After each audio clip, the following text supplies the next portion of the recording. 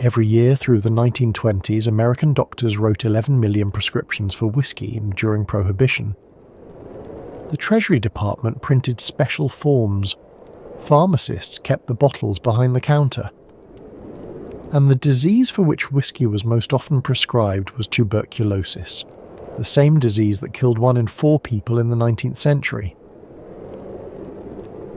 Today, we know that alcohol triples your risk of tuberculosis, that it weakens the immune system, that it feeds the very bacillus it was meant to destroy. But for more than a century, doctors handed dying patients a glass of brandy and called it medicine. In the sanatoriums of Europe, tuberculosis patients were given Hungarian wine with dinner and French cognac at bedtime. In America, physicians debated whether whiskey was a stimulant or a poison, often prescribing it either way. And in the patent medicine bottles that lined every pharmacy shelf, alcohol content reached 25%, hidden behind labels promising a cure for consumption. Tonight, we trace this strange and troubling history.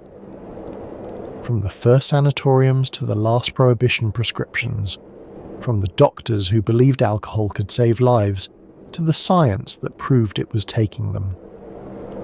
This is the story of the TB whiskey prescription. Welcome to the Sanatorium.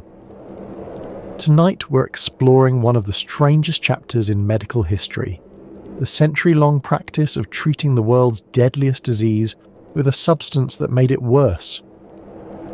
It is a story of good intentions and fatal mistakes, of scientific debate and commercial exploitation, of doctors who genuinely believed they were helping, and patients who had no choice but to trust them. If you're new here, this channel explores how tuberculosis, the disease that killed 1 in 4 people in the 19th century, shaped everything from architecture to art, from fashion to the American West. We follow the White Plague through history, tracing the ways it transformed not just medicine, but culture, society, and the very fabric of human life. If that sounds like your kind of history, consider subscribing. This episode takes us through the grand sanatoriums of the Swiss Alps and the German Highlands, through American pharmacies during Prohibition, and into the laboratories where scientists finally understood what alcohol does to the human body fighting tuberculosis. We'll meet the pioneering doctors who prescribed wine and brandy with absolute conviction, and the reformers who fought to stop them. We'll follow the trail of prescriptions and patent medicines, of medical debates and desperate patients. Now, settle in, find a comfortable position, let your breathing slow. We have a long journey ahead, through candlelit sick rooms and gaslit pharmacies, through sanatorium dining halls and temperance meeting halls, through a world where medicine and poison came in the same bottle. Let's begin. Imagine, if you will, a dining hall in the mountains of Silesia, 1875. Through tall windows, the last light of a winter afternoon illuminates snow-covered peaks. The sun has dropped behind the western ridgeline, leaving the sky streaked with amber and rose. Inside, the air is warm, scented with roasted meat and fresh bread. Gas lamps have been lit along the walls, their soft light reflecting off polished wood and white linen. At long tables covered in starched tablecloths, men and women in evening dress lift crystal glasses filled with deep red wine. The men wear dark suits, high collars, carefully trimmed beards. The women wear silk and velvet, their hair pinned up in elaborate arrangements, their faces powdered to conceal their pallor. They are laughing, some of them, making conversation about politics and art and the gossip of distant cities. Others sit quietly, their faces pale, their portions untouched, their eyes fixed on some middle distance that no one else can see. A waiter moves silently between the tables, refilling glasses from bottles of Hungarian Tokay.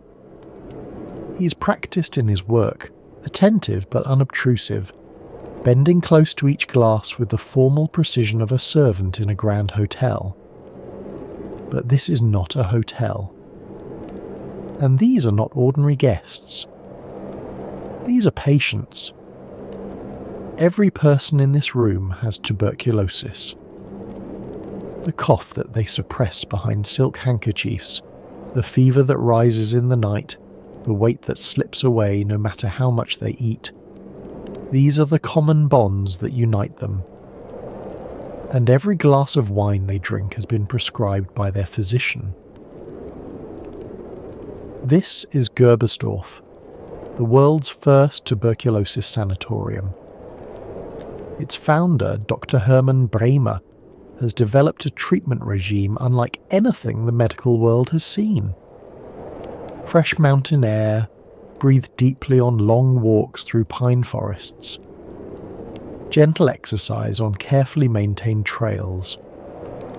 Abundant food at every meal, meat and butter and cream and eggs, all the rich nourishment that the wasting body craves.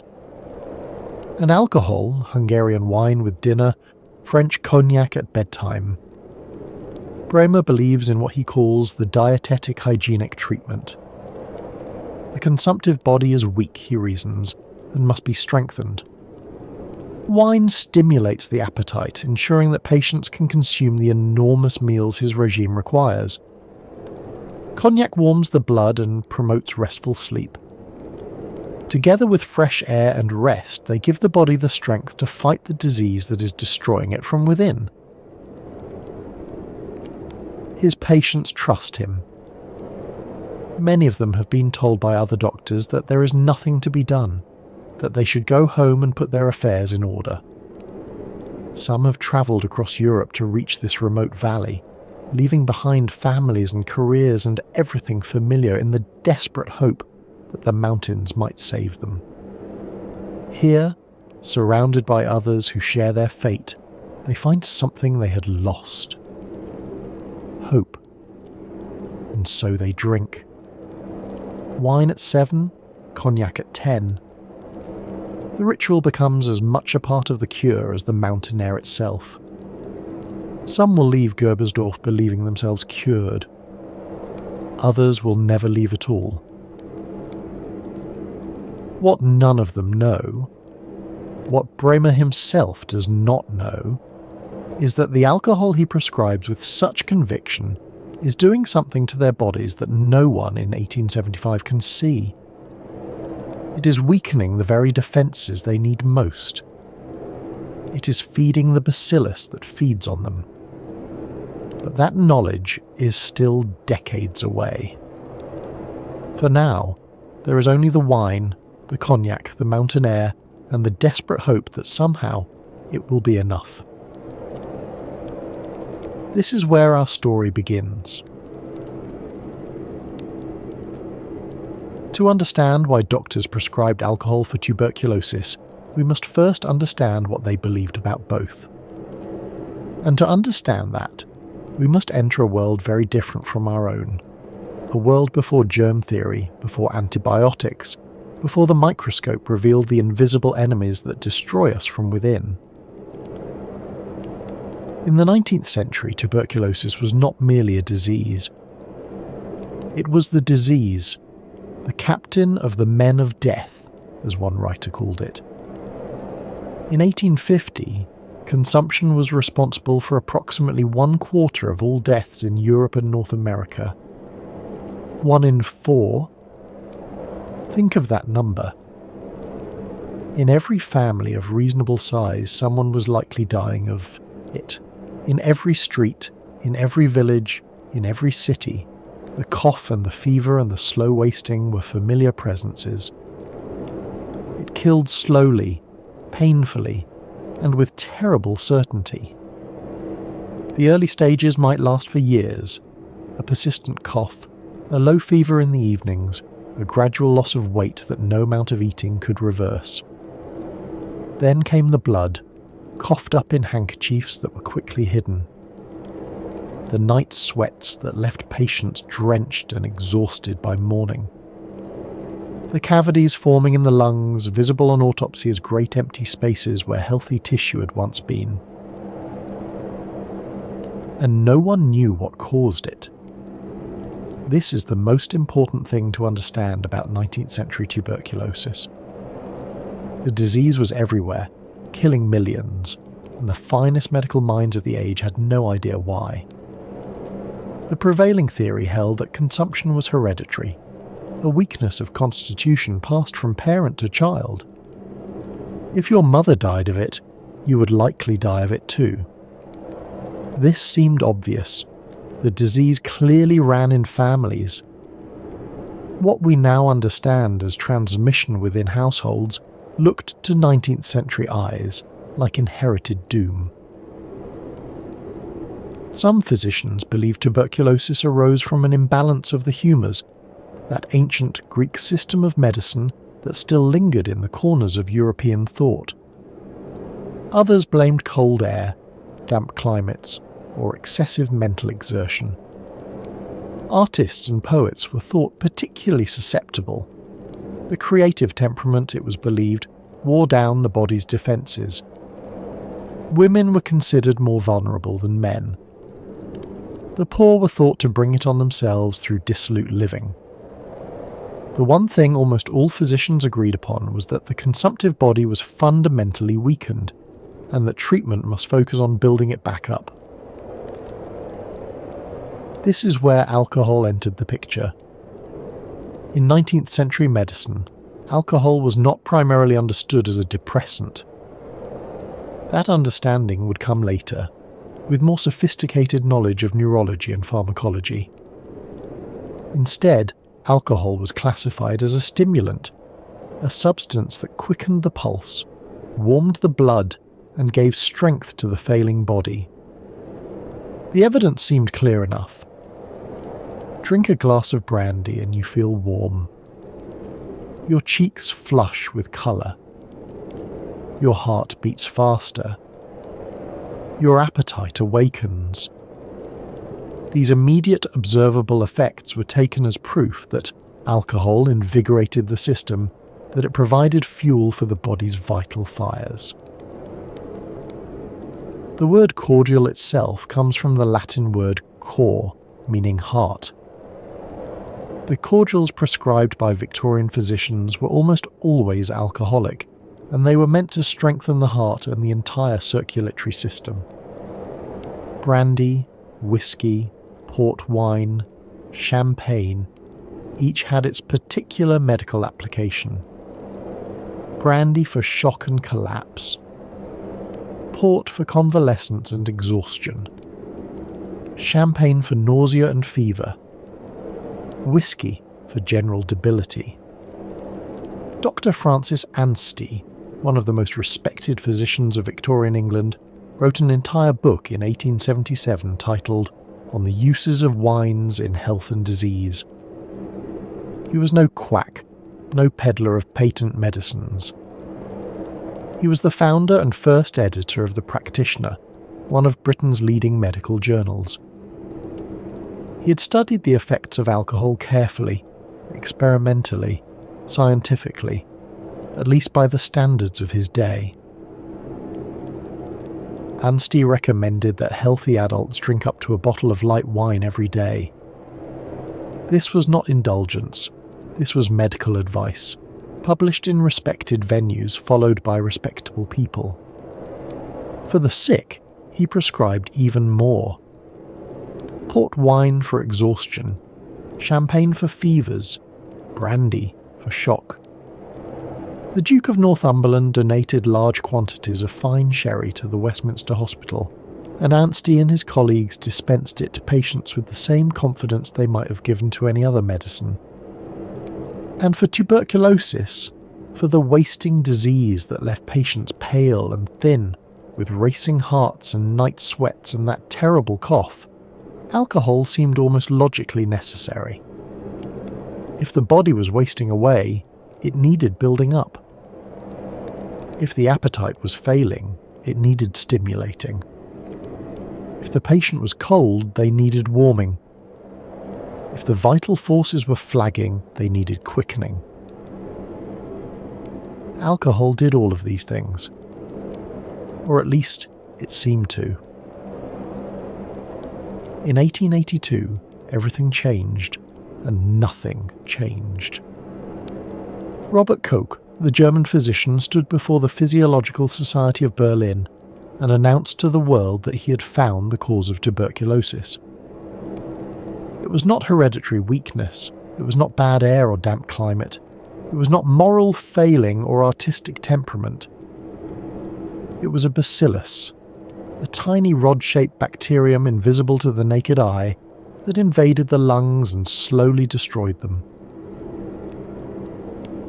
The announcement was sensational. Koch had not merely identified the bacillus, he had proven the connection through rigorous experimental work. He had isolated the organism, grown it in pure culture, used it to infect healthy animals, and recovered it from their diseased tissues. This was germ theory in action, proof that a specific microorganism caused a specific disease. This discovery should have transformed treatment. If tuberculosis was caused by a specific organism, then treatment should target that organism. The old approaches, fresh air, good food, stimulants, seemed suddenly inadequate. The enemy had been identified. Surely new weapons would follow. But Koch's discovery came without a cure. He had identified the enemy, but he had given doctors no new weapons to fight it. In 1890, Koch would announce the discovery of tuberculin, a substance he believed could cure the disease. The announcement sparked a frenzy. Patients flooded into Berlin from across Europe, desperate for the new treatment. But tuberculin failed. It could not cure tuberculosis. Some patients died from the treatment itself. And so the old treatments continued. Fresh air, rest, good food, and alcohol. Some physicians began to question whether stimulants truly helped the consumptive patient. If the disease was caused by a living organism, they reasoned, perhaps treatment should focus on fighting that organism rather than simply strengthening the body. Perhaps alcohol was doing more harm than good. Perhaps it was weakening the very defences the body needed to fight off the invader. But others disagreed vehemently.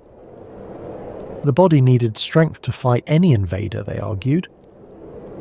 Alcohol provided that strength. The discovery of the bacillus changed nothing about the fundamental logic of treatment. Build up the body, give it the resources it needs, and it will fight off the disease on its own. The debate would continue for decades, in medical journals, at international conferences, in sanatoriums and hospital wards across the world.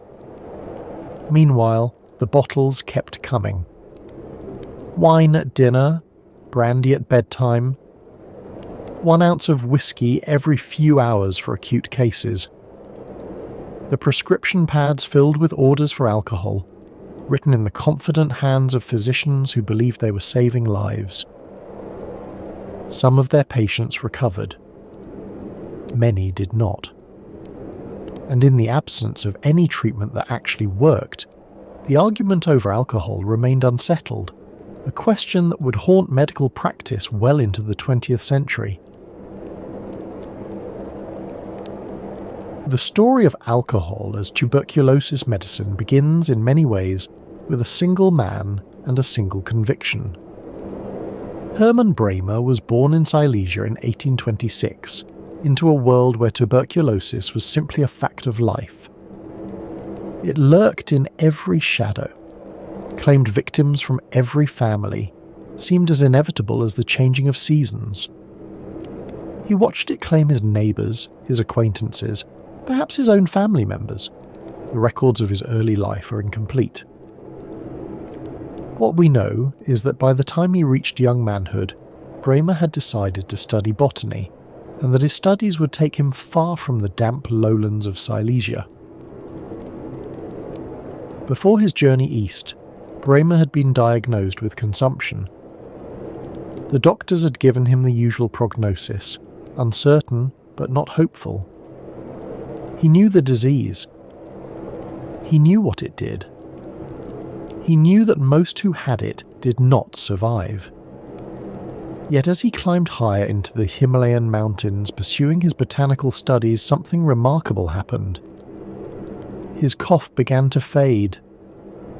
His strength returned. The thin, cold air that should have strained his damaged lungs seemed instead to heal them.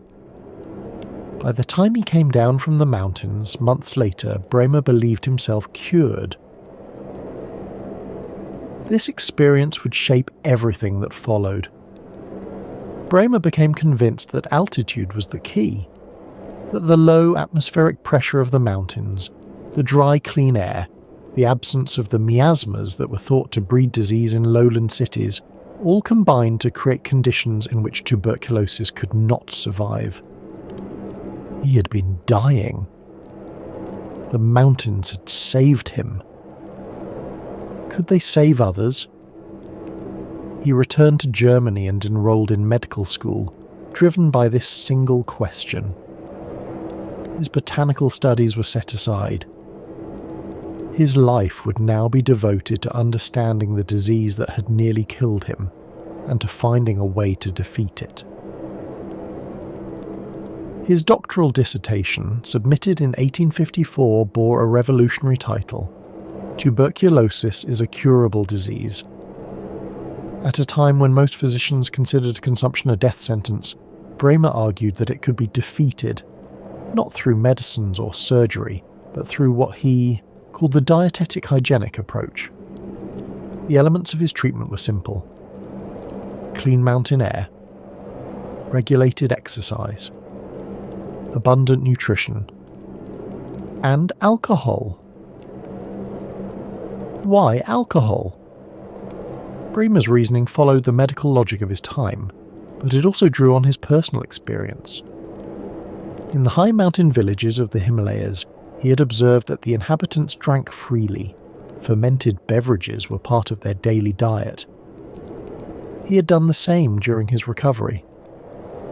The alcohol, he believed, had stimulated his appetite, warming him against the mountain cold, helping his body take in the nourishment it needed to fight the disease. Wine and spirits would be central to his treatment, not incidental to it. In 1854, Bremer opened his sanatorium in Gerbersdorf, a small town in the mountains of what is now southwestern Poland. It began modestly: a few cottages, a handful of patients, a regime that his medical colleagues viewed with skepticism at best and derision at worst. The established medical profession did not take kindly to an unknown country doctor, claiming he could cure the incurable. The early years were difficult. Bremer had little money and few supporters. When he published his theories, the respected medical journal The Lancet dismissed them as very crude ideas and unsupported assertions. Other physicians were equally harsh. Mountains and fresh air and good food. This was not medicine. This was wishful thinking dressed up in scientific language. But Bremer persisted. By 1859, he had built a proper kurhaus, a spa house or health resort, with 40 rooms, entertainment facilities, and kitchens capable of producing the enormous meals his treatment required. Patients began arriving from across Europe, drawn by word of mouth, by desperation, by the slim hope that this strange mountain cure might work where everything else had failed. The daily routine was strict and comprehensive.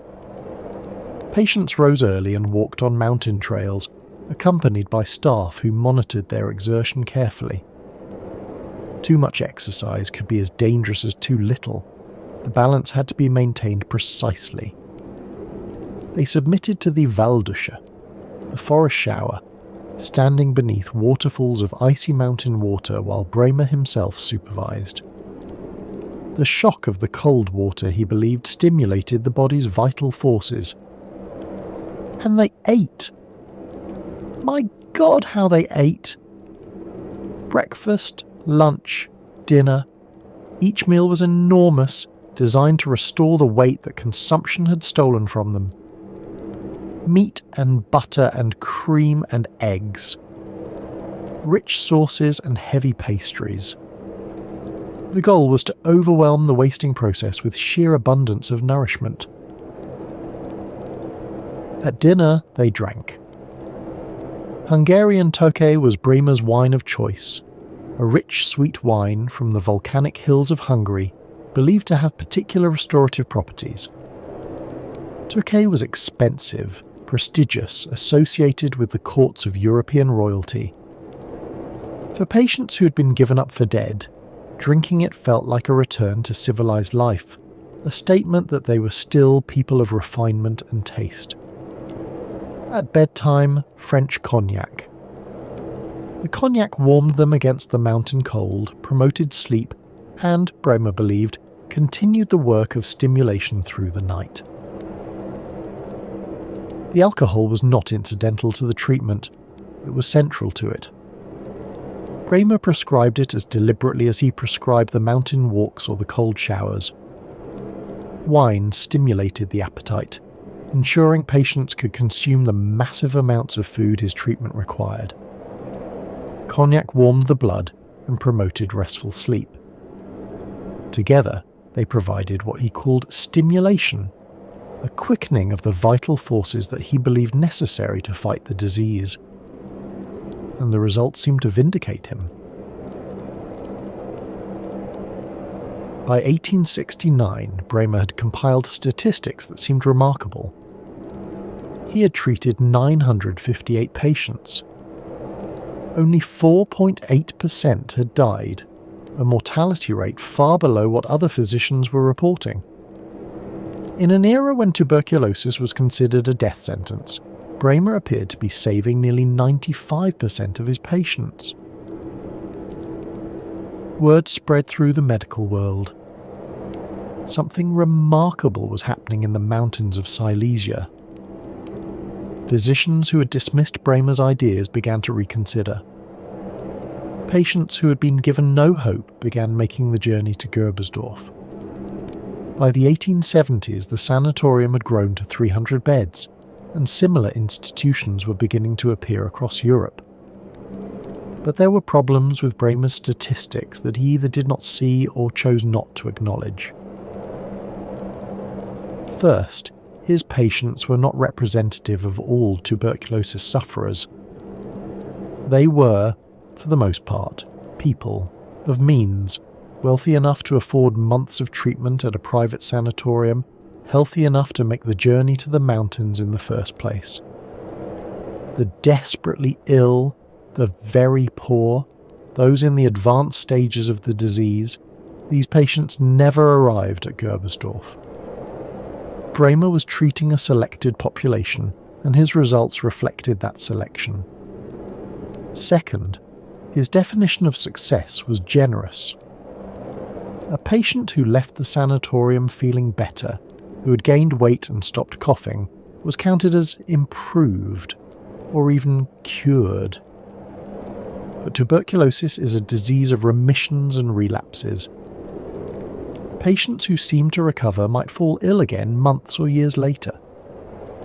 Bremer did not systematically track his patients after they left. He did not know how many of his cures eventually died of the disease elsewhere. Third, and most fundamentally, he had no control group. In modern medical research, we compare treatments to placebos or to alternative treatments to isolate the effect of what we're studying.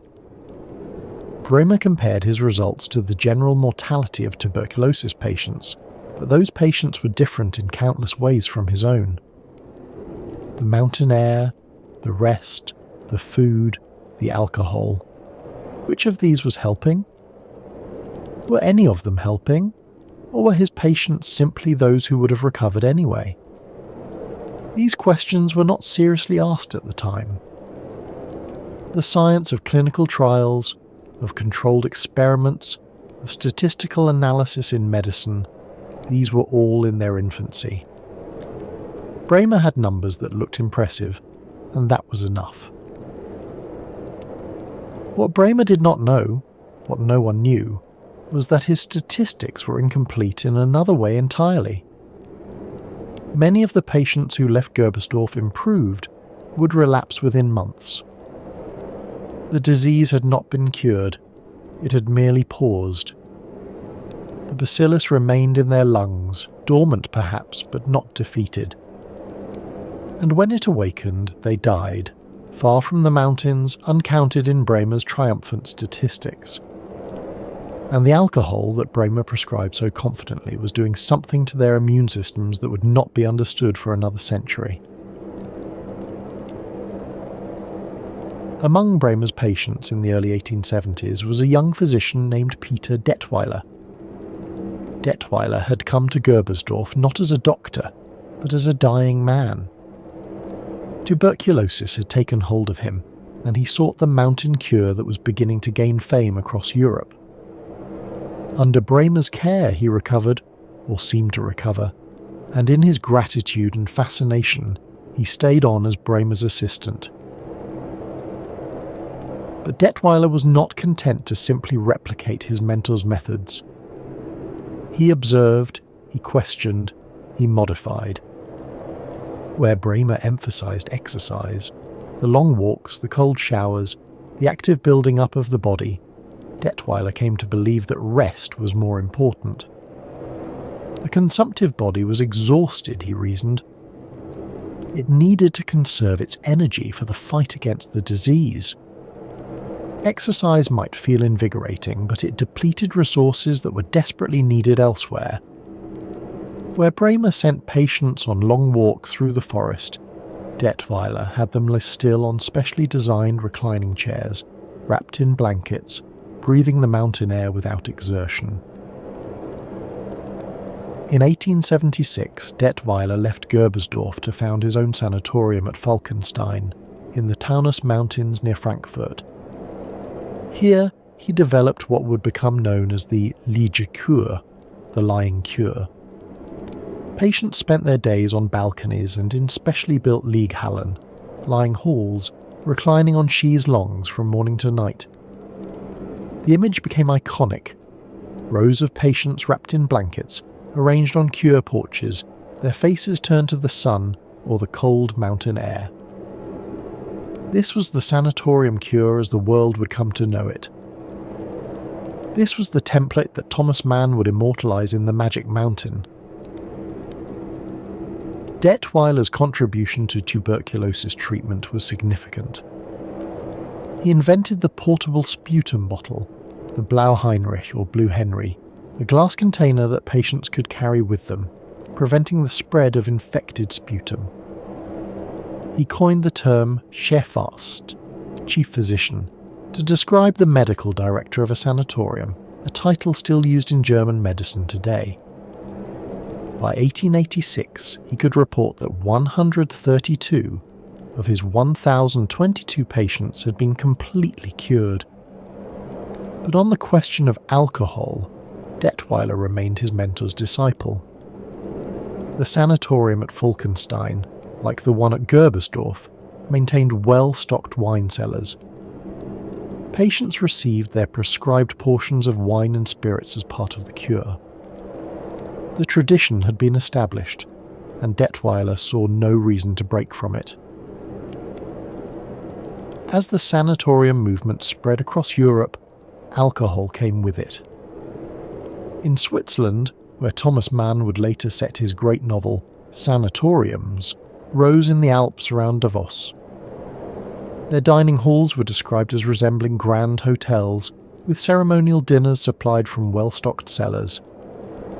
Wine with meals was simply part of the routine, as expected as the mountain air and the afternoon rest. The logic remained the same across all these institutions. Wine aided digestion and stimulated appetite. Brandy promoted sleep and warmed the body against mountain cold. For patients who had been given no hope, who had been sent to the mountains as a last resort, the ritual of the evening glass offered something beyond its supposed medical benefits. It offered normalcy, a sense that life continued, that civilized pleasures remained available, that death had not yet arrived. But not everyone agreed. In 1873, a young American physician named Edward Livingston Trudeau received devastating news. He had tuberculosis, the same disease that had killed his brother Francis 3 years earlier had now taken hold of his own lungs. Trudeau knew what this meant. He had watched Francis die, had sat at his bedside through the final months, had seen the coughing and the blood and the slow wasting that consumption brought. Now it was his turn. He was 25 years old. In 1876, too weak to continue his medical practice in New York, Trudeau travelled to the Adirondack Mountains of upstate New York. He had visited the region before for hunting and fishing, and he loved it. If he was going to die, he wanted to die in a place that meant something to him. He did not expect to recover. He expected to find a peaceful place to end his life. Instead, something unexpected happened. In the cold, clear air of Saranac Lake, Trudeau's health improved. He did not die. He grew stronger. Month by month, the symptoms that had seemed to seal his fate began to recede. The cough faded. The fever subsided. His weight stabilized, then began to increase. Like Bremer before him, Trudeau began to wonder if what had saved him might save others. In 1885, Trudeau opened the Adirondack Cottage Sanatorium, the first tuberculosis sanatorium in America. He had studied the European model carefully, reading the works of Bremer and Detweiler, corresponding with physicians across the Atlantic. His treatment would follow their principles: fresh air, rest, abundant food. But on one point Trudeau departed dramatically from his European predecessors. At Saranac Lake there would be no wine cellars, no brandy at bedtime, no Hungarian Tokay with dinner. Trudeau maintained what one historian described as a strict code of personal behaviour that prohibited drinking, smoking and cursing. His patients ate several large meals a day, drank at least 3 glasses of milk, and followed a rigorous schedule of rest and graduated exercise. But alcohol was forbidden. Why did Trudeau reject what his European colleagues accepted? The historical record does not give us a definitive answer. Perhaps he was influenced by the temperance movement that was gaining strength in America during this period. Perhaps he observed something in his patients that made him doubt alcohol's benefits. Perhaps it was simply a matter of personal conviction. Trudeau was known to be a man of strong moral principles. What we know is that Trudeau's approach worked, or at least worked as well as any treatment of the era. The Adirondack Cottage Sanatorium became famous, attracting patients from across America and beyond.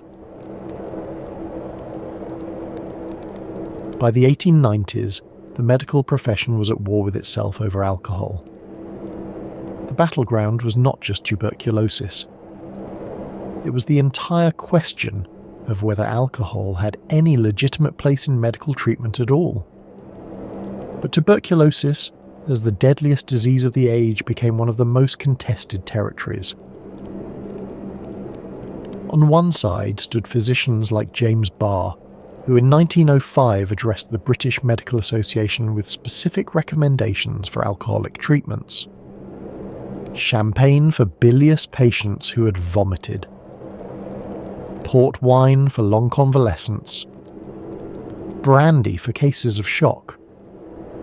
These were not folk remedies. They were the considered opinions of respected medical men, published in the most prestigious journals of the day.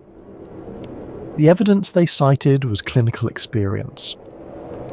At Belvedere Hospital in Glasgow during the typhus epidemic of 1861 and 62, physicians had administered over 62,000 ounces of wine, 8,000 ounces of whiskey, and 2,000 ounces of brandy. Patients had recovered. The alcohol, they believed, had helped. On the other side stood a growing coalition of skeptics, reformers, and temperance advocates. The British Medical Temperance Association, founded in 1876, was composed entirely of physicians who had sworn off alcohol entirely. By 1898, its membership had reached nearly 900 practitioners. These doctors argued that alcohol's apparent benefits were illusory. Yes, it warmed the skin, but only by drawing blood away from the vital organs.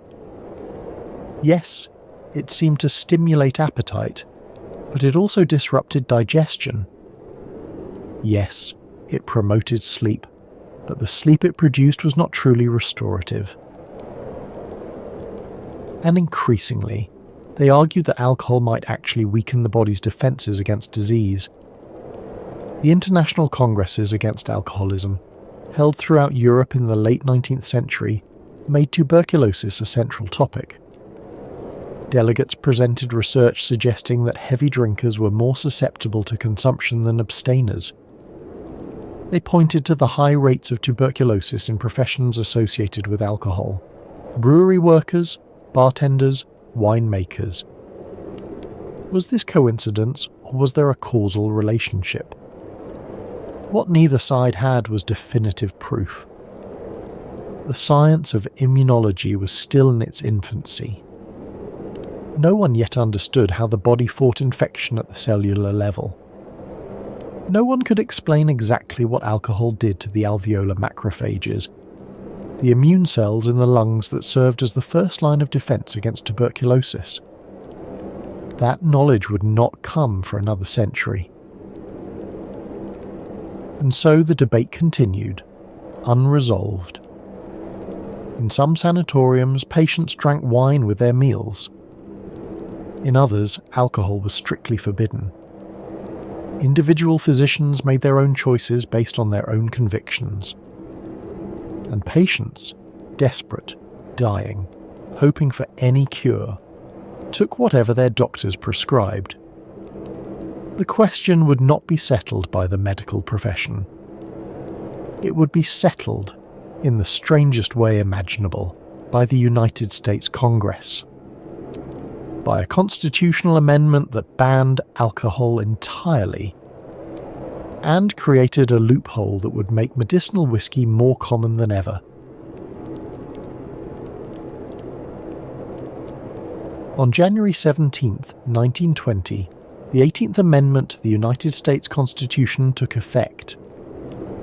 The manufacture, sale, and transportation of alcoholic beverages became illegal across the entire nation. Saloons closed their doors. Breweries shuttered their operations. Distilleries went dark. An entire industry, as billions of dollars, hundreds of thousands of jobs, disappeared overnight. Legally, at least. The temperance movement had won. After decades of campaigning, after marches and protests and sermons and political organising, after the tireless work of the Women's Christian Temperance Union and the Anti-Saloon League and countless other organisations, the reformers had achieved their ultimate goal. America would be a dry nation. The arguments for prohibition had been powerful. Alcohol destroyed families. It impoverished workers. It fueled violence and crime. It corrupted politics and degraded public morals. The saloon was an institution of vice, a place where men squandered their wages while their wives and children went hungry.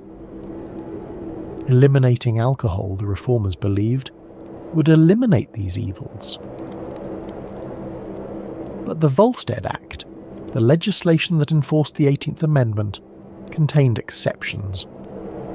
Alcohol could still be produced and consumed for religious sacraments. Wine for communion, brandy for certain Jewish ceremonies.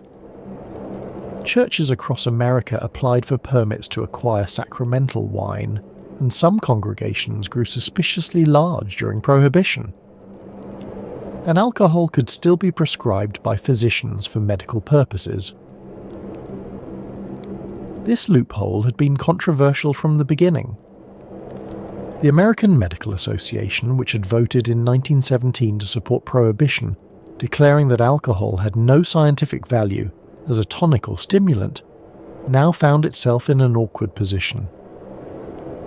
Its official stance was that alcohol was medically useless, but the law still permitted doctors to prescribe it. The irony was staggering. In 1916, just 1 year before the AMA vote, whiskey and brandy had been removed from the Pharmacopoeia of the United States of America, the official list of scientifically approved medicines. The medical establishment had declared in essence that alcohol had no legitimate therapeutic use. And yet here it was, written into federal law. Physicians could prescribe alcohol for medical purposes. The question was not whether they would use this authority. The question was how many of them would use it, and for what. Within months of Prohibition's start, a system emerged. The Treasury Department, which was responsible for enforcing the Volstead Act, issued special numbered and watermarked prescription pads to licensed physicians. Each form allowed a patient to obtain up to 1 pint of liquor, usually whiskey, every 10 days. The prescription had to specify the ailment being treated. The pharmacist had to record each transaction in a bound register. In the first 6 months of Prohibition alone, 15,000 doctors applied for permits to prescribe medicinal alcohol. The Treasury Department had not anticipated such demand. They printed more forms. They registered more pharmacies. They tried to monitor the flood of prescriptions pouring out of doctors' offices across the country. By the mid-1920s, the numbers had become astronomical. Physicians were writing an estimated 11 million prescriptions for whiskey every year. 11 million in a country with a population of just over 100 million. The process was straightforward, if expensive. A patient would visit their doctor, complaining of whatever ailment seemed most likely to justify a whiskey prescription. The doctor would examine them, or perhaps merely listen to their complaint, and write out the official Treasury form. The patient would then take this form to a licensed pharmacy, where they would receive their pint of medicinal liquor. The cost was significant. Approximately $3 for the doctor's consultation. Another $3 at the pharmacy. In 1920 dollars, this was not cheap, equivalent to perhaps $75 today. But for those who wanted legal alcohol, it was the only option. And the ailments for which whiskey was most commonly prescribed: cancer, heart disease, depression, high blood pressure, pneumonia, and tuberculosis. The same disease that had filled the wine cellars of European sanatoriums was now generating prescription slips in doctors' offices across America. The rationale had not changed. Alcohol was a stimulant. It strengthened the failing body. It helped fight off disease. The fact that the AMA had officially declared this rationale invalid did not seem to matter. Doctors kept prescribing. Patients kept drinking. In 1922, the AMA conducted a survey of its members. The results were revealing and embarrassing. Despite having voted just 5 years earlier that alcohol had no scientific value as a stimulant or tonic, 51% of responding physicians now said they believed in the therapeutic efficacy of whiskey. The official position and the actual practice had diverged dramatically. How did this happen? How did thousands of physicians reverse themselves on a question they had supposedly settled? Some of the change may have been genuine reconsideration. The 1917 vote had been contentious. Not all physicians had agreed. Perhaps the dissenters were simply making their voices heard now that the question had practical consequences. Some may have been rationalization, doctors justifying a profitable practice by rediscovering alcohol's supposed benefits. A physician who wrote 50 whiskey prescriptions a week could earn an additional $150 in consultation fees. In an era when a typical doctor's income was perhaps $5,000 a year, this was significant money. It would be natural to find reasons to believe in the treatment you were prescribing. And some was undoubtedly cynical exploitation. The Prohibition era was rife with physicians who ran what amounted to prescription mills, writing whiskey scripts for anyone who walked through the door with $3 in their pocket. They did not examine their patients. They did not believe in the treatment. They simply wrote prescriptions and collected fees. The Treasury Department tried to crack down. They limited the number of prescriptions a physician could write. They investigated doctors who seemed to be running mills. They revoked permits from the most egregious offenders. But the demand was too great, and the loophole too large to be effectively controlled. Note: from here forward, no more visual cues. Video switches to ambient loop for sleep optimization. The drugstore chain, Walgreens, expanded from 20 stores to 525 during the 1920s. Company legend attributed this growth to the introduction of malted milkshakes at its soda fountains. Historians have suggested that medicinal alcohol sales may have played a more significant role. Whether the doctors who prescribed whiskey for tuberculosis genuinely believed in its efficacy, or whether they were simply taking advantage of a profitable loophole, is a question that cannot be definitively answered. Probably the answer varied from physician to physician, patient to patient, prescription to prescription. Time was ambiguous. The line between medicine and commerce is never as clear as we might wish. For American tuberculosis sanatoriums, Prohibition created a peculiar situation.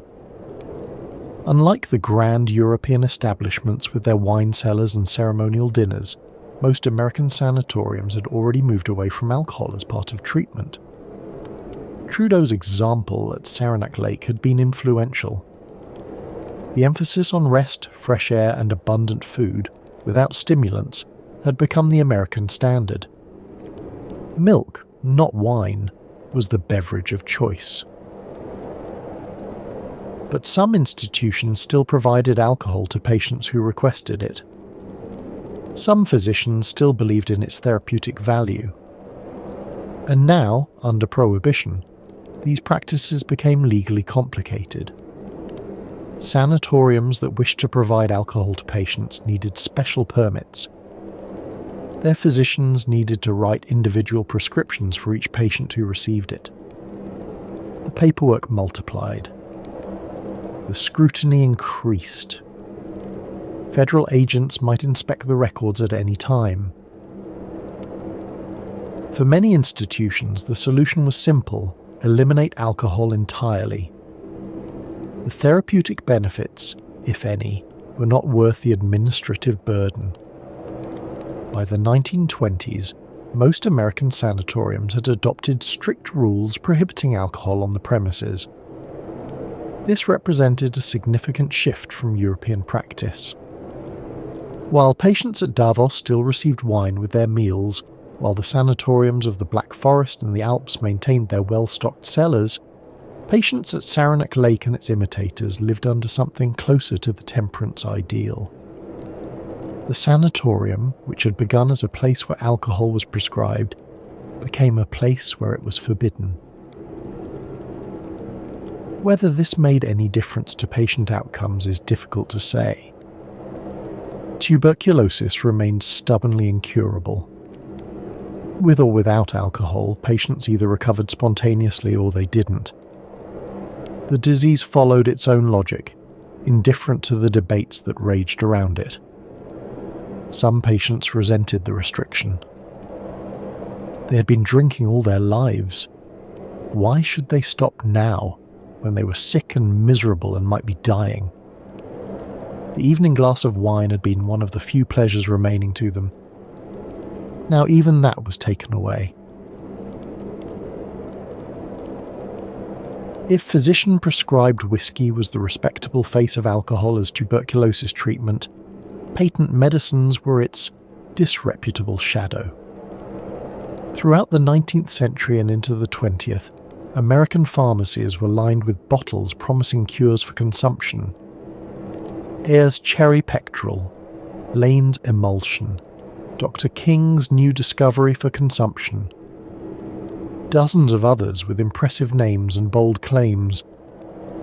Most of them contained significant amounts of alcohol, sometimes as much as 25%, equivalent to a fortified wine. The manufacturers were not required to list their ingredients. The word alcohol rarely appeared on the label. Instead, patients found vague references to natural stimulants or restorative tonics. They drank the medicines faithfully, believing they were taking something medicinal, not realizing they were consuming what amounted to sweetened whiskey. The testimonials were compelling. "I was given up to die of consumption," one advertisement might read. "Then I tried Dr. Smith's miraculous lung tonic. Now I am completely cured." Faces of smiling, healthy-looking people gazed out from newspaper pages and handbills. These people had been saved. You could be saved too. The truth, of course, was different. The cured patients in the testimonials had either recovered spontaneously, as some tuberculosis patients did, or had never had tuberculosis at all. Self-diagnosis was common in an era when medical care was expensive and doctors were scarce. A persistent cough might be consumption, or it might be bronchitis, or a cold that wouldn't go away, or simply the effect of living in a dusty city. The patent medicine worked equally well on all of these because it didn't really work on any of them. What it did do was make people feel better, temporarily. The alcohol warmed them, relaxed them, eased their anxiety about the cough that wouldn't go away. It might even suppress the cough reflex for a while. These effects were real if fleeting. And for people who were desperate, who had no money for doctors, who were looking for any hope at all, they were enough. In 1906, the Pure Food and Drug Act began to change things. Manufacturers were now required to list alcohol and narcotic content on their labels. The most extravagant claims had to be toned down. You could no longer advertise that your product cured tuberculosis if it didn't actually cure tuberculosis. But the medicines themselves remained available, and patients kept buying them. The labels now said contains 18% alcohol, but many patients did not read the labels or did not understand them or did not care. They wanted to believe. And belief, even misplaced belief, was sometimes all they had. As the 1920s gave way to the 1930s, something was changing in how scientists thought about tuberculosis, immunity, and alcohol. The connection between heavy drinking and tuberculosis had been observed for decades. Alcoholics seemed to contract the disease more often than moderate drinkers or abstainers. Brewery workers, bartenders, and others in alcohol-related professions had elevated rates of consumption. The temperance advocates had been pointing this out for years. But observation was not explanation. It was possible that the correlation was coincidental, that alcoholics lived in poorer conditions, ate less nutritious food, or had other risk factors that explained their vulnerability. Without understanding the mechanism by which alcohol might weaken the body's defences, the connection remained circumstantial. In the early 20th century, researchers began to investigate more systematically. Animal studies suggested that alcohol consumption impaired the immune response. Mice given alcohol showed less resistance to infections than mice kept sober. Rabbits exposed to tuberculosis bacilli were more likely to develop active disease if they had been given alcohol. These findings were preliminary, and they did not immediately transform medical practice. The studies were small. The mechanisms were unclear, and the medical profession, having prescribed alcohol for generations, was not quick to abandon the practice. But the seeds of doubt had been planted. The confident certainty with which Bremer had prescribed Hungarian wine and French cognac was no longer quite so certain. The question that had divided doctors for decades, whether alcohol helped or harmed the tuberculosis patient, was beginning to have an answer. It would take the discovery of effective antibiotics to finally end the debate. When streptomycin arrived in the 1940s, followed by isoniazid and other anti-tubercular drugs, the question of whether alcohol was a good or bad treatment became irrelevant. There was now a treatment that actually worked. The era of stimulants and rescuers was over. But the legacy of the whiskey prescription would linger, time one's, in the attitudes of physicians toward alcohol, in the regulations that still govern prescription drugs, and in the ongoing relationship between alcohol and tuberculosis, a relationship that modern science has finally begun to understand. We now know something that Hermann Bremer and his contemporaries could not have known, something that would have horrified them if they had. The alcohol they prescribed so confidently was systematically destroying their patients' first line of defense against the very disease they were trying to cure. To understand this, we need to understand something about the human lung that 19th century medicine did not know. The lung is not merely a passive organ for breathing. It is not simply a set of bellows that draws in air and pushes it out again. It is an immunological fortress, guarded by specialized cells that stand watch against any invaders that make it past the nose and throat. These guardian cells are called alveolar macrophages. They patrol the tiny air sacs, the alveoli, where oxygen enters the bloodstream and carbon dioxide exits.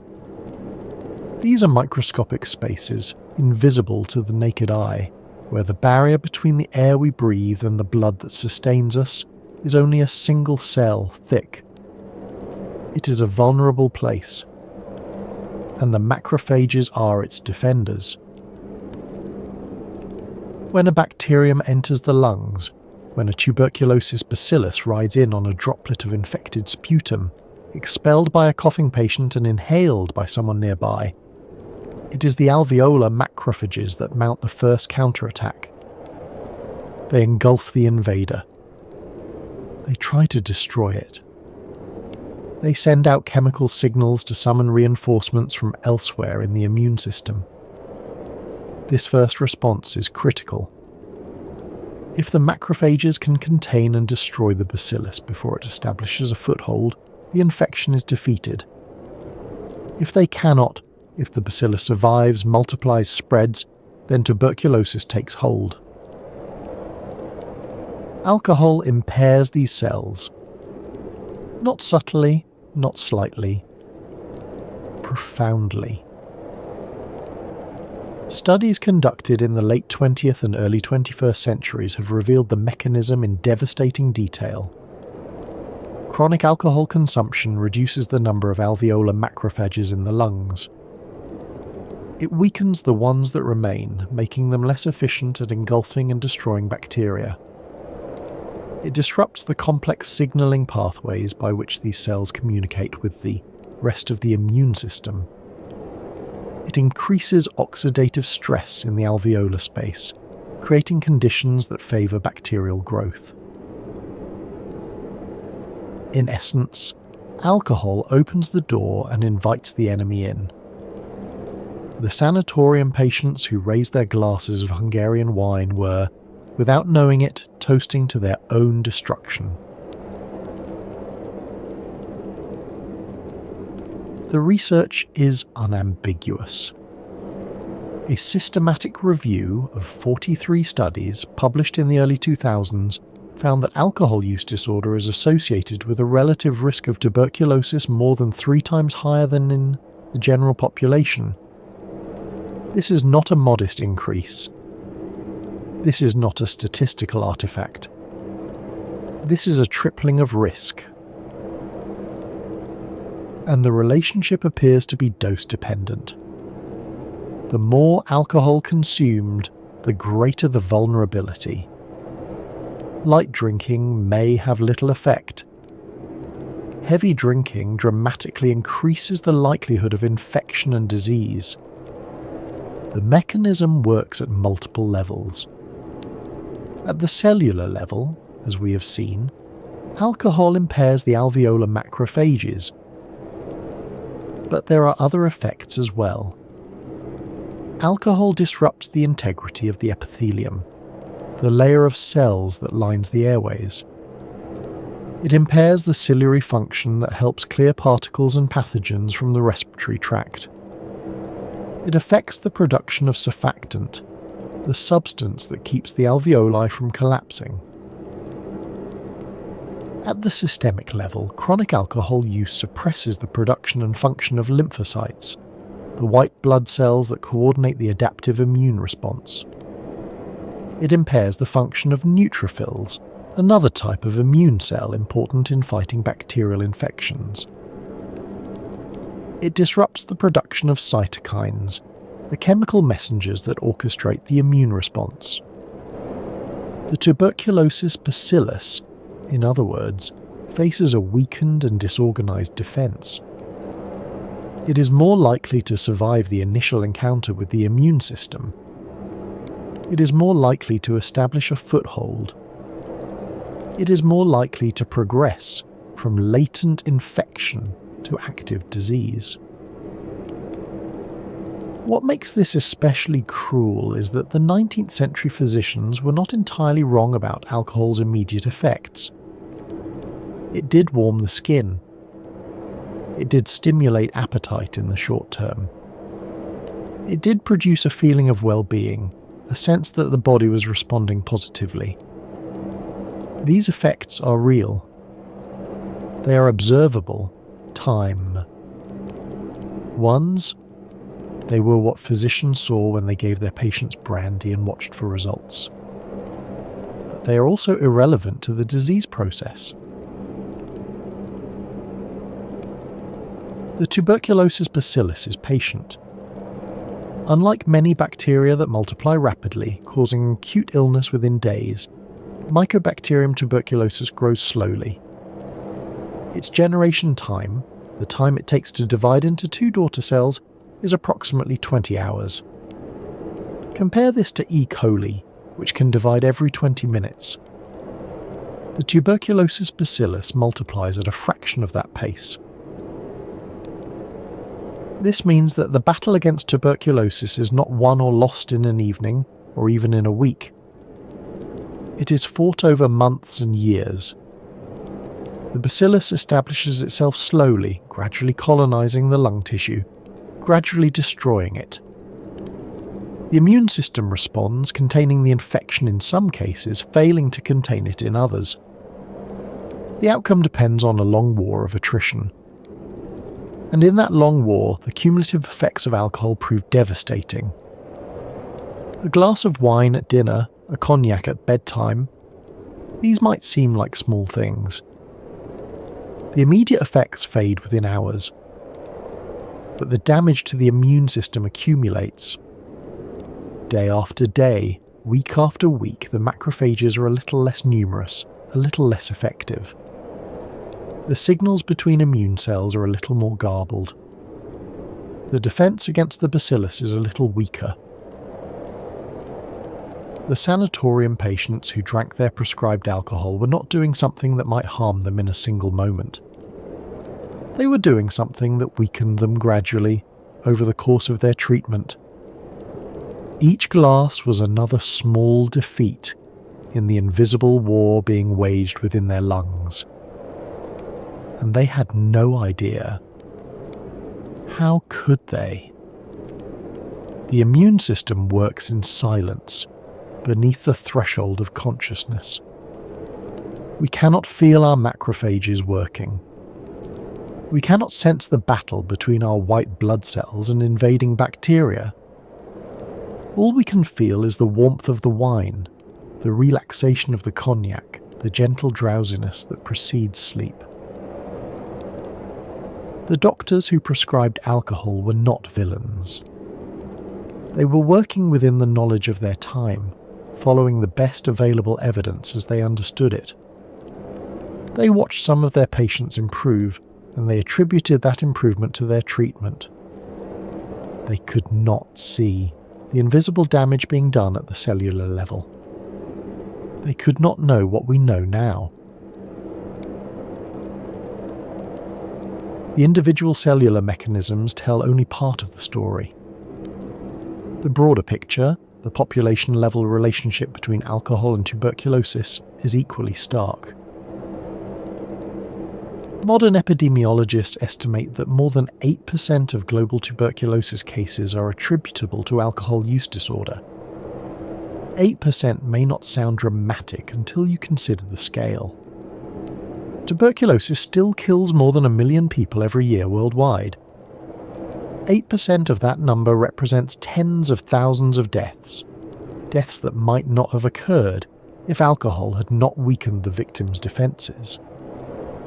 The relationship works in multiple ways. Heavy drinkers are more likely to be infected with tuberculosis in the first place, perhaps because alcohol-related socializing brings them into contact with infected individuals, perhaps because their weakened immunity makes them more susceptible to initial infection. Once infected, they are more likely to progress from latent infection to active disease. And once sick, they are more likely to have poor outcomes, more complications, more severe symptoms, higher mortality. There is also the question of treatment adherence. Tuberculosis treatment today requires taking multiple medications for several months without interruption. Missing doses allows the bacteria to develop resistance. People with alcohol use disorder are less likely to complete their treatment regimens.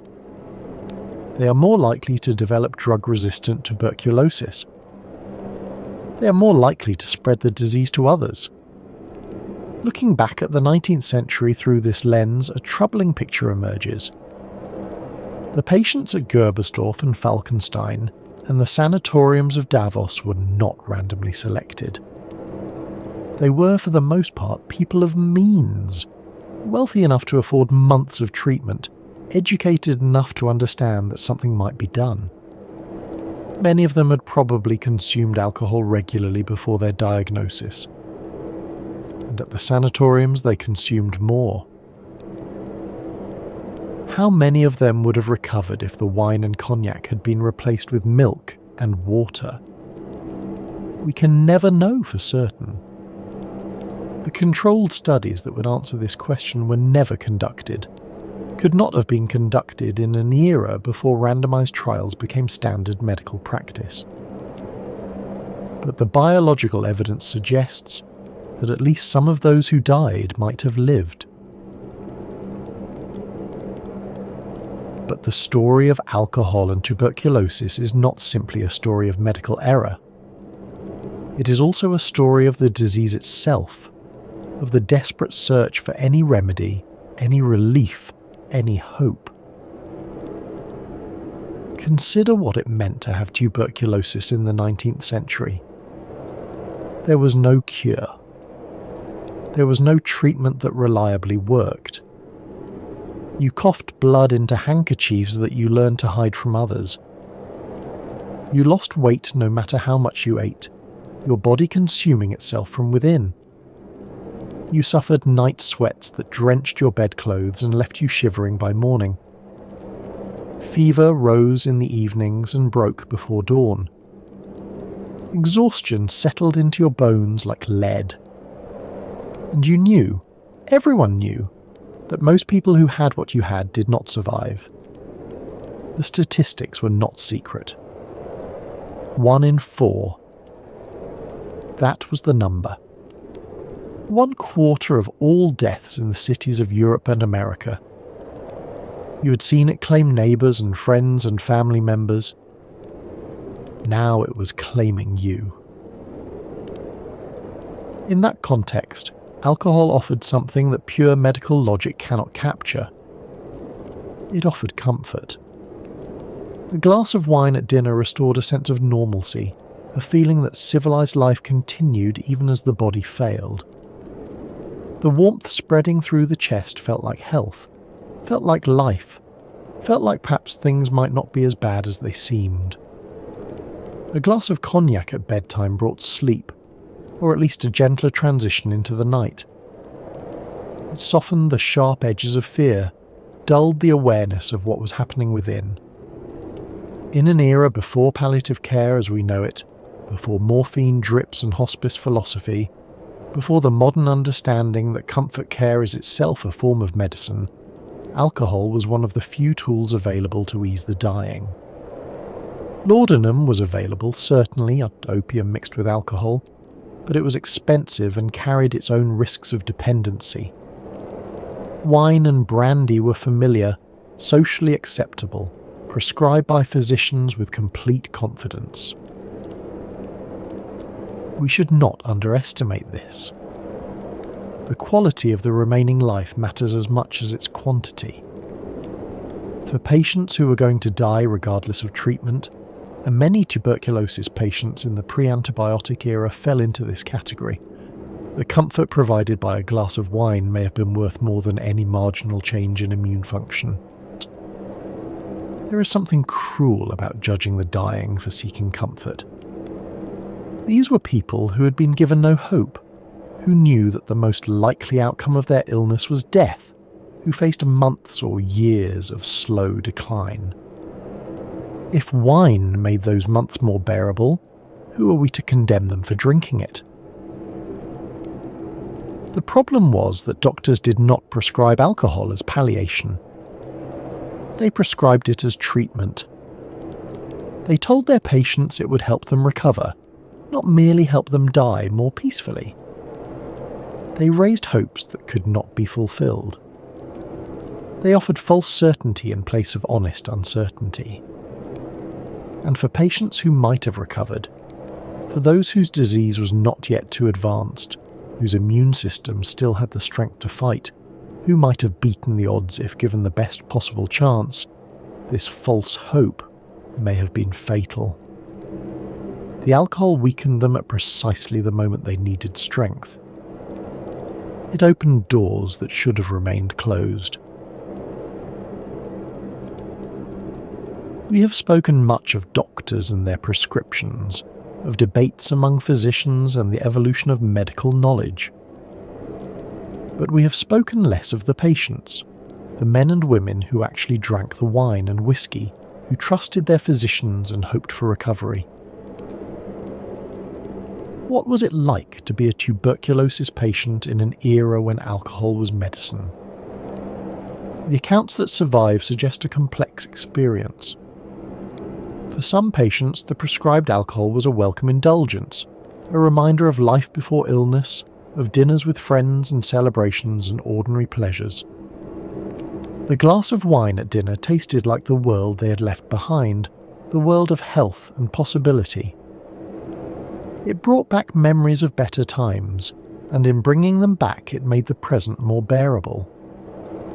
For others, particularly those who had never been drinkers, the prescribed alcohol was an uncomfortable obligation, something they forced down because the doctor ordered it, not because they wanted it. The taste was unfamiliar, the effects disorienting. They drank it as they might have drunk any other medicine, grimacing perhaps, but trusting that it would help. At the grand sanatoriums, the evening meal with its accompanying wine took on an almost ritualistic quality. Patients dressed for dinner in their finest clothes, those who could still fit into them. They gathered in elegant dining rooms with crystal chandeliers and white tablecloths. They made conversation about art and politics and the news from distant cities. They maintained the forms of civilized society even as their bodies failed them.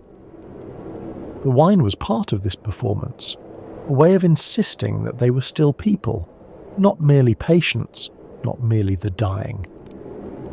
To drink wine at dinner was to participate in ordinary life, to refuse to be defined entirely by disease. It was an act of dignity, of defiance, of hope. Some found genuine comfort in it. The warmth of the alcohol, the softening of anxiety, the easier sleep that followed, these were real benefits, even if they did nothing to cure the underlying disease. The night was less frightening after a glass of cognac. The darkness seemed less absolute. Sleep came more easily, and when it came, it brought respite from the constant awareness of illness.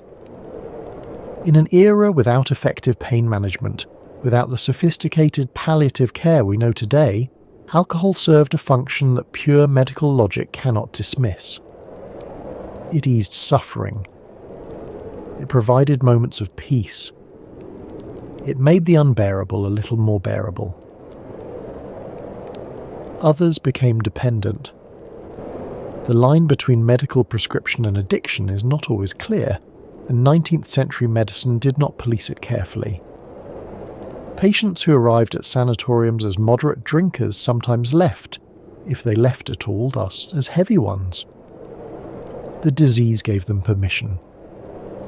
The doctors gave them prescriptions. The bottles kept coming, day after day, week after week. The progression from medical treatment to dependency was subtle and insidious. First, the wine at dinner, then perhaps a glass in the afternoon when the anxiety became too much. Then the cognac at bedtime extended from 1 glass to 2.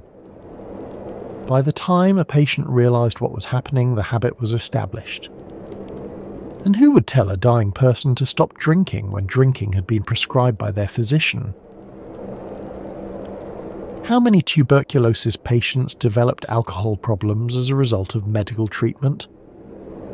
The records do not permit a precise answer. This was not a question that 19th century physicians thought to ask, and even if they had asked it, they might not have recognized the problem. The concept of alcoholism as a disease was still developing.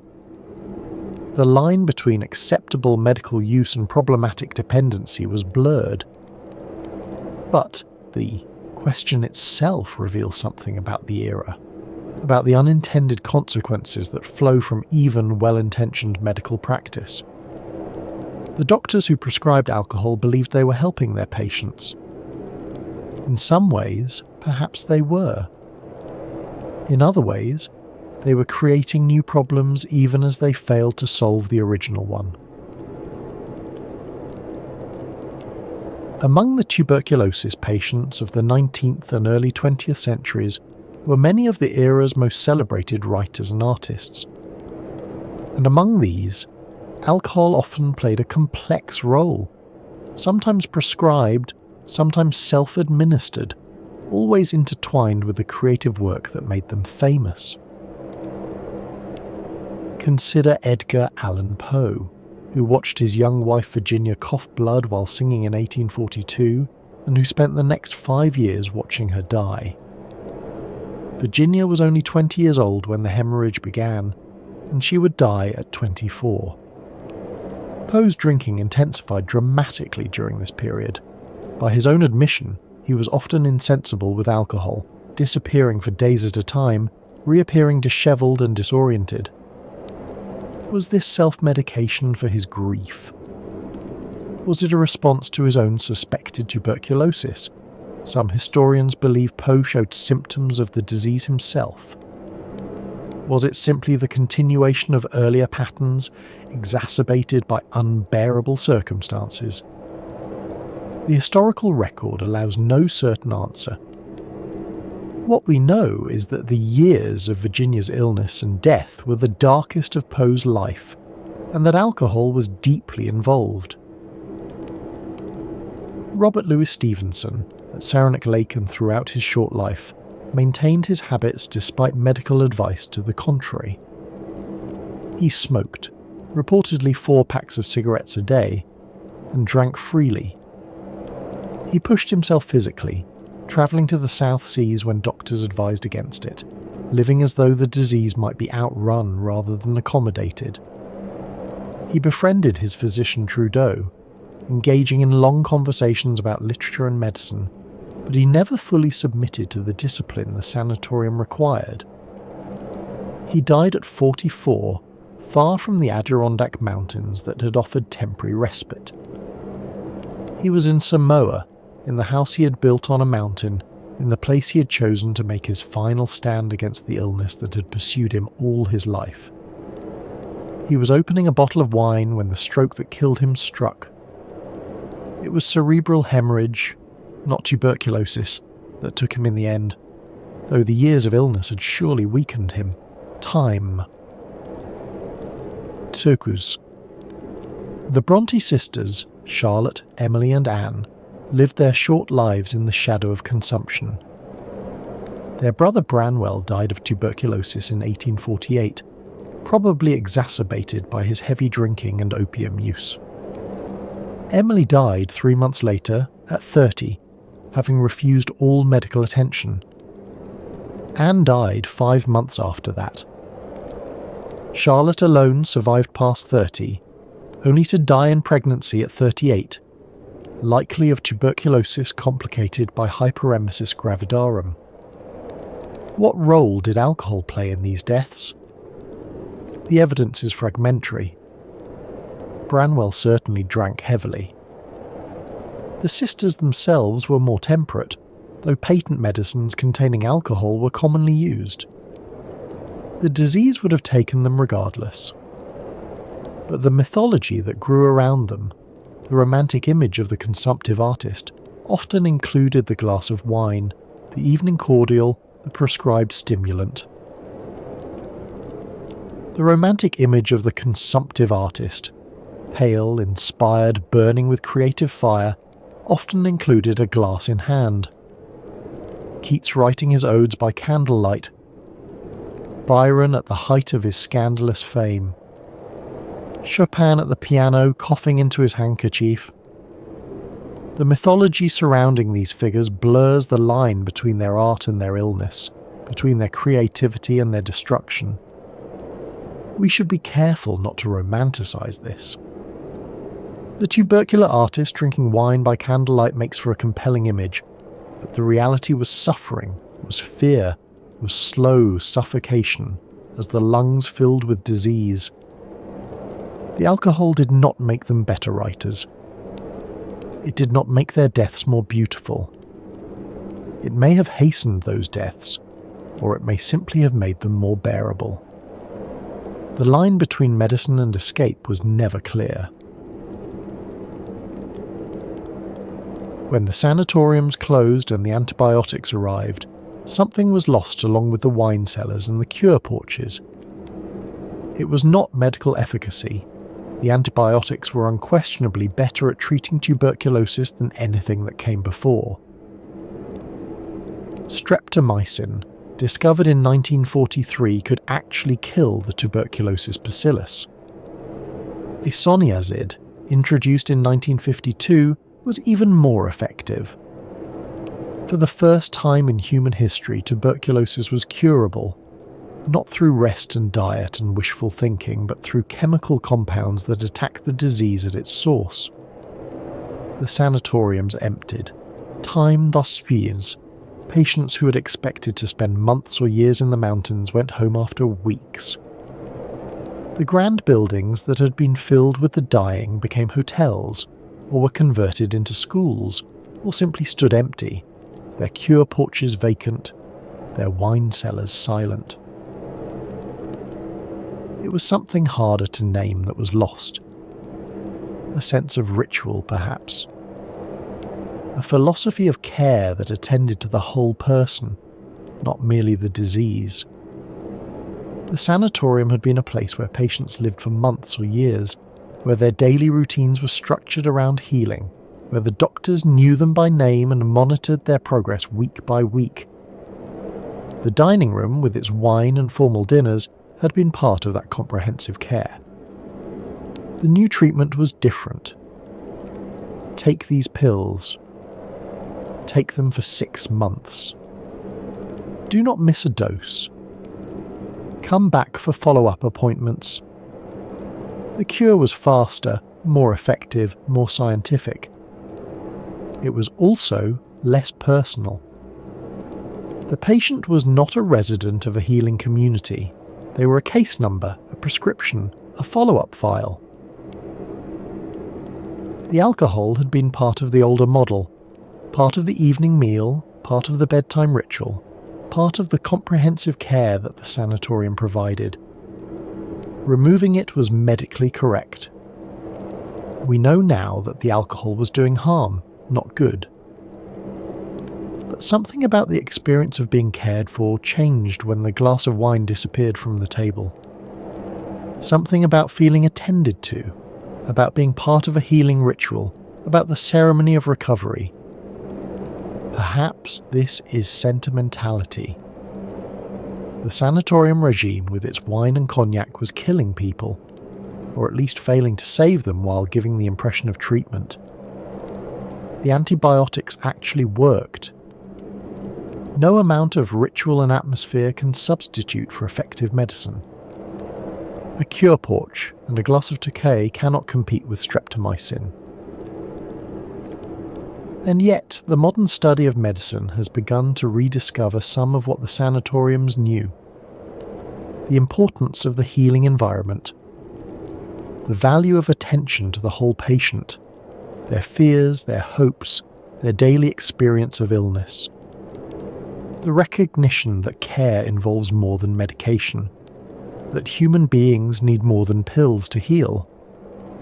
These insights, stripped of the alcohol and the pseudoscience, remain valid. Modern hospice care, modern palliative medicine, modern attention to quality of life alongside quantity. These owe something to the sanatorium tradition, even as they reject its specific methods. The wine is gone. But the recognition that dying people deserve comfort, that healing involves more than chemistry, that care must attend to the person as well as the disease, these remain. Today, no physician prescribes whiskey for tuberculosis. The practice has passed so completely into history that it seems almost unbelievable, a curiosity from another age, like bloodletting or trepanning.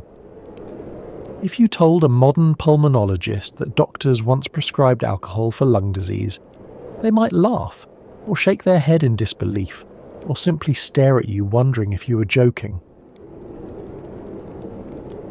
And yet the echoes persist. The relationship between alcohol and tuberculosis has not gone away. It has simply reversed, no longer prescribed as treatment, but recognised as a major risk factor for the disease. In Eastern Europe and Central Asia, where tuberculosis remains a significant public health challenge, alcohol use disorder is one of the major barriers to effective treatment. Russia in particular faces a dual epidemic, rates of both tuberculosis and alcohol use disorder that rank among the highest in the world. The two problems feed on each other, creating cycles of infection and reinfection that public health officials struggle to break.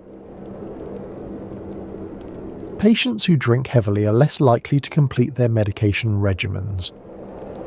Tuberculosis treatment requires months of daily pill taking, and alcohol makes adherence difficult. Missed doses lead to incomplete treatment. Incomplete treatment leads to drug resistance. Drug-resistant tuberculosis spreads to others, creating new cases that are harder to cure than the original. They are more likely to develop drug-resistant strains. Multi-drug-resistant tuberculosis, MDR-TB, is one of the most frightening public health challenges of our time.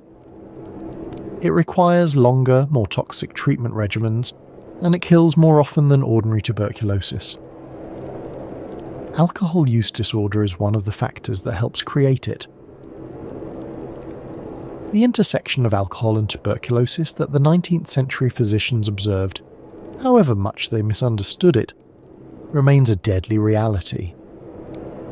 They saw the connection. They drew the wrong conclusions.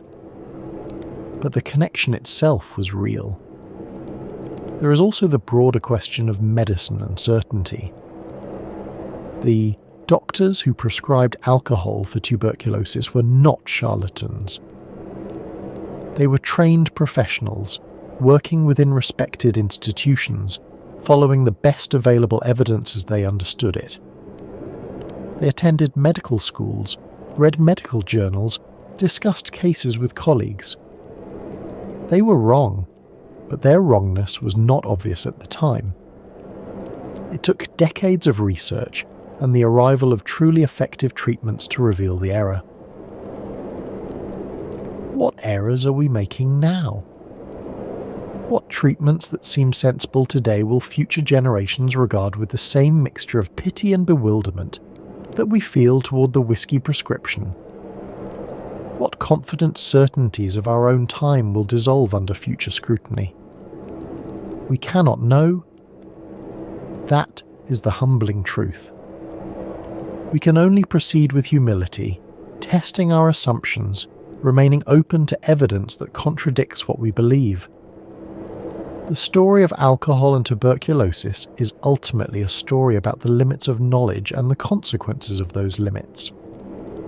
It is a story about hope, the hope of patients who drank their prescribed wine believing it would save them, the hope of doctors who poured it, believing they were helping. That hope was misplaced. But it was human, and it was real. And it reminds us that our own hopes, our own certainties, our own confident treatments may one day look equally misguided. Let us pause now and consider what we have witnessed tonight. Let the weight of this history settle as the snow settles on the mountains where so many came seeking cures. We began in the mountains of Silesia in 1875, in a sanatorium where tuberculosis patients raised glasses of Hungarian wine and believed they were being healed. We met Hermann Bremer, the young man who came down from the Himalayas convinced that he had found the cure for consumption. We saw him build his sanatorium, establish his reputation, publish his statistics. Those statistics that seemed so impressive at the time, that convinced physicians across Europe that something miraculous was happening in the mountains. We followed his disciple Peter Detweiler, who refined the cure, rest instead of exercise, the lying cure instead of the walking cure, but kept the wine. The tradition was established, and Detweiler saw no reason to question it. We travelled to Davos, where the sanatoriums rose in the Swiss Alps with their wine cellars and their ceremonial dinners. We crossed the Atlantic to Saranac Lake watching. Edward Trudeau chart a different course, fresh air and rest and discipline, but no alcohol. We passed through the strange interlude of prohibition when 11 million prescriptions for whiskey were written each year in a nation that had banned alcohol entirely. We saw the doctors who wrote those prescriptions, some believing in what they prescribed, others simply profiting from a profitable loophole. We saw the pharmacists who filled them, the patients who drank them believing they were medicine, the system that evolved around a practice that the medical establishment had officially declared useless. We traced the slow accumulation of evidence, the animal studies, the epidemiological data, the cellular research, that finally answered the question the 19th century could not resolve. We learned what alcohol does to the alveolar macrophages, those silent guardians of the lung, and how that damage translates into a tripling of tuberculosis risk. We understood at last what the patients at Gerbersdorf could never have understood, what each glass of prescribed wine was doing to their chances of survival. And we arrived at our own time, when the relationship between alcohol and tuberculosis is understood as it never was before, when no reputable physician would dream of prescribing whiskey for consumption, when the practice has passed so completely into history that it seems almost unbelievable. This is not a simple story of heroes and villains. The doctors who prescribed alcohol were not evil. They were working within the knowledge of their time. The reformers who opposed them were not always right for the right reasons. Science advanced not through moments of revelation, but through the slow, painful accumulation of evidence over decades. What does this story tell us about medicine, about science, about ourselves? It tells us first that good intentions are not sufficient. The physicians who prescribed alcohol genuinely wanted to help their patients. They observed, they reasoned, they drew what seemed like logical conclusions. And they were wrong. Wanting to help is not the same as helping. This is a lesson that medicine learns and relearns across the centuries. The history of our profession is littered with treatments that seemed logical, seemed helpful, seemed obviously correct, and turned out to cause harm. Bloodletting weakened patients who needed their strength. Mercury damaged the very bodies it was meant to heal. Thalidomide caused birth defects that haunt us still. And alcohol weakened the immunity of patients fighting for their lives. It tells us that the appearance of benefit is not the same as benefit itself. Alcohol warmed the skin, stimulated appetite, promoted sleep. These effects were real and observable. But they were not the effects that mattered. The effects that mattered, the weakening of immunity, the increased vulnerability to infection, were invisible to 19th century observation. We see what we can see. We measure what we can measure. And we draw conclusions from that limited evidence, believing we have understood the whole when we have only glimpsed a part. The warm flush of the patient's cheeks seemed like health returning. The increased appetite seemed like the body gathering strength. These visible signs obscured the invisible destruction happening within. It tells us that tradition can be wrong. The prescription of alcohol for tuberculosis was not the invention of a single eccentric physician. It was a widespread practice, endorsed by medical authorities, taught in medical schools, followed in the most prestigious institutions. The weight of tradition is not proof of correctness. Generations of physicians prescribed alcohol because their teachers had prescribed alcohol, and their teachers before them. The practice seemed to work, or at least it did not seem to fail in any obvious way. Some patients improved, others died.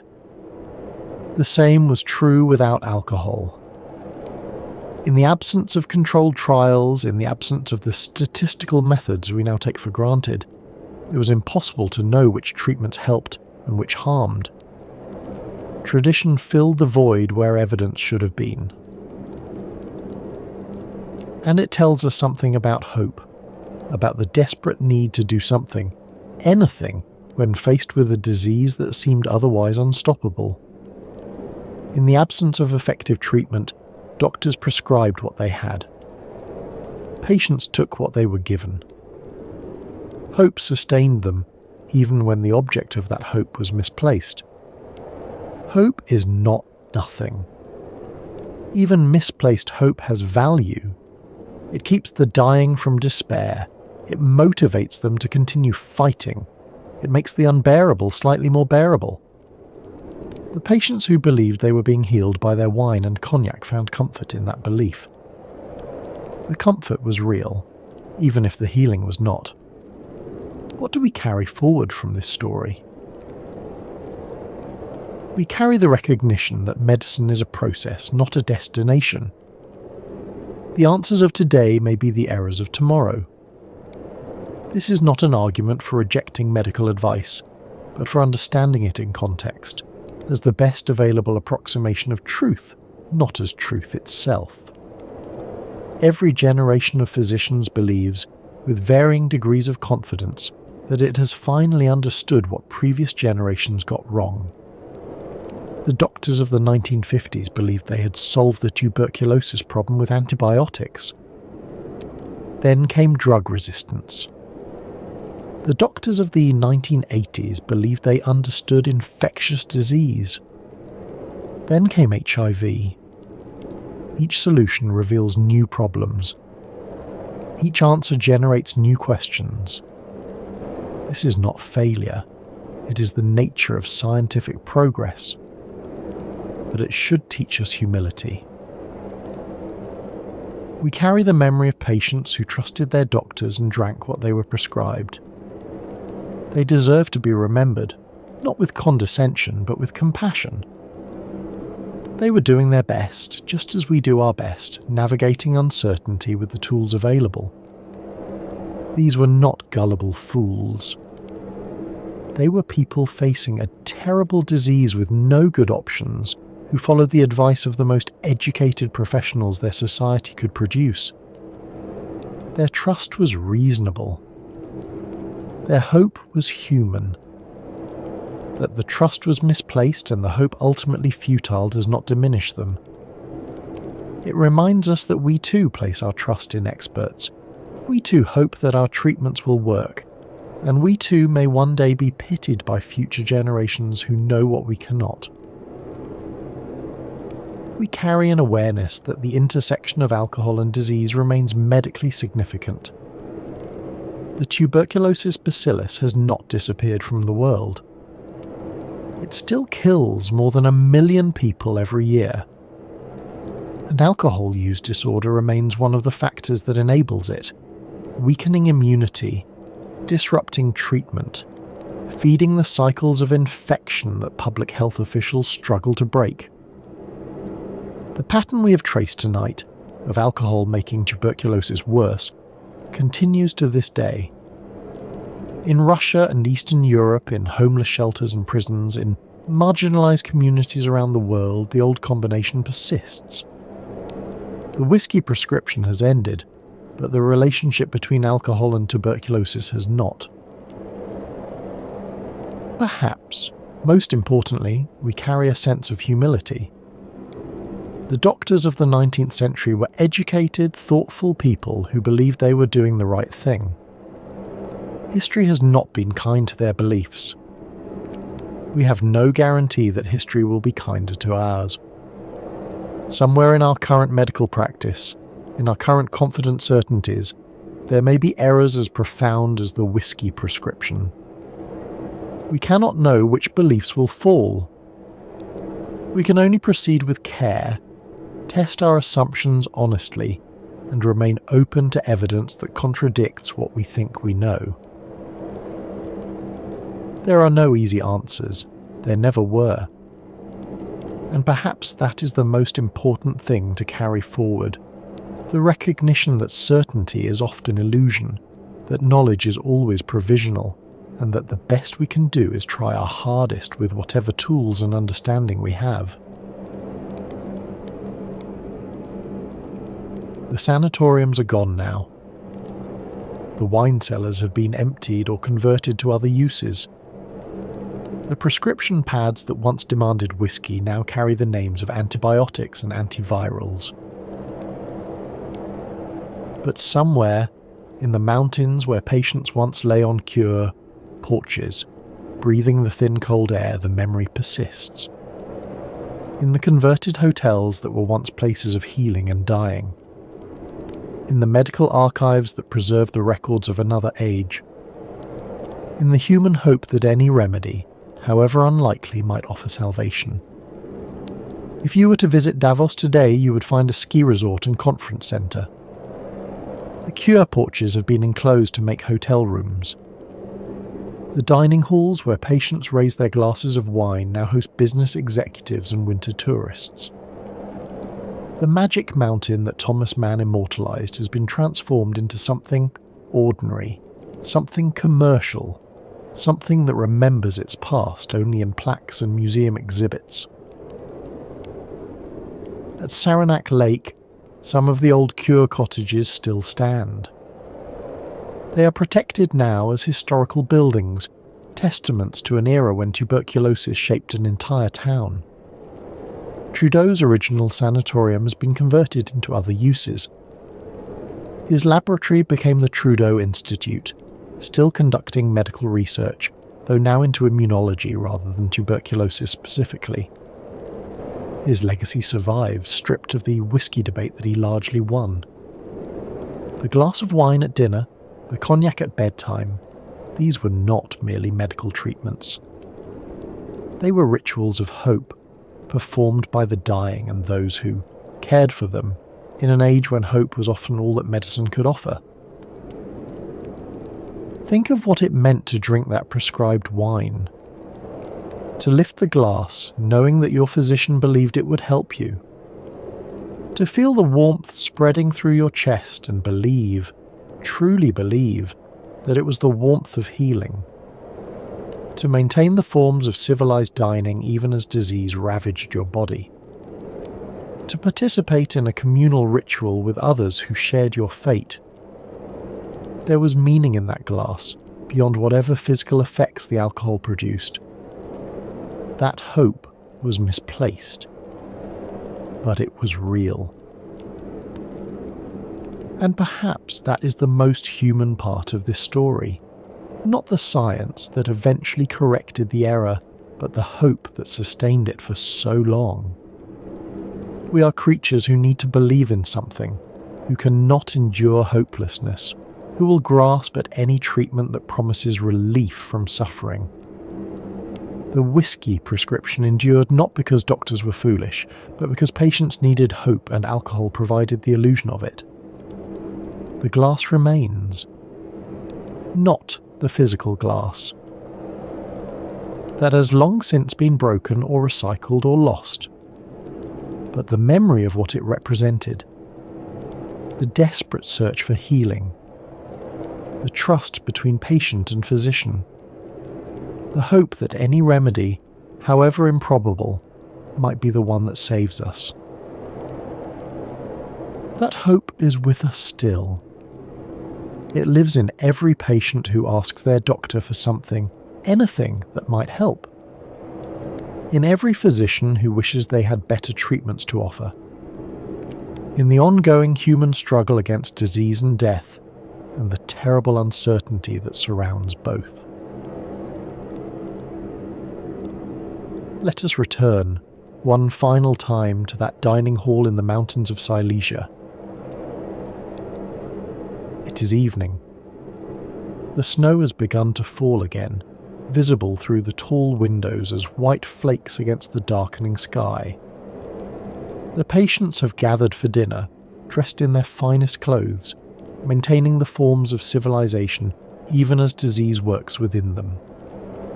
A waiter moves between the tables, pouring wine from bottles of Hungarian Tokay. The crystal catches the gaslight, and for a moment the wine glows like amber, like honey, like something precious. The patients lift their glasses. Some of them are laughing, sharing stories of distant homes and distant lives. Others are quiet, their thoughts turned inward. A young woman near the window gazes at the falling snow. An elderly gentleman studies his wine, as if reading something in its depths. They drink. They believe, most of them, that what they are drinking will help them. That the warmth spreading through their chests is the warmth of healing. That the doctors who prescribe this wine know what they are doing. We know now that they were wrong. We know what the wine was doing to their immune systems, to their chances of survival, to the invisible battle being waged within their lungs. We know what they could not know. But we cannot save them. They are beyond our reach, separated by more than a century of time and knowledge. All we can do is remember them. Remember their hope, remember their trust, remember that they were people doing their best in an impossible situation. The wine was not the cure they sought, but perhaps in its way it offered them something else. A moment of normalcy, a sense of civilization persisting, a ritual that connected them to the world they were losing. Outside, the mountains stand as they have always stood, indifferent to human suffering, indifferent to human hope, indifferent to the debates of physicians and the fears of patients. The same peaks that Hermann Bremer saw when he built his sanatorium. The same forests that patients walked through, breathing deeply, believing the air would save them. The mountains have outlasted the sanatoriums, outlasted the patients, outlasted the entire era when tuberculosis ruled and alcohol was prescribed as its cure. And so, as the night deepens and the sanatorium dining hall fades into memory, we leave behind the doctors and their prescriptions, the debates and the doubts, the science that came too late to save those who needed it most. But their legacy remains in our understanding of immunity and infection, in our humility about medical certainty, in the ongoing relationship between alcohol and disease that still claims lives today. The story we have traced tonight is not merely history. It is a reminder of how medicine works, of how knowledge grows, of how well-meaning people can do harm while trying to help. It is a reminder to question certainties, to test assumptions, to remain humble in the face of what we do not yet understand. Next time on the Sanatorium, we'll explore another corner of tuberculosis history, but that journey is for another night. For now, rest well. Let the memory of mountain air carry you gently into sleep. Let the distant sound of crystal glasses raised in hope echo into quietness. The wine has been poured and drunk. The patients have retired to their rooms. The snow continues to fall on the mountains where so many came seeking cures they would not find. If you found some measure of peace in tonight's journey, perhaps leave a like or share it with someone who might need it. Thank you for being here. Thank you for remembering with us those who drank in hope and died in ignorance of what they were drinking. Good night. The man who changed how Americans die kept embalmed bodies in his closets. Preserved heads sat on tables in his Brooklyn parlor. Thomas Holmes had already embalmed 4,000 Civil War soldiers at $100 each when Mary Lincoln summoned him to the White House. Her husband's body would travel 1,700 miles by train, viewed by 1.5 million Americans over 3 weeks. What she didn't know, what none of them knew, was that this single funeral would empty the parlors of every home in America. Until 1910, the room where you watch television was called something else. It was called the parlour, and in that parlour families laid out their dead. They washed the bodies themselves. They dressed them in their finest clothes. They sat with them for days. Then, in a single generation, death left the home forever. The parlour became the living room because the dead no longer lived there. Tonight we trace that transformation. From the women who prepared their neighbours' bodies for half a crown, to the battlefield embalmers who followed the Civil War's carnage, to the professional funeral directors who made death their business. And at the centre of it all, tuberculosis, the disease that killed 1 in 4, the disease that sent the dying far from home, the disease that made shipping bodies back not a luxury, but a necessity. This is the story of how death became a profession, how what was once sacred became commercial, how what was once women's work became men's business, how the parlour became the living room. Welcome to the Sanatorium. Tonight we're exploring one of the most profound and most overlooked transformations in human history. The moment when death stopped being something families did themselves in their own homes, with their own hands, and became something they paid strangers to handle. It is a transformation so complete that most people today have no idea it ever happened. If you're new here, this channel explores how tuberculosis, the disease that killed 1 in 4 people in the 19th century, shaped everything from architecture to art, from fashion to the American West. If that sounds like your kind of history, consider subscribing. This episode takes us through drawing rooms and battlefield tents, through White House grief and frontier cemeteries. We'll meet the eccentric doctor who displayed corpses in his shop window, the women whose ancient work was swept away, and the entrepreneurs who saw opportunity in sorrow. We'll follow Abraham Lincoln's body on its 1,700-mile journey and watch as a nation learned to see death differently. Now, settle in. Find a comfortable position. Let your breathing slow. We have a long journey ahead, through lamplit parlours and gaslit streets, through the smoke of battle and the silence of the grave, through a world where death was intimate and into a world where it became invisible. Let's begin. Imagine, if you will, a farmhouse in Pennsylvania, 1843. It is February, and the cold has seeped into every corner of the house. In the front parlour, the formal room, the best room, the room where company is received, a woman lies still. She's 37 years old. She's been coughing for 18 months. The consumption has finally taken her. Her husband stands in the doorway, unsure what to do, but the women know. They always know. Within the hour, 2 neighbour women arrive. They have done this before, many times before. They bring basins and clean cloths. They bring herbs to mask the smell of sickness. They ask the husband to leave, gently but firmly, and they close the door. What happens next is ancient. They wash the body with care, with tenderness, with the unhurried attention of women who understand that this is sacred work.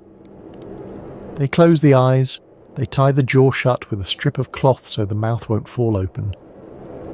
They dress her in her best dress, the one she wore to church, the one she was married in perhaps. They comb her hair. By evening she lies in the parlour in a simple pine coffin her husband built that morning. Candles burn at her head and feet.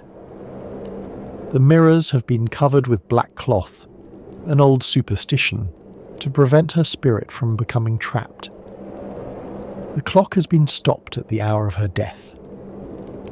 For the next 3 days the family will keep vigil. Neighbours will come to pay respects, to sit with the living, to bring food. The children will be lifted up to kiss their mother's forehead one last time. And then, on the third day, the men of the community will carry the coffin to the churchyard, and she will be buried in ground her family has owned for generations. No strangers will touch her. No chemicals will be injected into her veins. No one will charge a fee.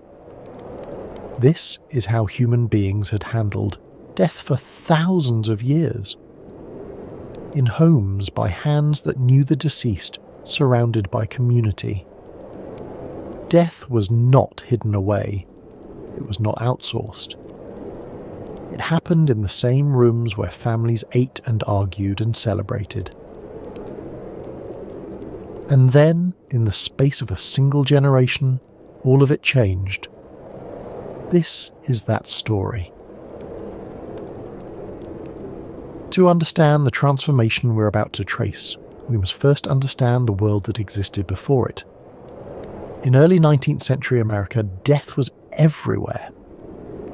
It was woven into the fabric of daily life in ways we can scarcely imagine today. A woman might bear 8 children and bury 4 of them before they reach the age of 5. A man in his prime might be felled by typhoid, cholera, or consumption before his 40th birthday. Death was not something that happened in hospitals, behind closed doors, managed by professionals. Death happened at home, in the same bed where you were born, surrounded by the same faces that had surrounded you all your life. And when death came, families knew what to do. The knowledge had been passed down through generations, mother to daughter, neighbour to neighbour. How to close the eyes, how to wash the body, how long to wait before burial. These were not mysteries. They were simply part of life, as natural and necessary as knowing how to bake bread or mend a fence. The women who performed this work were called many things. Layers out, watchers, sometimes simply the women who help. In England, they were paid half a crown for their services. In America, sometimes they were paid, sometimes they simply came because that was what neighbours did. Often, these were the same women who served as midwives, ushering life into the world at one end and ushering it out at the other. Historian Carol Weaver, studying Philadelphia city directories from the early 1800s, found these women listed as professionals, alongside nurses and midwives. They advertised their services. They had reputations to maintain. Death work was women's work, and it was respected work. But there were limitations to what families and neighbours could do. The human body, once life has left it, begins to decay. In summer, this process accelerates rapidly. Funerals had to happen quickly, within 2 or 3 days at most, and burial had to follow immediately. This meant that when someone died, their loved ones had to be nearby. A son working in a distant city might not make it home in time. A daughter married across state lines might never see her mother's face again. The undertaker, as he existed in this era, was not the figure we know today. The word itself simply meant someone who undertook tasks, any tasks. But by the early 19th century, it had come to be associated with the men who made coffins. These were carpenters and cabinet makers, furniture builders who added coffin making as a sideline. The oldest funeral home in America, founded in Williamsburg, Virginia, in 1759, was started by a cabinet manufacturer named Anthony Hay, who simply began making coffins in addition to tables and chairs. These men did not handle bodies. They did not perform funerals. They built boxes, simple pine for the poor, polished hardwood for those who could afford it, and families did the rest themselves. And then came the 1860s. And then came the war. And then came a scale of death that would shatter every assumption about how the dead should be handled. Between 1861 and 1865, approximately 620,000 Americans died in the Civil War. To put that number in perspective, it was roughly 2% of the entire population. In today's terms, that would be nearly 7 million deaths. And here was the terrible mathematics that changed everything. Most of these men died far from home. They died in Virginia and Tennessee and Georgia, in places their families had never seen. They died by the thousands in single afternoons. And their families, mothers, wives, children waiting in Massachusetts and Ohio and Pennsylvania, wanted them back. How do you send a body from Gettysburg to Boston in July, across 400 miles of railroad without refrigeration? You don't. Not unless you find a way to stop decay. And so, out of the carnage of war, a new profession would be born. Out of the desperate need to reunite families with their dead, out of the terrible mathematics of 600,000 deaths in places far from home, a transformation would begin that would eventually reach into every home in America. The neighbor women would be displaced. The parlor would be emptied of its dead. The ancient ways of handling death, ways that had persisted for countless generations, would be swept away by the demands of modernity. Death was about to become a business. And business, once established, does not easily relinquish its territory. Before we can understand what was gained, we must understand what was lost. For centuries, the preparation of the dead was women's work. It was intimate work, performed by hands that had often known the deceased in life. And it was work that carried a particular kind of knowledge that was passed from mother to daughter, from experienced neighbour to young bride, in an unbroken chain stretching back beyond memory. The layer-out arrived soon after death. Sometimes she was a relative, sometimes a neighbour, sometimes a woman known throughout the community for her skill and her discretion. She brought her own supplies, basins, cloths, sometimes herbs or oils. She asked the family to give her privacy, and she began. The work followed a ritual order. First, the eyes were closed, gently pressed shut while still pliable, before rigor mortis set in. A coin might be placed on each eyelid to keep them closed. The jaw was tied shut with a strip of cloth wrapped under the chin and over the top of the head. Without this, the mouth would fall open as the muscles relaxed, an indignity no family wanted to see. Then came the washing. The body was undressed and bathed with clean water, sometimes scented with lavender or rosemary. This was not merely practical. It was an act of care, a final service to someone who could no longer care for themselves. The layer-out worked slowly, respectfully, talking softly to the deceased as she worked, as though they might still hear. After washing came dressing. The deceased was clothed in their finest garments. For a woman, this might be her wedding dress, preserved for decades for this very purpose. For a man, his Sunday suit. For a child, and there were so many children, perhaps a christening gown. The hair was combed and arranged. Sometimes a lock was cut and saved, a memento for the living to be woven into jewellery or pressed into a locket. The hands were positioned, often crossed over the chest or clasped as if in prayer. And then the body was placed in the coffin, which had been lined with white fabric, and the coffin was placed in the parlour. For her work, the layer-out was paid a small fee. In England, this was traditionally half a crown, a modest sum but not insignificant for a working-class woman. In America, the payment varied. Sometimes it was money, sometimes it was goods, a chicken, a length of cloth, preserved vegetables from the cellar. Sometimes, among close neighbours, it was nothing at all. The understanding was that when death came to your own house, the favour would be returned. This system worked because communities were small and stable. People lived their whole lives in the same village, knew their neighbours intimately, and understood their obligations to one another. Death was not a private matter. It was a community event, and the community had roles to play. But as the 19th century progressed, those communities began to fracture. Young people left farms for cities.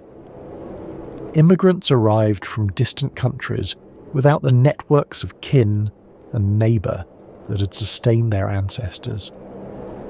And in the anonymous streets of Boston and New York and Philadelphia, families found themselves facing death without the women who knew what to do. Every respectable home in 19th century America had a parlour. It was the front room, the formal room, the room where guests were received. The furniture was the best the family could afford. Horsehair sofas, velvet chairs, polished tables. The windows were draped in heavy fabric. The mantelpiece held the family's treasures, a clock perhaps, or photographs of stern-faced ancestors. The parlour was not a room for everyday living. Children were not encouraged to play there. The family gathered in the kitchen, in the sitting room, in spaces where spilled milk and muddy boots were expected. The parlour was reserved for occasions, for entertaining the minister when he came to call, for hosting young suitors under watchful parental eyes, and for death.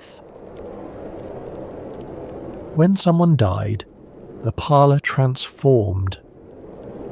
The mirrors were covered with black cloth, an old European superstition meant to prevent the soul from becoming trapped in its own reflection. The clocks were stopped at the moment of death, marking the transition from one state of being to another. Black crape was hung from the front door to signal to the neighbourhood that this house had been visited by death. The coffin was placed on 2 straight-back chairs, or on a special stand if the family owned one. Candles burned at the head and foot, their flames never allowed to go out. Flowers surrounded the body, not merely decorative, but practical. Their fragrance helped mask the inevitable smell of decay. For the next 2 or 3 days, the family kept vigil. Someone was always in the parlour, always watching. This practice, called sitting up with the dead or waking, had multiple purposes. Officially, it was to guard against premature burial, the nightmare fear that someone might be buried alive. But more practically, it was simply what you did. You did not leave your loved one alone. Neighbours came to pay respects. They sat with the family, sharing memories of the deceased. They brought food, so much food that families sometimes struggled to eat it all. Casseroles and pies and loaves of bread appeared on the kitchen table, left by visitors who slipped in and out without fuss. Grief was not a solitary experience. It was witnessed, accompanied, shared. Children were not shielded from any of this. They were lifted up to kiss grandmother's cold forehead. They were told to say goodbye to the baby brother who had lived only 3 weeks. Death was not hidden from them because death could not be hidden. It was too present, too frequent, too woven into the fabric of ordinary life. And when the wake was complete, When the visiting hours were done, the men of the community gathered. They lifted the coffin onto their shoulders and carried it out of the house, through the streets, to the churchyard. The funeral procession was a public event, a community marking the passage of one of its members. And at the graveside, the family watched as their loved one was lowered into the earth. This was the parlour's purpose. This was why the room existed. Not for entertaining, not for formal visits, but for this, the final dwelling place of the dead, the threshold between one world and the next. The parlour was the death room, and everyone understood this. It was simply how things were, how things had always been, how things would always be, or so it seemed. No one in 1843 keeping vigil in that farmhouse parlour could have imagined that this room would be renamed, that its purpose would be erased, that within a few generations Americans would have no idea what a parlour was for. They would have found it inconceivable that death could happen anywhere but here, in this room, surrounded by family, attended by neighbour, women who knew the ancient rituals. The professionalisation of death was unimaginable, because death was not yet a profession. It was simply life. Of all the diseases that haunted the 19th century, none claimed more lives than tuberculosis. It went by many names. Consumption, because it seemed to consume the body from within. Phthisis, the ancient Greek term. The White Plague. But whatever you called it, the numbers were staggering. At its peak, tuberculosis killed 1 in 4 people in Europe and North America. 1 in 4. To live in the 19th century was to know tuberculosis intimately. Everyone had lost someone, a parent, a sibling, a child, a friend. The coughing was everywhere, in churches and workplaces and crowded tenement rooms. The blood-flecked handkerchiefs. The slow wasting, as the body grew thinner and paler over months or years. But tuberculosis did something else, something that would prove crucial to our story, crucial to the transformation we are tracing tonight. It made people die far from home. It scattered the dying across continent, separated them from their families, their communities, their neighbour women who knew what to do. And when they died, in sanatoriums in the Alps, in boarding houses in Denver, in tent camps in the Arizona desert, their families wanted them back. Because there was no cure, doctors prescribed the only treatment they believed might help: fresh air, rest, and sunshine. This meant sanatoriums, institutions built in the mountains of Switzerland, in the Adirondacks of New York, in the high deserts of the American Southwest. Patients were sent away from their families, away from the miasmas of the city, to spend months or years breathing clean air and hoping for recovery. Many never came back. Not alive, at least. By 1880, Denver had earned a grim nickname: the world's Sanatorium. Health seekers flooded into Colorado by the thousands, drawn by promises of dry air and high altitude. They came from New York and Boston and Philadelphia, leaving behind everything familiar. Some recovered, many did not. And when they died, in Denver, in Colorado Springs, in Tucson, in places their families had never seen, a terrible question arose. How do you bring them home? The traditional system of death, the layer-out, the parlour, the community vigil, assumed that people died where they lived. It assumed that the women who knew what to do were nearby. It assumed that burial would happen quickly, in local ground. Tuberculosis shattered these assumptions. A mother in Massachusetts might receive a telegram telling her that her son had died in a boarding house in Arizona Territory, 3,000 miles away. With summer heat accelerating decay, with no refrigeration, with no way to get his body home before it became unrecognizable. Some families accepted the inevitable. They buried their loved ones where they fell, in frontier cemeteries far from ancestral ground. Lakewood's Golden Hill Cemetery in Colorado became the resting place for hundreds of tuberculosis victims, mostly paupers, mostly young, mostly far from anyone who loved them. But for those with money, there was another option. There were men who claimed they could stop decay. Men who could preserve a body long enough to make the journey home by rail. Men who had learned their trade in a different kind of far-from-home dying. Men who had confronted death on an industrial scale, who had developed techniques to preserve bodies under the worst possible conditions, who had turned the preservation of the dead into a business.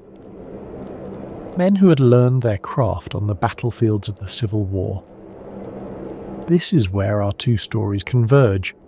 The story of tuberculosis, scattering the dying across a continent, and the story of the Civil War, teaching men how to preserve the dead. Together, these forces would transform how Americans handle death. The railroad changed everything about American life. It collapsed distances that had once taken weeks to cross. It connected farms to markets, cities to hinterlands, families scattered across a continent. But it also created a new problem, one that previous generations had never faced. When people could travel hundreds of miles from home, they could also die hundreds of miles from home. And the railroad that made such journeys possible was not particularly interested in transporting corpses. Railroads had rules about the dead. An unpreserved body was considered a health hazard, and in an era before germ theory was fully accepted, the smell alone was enough to empty a passenger car. Most rail lines refused to transport bodies unless they were either embalmed or sealed in a Fisk metallic coffin. The Fisk coffin was an ingenious device, a cast-iron case shaped like a human body, with a glass viewing plate over the face, and an airtight seal that prevented gases and odours from escaping. It was also enormously expensive. A Fisk coffin could cost as much as a working man earned in 6 months. And during wartime, with iron being requisitioned for weapons and armour, they were almost impossible to obtain. This left embalming. The practice was ancient. The Egyptians had perfected it thousands of years before, but in America it was virtually unknown. Medical schools used preservation techniques to prepare cadavers for dissection, but ordinary people had no experience with it. The very idea seemed foreign, even macabre. But desperate circumstances create demand for solutions. And as the 19th century progressed, as tuberculosis sent thousands to die in distant places, as the railroad connected a continent but could not transport its dead, a gap opened in the market. The gap would be filled by men who understood chemistry, who had experimented with preservation, who saw opportunity where others saw only tragedy. One such man was Thomas Holmes. Born around 1817 in Brooklyn, Holmes was the son of a wealthy merchant. He studied medicine at Columbia University's College of Physicians and Surgeons, graduating around 1845. But what captured his imagination was not healing the living. It was preserving the dead. As a student, Holmes had been frustrated by the poor preservation of cadavers used for anatomical study. Bodies were either inadequately preserved or not preserved at all. The chemicals used, arsenic, mercury, zinc compounds, were dangerous to the students who handled them. There had to be a better way. Holmes studied the work of Jean-Nicolas Ganel, a French chemist who had developed improved embalming techniques in the 1830s. He examined Egyptian mummies, trying to understand how the ancients had achieved preservation without modern chemicals. And gradually, through years of experimentation, he developed his own arterial embalming fluid, a solution he believed was safer and more effective than anything currently available. By 1860, Holmes was ready. He had his formula refined through years of experimentation. He had his technique perfected on medical school cadavers and unclaimed bodies. He had the confidence of a man who knows he has discovered something important. Time tossed to ones. All he needed was a reason for ordinary Americans, not just medical students, not just anatomists, to want their dead embalmed. He needed the market to come to him. The Civil War would give him that reason. It would create a need so desperate, so widespread, so impossible to ignore, that embalming would cease to be a curiosity and become a necessity. And a single death, a young colonel shot while pulling down a Confederate flag in Alexandria, Virginia, would give Holmes his first great opportunity. The Civil War began on April the 12th, 1861, when Confederate forces opened fire on Fort Sumter in South Carolina. 6 weeks later, on May 24th, the war claimed its first famous victim. And in his death, Colonel Elmer Ellsworth would accidentally launch a revolution in how Americans handle their dead.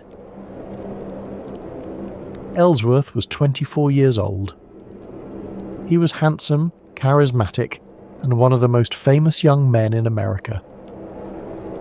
He had toured the country with his militia unit, the United States Zouave Cadets, performing precision drill routines that drew enormous crowds.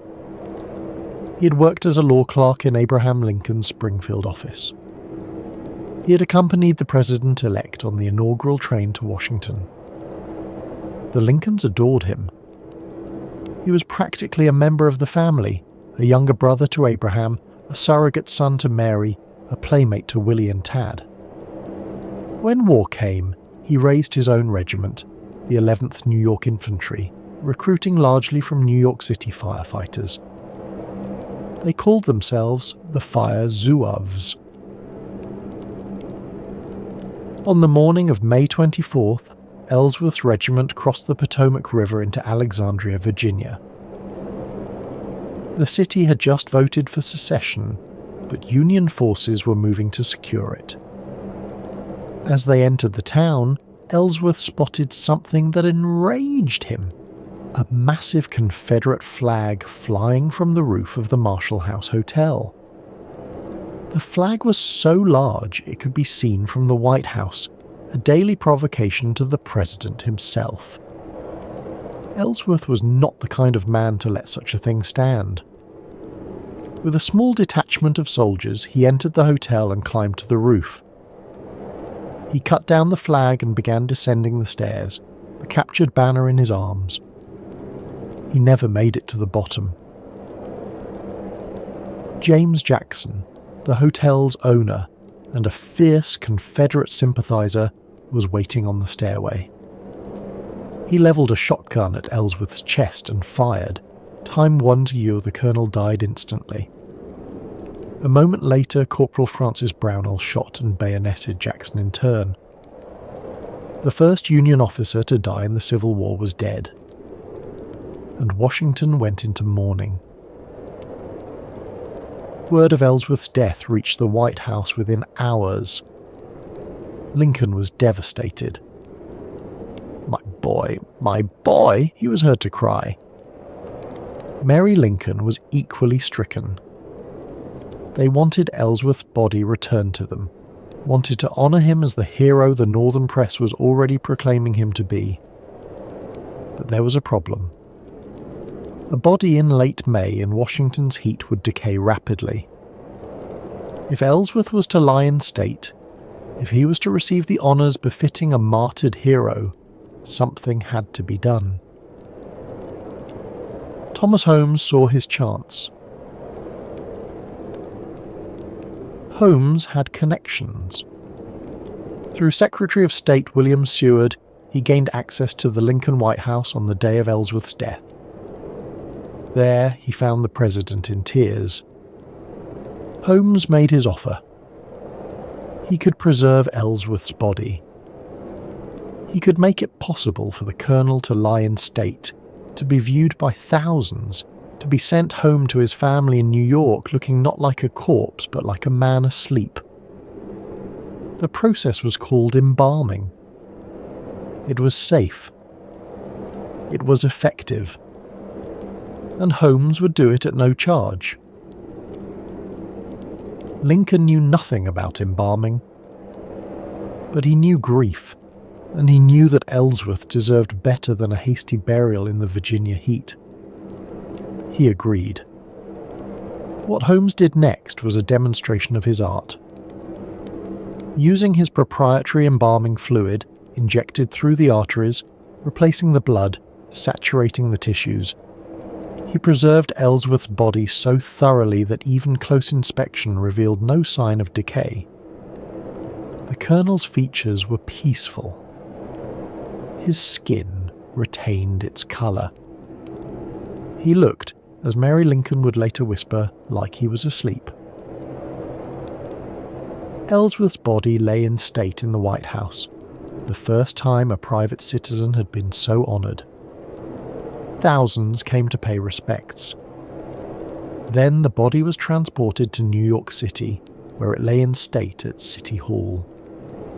More thousands came. Finally, Ellsworth was buried in his hometown of Mechanicville, New York. The entire process took more than a week. Without embalming, it would have been impossible. The Lincolns remembered. Less than a year later, when their 11-year-old son Willie fell ill with typhoid fever, probably contracted from contaminated water piped into the White House from the Potomac River, they watched helplessly as he weakened.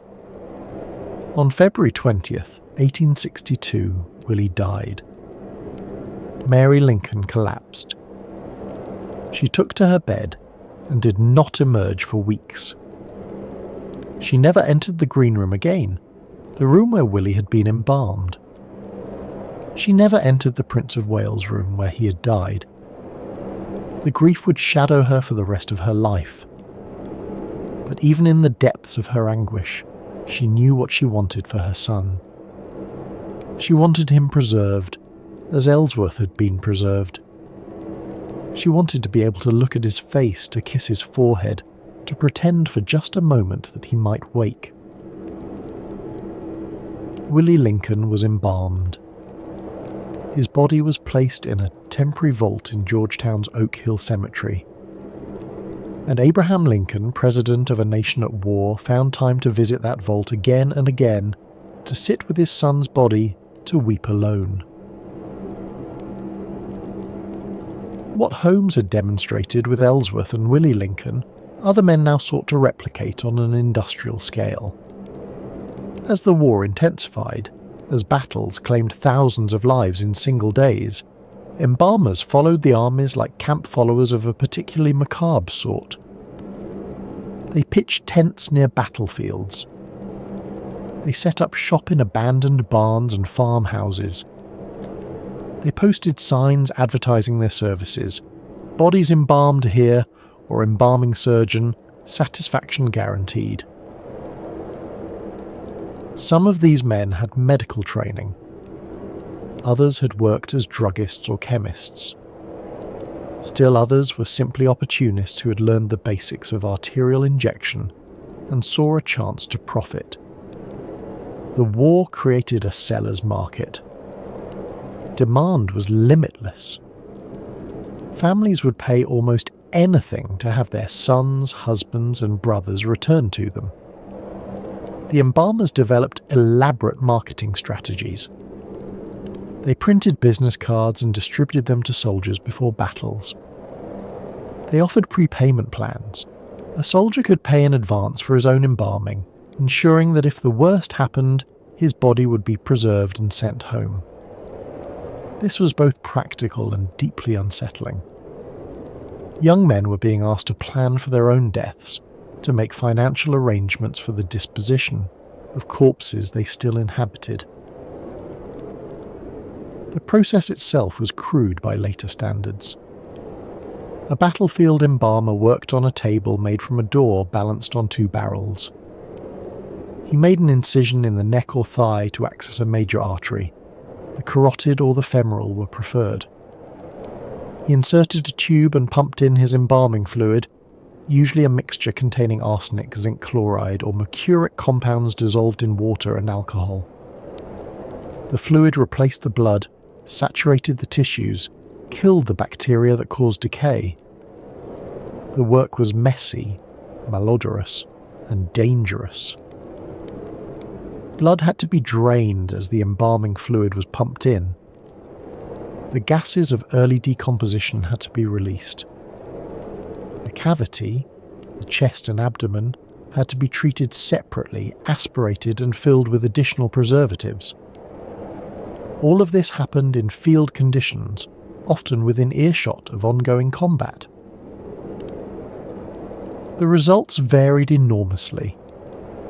Some embalmers were skilled, others were barely competent. Some used quality chemicals in proper concentrations, others diluted their mixtures to save money. Some took care with cosmetics and presentation, others delivered bodies that were preserved but barely presentable.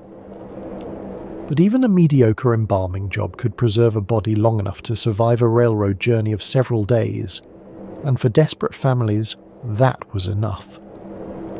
The prices were steep. Homes charged $100 per body, roughly $3,000 in today's money, or several months' wages for an ordinary worker. Other embalmers charged similar rates, sometimes more for officers or for expedited service. This meant that embalming was primarily an option for officers and wealthy families. The common soldier, if he died far from home, was likely to be buried where he fell, in a hasty grave on the battlefield, or in a mass trench with dozens of his comrades. The inequality was stark. A wealthy family in Boston could have their captain's son embalmed, dressed in his finest uniform, shipped home by rail, and buried in the family plot. A poor family in the same city might receive only a telegram, a notation that their private son had died at Antietam and been buried on the field. There would be no body to mourn over, no face to see one last time, no grave to visit. The war's death toll was democratic. Bullets did not discriminate by class, but the disposition of the dead very much was not. The numbers were staggering. Over the course of the war, approximately 40,000 bodies were embalmed, a tiny fraction of the 620,000 dead, but still an enormous number by any previous standard. Holmes alone claimed to have embalmed 4,000 men. He sold his embalming fluid to other practitioners at $3 per gallon. He made a fortune. Not everyone approved. The embalmers who followed the armies were widely seen as vultures, profiting from grief. They swarmed around camps after battles, soliciting business from shell-shocked survivors. They offered soldiers the chance to prepay for their own embalming, a morbid transaction that commanders feared was destroying morale. How could a man fight bravely if he was contemplating in advance the disposition of his own corpse? There were other concerns. Some embalmers were accused of price gouging, charging desperate families exorbitant fees in the aftermath of battle when alternatives were non-existent. Others were accused of shoddy work, taking payment and then delivering poorly preserved bodies that deteriorated before reaching their destinations. The industry was entirely unregulated. Anyone could call himself an embalming surgeon. There were no standards, no licenses, no accountability. In January 1865, General Ulysses Grant had had enough. He withdrew embalmers' permits and ordered them beyond the lines. The embalmers protested, but Grant was adamant. The demoralizing effect on troops, he believed, outweighed whatever comfort the families might derive. 2 months later, the War Department issued General Order No. 39. This order required that any embalmer operating near military installations be licensed and supervised. It was the first attempt at regulation, a recognition that the trade had grown too large and too important to remain entirely uncontrolled. But by then the essential transformation had occurred. Tens of thousands of families had experienced embalming. They had seen their loved ones return to them looking peaceful, preserved, almost alive. They had learned that death need not mean immediate burial, that a body could travel hundreds of miles, that a son who died in Virginia could be buried in Massachusetts. When the war ended, these families would remember. And the men who'd learned the trade on battlefields would return to civilian life looking for new customers. Time Sanatoriums. To understand what the embalmers were actually doing, we must briefly consider the chemistry involved. When a person dies, the body immediately begins to break down. Bacteria that normally live in the gut, kept in check by the immune system, begin to multiply unchecked. They digest the tissues from the inside out, producing gases that cause bloating and compounds that cause the characteristic smell of decay. Within hours in warm weather, a body becomes unrecognizable. Within days, it is unviewable. Embalming works by poisoning these bacteria. The chemicals used are, essentially, preservatives, the same class of substances used to prevent food from spoiling. Inject enough of them into the tissues and bacterial growth stops. Decay halts. The body is preserved. The earliest embalming fluids relied heavily on arsenic. Arsenic was cheap, readily available, and devastatingly effective at killing bacteria.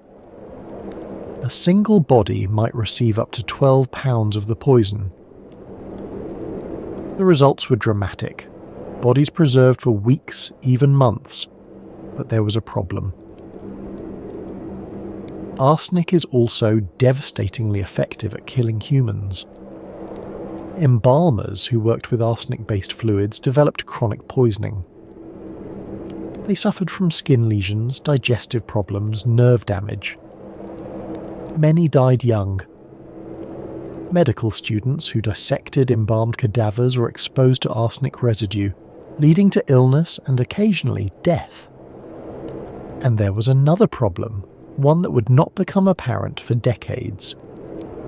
Arsenic does not break down. When an embalmed body is buried, the arsenic remains in the ground forever. Civil War-era cemeteries are now leaching toxic arsenic into the soil and groundwater.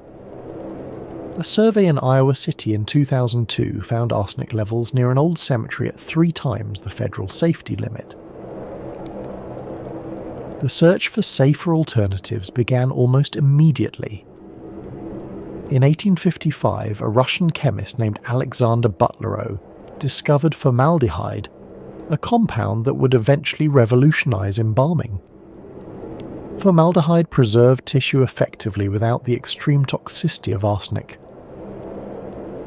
By the early 1900s, arsenic was banned from embalming fluids, replaced by formaldehyde-based solutions that remain the industry standard today. But in the Civil War era, arsenic was king, and the embalmers who used it were playing a dangerous game, preserving the dead while slowly poisoning themselves. On April 14, 1865, John Wilkes Booth shot Abraham Lincoln at Ford's Theatre. The president died the following morning, in a boarding house across the street, surrounded by members of his cabinet and his eldest son Robert. Mary Lincoln, shattered by grief for the third time, first Ellsworth, then Willie, now her husband, was not present at the moment of death. She had been led away hours earlier, her wailing unbearable to the men keeping vigil. But even in the depths of her anguish, she knew what she wanted. She wanted Lincoln embalmed, as Ellsworth had been embalmed, as Willie had been embalmed. And she wanted his body taken home to Springfield, Illinois for burial. The journey would be unprecedented in American history. 1,700 miles, 7 states, 13 cities where the body would lie in state, 3 weeks of travel, viewing, mourning. The route would retrace, almost exactly, the journey Lincoln had taken 4 years earlier when he travelled from Springfield to Washington for his inauguration. He would go home the way he had come, but this time he would not be waving from the back of the train. It would be, in effect, a national advertisement for the possibilities of embalming. And every person who filed past that open coffin would carry away a lesson. Death could be delayed, managed, made presentable. The embalmer chosen for this monumental task was not Thomas Holmes, but a man named Charles Brown. Why Holmes was passed over is unclear. Perhaps he was unavailable. Perhaps there were political considerations. Perhaps Brown simply had better connections. Regardless, Brown was confident in his abilities. He declared that Lincoln's body would show no perceptible change over the entire journey. He was wrong, but only just. The funeral train departed Washington on April 21, 1865.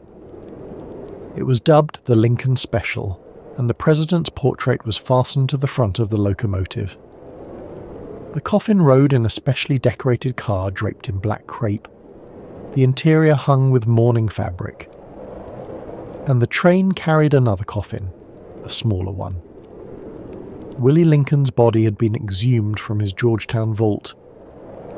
Father and son would make the journey home together, 3 years after Willie's death, reunited in the democracy of mortality. At every stop, enormous crowds gathered. In Baltimore, the city where Lincoln had slipped through in disguise 4 years earlier, fearing assassination, thousands now lined the streets to mourn him. In Philadelphia, over 100,000 people viewed the body in Independence Hall. In New York City, the procession stretched for miles, and the waiting time to view the coffin exceeded 5 hours. An estimated 1.5 million Americans viewed Lincoln's body directly, filing past the open coffin in city halls and state houses across the North. Another 7 million, nearly a quarter of the entire population, watched the funeral train pass through their communities. In an era before photography could capture moving images, this was how the nation said goodbye, by seeing the preserved body of their fallen president with their own eyes. 2 future presidents were among the mourners. In New York, 6-year-old Theodore Roosevelt watched from a window as the procession passed below. In Buffalo, 28-year-old Grover Cleveland stood in the crowd. By the time the train reached the western states, there were signs of deterioration. Lincoln's face had darkened. The features had begun to change. The swelling that is natural to death had progressed despite Brown's best efforts. At each stop, the embalmer did what he could, applying chalk-based makeup to lighten the skin, adjusting the features, masking with flowers and perfume. But nature was winning its slow victory. 3 weeks was a long time, even for the best embalming of the era. Still, the body remained viewable, recognizable, dignified, and that was remarkable enough. On May 4th, 1865, Lincoln's body finally reached Springfield. He was buried in Oak Ridge Cemetery, where Willie was laid to rest beside him. The journey was over. The nation had said goodbye. But the story does not quite end there. Decades later, in 1901, Lincoln's body was exhumed for reinterment in a more secure tomb. There had been an attempted grave robbery in 1876, and officials wanted to ensure the president's remains were safe. When the coffin was opened, witnesses reported that Lincoln's body remained in a most excellent state of preservation. The embalming had held for 36 years. Charles Brown's work had stood the test of time. Lincoln's funeral. Train accomplished something no advertising campaign could have achieved. It showed millions of Americans what embalming could do. It demonstrated that death could be delayed, that bodies could be transported, that families separated by hundreds of miles need not be separated from their dead. It planted a seed that would, in the coming decades, transform the entire culture of death in America. When the Civil War ended, thousands of men who had learned embalming on battlefields returned to civilian life. Some went back to their previous trades: carpentry, medicine, general labour. The war had interrupted their lives, and they wanted nothing more than to resume them. But others saw an opportunity. They had a skill that few possessed. They had experience that no one else could claim. And they had witnessed firsthand how desperate families were to have their dead preserved, how much they would pay, how grateful they were for the service. These men did not simply return home and hang out shingles. The transition was gradual, opportunistic, uneven. In the years immediately following the war, home funerals remained the norm for most Americans. Families still laid out their own dead, still held wakes in their parlours, still carried coffins to churchyards on the shoulders of neighbours. The ancient rhythms of death persisted. But around the edges, things were beginning to change. In cities, the old networks of community support had frayed, or never existed in the first place. Immigrants from Ireland, from Germany, from Italy arrived in neighbourhoods where they knew no one. They settled in tenements alongside strangers who spoke different languages, worshipped in different churches, came from different traditions. The women who had always performed laying out, the neighbour women, the church women, the women who knew what to do, were not here. They were an ocean away, in villages the immigrants would never see again. Families who had moved from the country to find factory work faced the same problem. In the village they had left, death was communal. Everyone knew everyone. Help arrived automatically, unbidden. In the city, death was isolating. You died in a rented room surrounded by strangers, and your family, if they were present at all, had no idea what to do next. Into this gap stepped the new undertakers. These men, and they were almost entirely men now, the women who had dominated death work for centuries being pushed aside, offered a package of services. They would provide the coffin, of course, as the old cabinet maker undertakers had always done. But they would also embalm the body. They would wash it, dress it, arrange its features into an expression of peaceful sleep. They would provide a hearse and transportation to the cemetery. They would coordinate with the church, the cemetery, the florist. They would handle everything. For grieving families, especially those without community support, this was immensely appealing. They did not have to learn the rituals their grandmothers had known. They did not have to touch the dead body of their loved one if they did not want to. They did not have to navigate the complex logistics of death in an unfamiliar city. They could pay someone else to manage the unmanageable, to impose order on chaos, to make death into something that could be purchased and scheduled. And so, gradually, death began to professionalize. The undertaker was no longer just a coffin maker. He was becoming something new, a death specialist, a grief manager, a professional handler of the transition from life to burial. He acquired new equipment, embalming tables with drainage channels, hand pumps and later electric pumps for arterial injection, a growing arsenal of chemicals and cosmetics. He developed new skills, arterial injection through various access points, cavity treatment with trocar and aspirator, restoration of features damaged by disease or accident.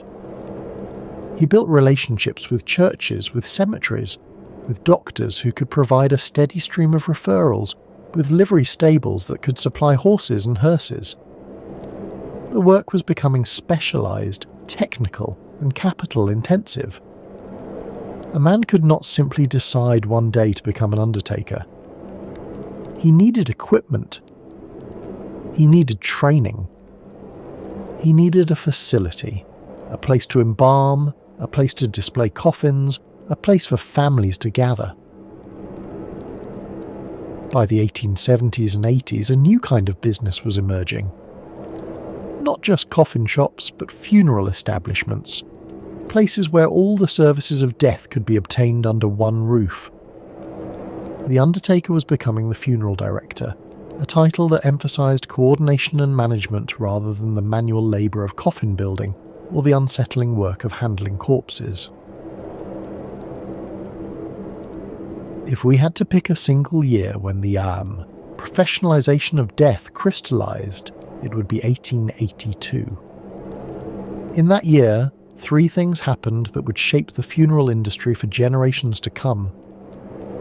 3 developments, occurring almost simultaneously, that marked the transformation from craft to profession, from individual undertakers to a coordinated industry. That these 3 things happened in the same year was not coincidence. It was the culmination of trends that had been building for 2 decades, since the Civil War had demonstrated both the possibility and the demand for professional death care. The first was the founding of the Cincinnati School of Embalming. Joseph Henry Clark was a casket salesman for the Whitewater Valley Coffin Company. He travelled the roads of Ohio and Indiana, visiting undertakers in small towns and cities, taking orders for wooden coffins and metal burial cases. In his travels, he became increasingly aware of a problem. Embalmers had no standardised training. Some were skilled practitioners who had learned their craft on Civil War battlefields or in medical schools. Others were barely competent amateurs who had picked up the basics from a bottle of embalming fluid and a pamphlet. The quality of preservation varied wildly. And the public, understandably, was sceptical of a profession that seemed to have no standards at all. Clark saw an opportunity and a genuine need. He approached Dr. C. M. Lukens, an anatomy professor at Pult Medical College in Cincinnati. Together, they designed a course of instruction in the principles and practice of embalming. They would teach anatomy, the layout of the arterial system, the structure of the body cavity, the points of access for injection. They would teach chemistry, the composition of embalming fluids, the interaction of preservatives with tissue. They would teach technique, how to make an incision, how to raise an artery, how to pump fluid into a body without it leaking out. And they would grant certificates to those who completed the training, pieces of paper that would distinguish the trained professional from the untrained amateur. The first class assembled on Monday, March 8, 1882, in the amphitheatre of Pult Medical College. 7 students attended. The training lasted 6 days. It was rudimentary by later standards. 6 days to learn a trade that mortuary schools would eventually teach over months and years, but it was a beginning. It was an assertion that embalming was not something anyone could do, but something that required instruction, practice, and certification. The idea caught fire. Clark organised additional classes in Cincinnati through the summer and fall. Then he took his show on the road. In November, he rented space above a drugstore in Philadelphia and taught 15 students. In December, he secured a society hall in New York City and taught 17 more. By the end of 1882, Clark had trained 106 students in 4 major cities. This ended our first year's effort, Clark later wrote, to convince the people that embalming was a successful way of preserving the human dead. The Cincinnati School of Embalming, later renamed the Cincinnati College of Mortuary Science, remains in operation today. It is the oldest mortuary school in America, the direct descendant of those 7 students in that Cincinnati amphitheatre. Its graduates have scattered across the country and the world, carrying forward the standards that Clark and Lukens first established.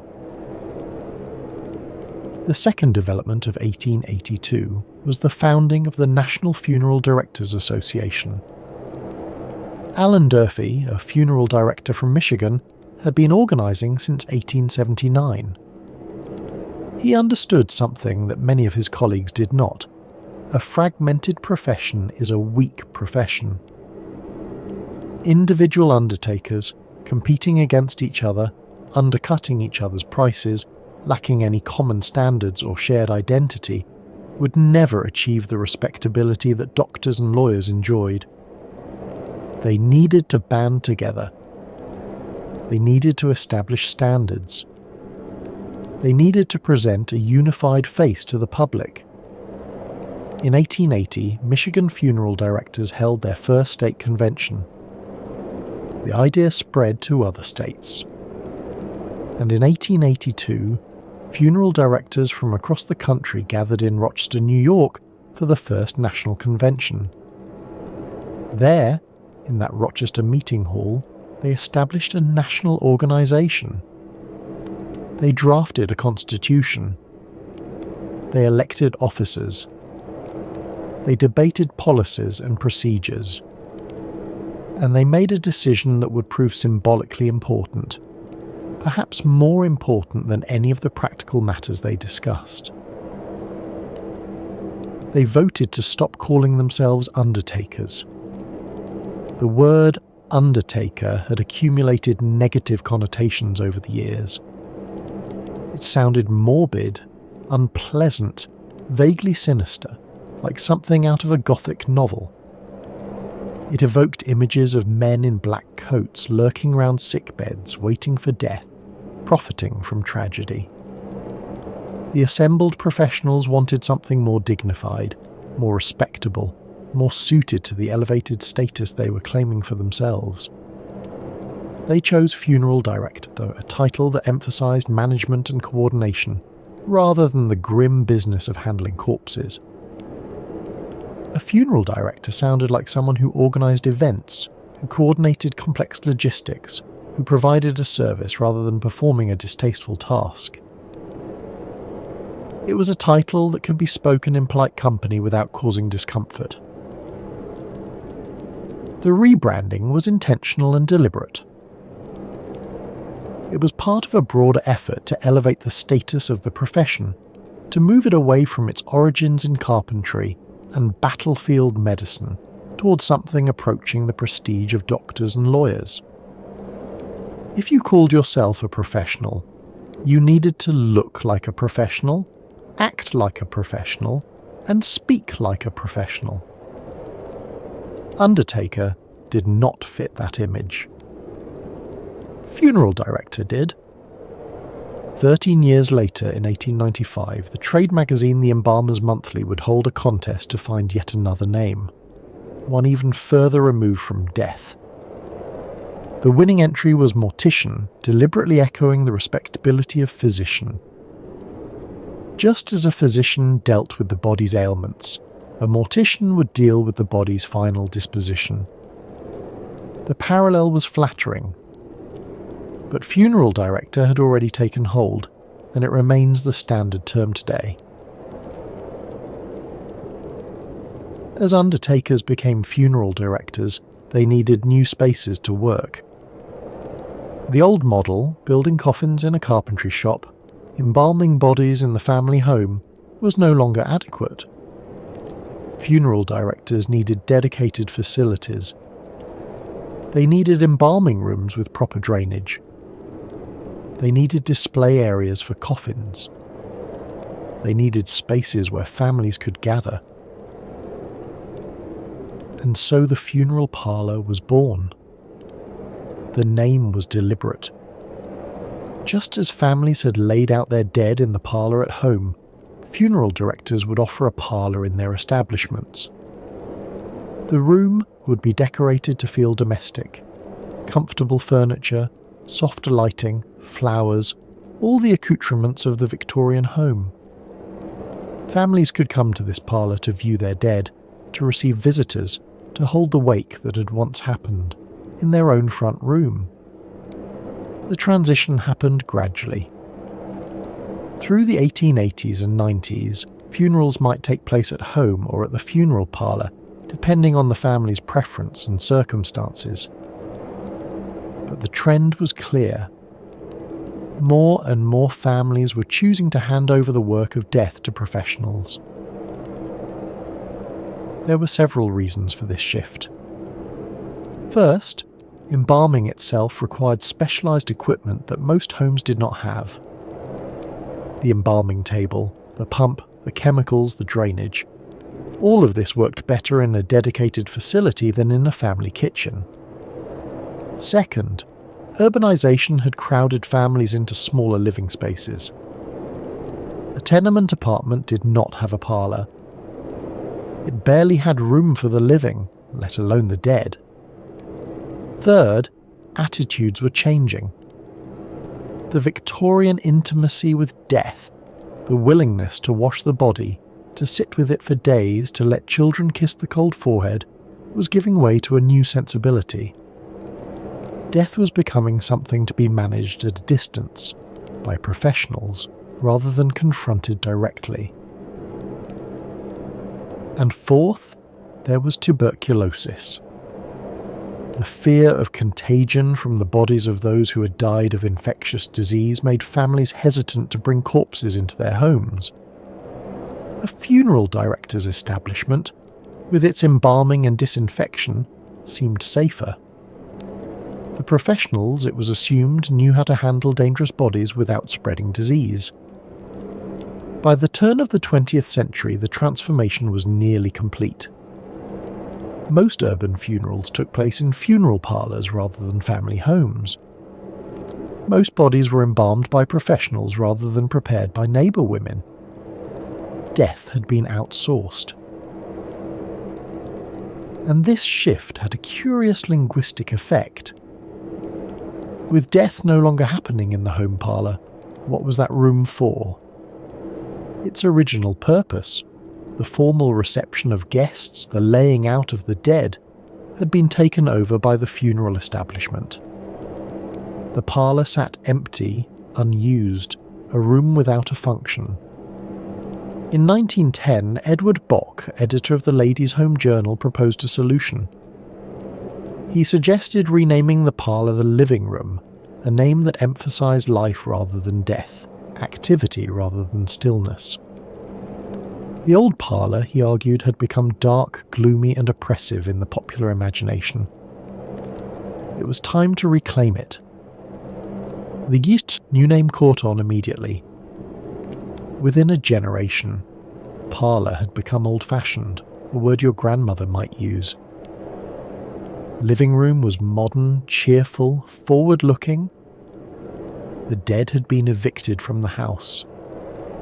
The living room was for the living.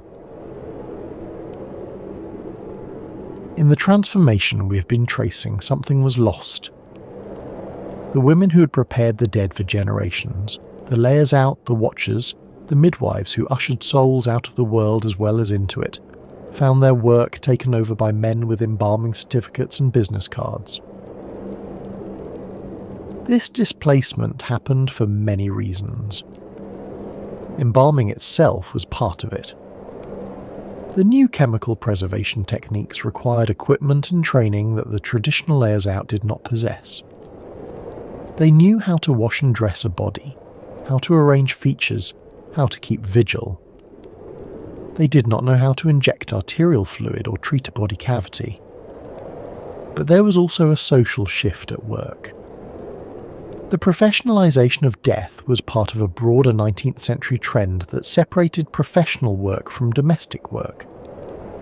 Medicine was professionalizing, pushing midwives aside in favor of male obstetricians. Law was professionalizing, creating bar associations and licensing requirements. And death was professionalizing, replacing the informal networks of neighbor women with formal businesses run by men. The rhetoric of professionalization emphasized expertise, training, scientific knowledge. The traditional death workers, with their handed-down wisdom and their half-crown fees, were reframed as amateurs, inadequate to the challenges of modern death. Never mind that they had successfully prepared bodies for centuries. The new funeral directors had certificates. There was also money involved. A layer out charging half a crown was not building a business. A funeral director offering a full package of services, embalming, coffin, transport, parlour facilities, could charge substantially more. Death was becoming an industry, and industries require capital, equipment, and margins. The displacement was not immediate or total. In rural areas, traditional practices persisted well into the 20th century. Some families continued to prefer home funerals, continued to prepare their own dead, continued to rely on the women who knew what to do. Even today, home funerals are legal in most states, though few families choose them. But in the cities, where the future was being made, the layers out faded from view. Their names disappeared from city directories. Their knowledge ceased to be passed down. Within a generation or two, most Americans had no idea that families had ever prepared their own dead. What was lost was not just work. It was a certain kind of intimacy with death itself. When families prepared their own dead, they confronted mortality directly. They saw what death looked like, smelled like, felt like. They performed the last services with their own hands. They could not pretend that death was something that happened elsewhere, to other people, managed by strangers. When death was professionalized, it became possible to avoid this confrontation. The funeral director handled the body. The embalmer made it look peaceful, almost alive. The family viewed the results in a comfortable parlour, surrounded by flowers that masked any odour. Death was packaged, managed, made presentable. This was a comfort to many. It is not easy to wash your mother's body, to close your child's eyes. The professionals offered relief from these terrible intimacies. But something was lost in the transaction. A certain knowledge, a certain acceptance, a certain understanding that death is not a professional matter, not a business transaction, but the most personal of all human experiences. Once the funeral directors had their association and their schools, they set about building barriers to entry. This is the standard pattern of professionalization. An occupation that anyone can practice becomes a profession that requires credentials. The credentials, licenses, certifications, degrees, serve multiple purposes. They genuinely ensure a minimum level of competence. They also limit competition and allow higher prices. In the decades following 1882, funeral directors lobbied state legislatures for licensing requirements. They argued, not unreasonably, that embalming involved dangerous chemicals and public health considerations. An incompetent embalmer could contaminate water supplies, spread disease, or leave families with inadequately preserved bodies. State by state, licensing laws passed. To become a funeral director or embalmer, one would need to complete an approved course of training, pass an examination, and maintain a license in good standing. The days of battlefield embalmers setting up tents and offering their services to anyone with cash were over. The training programs themselves expanded. What had been a 6-day crash course in Cincinnati became a months-long program covering anatomy, chemistry, pathology, embalming technique, and business management. Mortuary schools opened across the country, each competing for students and prestige. By the early 20th century, Charles O'Donoghue, who had purchased Clark's Cincinnati School in 1909, was offering an expanded curriculum that went far beyond basic embalming. His students learned public health principles, human anatomy in detail, and the scientific basis of preservation. The school's full name, Cincinnati College of Embalming, reflected its aspirations to academic respectability. All of this professionalization came at a cost, passed on, inevitably, to the families purchasing funeral services. Where a simple home funeral with a pine coffin and a layer-out might have cost a few dollars, a professional funeral with embalming, a polished casket and parlour facilities could cost a working family's entire savings. Yet families paid. They paid because they believed the professionals offered something they could not provide for themselves. They paid because a respectable funeral had become a marker of social standing. They paid because they no longer knew how to do it any other way. And what of Thomas Holmes, the man who had started it all? After the Civil War, Holmes retired to Brooklyn. He had made his fortune, 4,000 bodies at $100 each, plus sales of embalming fluid at $3 per gallon to the growing army of embalmers who had learned from his example. By any measure, he had succeeded. He had transformed a fringe practice into a mainstream industry. He was ready to step back from the embalming table. But he could not entirely let go of his life's work. Holmes's Brooklyn home became a kind of macabre museum. Visitors reported that embalmed bodies were stored in his closets, corpses of unknown provenance, preserved as demonstrations of his technique. Preserved heads sat on tables in his parlour, displayed like curiosities or trophies. The man who had done more than anyone to normalise embalming in America lived surrounded by the preserved dead. This was not, perhaps, as strange as it sounds to modern ears, time. Ones. Holmes was a scientist, and scientists of his era often surrounded themselves with specimens. Medical museums displayed preserved organs and anomalies. Anatomists kept skulls and skeletons in their studies.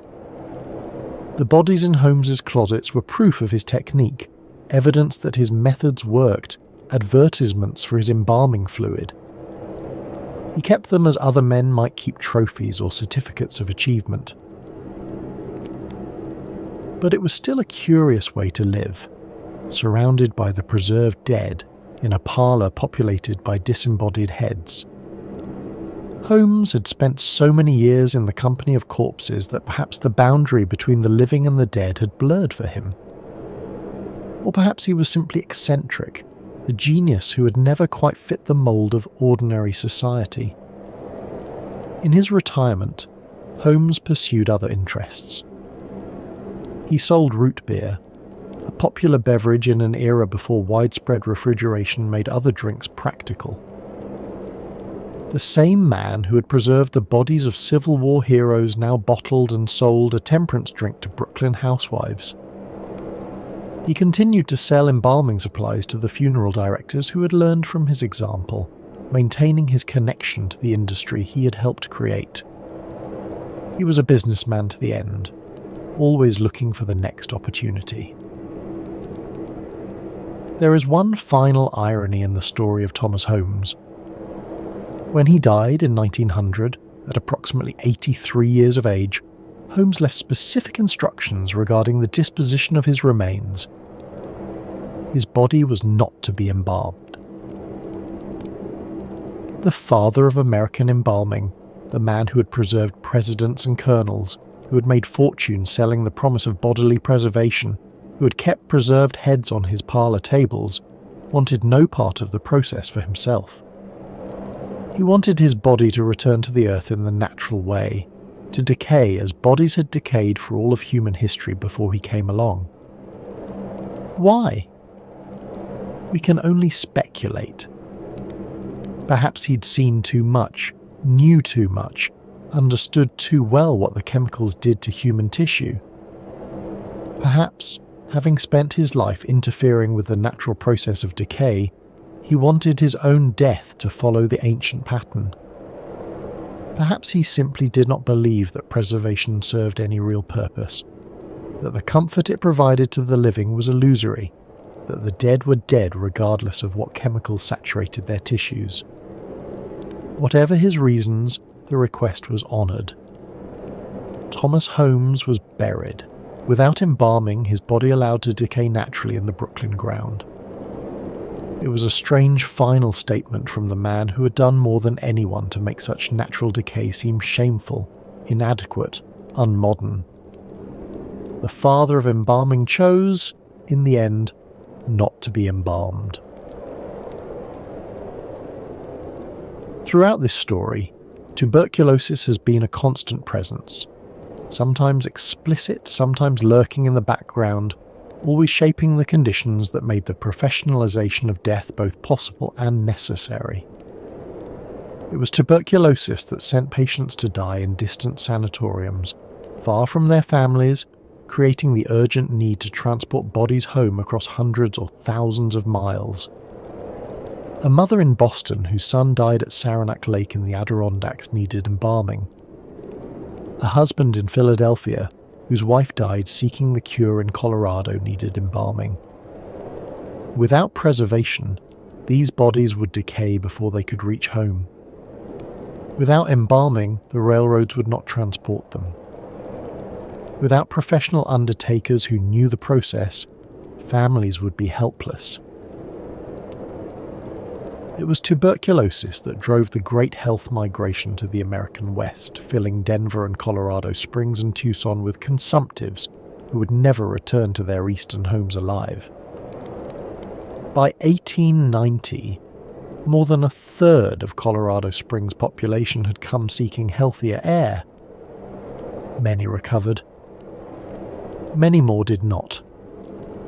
When they died, their families faced a terrible choice: bury them in unfamiliar ground, far from ancestral plots, or pay to have them embalmed and shipped home. And it was the sheer scale of tuberculosis mortality, 1 in 4 people in the 19th century, an unrelenting drumbeat of death that touched every family, every community, every social class, that overwhelmed traditional community-based death practices. When death was rare, families could muddle through. When death was constant, when the laying out women were themselves dying, when communities were too fractured and mobile to sustain the old networks of mutual aid, something had to fill the gap. And it was fear of tuberculosis, fear of contagion, fear of the mysterious process by which the disease spread from person to person, that helped drive families to accept professional funeral services. Tuberculosis was known to be contagious, though the mechanism was not fully understood until Robert Koch identified the tubercle bacillus in 1882, the same year, not coincidentally, that funeral directing professionalized, that the first embalming school opened, that the National Funeral Directors Association formed. The timing was not accidental. The scientific discovery that tuberculosis was caused by a specific germ heightened anxieties about handling the bodies of the dead. Families were afraid. They worried about catching the disease from their dead relatives. They wondered whether washing and dressing a consumptive's body might expose them to infection. The intimate contact that the layers out had always practiced, the washing of the body, the dressing of wounds, the closeness of the work, now seemed dangerous. The funeral directors offered reassurance. They promised to handle the body safely, with professional detachment and proper precautions. They claimed that embalming disinfected as well as preserved, that the chemicals killed any lingering bacteria, that the body they returned for viewing was safe to be near. Whether this was scientifically accurate is debatable. Modern research shows that tuberculosis bacteria can survive in embalmed tissue for weeks, and that embalmers themselves face significant occupational risk, but it was psychologically comforting. Families could believe they were protecting themselves by hiring professionals. They could maintain a safe distance from the contaminated dead. There is another way tuberculosis shaped the funeral industry, a subtler influence, operating through aesthetics rather than fear. The disease had a peculiar beauty. Its victims, in the final stages, often retained a certain ethereal quality, pale, thin, translucent, as though they were already half departed from the physical world. This consumptive look had been romanticized throughout the 19th century. Poets and painters celebrated the beautiful death of the consumptive. The dying heroine of La Bohème, the pale heroines of Gothic novels, the consumptive artists whose genius seemed to burn brighter as their bodies failed. These were cultural archetypes of the beautiful death. When funeral directors prepared bodies for viewing, they drew on this aesthetic tradition. They used cosmetics to create a peaceful, sleeping appearance. The pale face, the closed eyes, the serene expression. They arranged features to suggest serenity rather than suffering. They made the dead look, as Mary Lincoln had said of Ellsworth, like they were merely asleep and might wake at any moment. This artifice, making death look peaceful, beautiful, almost like life, became central to the American funeral tradition. It persists today in the language of viewing and visitation, in the expectation that the body will be displayed in an open casket, looking its best. We want our dead to look like they're sleeping. We inherited this desire in part from the aesthetics of tuberculosis, from the beautiful death of the consumptive, translated into cosmetic practice by generations of funeral directors. By the early 20th century, the transformation was essentially complete. Death had become a profession. It had schools that trained practitioners and associations that represented their interests. It had licensing requirements that barred the untrained from practice and ethical codes that governed professional conduct. It had dedicated facilities, funeral homes, no longer called parlours, that name having passed out of fashion, where all the services of death could be purchased in a single transaction from a single provider. The industry grew rapidly in the early decades of the 20th century. Every city, every town of any size had its funeral home, often multiple funeral homes competing for business. The men who ran them were respected members of their communities, serving on school boards and civic organisations, maintaining the dignified demeanour that the profession required. They were often the first call when someone died, before the doctor, before the minister, before anyone else. The home funeral, once universal, became rare, and then almost vanished entirely. Most Americans born after 1920 would never see an unembalmed body. They would never participate in the washing and dressing of their dead. They would never experience death as an intimate family matter, as something that happened in their own homes, handled by their own hands. They would experience it as customers, purchasing services from professionals, receiving a prepared body at a scheduled viewing. This is the world we inherited. When someone dies today, we call a funeral home. We sit in a comfortable office and select a casket from a catalogue or a showroom. We discuss flowers and music and obituary notices. We receive the body, washed and dressed and cosmeticized by strangers we have never met, at a scheduled viewing in a room designed to look like a living room but is not anyone's home. We attend a service planned with professional guidance following rituals that have been standardized across the industry. We are mourners, not participants. We are customers, not caregivers, timed twos. Is this better or worse than what came before? The question admits no simple answer. The professionalization of death relieved families of difficult, sometimes traumatic work. It provided expertise that most people did not possess and did not want to acquire. It spared the bereaved from confronting the raw reality of bodily decay. It allowed for transportation of bodies across great distances, reuniting families separated by geography, the tuberculosis problem that had helped spark the revolution in the first place. But it also created distance between the living and the dead. It made death something that happens elsewhere, in facilities designed to be pleasant but impersonal, managed by strangers who have made mortality their trade. It transformed a universal human experience, perhaps the most universal of all human experiences, into a commercial transaction. And it made the actual reality of death, the coldness of the body, the stillness, the absolute finality, something most Americans never directly encounter. We see the prepared corpse, the sleeping face, the peaceful illusion. We do not see death itself. In recent years, there has been a small but growing movement to reclaim some of what was lost.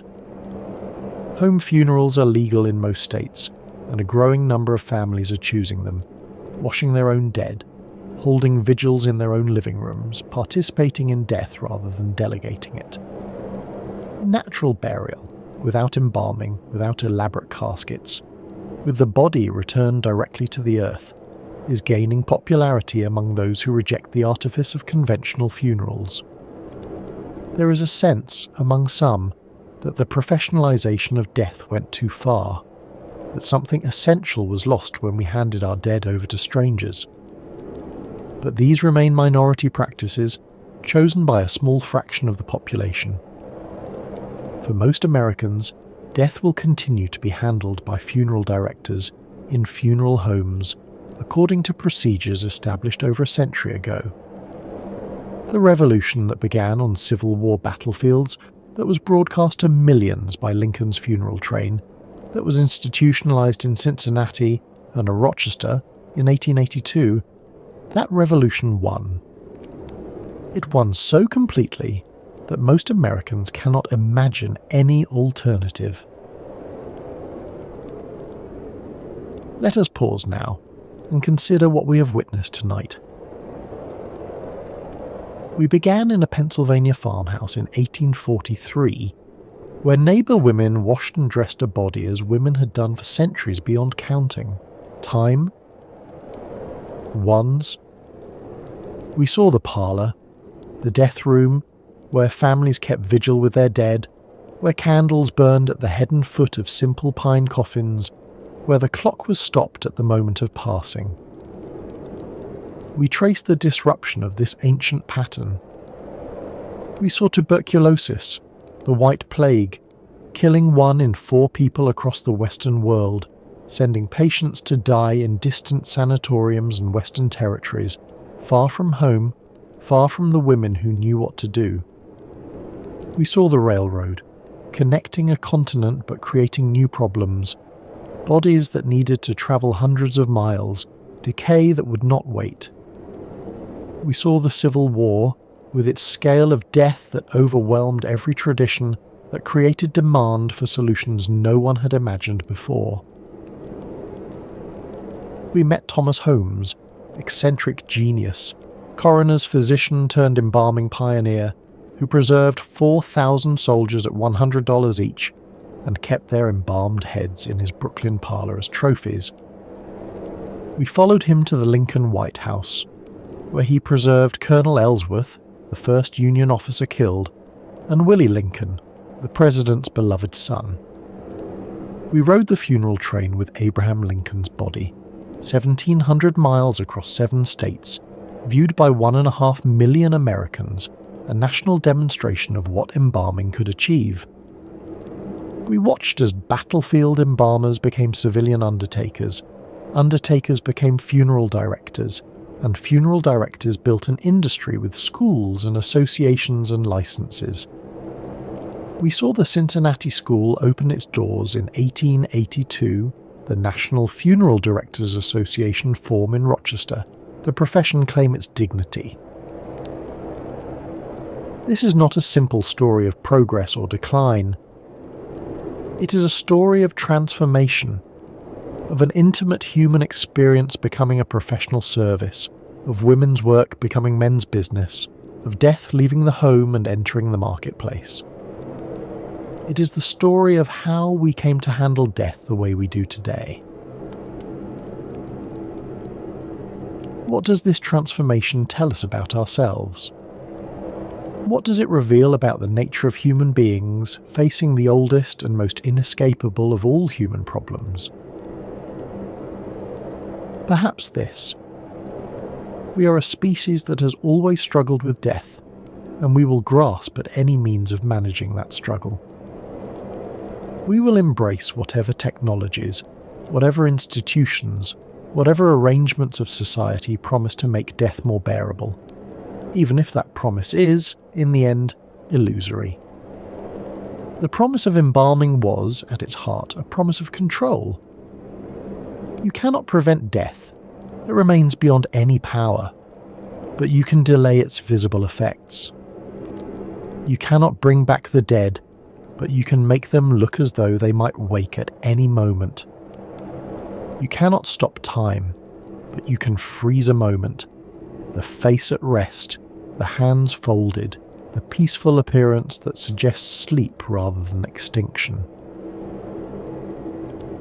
The promise of professionalization was also a promise of control. If death is handled by experts, then we need not handle it ourselves. If the body is whisked away to a funeral home within hours, we need not see it in its raw state, need not watch the colour drain and the features stiffen. If specialists prepare the viewing, we need not confront the terrible work of making the dead presentable, the washing, the positioning, the cosmetic restoration. Control. That is what we purchased when we professionalized death. Not control over death itself, that remains forever impossible, but control over our experience of death. We arranged matters so that death would come to us filtered, managed, packaged in acceptable forms. We interposed professionals between ourselves and the raw reality of mortality. And yet, death remains. It remains despite our arrangements, despite our professionals, despite our technologies of preservation and presentation. No amount of embalming, no professional preparation, no comfortable funeral home can change the fundamental fact. The people we love will die. We will die. All the management and professionalization in the world cannot alter this by 1 second. Perhaps the question is not whether we gained or lost by professionalizing death. Perhaps the question is what we do with whatever intimacy with death we can still find, how we face the reality that no professional, however skilled, can face for us. What do we carry forward from this history? What echoes of these transformations still sound in our lives today? We carry the living room, the space that was once the death room, now renamed and reclaimed for life. Every time we gather in that room to watch television or entertain friends, We inhabit a space that was once defined by death, where our great-great-grandparents kept vigil over the bodies of their loved ones. The name changed in 1910. The space remains. We carry the expectation of the beautiful dead, the peaceful face, the serene expression, the appearance of sleep that suggests the deceased might wake at any moment. This aesthetic, born in the romanticization of tuberculosis and perfected by generations of embalmers and funeral directors, shapes what we expect to see when we view a body. We would be disturbed to see death as it actually looks.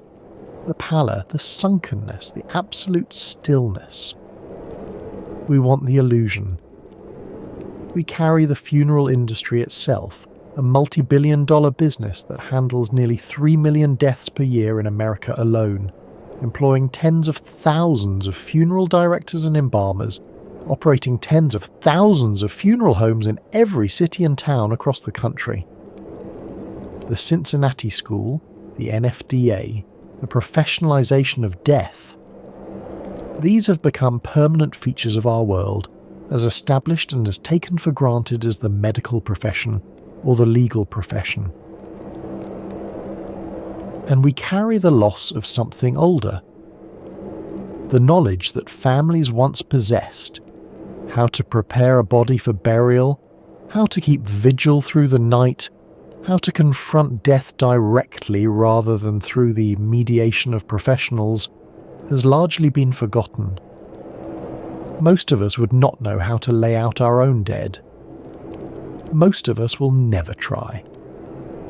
The skills that were once passed from mother to daughter, from neighbour to neighbour, have been lost. This loss may be acceptable. Perhaps we prefer to have professionals handle death, just as we prefer to have professionals handle our plumbing and our taxes and our illnesses. There is no shame in specialisation. Modern life is built on the division of labour, on the delegation of tasks we cannot or will not do ourselves. But there may be something valuable in remembering that it was not always so. That for most of human history, death was handled by families, by communities, by women who knew what to do because they had been taught by women before them. That the professionalisation we take for granted is recent, barely a century and a half old. That it is contingent, the product of specific historical circumstances, not an inevitable feature of human society. That it is, in principle, reversible.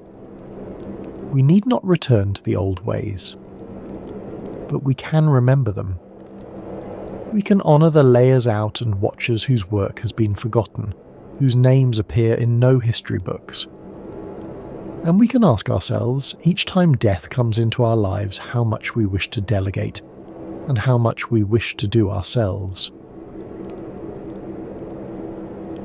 Death comes to everyone. This we know. This is the one certainty in human life, the one fact that unites every person who has ever lived or ever will live. What we have traced tonight is how one society, in one era, chose to respond to that universal fact. How America moved from intimacy to distance, from participation to delegation, from community to commerce. How it transformed a family matter, handled by women in parlours, into a commercial service, handled by men in funeral homes. How it built an industry, a vast, sophisticated, profitable industry, on the unchangeable reality of mortality. Other societies have made other choices. Other cultures handle death in ways that would seem strange to us, and our ways would seem strange to them. Other eras will make choices we cannot imagine, will develop technologies and practices that would be as foreign to us as embalming would have been to our ancestors in that Pennsylvania farmhouse in 1843. The professionalization of death was not inevitable. It was a response to specific circumstances, the Civil War, tuberculosis, urbanization, the railroad. Different circumstances might have produced different outcomes. And circumstances are changing again. The next transformation is already underway. Cremation is rising. Now chosen by more than half of Americans, a complete reversal from a century ago. Natural burial is growing. Burial without embalming, without elaborate caskets, with the body returned directly to the earth. Some families are reclaiming home funerals, washing and dressing their own dead as their great-great-grandmothers did. The industry built by Thomas Holmes and Joseph Henry Clark and Alan Durfee is changing, as all industries must change when the world changes around them.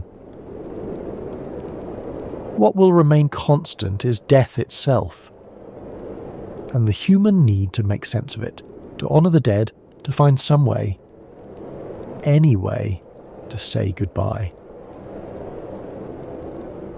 Let us return one final time to that Pennsylvania farmhouse. The year is 1843. February. The cold has seeped into every corner of the house, and the fire in the hearth barely holds it at bay. In the parlour, candles burn at the head and foot of a simple pine coffin that the husband built with his own hands this morning, working through his grief with hammer and saw. The neighbour women have done their work and gone home. They washed the body with care and tenderness. They dressed it in the best dress, the one saved for just such an occasion. They arranged the features into peace. The community has come to pay respects, to sit with the living, to share food and memory. Tomorrow the men will carry the coffin on their shoulders to the churchyard, and the minister will speak the words that have been spoken over the dead since time beyond memory. In this moment, death is intimate. It is handled by hands that knew the deceased in life, that held her hand, that braided her hair, that cared for her in sickness. It happens at home, in the same rooms where the family eats and sleeps and lives, where the children play and the fire burns. It is witnessed, not managed. It is confronted, not delegated. It is present, visible, real. This world is about to change. 20 years from now, Civil War battlefields will teach a generation of men to preserve the dead with arsenic and zinc. A president's funeral train will show the nation what embalming can do. It will demonstrate that death can be delayed, that bodies can travel. Tuberculosis will kill millions and scatter millions more across a continent, far from home, far from the women who knew what to do, creating desperate demand for the services of the new death professionals. The parlour will become the living room. The undertaker will become the funeral director. Death will leave the home, quietly, gradually, completely, and take up permanent residence in professional facilities handled by strangers who have made mortality their trade, who have certificates on their walls and chemicals in their tanks and showrooms full of caskets in every price range. All of this is coming. But tonight, in 1843, in this farmhouse in the hills of Pennsylvania, none of it has happened yet. Tonight, a family keeps vigil in the old way, as families have kept vigil for countless generations. Tonight, death is still a family matter. Tonight, the dead are still at home. And so, as the night deepens and the candles burn low, we leave that parlour behind. Its time is passing. The world is changing, shaped by war and disease and the relentless engine of professionalization. But the fact of death remains, as it remained for those neighbour women, as it remained for Thomas Holmes and his preserved heads, as it remained for Abraham Lincoln on his funeral train, as it remains for us tonight. We have travelled far tonight, from parlours to battlefields, from neighbour women with their basins and cloths to professional embalmers with their pumps and chemicals, from a world where death was intimate and present to a world where death is managed and distant. We have traced the arc of a transformation that shaped the world we live in, that made possible the funeral industry we now take for granted, that renamed the very rooms in our homes. Next time on the Sanatorium, we'll explore another corner of tuberculosis history, another way that this singular disease shaped the world we inherited. But that journey is for another night. For now, rest well. Let the memory of candlelight guide you into sleep. Let the soft crackling of distant fire ease you into dreams. Let the knowledge that generations before us faced the same darkness, the same sorrow, the same mysteries of mortality. Let that knowledge offer some comfort. We are not alone in our mortality.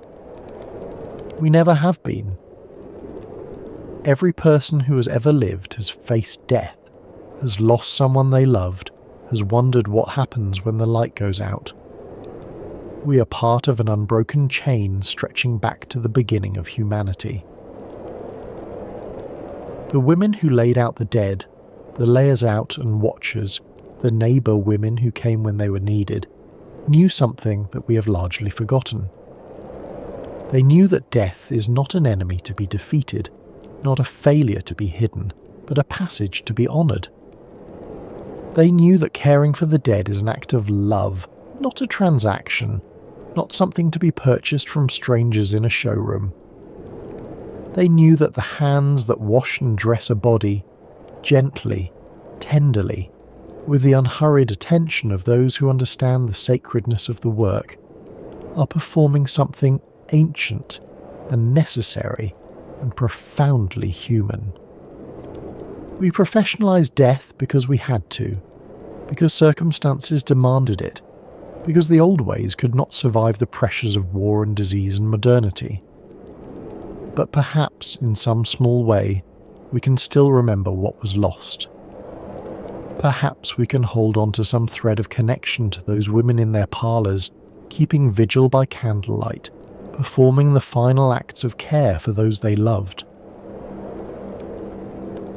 If you found some measure of peace in tonight's journey, perhaps leave a like, or share it with someone who might find comfort in these stories of how we came to be who we are.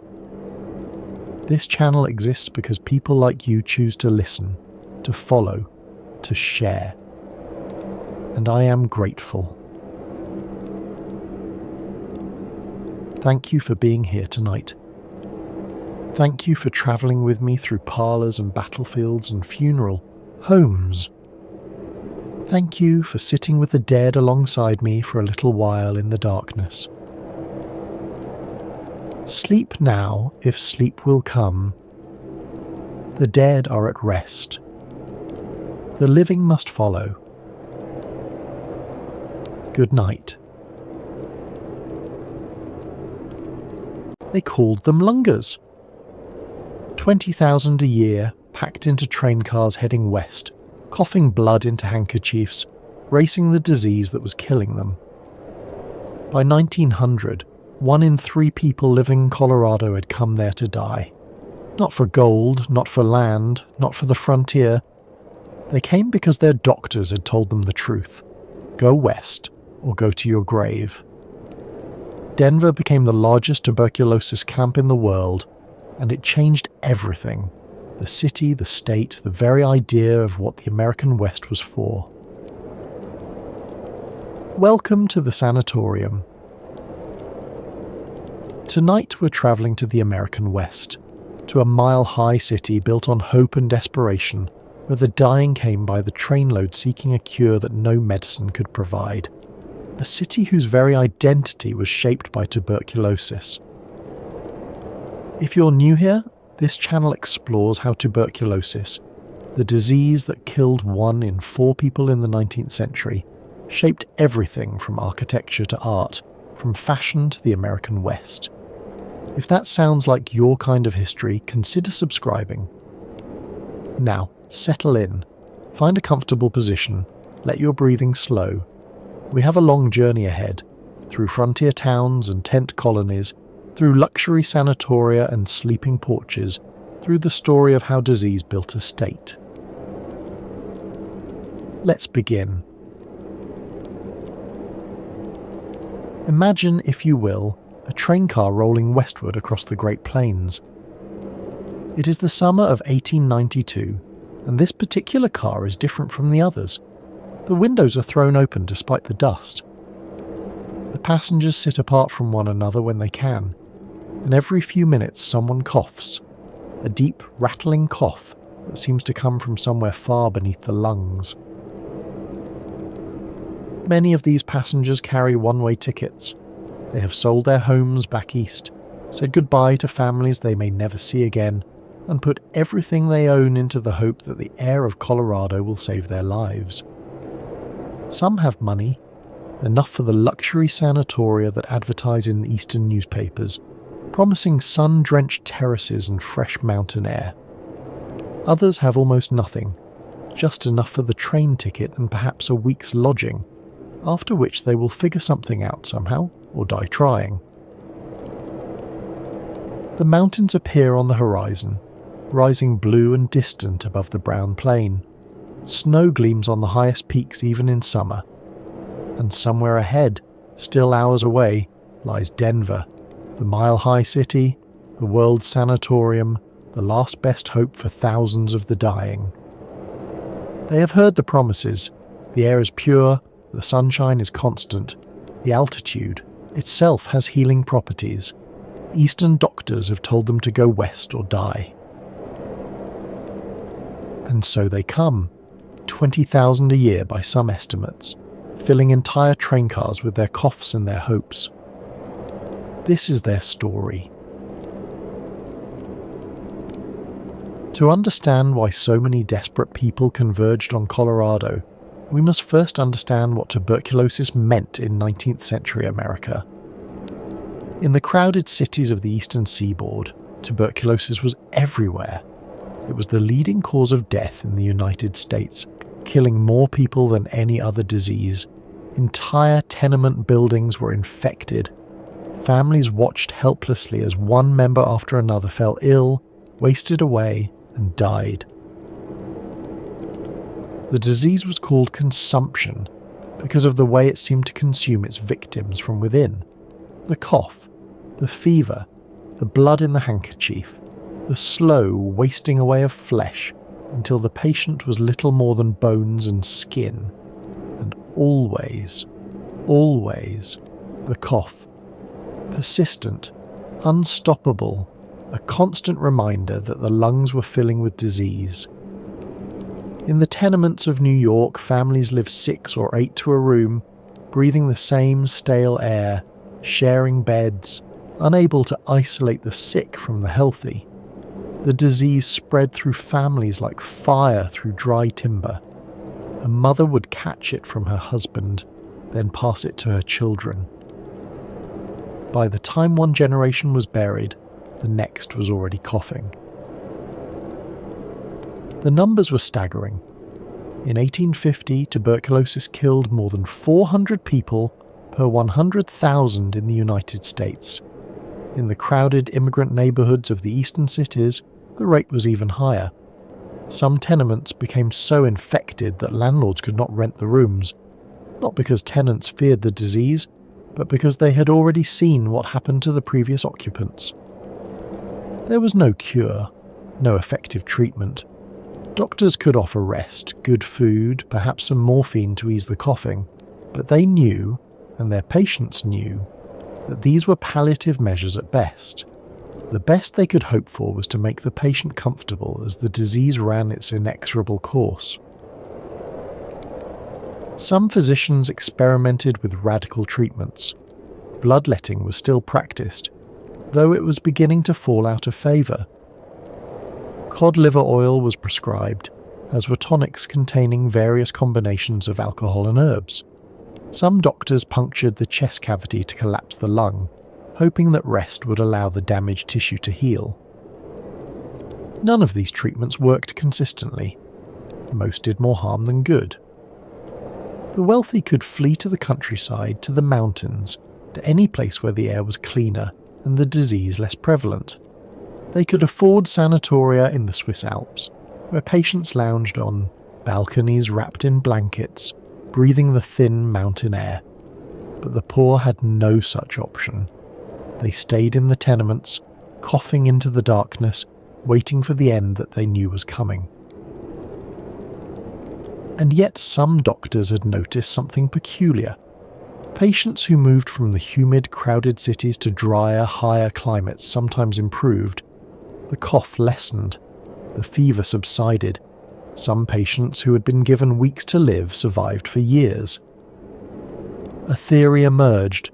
Perhaps the problem was not just the disease itself, but the environment in which the disease flourished. Perhaps the humid air of the cities, thick with coal smoke and factory fumes and the exhalations of thousands of crowded inhabitants, was the real enemy. Perhaps what the consumptive needed was fresh air, dry air, pure air. And where in America was the air purest? Where was it driest? Where did the sun shine more than 300 days a year? Where could patients escape the coal smoke and the humidity and the crowded conditions that seemed to make the disease spread so quickly? Colorado. The answer seemed obvious. Colorado's altitude, a mile above sea level in Denver, even higher in the mountain towns, meant thin, dry air. The lack of humidity meant fewer of the damp conditions in which disease seemed to flourish.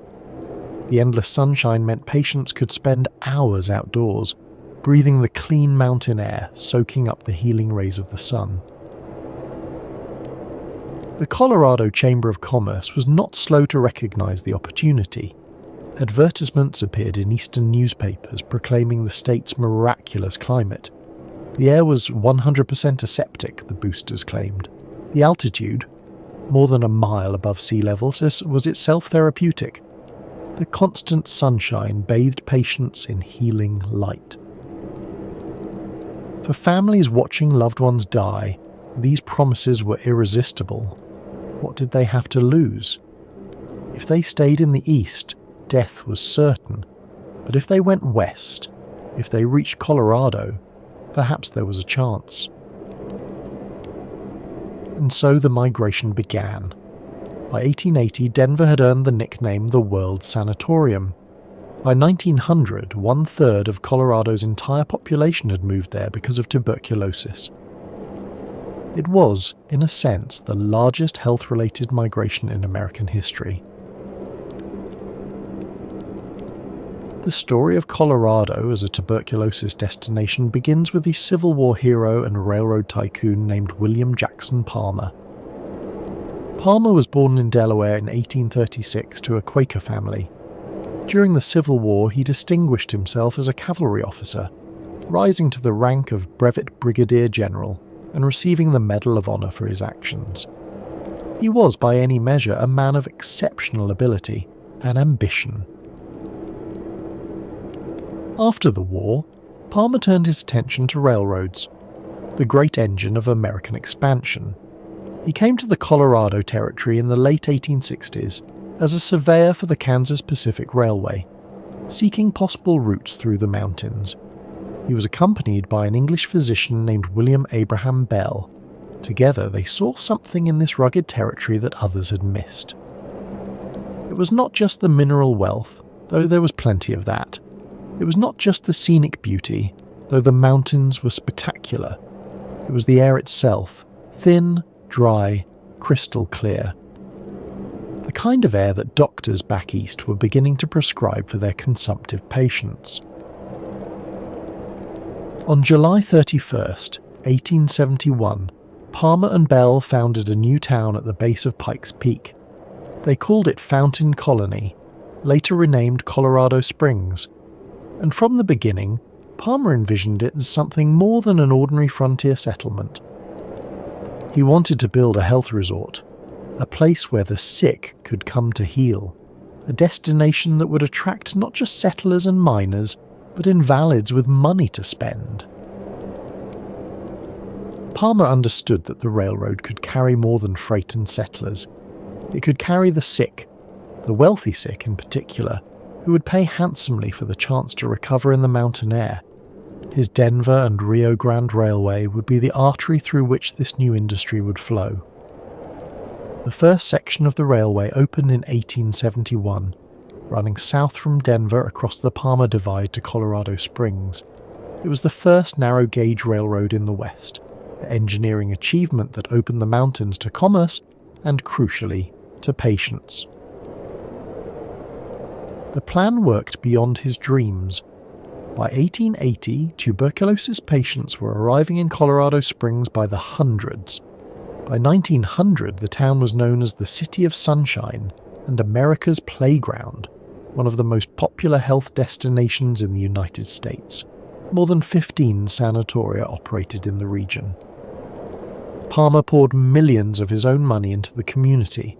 He donated over 1,600 acres for parks, hospitals, and schools. He gave land for Colorado College, for the Colorado School for the Deaf and Blind, for several churches in the downtown area. He funded the Cragmore Sanatorium, a facility for tuberculosis treatment that would become one of the most famous in the nation. The houses along North Nevada Avenue were converted into boarding houses for consumptives. The large homes on the old North End built sleeping porches for their consumptive boarders. The area became known locally as Lunga's Row. Palmer shaped the very landscape of the city around, the needs of the health-seeking population.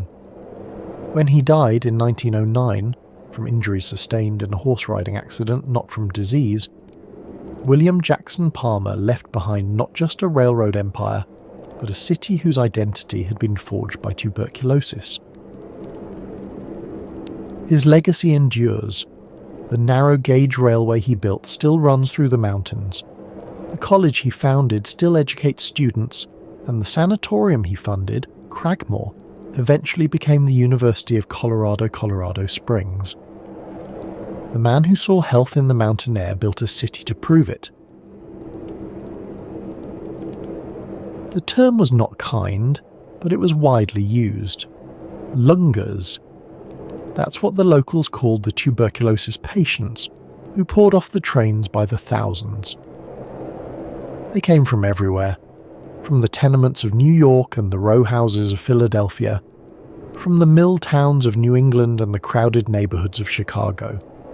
They came with letters of recommendation from their Eastern doctors. They came with newspaper clippings promising miracle cures. They came with everything they owned packed into a single trunk. And they came in all conditions. Some arrived in the early stages of the disease when the prognosis was still uncertain. These patients had the best chance of benefiting from the mountain air. With rest and good food and years of careful living, some of them would recover, or at least survive far longer than they would have in the East. But others arrived in the final stages of consumption.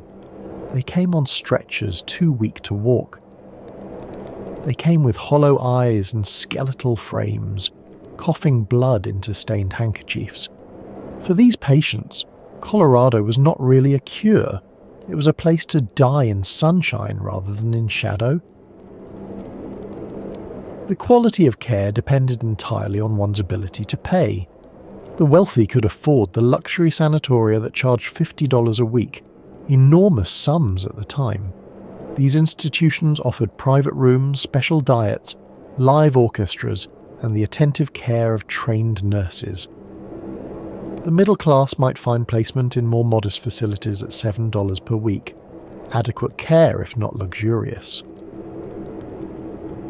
But the poor, and many of the Lungas were poor, having spent their last savings on the train ticket west, had few options.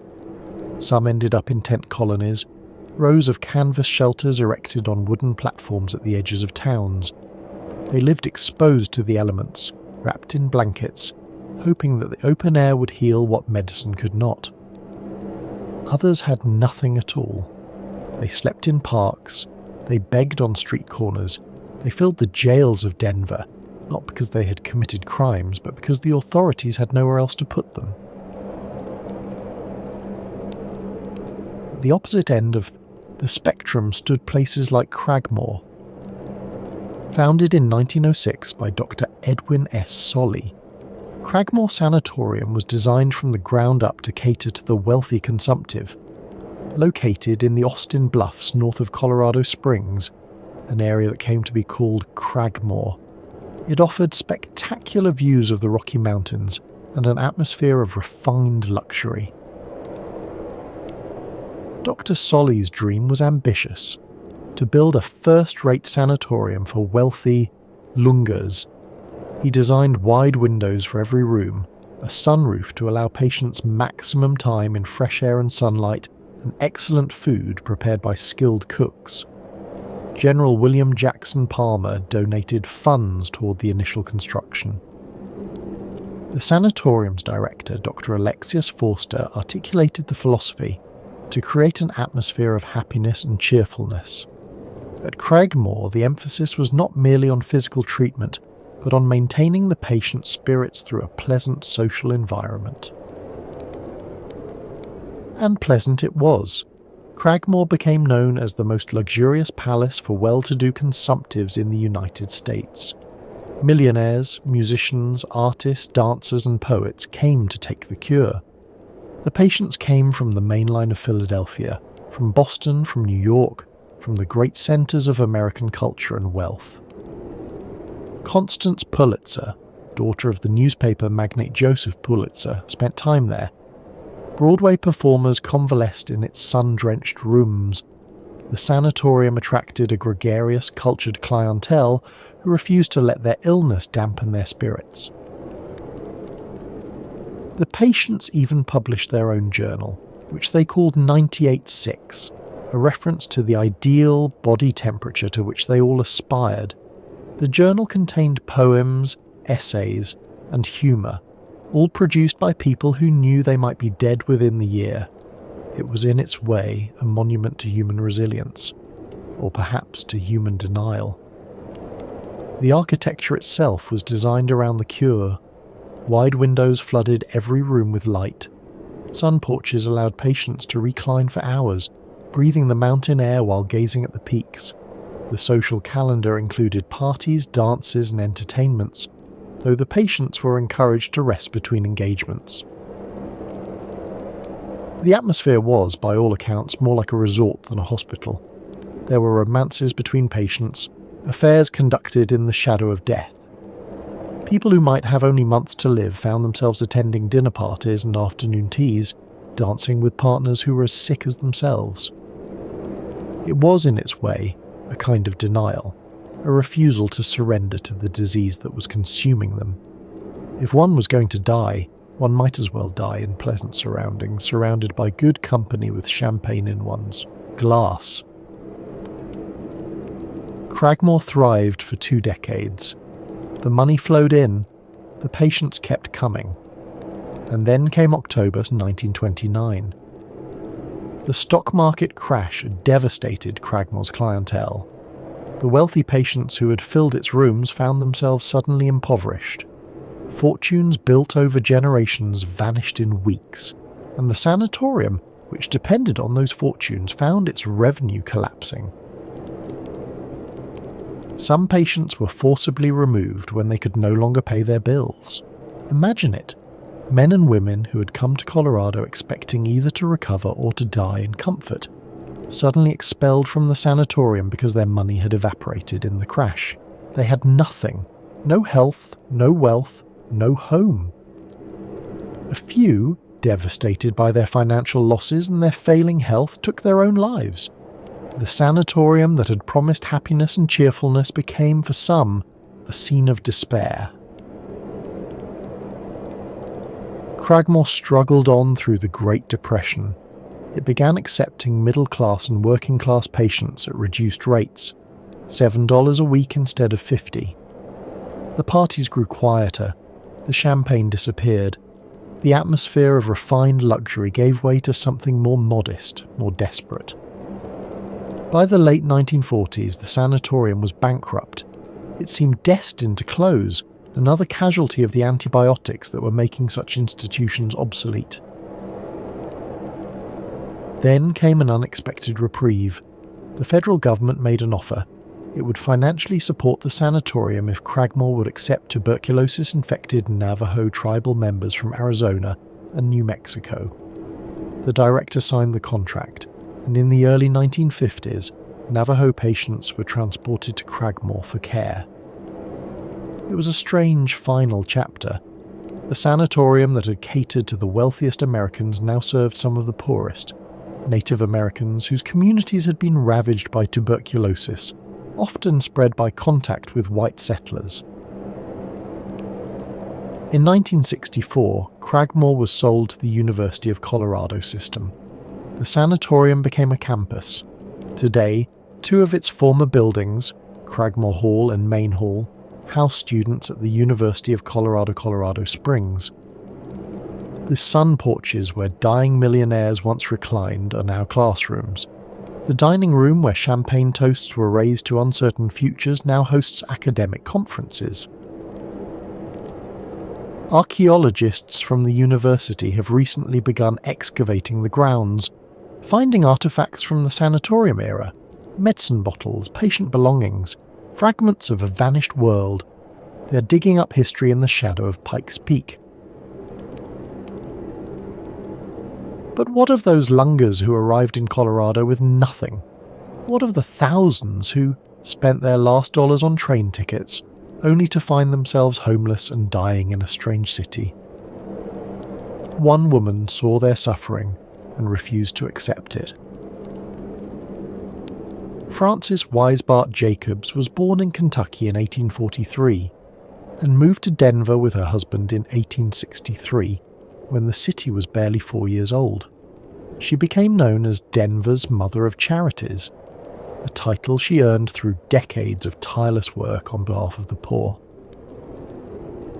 As part of her charitable work, Jacobs regularly visited impoverished homes to bring food, coal, clothing, and soap. She was not afraid to touch an emaciated body. She did not flinch at the sight of blood. She often stopped to give aid to someone who had fallen on the street from a hemorrhage, a common occurrence in a city filled with consumptives. She watched as tuberculosis patients flooded into Denver, overwhelming its resources. By 1890, some 30,000 people were arriving in Colorado each year seeking the cure. Many had nothing. They had sold everything to buy their train tickets, and when they arrived, they found that no institution in Denver would admit penniless consumptives. They slept in the streets. They begged for food. They coughed in the public parks. Many of them ended up in jail, not because they had committed crimes, but because the authorities had nowhere else to put them. They lived and died on the city's streets, and Jacobs saw it all. She determined to do something about it.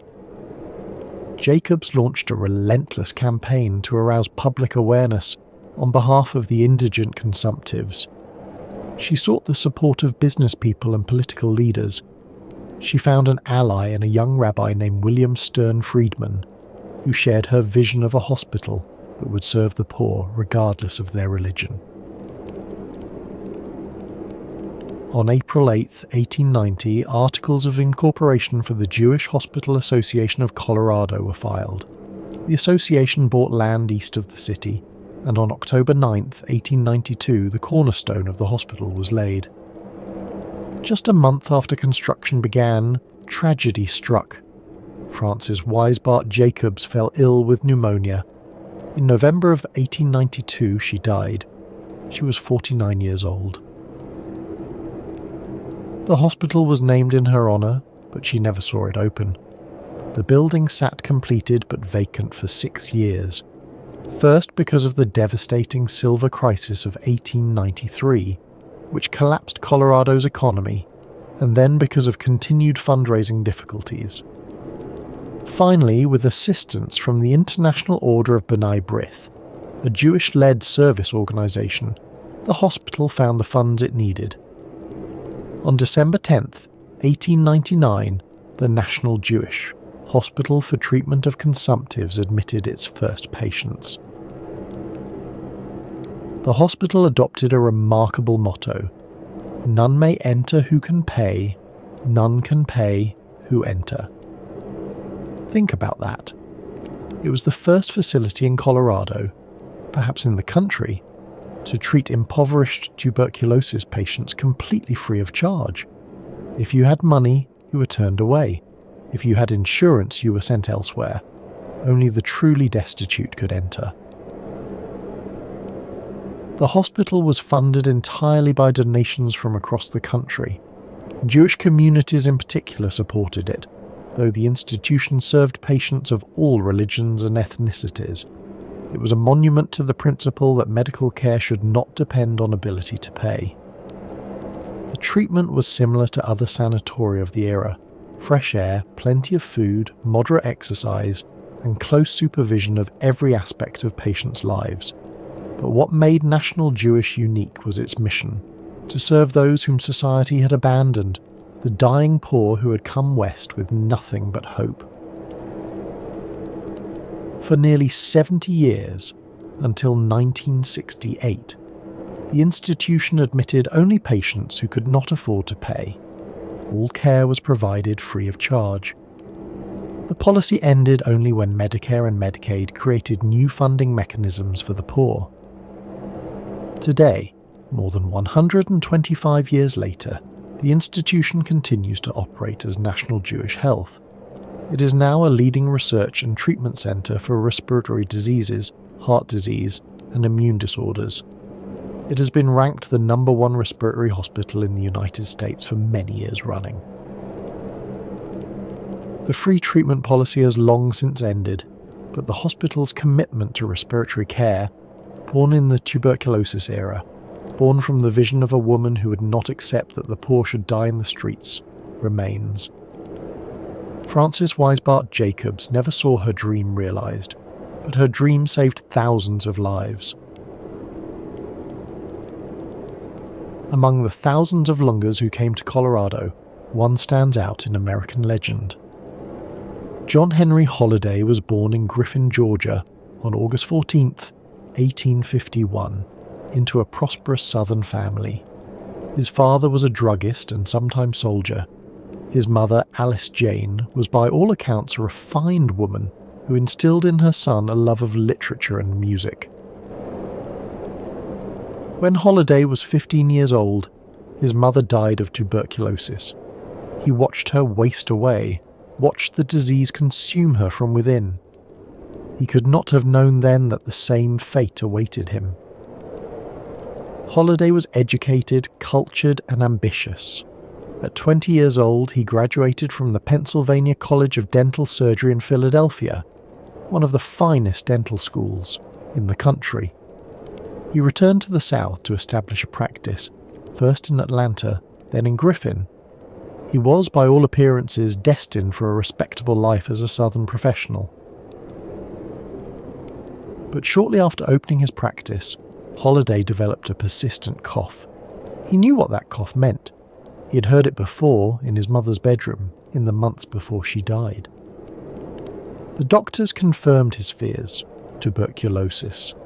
The same disease that had killed his mother had found him. He was given, at most, a few months to live, perhaps longer if he sought a drier climate. The prescription was familiar to anyone who had studied medicine in those years. Go west, seek the dry air of the desert, the thin atmosphere of the mountains. Perhaps, just perhaps, the change of climate might slow the disease. And so John Henry Holliday, D.S., packed his bags and headed west. He was 22 years old and he expected to die. Holliday moved his practice to Dallas, Texas, hoping the drier climate might help. It didn't. The cough followed him, and so did the customers, or rather, the lack of them. Patients in Frontier, Texas were reluctant to sit in a dentist's chair while the dentist coughed blood onto their open mouths. His practice failed. He needed income. And on the frontier there was one profession that didn't mind if you coughed: gambling. Somewhere in those years, in the saloons of Dallas and Denison, in the cattle towns of Kansas, John Henry Holliday transformed. The cultured southern dentist became something else entirely. A gambler, a drinker, and increasingly a man with a reputation for violence. He drifted through the frontier towns, Cheyenne, Denver, Dodge City, Las Vegas, in the New Mexico territory. He played faro and poker in smoke-filled saloons. He got into fights. He was arrested repeatedly for gambling and for violence. The disease was killing him slowly, and he seemed determined to live as recklessly as possible in whatever time remained. The whiskey helped with the cough, or at least dulled the awareness of it. Holliday drank heavily, a practice that surely hastened the progress of the disease, but he was dying anyway. What did it matter if he died a few months sooner, so long as those months were lived on his own terms? It was in this period that he acquired the nickname that would follow him into legend. Doc, not for his dental training, but because even hardened frontier gamblers could see that this thin, coughing man was a sick man, a dying man. In 1879, in Dodge City, Kansas, Doc Holliday met a lawman named Wyatt Earp. The two men formed an unlikely friendship, the dying gambler and the austere peace officer. It was a friendship that would lead them both to Tombstone, Arizona, and to immortality. By the time he arrived in Tombstone, Arizona in 1880, Doc Holliday was infamous. His reputation preceded him, a dangerous man, quick with a gun, unpredictable when drinking, and always coughing. Tombstone was a boom town, built on silver mining and populated by the usual frontier mix of miners, merchants, prostitutes, and outlaws. Wyatt Earp had come there to enforce the law, along with his brothers Virgil and Morgan. Doc Holliday followed his friend. The events that followed have been told and retold so many times that it's difficult to separate fact from legend. What we know is this.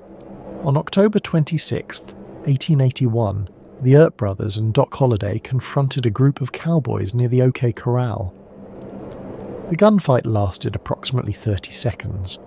When it was over, 3 men were dead: Tom McClory, Frank McClory, and Billy Clanton. Virgil and Morgan Earp were wounded. Doc Holliday had been grazed by a bullet. It was, in terms of actual deaths, a minor incident. Frontier towns saw far worse. But the gunfight at the OK Corral would become the most famous shootout in American history, and Doc Holliday would become a legend. The irony was not lost on those who knew him. Here was a man who should have been dead years ago, a man whose lungs were slowly filling with the bacilli of tuberculosis, a man who coughed blood into handkerchiefs every day of his life. And he had walked into a gunfight and walked out alive. But the tuberculosis that had driven him west in the first place was a more persistent enemy than any outlaw. Through all his adventures, the gambling, the gunfights, the long nights in frontier saloons, the cough remained. The fever came and went. The disease that had already taken his mother was slowly, inexorably, claiming him as well. After the gunfight at the OK Corral, violence followed the Earps and Holliday. Virgil Earp was ambushed and crippled. Morgan Earp was assassinated while playing billiards. Wyatt launched a vendetta ride that left several men dead. Through it all, Doc Holliday rode alongside his friend, coughing between gunfights. Eventually the violence subsided. Wyatt Earp moved on to California, to Alaska, to the various ventures that would occupy his remaining decades. Doc Holliday drifted through the mining towns of Colorado, Leadville, high in the mountains, Denver, with its growing population of health seekers. He moved restlessly, perhaps hoping that one more change of scenery would give him relief. But there was no relief to be found. The disease had progressed too far. The 15 years since his diagnosis had been a gift. Most consumptives died within months, but the gift was running out. By the spring of 1887, the situation was dire. The long winters and high altitude of Leadville, over 10,000 feet above sea level, had taken their toll on his already emaciated body. The thin air that was supposed to heal consumptives was now too thin for his damaged lungs to process. He needed something more. Holiday had heard of the hot springs at Glenwood Springs, a small town in western Colorado nestled in a valley at the confluence of the Colorado and Roaring Fork rivers. The waters were said to have healing properties. Native Americans had bathed in them for generations. The Ute people considered the springs sacred, imbued with the power to cure. Perhaps one more desperate hope. The springs might provide some relief. Perhaps the vapor caves, filled with the steam rising from the hot mineral waters, might ease his tortured lungs. He arrived in Glenwood Springs in the spring of 1887. He checked into the Hotel Glenwood, a modest establishment near the springs. Kate Horany, the woman known as Big Nose Kate, who had been his companion on and off for years, later claimed that she attended to him in his final days. He was 36 years old and he knew he was dying. Holiday spent the last 57 days of his life in that Colorado town. He visited the springs when he could walk. He soaked in the warm mineral waters. He breathed the steam of the vapor caves, hoping that the Indian medicine might accomplish what Western medicine could not.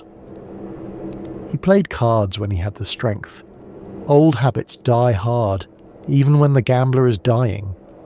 He drank whiskey, which at least dulled the pain and the cough that never stopped. As the weeks passed, his condition deteriorated. He grew weaker. The cough became more constant. He spent more and more time in bed, too exhausted to make the walk to the springs. On November the 8th, 1887, the end came. According to the stories that have come down to us, Holiday was lying in bed at the Hotel Glenwood when he asked for a glass of whiskey. Someone, perhaps Kate, perhaps a hotel employee, brought it to him. He drank it, apparently with satisfaction. It may have been his last drink. It was certainly one of thousands he had consumed in his short, violent, remarkable life. Then he looked down at his bare feet sticking out from under the blankets. "This is funny," he said. And he died.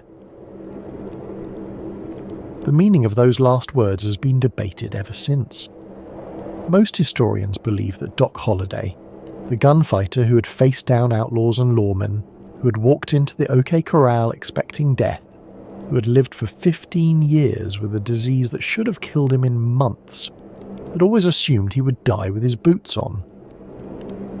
In a gunfight, probably, or in some violent confrontation at a gambling table, or perhaps on the run from the law, shot down by a deputy in some dusty frontier town. That was how men like Doc Holliday died.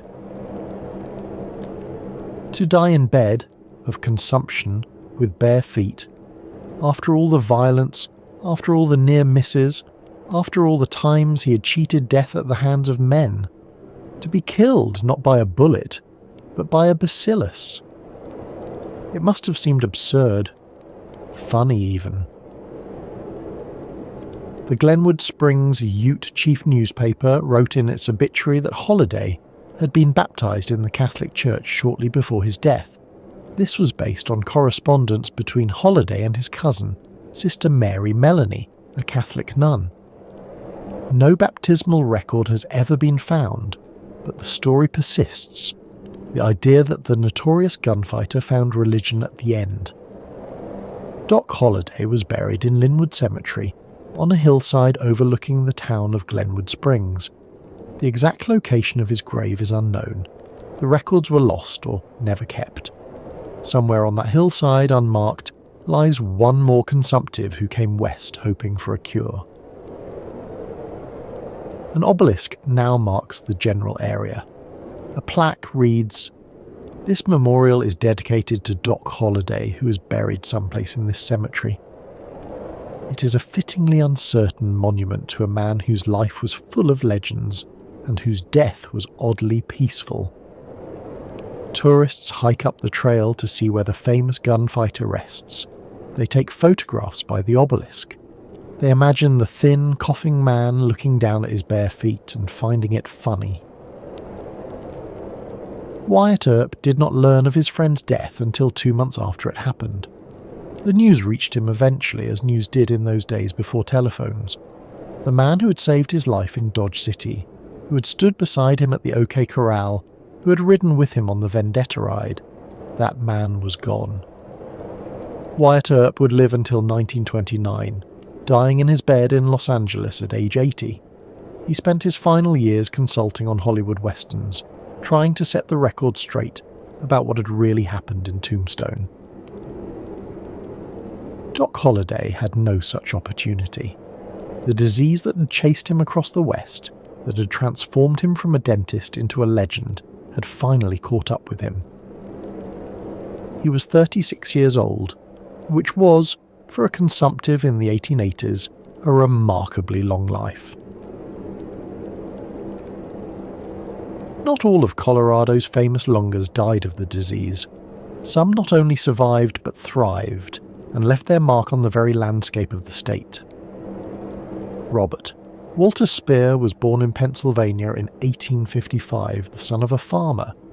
Like so many families of the era, the Speers were touched by tuberculosis, the disease that seemed to spare no household, no social class, no corner of America.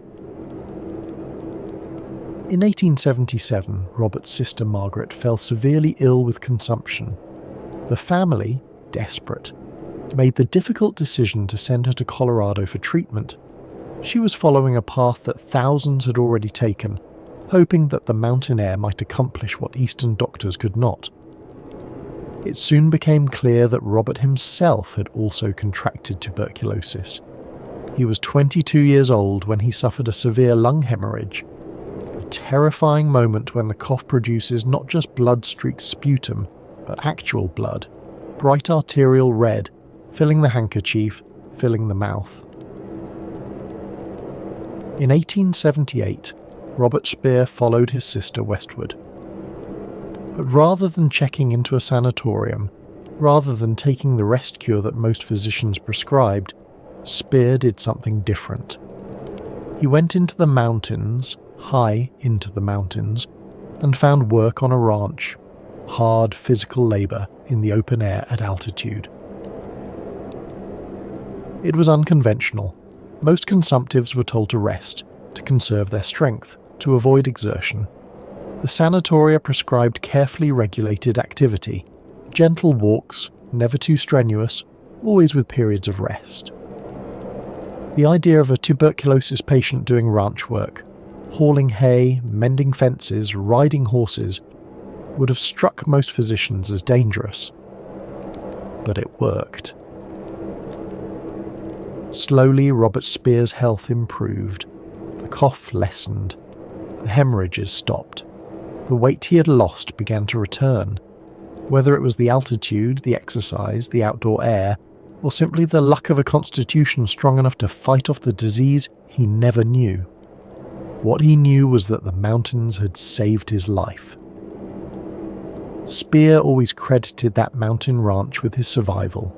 For the rest of his life, he advocated for fresh air, outdoor activity, and the healing power of the Colorado climate. He had experienced it himself. He was living proof. With his health restored, Speer moved to Denver.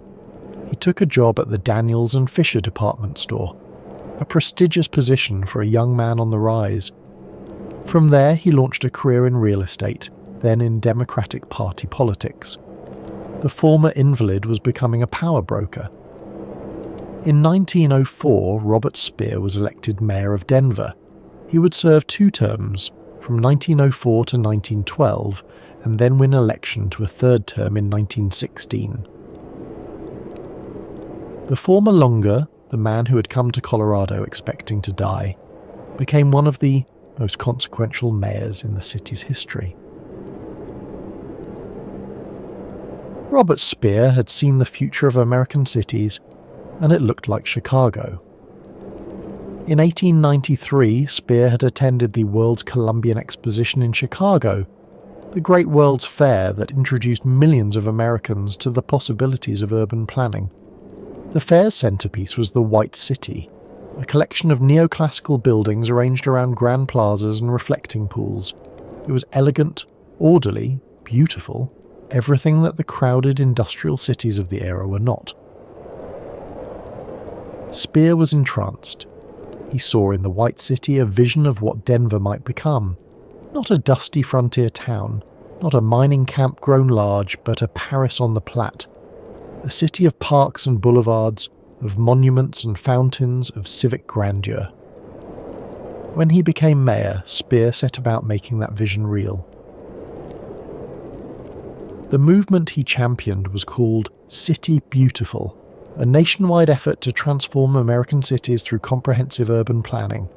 City Beautiful advocates believed that beautiful surroundings would produce better citizens, that parks and monuments would inspire civic pride and moral improvement.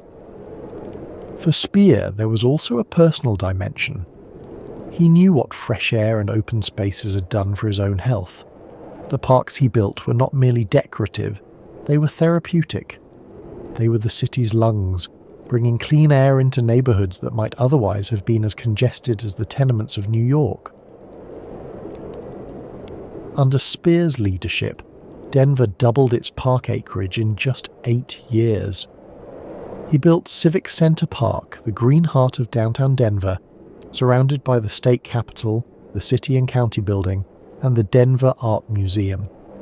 He cleaned up Cherry Creek, which had become virtually an open sewer, channeling it and creating parkland along its banks.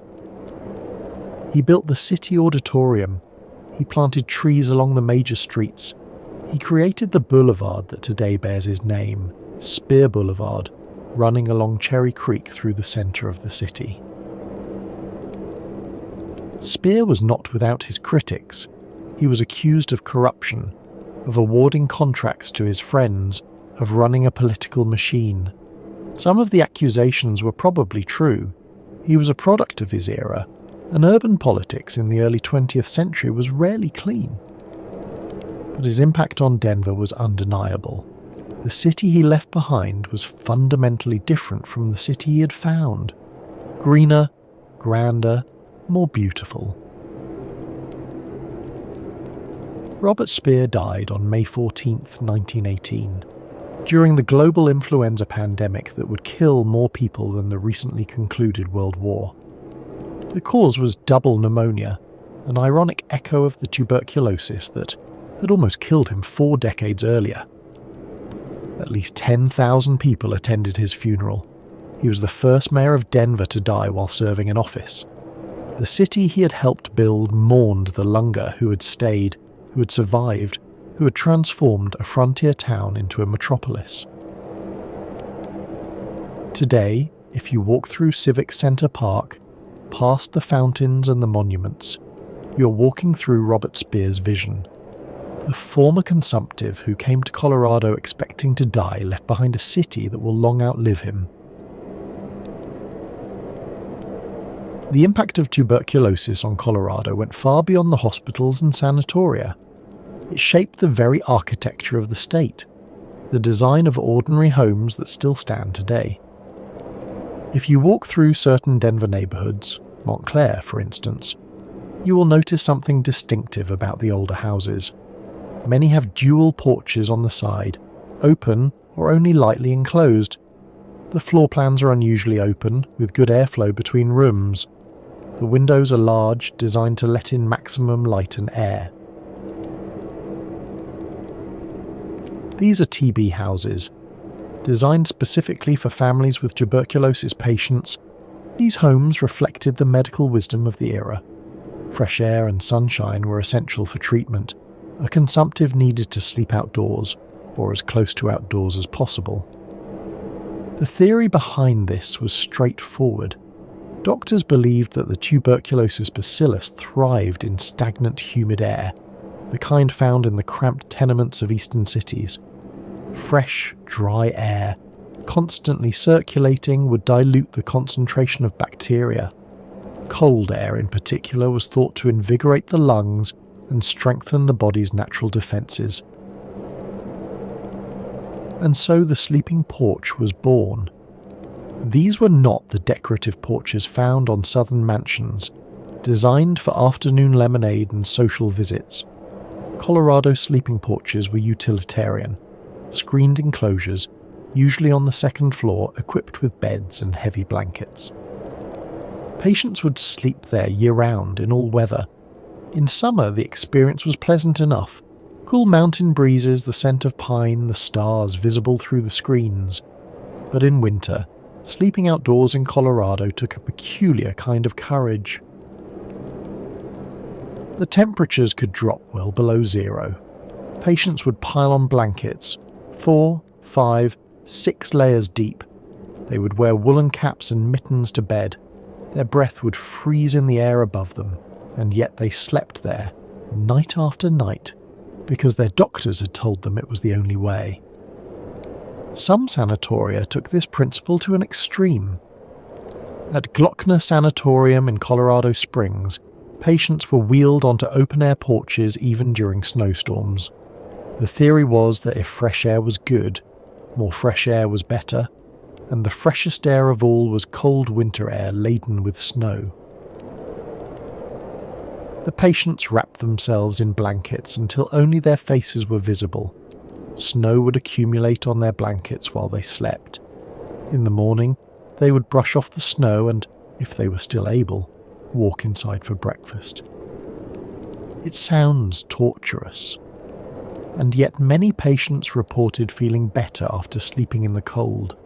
Whether this was the effect of the fresh air or simply the psychological benefit of doing something, of taking action against a disease that otherwise left them helpless, is impossible to say. The sleeping porch became a distinctive feature of Colorado architecture. While homes across America had porches for sitting, Colorado homes had porches for sleeping, screened enclosures where patients could spend the night breathing mountain air even in winter. Builders adapted their designs to accommodate the needs of the tuberculosis patients who comprise so much of their clientele. Houses were oriented to maximize southern exposure, ensuring that sleeping porches received the maximum amount of sunshine. Windows were designed to open wide, allowing cross-ventilation. Floor plans were made more open, reducing the number of small enclosed spaces where air might become stagnant. One remarkable structure from this era was the Molkery, built in 1888 by a German immigrant named Baron Walter von Richthofen, a distant relative of the famous Red Baron of World War I. Located in the Montclair neighbourhood, the Molkery served as a dairy barn, restaurant, hotel and tuberculosis treatment facility. The Baron was a remarkable character in his own right. He had served as an officer in the Prussian army before emigrating to America, where he made his fortune in real estate development. He saw in Colorado's tuberculosis trade an opportunity, and he designed the Molkery to capitalize on it. The treatment offered was the traditional German milk cure. Patients, called chasers by the locals because they were chasing the cure, would lounge on sun porches, drink mugs of fresh milk from the Baron's dairy cows, and breathe the supposedly health-restoring air. The idea was that the rich nutrients in fresh milk would help patients regain the weight they had lost to consumption. Combined with the fresh air and sunshine, the milk cure was believed to offer the best chance of recovery. Whether it actually worked is debatable, but the Molkery thrived for several years, attracting patients from across the country. The Baron had created not just a treatment facility but an experience, a taste of old-world elegance in the shadow of the Rockies. The Molkery operated until 1893. Today it houses a civic organisation, but its distinctive architecture, designed around the needs of tuberculosis patients, remains visible. The sleeping porch faded from popularity in the mid-20th century, replaced by air conditioning and antibiotics. But many of the old porches remain, enclosed now for year-round use, their original purpose forgotten. If you look carefully at older homes in Denver's historic neighborhoods, you can still spot them. Those second-floor additions with their distinctive banks of windows, their odd proportions, their suggestion of outdoor living, they are the architectural fingerprints of an epidemic. Perhaps the most distinctive architectural legacy of the tuberculosis era can be found in Colorado Springs, where strange octagonal structures dot the landscape, in backyards, at hospitals, in parks. These are Gardner huts, named for their designer, Dr. Charles Fox Gardner, and they represent one of the most innovative and poignant approaches to tuberculosis treatment. Dr. Gardner was himself a health seeker. Born in the East, he had contracted tuberculosis and come to Colorado Springs in search of relief. The mountain air served him well. He recovered sufficiently to attend medical school and eventually became a practicing physician in the very city that had saved his life. He understood from personal experience what tuberculosis patients needed. They needed air, they needed isolation, and they needed dignity, some sense of having their own space, their own home, even as they fought a disease that might well kill them. Dr. Gardner developed his design in the early 1900s, inspired by the shelters used by the Ute tribe, who had lived in the region for centuries. The Utes had survived Colorado winters in shelters that were open to the elements yet surprisingly livable. Gardner adapted their wisdom for a medical purpose. His huts were deceptively simple: an octagonal wooden floor, a canvas tent stretched over a wooden frame, with a conical roof that came to a point at the top. The octagonal shape was not merely decorative, it allowed for efficient airflow from all directions and made the structure more resistant to the high winds that swept down from the mountains. What made the design effective was the ventilation. The canvas walls were fastened 1 inch away from the floor, allowing a constant flow of fresh air at ground level. An opening at the apex let stale air escape. The patient inside was essentially living outdoors, exposed to the elements, breathing the cold mountain air day and night. Each hut was designed for a single patient. They were small, perhaps 10 feet across, but surprisingly well equipped. Many had electric lights, a luxury in the early 20th century. Small wood stoves provided heat for the coldest nights, though patients were encouraged to keep them low. The goal was cold air, not warmth. The huts contained a bed, chairs, a small dresser, and a system for calling nurses, often a bell or a flag that could be raised to signal distress. Patients decorated their huts with photographs, books, letters from home. These tiny shelters became their world. The idea was isolation. The patient was separated from other patients, reducing the risk of spreading the disease. Each cough, each expectoration, each exhaled breath remained within that patient's own space, and the constant exposure to fresh air was believed to be the best treatment available. There was also a psychological element.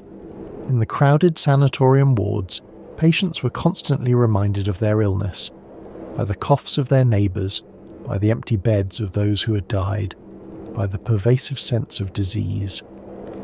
In a Gardner hut, alone with the wind and the sky, a patient might almost forget that they were sick. Almost. Sanatoria across Colorado adopted the Gardner hut design. The modern Woodmen of America Sanatorium, located northwest of Colorado Springs in Woodman Valley, had nearly 250 of these octagonal structures arranged in neat rows, a small city of the dying, each patient in their own canvas shelter. The modern Woodmen of America was a fraternal organization, a kind of mutual aid society that provided insurance and benefits to its members. When tuberculosis struck the families of Woodmen, the organization established its own sanatorium to care for them. At its peak, the facility could accommodate 400 patients. From above, the rows of huts must have looked like a military encampment, or perhaps a village from some strange fairy tale. Each hut had its own small porch, its own patch of ground. Patients might wave to their neighbours across the way, exchange books or newspapers, compare symptoms and treatments.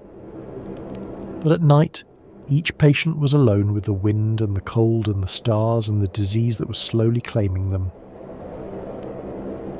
Patients might live in these huts for months or years. Some recovered, others died. The hut was home and hospital, and for many a final resting place. When a patient died, the hut would be cleaned, the bedding burned, and a new patient would move in, hoping for a different outcome. The turnover was constant. New patients arriving, old patients departing, some to resume their lives, most to be buried in the Sanatorium cemetery.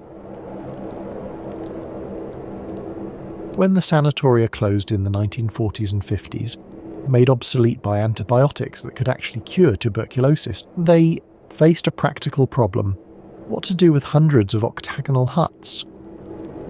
The sanatorium buildings themselves could be repurposed. They became hospitals, schools, office buildings. But the huts, those strange little canvas shelters that had housed the dying, seemed to have no obvious use. The answer, in the end, was simple: sell them. Residents and businesses across Colorado Springs purchased the former tuberculosis huts. They were sturdy structures after all. The wooden floors and frames had been built to last, and the octagonal design was charming in its way.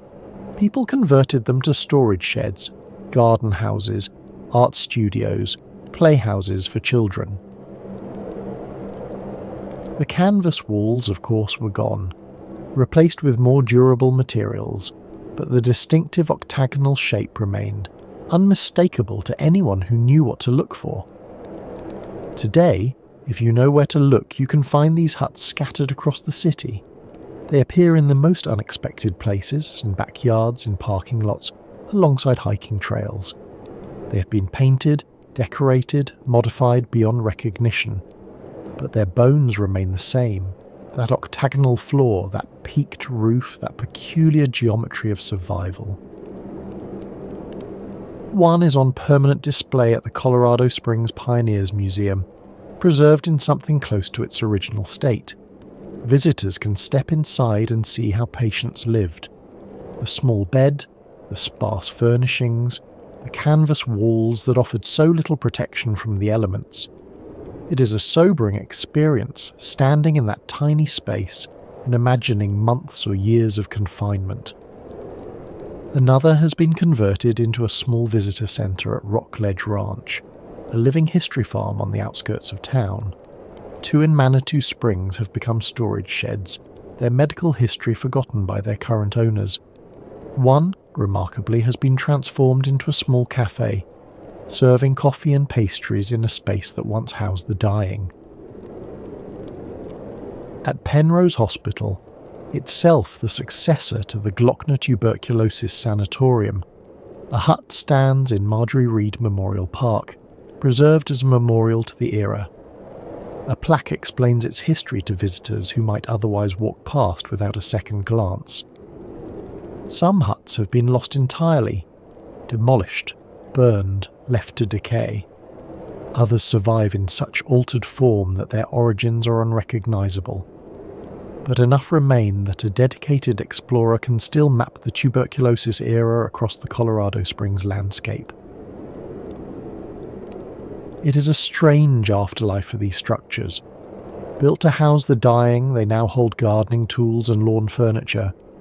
The disease that created them has been conquered, but the huts remain, quaint, elfin, oddly cheerful reminders of a time when architecture itself was pressed into service, against an invisible enemy. If walls could speak, these octagonal walls would have stories to tell. Stories of hope and despair, of recovery and death, of human beings fighting for life in tiny canvas shelters under the Colorado sky. The architectural innovations developed for tuberculosis treatment did not remain confined to sanatoria. They spread into mainstream design, influencing the way Americans thought about homes and health. The sleeping porch, developed for consumptives, became a standard feature of American homes in the 1910s and 20s. Real estate advertisements touted sleeping porches as signs of modern, healthful living. Sleep in the open air, the advertisements urged. Your body craves fresh air. Families who had no connection to tuberculosis found themselves sleeping outdoors on screened porches, breathing the night air. The practice was particularly popular in the summer months, when the alternative was suffocating in bedrooms without air conditioning. But some enthusiasts slept outdoors year-round, bundled in blankets, convinced that the fresh air would keep them healthy.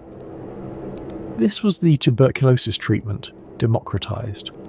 The same regimen that doctors prescribed for consumptives, fresh air, plenty of rest, exposure to the elements, became a lifestyle choice for the healthy. It was preventive medicine, the logic went. If fresh air could help the sick, surely it could keep the well from becoming sick in the first place. The emphasis on sunlight and ventilation also shaped early modernist architecture. The flat roofs and large windows that became hallmarks of 20th century design had their origins, in part, in the sanatorium, buildings designed to maximize patients' exposure to sun and air. Architects like Le Corbusier explicitly drew on sanatorium design in developing their modernist visions. The Villa Savoy, one of the most famous houses of the 20th century, features a solarium on the roof, a direct descendant of the cure porches where tuberculosis patients had once reclined. The ribbon windows, the open floor plans, the emphasis on light and air, all of these can be traced back to the architectural experiments of the tuberculosis era. The connection was not accidental. Many early modernist architects had personal experience with tuberculosis. Some had been patients themselves. Others had designed sanatoria before moving on to other commissions. The lessons they learned about ventilation, about sunlight, about the relationship between architecture and health informed everything they built afterward.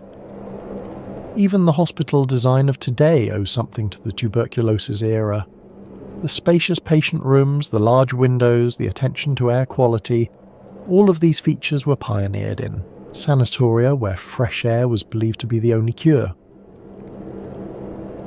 Before the tuberculosis era, hospitals were dark, cramped, poorly ventilated places. The very word hospital carried connotations of death and suffering. Patients avoided them when possible, preferring to be treated and to die at home. The sanatorium changed that. These were light-filled, airy, even beautiful buildings.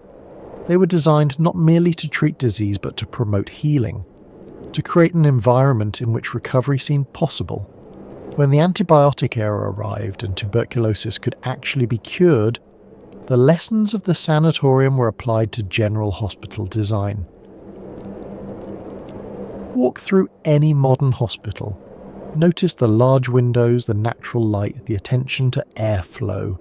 Notice the private or semi-private rooms designed to give patients some sense of personal space. Notice the gardens and courtyards, the outdoor spaces where patients can sit in the sun.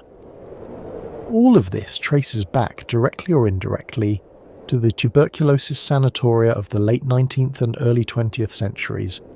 The mountain air of Colorado may not have cured tuberculosis, but the architecture that sprang from that desperate hope has shaped the way we design healing spaces to this day. When we walk through a modern hospital surrounded by glass and light, we are walking through a space shaped by the tuberculosis epidemic. The ghosts of the lungers walk with us. At first, Colorado welcomed the lungers. They were, after all, paying customers. They filled the hotels. They patronized the shops. They brought money from the east and spent it in the west. The economics was straightforward. A tuberculosis patient who came to Colorado for treatment might spend months or years in the state. paying for lodging, food, medical care and entertainment. They were, in a sense, the ideal tourist, one who stayed indefinitely and spent continuously. Early tuberculosis sufferers were among the state's champions. They praised the climate to anyone who would listen. They wrote letters home encouraging others to make the journey. Some, like Robert Speer, recovered and became prominent citizens. Others, even those who did not recover, contributed to the economy until their final days. The boosters were enthusiastic. Colorado had something that no other state could offer, the combination of altitude, dryness and sunshine that Eastern doctors prescribed for their consumptive patients. This was a natural resource like silver or gold waiting to be exploited. And so the advertisements went out. Colorado, the health paradise. Breathe the pure mountain air. Nature's cure for consumption. The state marketed itself as a destination for the dying, a place where the hopeless might find hope. The lungers came by the thousands. They filled the hotels, they rented rooms in private homes, they set up tents on the outskirts of town. And Colorado welcomed them, their coughs, their fevers, their money. But by the late 1890s, attitudes were beginning to shift. The turning point was germ theory. Throughout most of the 19th century, tuberculosis was believed to be hereditary, a constitutional weakness that ran in families. This theory, however wrong, at least had the virtue of making patients seem unthreatening. If tuberculosis was inherited, it could not be caught. Then came Robert Koch's discovery in 1882. Tuberculosis was caused by a bacterium. It was contagious. It could be spread from person to person through coughing, through sputum, through the very breath of the infected. Koch demonstrated his findings in Berlin, presenting slides of the rod-shaped bacteria he had isolated from the lungs of tuberculosis patients. Within a year, his discovery was confirmed by laboratories around the world. The truth was undeniable. Tuberculosis was infectious. The news spread slowly at first. Many physicians resisted the new theory, preferring the older explanations they had learned in medical school. But by the 1890s, the implications were becoming clear to both doctors and laypeople. Every cough from a lunger might contain millions of bacteria. Every handkerchief might be a source of infection. Every spittoon, every piece of shared crockery, every common space where consumptives gathered, all of these could be transmission vectors. The health seekers who had seemed harmless, even admirable in their courage, now seemed dangerous. They were not merely sick, they were contagious. They were walking, coughing carriers of a deadly disease. Colorado officials began to worry. What if the state's healthy residents became infected? What if the cure for some became the death sentence for others? The very policy that had built the state's economy, welcoming tuberculosis patients, now seemed like a terrible mistake. By the first decade of the 20th century, the welcome had turned cold. State officials began discouraging tuberculosis patients from coming to Colorado, at least certain kinds of tuberculosis patients. Those with early-stage disease, who had money for treatment and a reasonable chance of recovery, were still tolerated. The wealthy consumptive, the kind who could afford Cragmore or a private sanatorium, remained welcome. Their money still spent the same, regardless of their disease. But those with advanced or incurable forms of tuberculosis were told to stay away. State health officials issued warnings. Do not come to Colorado unless you have sufficient funds for at least 1 year of treatment. Do not come unless you have a letter from an Eastern physician confirming that you are in the early stages of the disease. Do not come if you are already dying. The message was clear.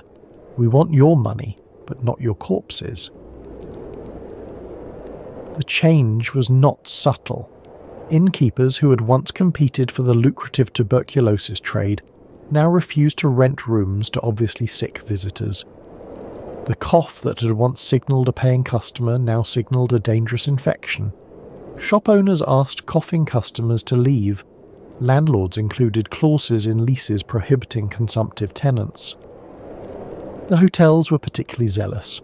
A tuberculosis patient who died in a hotel room was bad for business. Other guests would hear of it. They would refuse to stay in that room, perhaps refuse to stay in the hotel at all. The value of the property would decline. Better to refuse the consumptive at the door than to deal with the consequences of their death. The stigma extended to the newspapers. "Two brothers are insane," screamed one 1906 headline in the Denver Post, describing two victims of the White Plague who had come from Cincinnati, lived in a tent and grown increasingly ill. The story treated them not as patients deserving sympathy, but as problems to be solved. Other headlines were equally harsh. "Dying consumptive found in park." "Lunger arrested for begging." "Health seekers become public burden." The newspapers that had once celebrated Colorado's healing climate now wrote of tuberculosis patients as if they were criminals.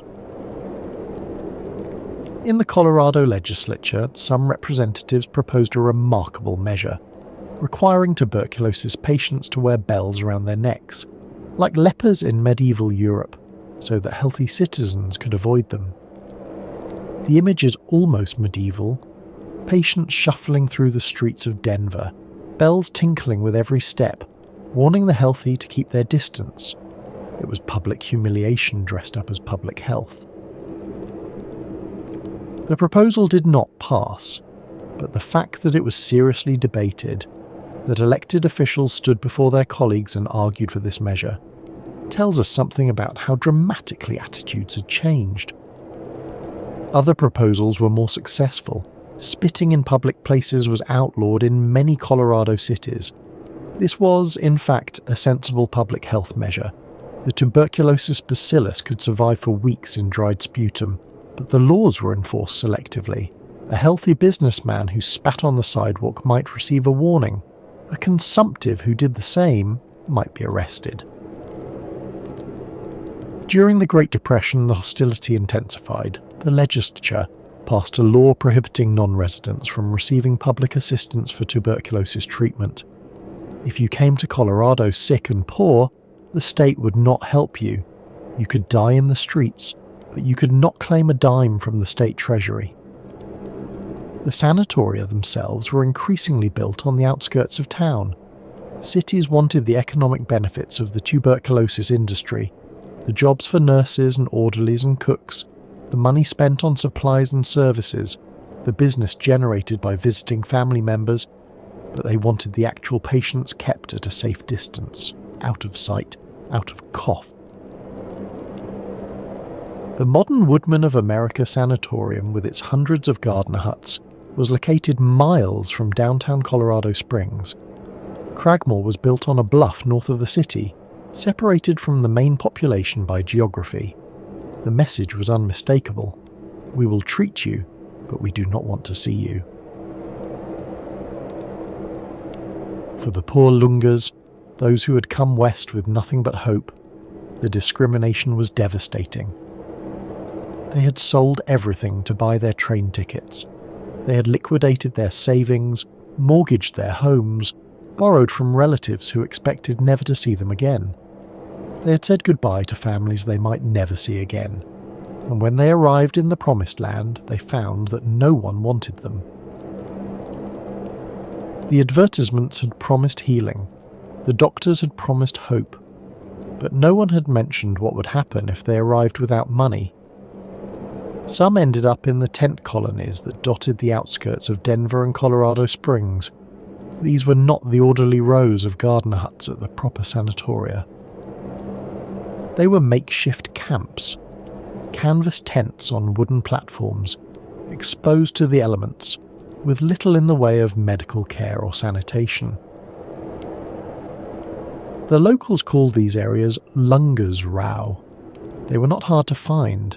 Just follow the sound of coughing, the sight of emaciated figures wrapped in blankets, the smell of illness. These were the people that the sanatoria would not take, that the hotels would not admit, that the boarding houses would not tolerate. Life in the tent colonies was harsh. The tents leaked in the rain. They provided little protection from the cold. Food was scarce. Medical care was virtually non-existent. Patients who were too weak to care for themselves simply lay in their cots, waiting for someone to bring them water, waiting for death. Some of the tent colonies were organised by charitable organisations which provided at least minimal oversight. Others were entirely informal, just groups of desperate people who had pitched their tents in the same location because there was nowhere else to go. The mortality rate in these camps was high.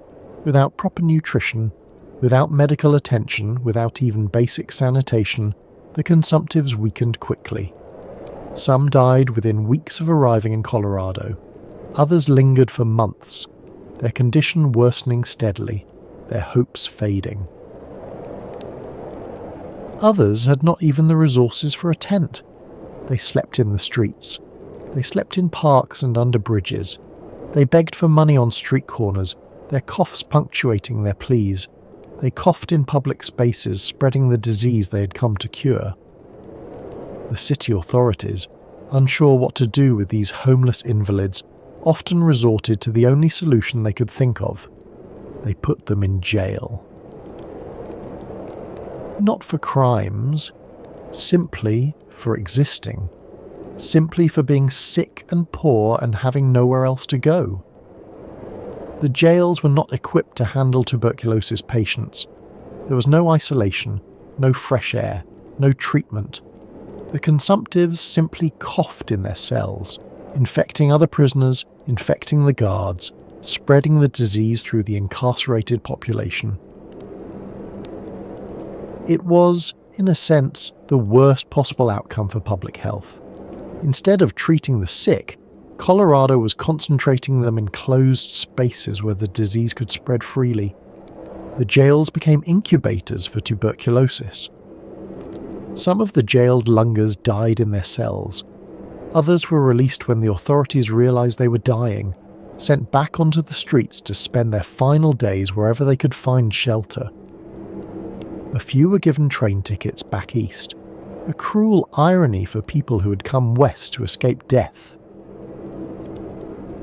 It was this crisis, the spectacle of dying men and women jailed for the crime of poverty, that had motivated Francis Weisbart Jacobs to found National Jewish Hospital. Someone had to care for those whom everyone else had abandoned. None may enter who can pay, none can pay who enter. That motto was a direct response to the discrimination that the poor lungers faced. It was an acknowledgement that the tuberculosis industry had failed the most vulnerable, that the healing climate had become a death trap for those without means. The pattern established in Colorado would repeat itself across the American West. As germ theory spread, so did discrimination against tuberculosis patients. Cities that had once advertised themselves as health destinations began closing their doors. Phoenix, Arizona, which had marketed itself as aggressively as any Colorado town, began requiring tuberculosis patients to register with the health department. Pasadena, California, banned consumptives from certain public spaces. El Paso, Texas, established zones where tuberculosis patients were forbidden to live. Hotels posted signs refusing to accept consumptive guests. The language was often blunt. No, consumptives. Health seekers not welcome. TB patients must apply elsewhere. These signs hung in the lobbies of establishments that had once profited handsomely from the tuberculosis trade. Towns passed ordinances restricting where tuberculosis patients could live. They could not reside within a certain distance of schools. They could not rent rooms in certain neighborhoods. They could not, in some cases, walk on certain streets. The sick were being zoned out of public life. The irony was profound. The sick, who had been told that their only hope was to go west, found that the west did not want them. Some Lungas fought back. They formed patient advocacy groups. They wrote letters to newspapers protesting their treatment. They pointed out that many of Colorado's most prominent citizens, including Mayor Robert Speer, had themselves been health seekers. If tuberculosis patients were good enough to build the state, why were they now being cast out? But the fear was too strong. The healthy majority, convinced that every cough might bring death, were not interested in the rights of the sick. They wanted protection. And if protection meant treating the ill as pariahs, so be it. It is a bitter irony. The states that had been built by tuberculosis patients, that had welcomed them when they brought money and boosted local economies, turned on them when they became too numerous, too visible, too threatening. The disease had not changed. The treatment had not changed. The climate had not changed. What had changed was the understanding that tuberculosis was contagious, and the fear that followed from that understanding. We should not be too quick to judge. Fear of contagion is a natural human response, rooted deep in our evolutionary history. The people of Colorado in 1900 had no way to protect themselves from tuberculosis except through avoidance. There were no antibiotics. There was no vaccine. Masks, if used at all, were primitive and of uncertain effectiveness. Isolation was the only tool they had. And yet we can acknowledge the tragedy of what occurred. We can recognize that the discrimination, however understandable, inflicted real suffering on real people. We can mourn for those who came seeking hope and found only rejection. But we can still mourn for the Lungas who came west seeking a cure and found instead rejection, who had given up everything for the hope of another few years of life, only to discover that their disease made them pariahs, who had sold their homes and said goodbye to their families, only to die in tent colonies or jails far from anyone who loved them. They are buried in cemeteries across Colorado.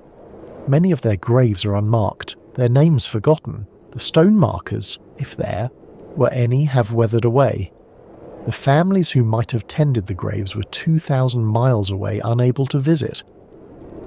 They came by the tens of thousands, and many of them never went home. Their bones lie beneath Colorado soil, in plots that no one visits anymore, their stories lost to history. The mountains they came to see still rise on the western horizon. The air they came to breathe still flows down from the peaks, but they are gone. The lingers, the health seekers, the desperate and the hopeful, leaving behind only unmarked graves and the faint echo of a million coughs. Let us pause now and consider what we have witnessed tonight. We have travelled to a place built on hope and desperation. A place where the dying came by the thousands, seeking in the mountain air the cure that no medicine could provide.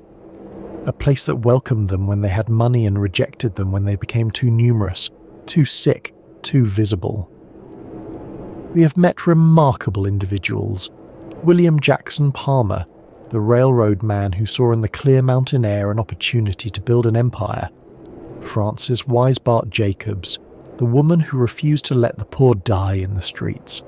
Doc Holliday, the gunfighter whose legend began with a cough. Robert Speer, the Lunga who became a mayor and transformed a city. We have seen remarkable places. Cragmore, the palace for the dying rich, where champagne flowed and consumptives danced. The tent colonies, where the poor coughed their lives away on wooden platforms. The gardener huts, those strange octagonal shelters that now hold garden tools where patients once lay dying. The sleeping porches, still visible on old houses, their original purpose forgotten. Colorado in the tuberculosis era was many things at once. It was a place of genuine healing. Some patients did improve in the high, dry air, their symptoms easing, their lives extending beyond what anyone expected. It was a place of compassion, Frances Weisbart Jacobs and her hospital, treating those who had nothing, asking nothing in return. It was a place of luxury, Cragmore with its orchestras and dinner parties for the dying rich, where patients refused to surrender their dignity, even as the disease consumed them. But it was also a place of exploitation. The boosters who advertised 100% aseptic air knew they were exaggerating, knew that the mountain air could not actually cure tuberculosis, that most patients would die regardless. The sanatoria that charged $50 a week knew that most patients could not afford their services, that the poor would be left to suffer while the wealthy lounged on sun porches. The cities that built their economies on the tuberculosis trade knew that many of their customers would die, that the cemeteries would fill with the bodies of those who had come seeking life. And when the fear of contagion finally overcame the desire for profit, Colorado showed another face entirely. The lungers who had built the state, who had filled its hotels and restaurants, who had funded its hospitals and schools, who had become its mayors and businessmen, were suddenly unwelcome.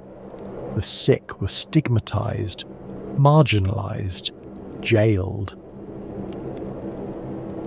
This is not a simple story of heroes and villains. The people of Colorado were responding to a disease they did not fully understand using the limited tools available to them. They were capable of both compassion and cruelty, sometimes simultaneously. The same city that founded National Jewish Hospital debated making patients wear bells. History rarely offers us pure heroes or pure villains. What it offers instead is the full complexity of human nature, our capacity for both grace and fear, our ability to care deeply and to exclude ruthlessly. We know now what the doctors of the 1890s did not know. The mountain air could not cure tuberculosis. This is not to say that the climate was entirely without benefit. The dry air of Colorado was genuinely healthier than the humid, polluted air of the eastern cities.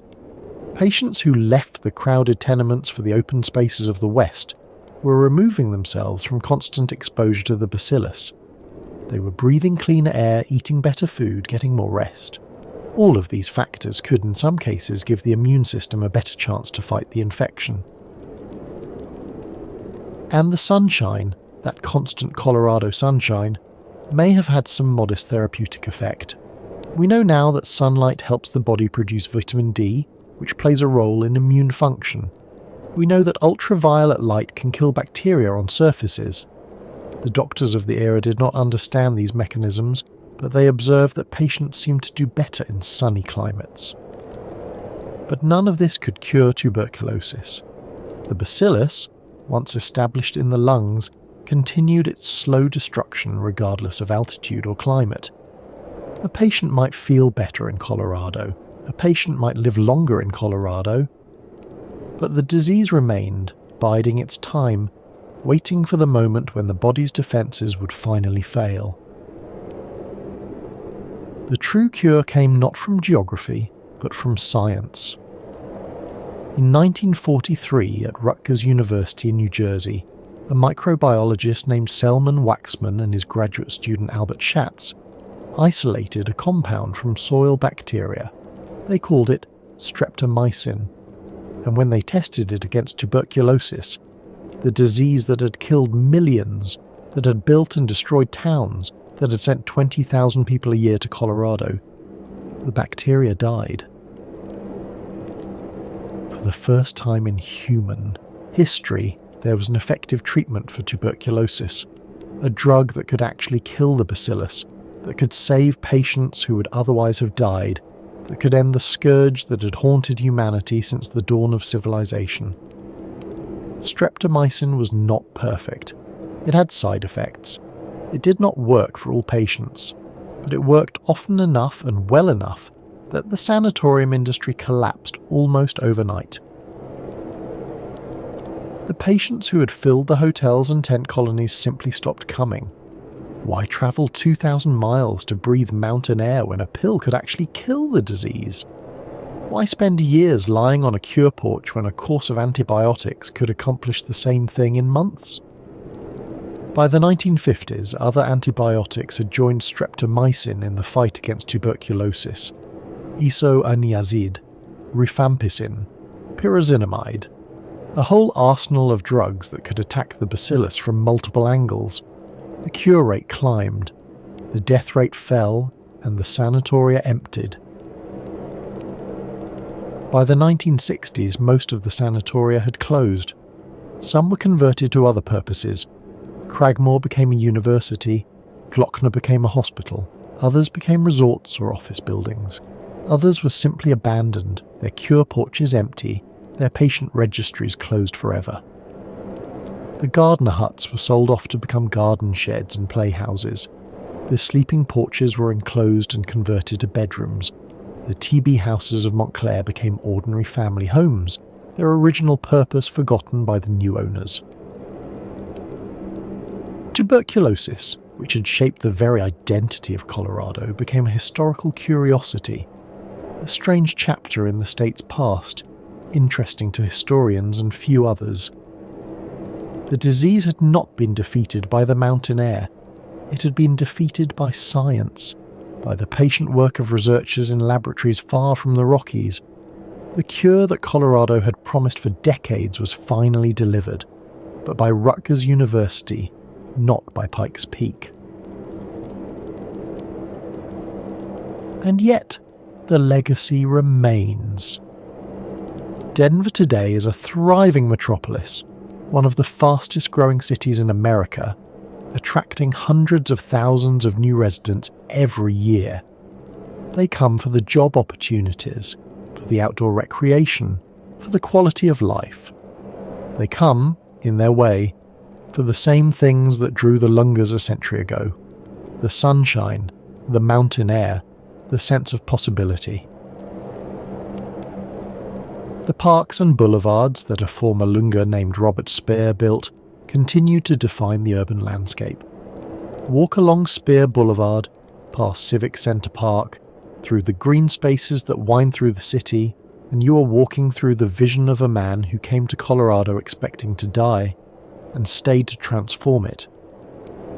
The medical industry that was born in the tuberculosis era remains a major economic driver. Denver is home to some of the nation's leading hospitals and research institutions. The doctors and nurses who work in these modern facilities are the professional descendants of the physicians who once prescribed fresh air and rest. Colorado Springs, the city that William Jackson Palmer founded as a health resort, is now known for other things. Military installations like the Air Force Academy and NORAD technology companies, tourism to Pikes Peak and Garden of the Gods. But the sanatorium buildings still stand, converted now to other purposes but still recognizable to those who know what to look for. The tuberculosis huts still dot the neighborhoods, octagonal reminders of a vanished era, housing garden tools and holiday decorations where patients once lay dying. They are strange little monuments, these huts. Most people who pass them have no idea what they are. And National Jewish Health, the hospital that Francis Weisbart Jacobs dreamed of, continues to operate on its original campus in East Denver. It is consistently ranked among the best respiratory hospitals in the nation. Its mission has expanded beyond tuberculosis to include asthma, allergies, immune disorders, and heart conditions. But its origins, as a refuge for the dying poor, funded by donations, caring for those who could not pay, remain part of its identity. The hospital's current motto is Breathing Science, but the old motto still resonates: none may enter who can pay, none can pay who enter. The 1/3 of Colorado's population that came seeking the cure left their mark on the state, in ways that persist to this day. They shaped its architecture, the sleeping porches, the open floor plans, the orientation toward the sun. They shaped its economy, the hospitals and research institutions, the tourism industry, the real estate market. They shaped its culture, the outdoor lifestyle, the emphasis on health and wellness, the very identity of Colorado as a place of renewal. They brought their money and their desperate hope, and in exchange they received, sometimes, a few more years of life. Some recovered and became pillars of their new communities. Others died quickly, barely unpacking their trunks before the disease claimed them. Most fell somewhere in between, living out their remaining days in the thin mountain air, watching the peaks change colour with the seasons. Many of them never went home. They are buried in Colorado cemeteries, in Denver and Colorado Springs, in Glenwood Springs and Leadville, in small towns throughout the state. Their names are carved on headstones that weather a little more each year. Their stories are mostly forgotten. They came from everywhere, from the tenements of New York and the row houses of Philadelphia, from the mansions of Boston and the farms of Ohio. Rich and poor, young and old, desperate and hopeful, they ended their journeys here, in the shadow of the mountains, and here they remain. What does the tuberculosis migration teach us about ourselves? Perhaps this, that human beings, faced with death, will try almost anything. They will sell their homes, they will leave their families, they will travel thousands of miles into an uncertain future. They will breathe cold mountain air through damaged lungs, hoping that geography might accomplish what medicine cannot. This is not foolish. It is profoundly human. The will to live is the most basic of instincts rooted deep in our biology, and it drives us to extraordinary efforts. We will grasp at straws. We will chase rumours of cures. We will try anything at all, if there's even the smallest chance it might work. The lungers who came to Colorado were not naive. Many of them understood that their chances were slim. They had seen friends and family die of the same disease. They knew that the mountain air was no sure cure, that many who made the journey never returned. But slim chances are still chances, and in the face of certain death, even a small hope is better than none. We should also remember the capacity for both generosity and cruelty that the tuberculosis era revealed. Francis Wise Bart Jacobs, walking through the streets of Denver, bringing food and comfort to the dying, refusing to accept that the poor should be abandoned simply because they had no money. The Colorado legislature, seriously debating whether to make patients wear bells around their necks, treating the sick as if they were lepers in medieval Europe.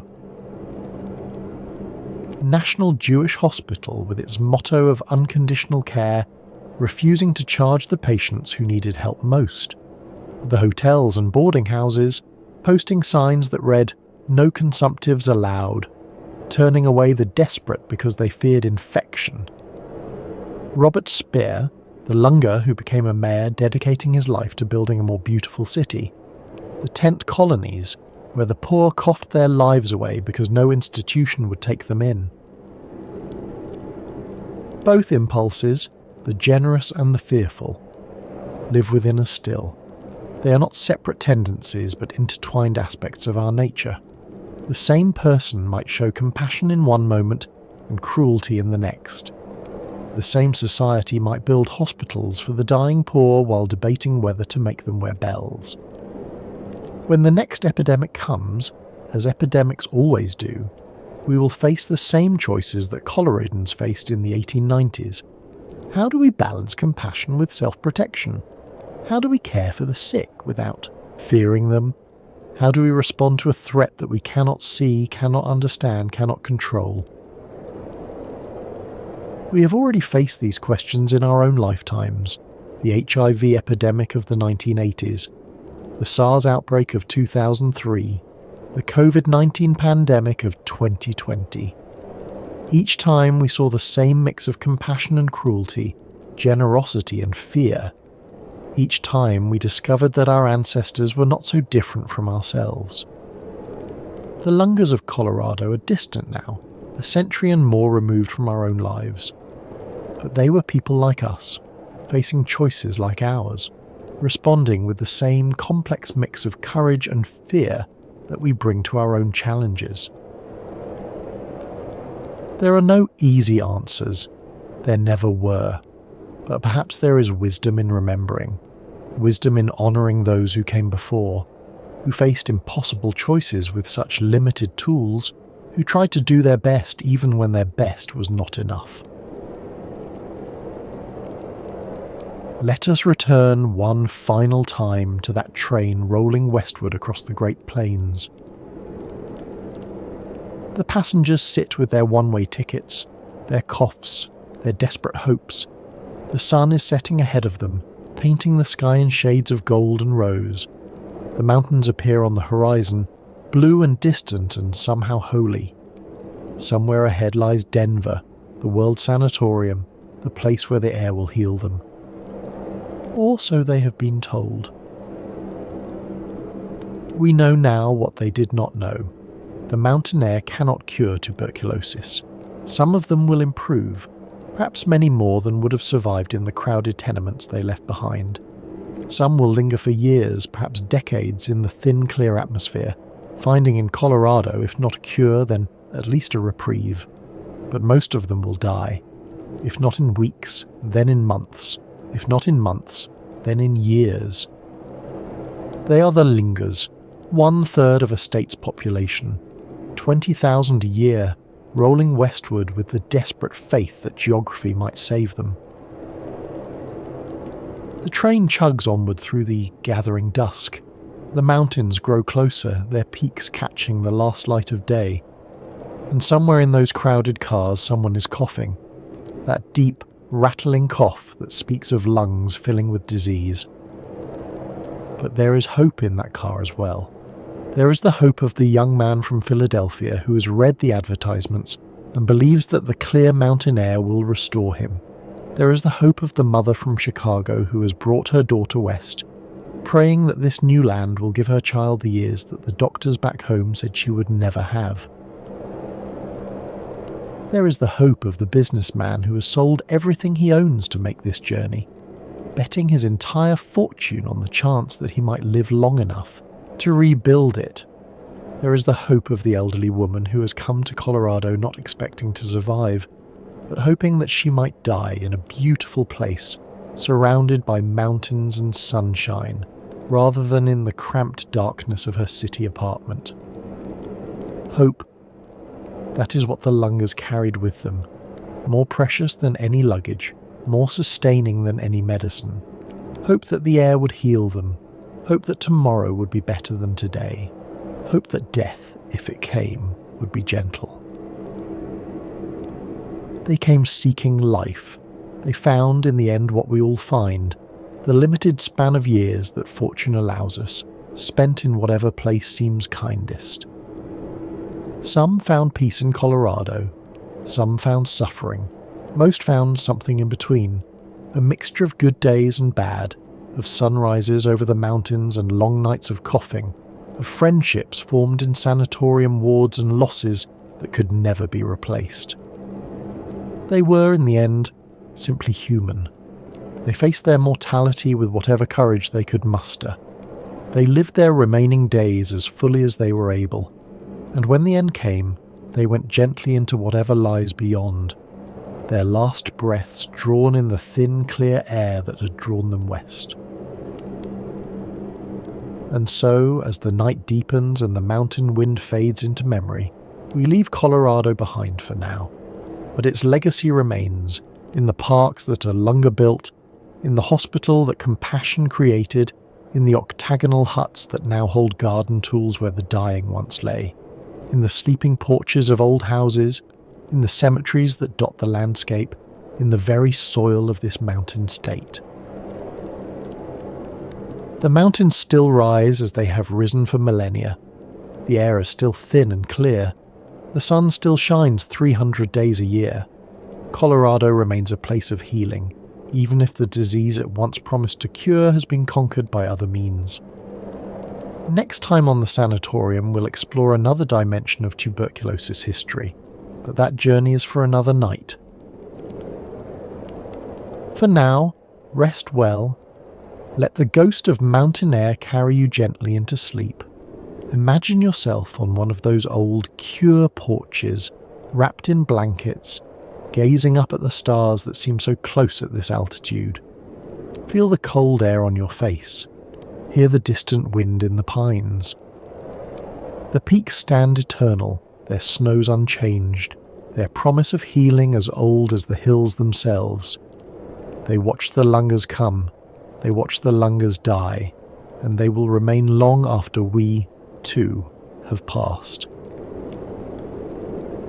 If you found some measure of peace in tonight's journey, perhaps leave a like or share it with someone who might need it. Thank you for being here. Thank you for remembering the lungers with us, those thousands upon thousands of desperate, hopeful souls who came west seeking life.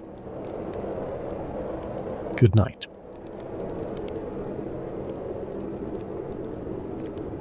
In the spring of 1912, a German novelist visited his wife at a Swiss sanatorium.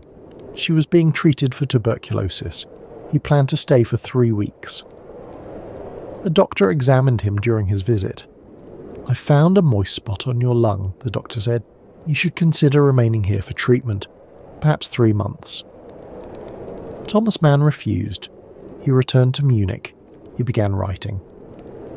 12 years later, he published a novel about a young man who visits his cousin at a Swiss sanatorium. The young man plans to stay for 3 weeks. He remains for 7 years. Here is the strangest part of this story. When doctors later re-examined his wife's original X-rays, they found no evidence of tuberculosis. She had never had the disease at all. The greatest tuberculosis novel ever written. A book that would win its author the Nobel Prize, that would define an entire era, that would be called one of the most important works in the history of literature, was born from a misdiagnosis. From an illness that wasn't real. From a cure that didn't work. From 3 weeks that became 12 years. And here is something stranger still. The novel would predict with uncanny precision the catastrophe that was about to engulf Europe. It would diagnose a civilization's sickness before the symptoms became visible to anyone else. It would see the war coming, the World Festival of Death, and describe it in terms that would haunt readers for the next century. This is the story of the Magic Mountain, of Thomas Mann and his enchanted mountain, of a young engineer named Hans Castorp who went to visit a sanatorium and never came home. Welcome to the sanatorium. Tonight we're exploring one of literature's greatest novels, a book about time and death and disease, about love and philosophy and the collapse of European civilization. A book that was intended as a short comedic novella and became a 1,200-page epic. A book written in the shadow of one world war and published in the ruins of another. If you've journeyed with us before to Davos, to that alpine town that tuberculosis built, then you already know the world we're entering tonight. The same cure terraces, the same mountain air, the same patients wrapped in blankets, breathing deeply, watching the snow fall on the peaks above. But tonight, we're not just visiting the sanatoriums. We're entering the mind of the man who immortalized them. We're following Thomas Mann from the merchant houses of Lübeck to the balconies of Davos, from the outbreak of the First World War to the Nobel Prize ceremony in Stockholm. We'll walk the corridors of the Berghof Sanatorium where Hans Castorp spent 7 enchanted years. We'll listen to the great debates between reason and passion, between life and death. We'll stand with Hans in the snow, lost in a blizzard, dreaming of paradise and horror. And we'll follow Thomas Mann himself through the darkest chapters of the 20th century, through exile and loss, through the rise of fascism and the destruction of everything he loved, through the long years of speaking across an ocean to a homeland that no longer wanted him. It is a long journey, but the night is long, and the fire is warm, and there is nowhere else we need to be. So settle in, find a comfortable position, let your breathing slow, Let the mountain air fill your lungs, that thin, cold, impossibly clear air that was supposed to cure tuberculosis, but instead created something far more lasting. Let's begin. Imagine, if you will, a train climbing through the Swiss Alps. It is May of 1912. The narrow gauge railway winds upward through tunnels and across viaducts, the locomotive labouring against the grade. Outside the windows, the world transforms. The green valleys of the lowlands give way to pine forests, then to rocky meadows where the last patches of winter snow still cling to sheltered hollows. The air grows thinner with each passing mile. Passengers who board at Lanquos at the base of the mountains find themselves yawning, their ears popping as the train climbs higher. The ordinary pressure of sea level gives way to something else, something lighter, stranger, more intoxicating. In one of the passenger carriages sits a man of 36. He is impeccably dressed, his moustache carefully groomed, his bearing that of a successful bourgeois gentleman. He carries with him the quiet confidence of someone who has already achieved what he set out to achieve, who has, against considerable odds, made himself into one of the most celebrated authors in the German language. His name is Thomas Mann, and he's travelling to Davos to visit his wife. Katja has been at the Wald Sanatorium since March, nearly 3 months now. Her doctors in Munich had detected what they believed was tuberculosis, and they had recommended the mountain cure, the same cure that Dr. Alexander Spengler had pioneered half a century earlier, the same cure that had transformed this remote valley into one of the most famous medical destinations in the world. Thomas has been worried. He and Katja have been married for 7 years now. They have 4 children, Erika, Klaus, Golo, and Monika, with 2 more still to come. The household in Munich depends on Katja's management. Without her, everything has been more difficult. But it is more than inconvenience that troubles him. It is fear. Tuberculosis kills. It killed Chopin and Keats, the Bronte sisters and Chekhov. It is the White Plague, the captain of death, the disease that has shaped the 19th century more than any other. And now it has come for his wife. He has been at home with the children, writing as he always writes, with the disciplined regularity of a factory worker.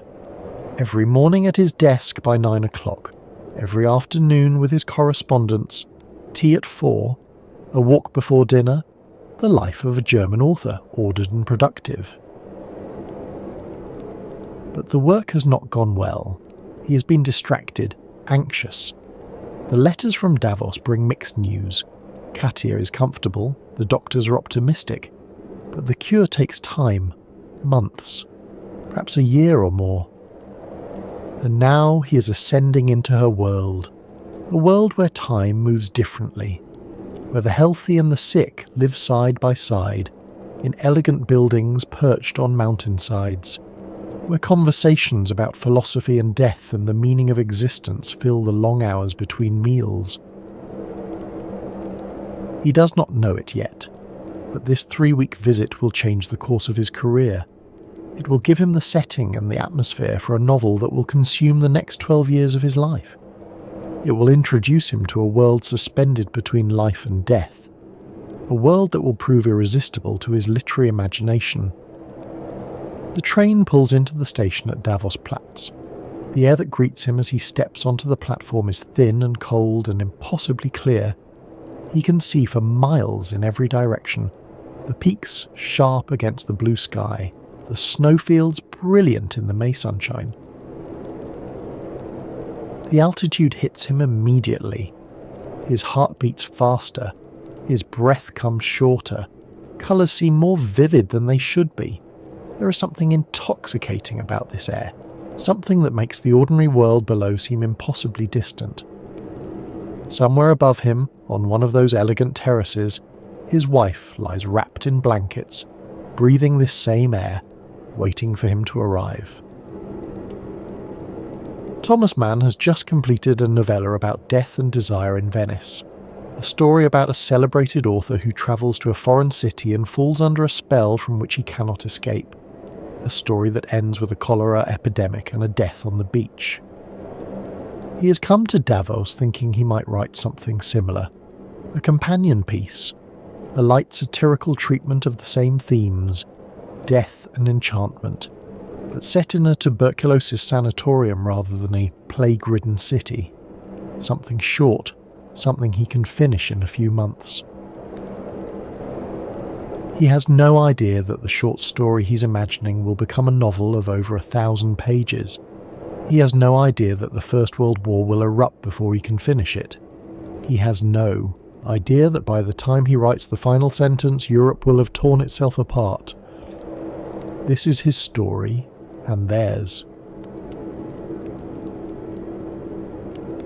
To understand Thomas Mann, we must first understand where he came from.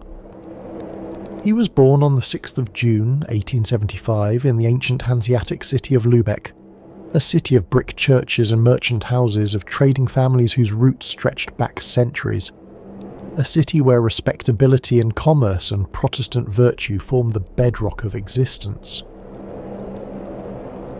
The Hanseatic League had made Lübeck rich. For centuries it had been one of the great trading centres of northern Europe, a city of ships and warehouses, of merchants who grew wealthy on grain and salt and timber. The city's coat of arms proclaimed it the Queen of the Hanse, and even in the late 19th century, long after the League had faded into history, Lübeck's leading families still carried themselves with the dignity of merchant princes. The Mann family was one of these merchant dynasties.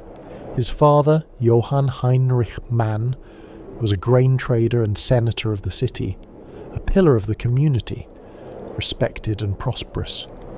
His grandfather and great-grandfather had been Lübeck citizens before him. The family business, Johann Siegmund Mann, had celebrated its centenary during Thomas's boyhood.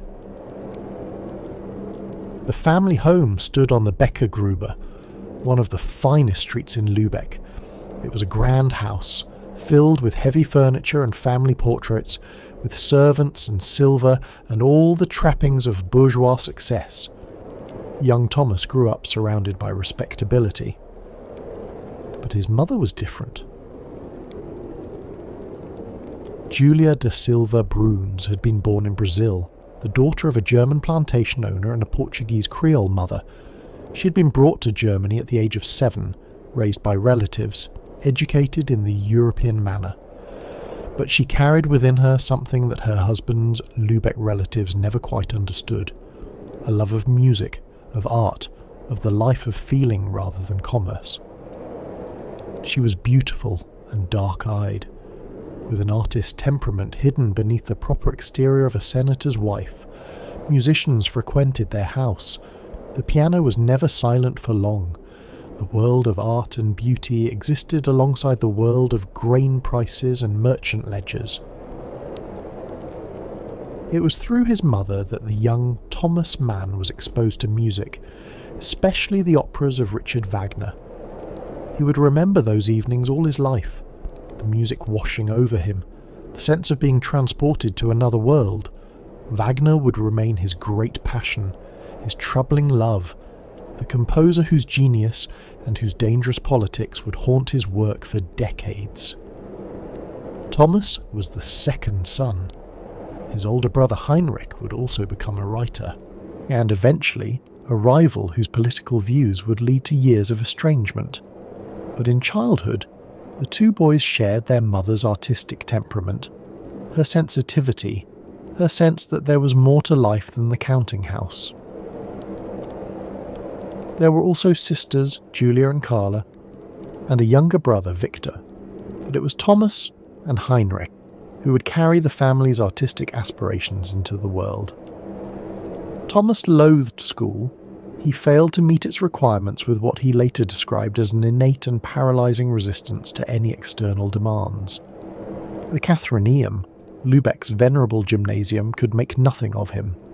He was not stupid, far from it, but he refused to perform. He dreamed and wrote poetry and waited for his real life to begin. He was designated to take over the family grain firm, but everyone who knew him understood that this was impossible. He was not made for commerce, he was made for something else. The question was whether that something else would ever amount to anything. In 1891, when Thomas was 15, his father died. Senator Mann left careful instructions in his will. The grain business was to be liquidated. He knew his sons. He knew they would never carry on the family tradition. Better to sell than to watch them destroy what generations had built. The family moved to Munich, a centre of art and literature, a city where a young man with artistic ambitions might find his way. Julia Mann took her children south, away from the grey skies and brick churches of Lübeck, into a world of cafes and galleries and bohemian possibility. And find his way Thomas did. The Munich years were formative. He worked briefly at an insurance company, a disaster. He attended lectures at the university, however sporadically. He read voraciously. He wrote stories and sent them to magazines. Slowly, painfully, he learned his craft. He also travelled to Italy with his brother Heinrich, spending months in Rome and Palestine. Italy would become one of his great subjects. The South, the sun, the sensuality that both attracted and frightened his northern Protestant soul. At the age of 26, Thomas Mann published his first novel. It was called Buddenbrooks, and it told the story of the decline of a merchant family in Lübeck over the course of 4 generations. It was, quite openly, the story of his own family, the slow decay of commercial energy, the rise of artistic sensitivity, the transformation from prosperity to decadence. The novel drew on everything he knew: the family home on the Becker Gruber, the senator father with his public dignity and private doubts, the artistic mother who didn't quite belong, the children who couldn't carry on the tradition, the long, slow decline from merchant, vigour to aesthetic refinement to collapse. The Lübeck patricians were not pleased. They recognised themselves in its pages, or thought they did. They called it a scandalous Roman éclat, a betrayal of their caste. For years, Mann would receive angry letters from Lübeck, from people who claimed he had libelled their families. But the rest of Germany embraced it. Buddenbrooks became a bestseller, then a classic. It would eventually help earn its author the Nobel Prize, the young man who had failed at school, who couldn't hold down a job at an insurance company, had written one of the great novels of the German language. By 1912, when Thomas Mann boarded that train to Davos, he was already famous. He had married Katia Pringsheim in 1905, the daughter of a wealthy Munich family, a woman of intelligence and beauty, who would become his lifelong partner and the mother of his 6 children. Katia was remarkable in her own right. Her father was a distinguished mathematician. Her mother came from the wealthy Dome family, known for their progressive politics.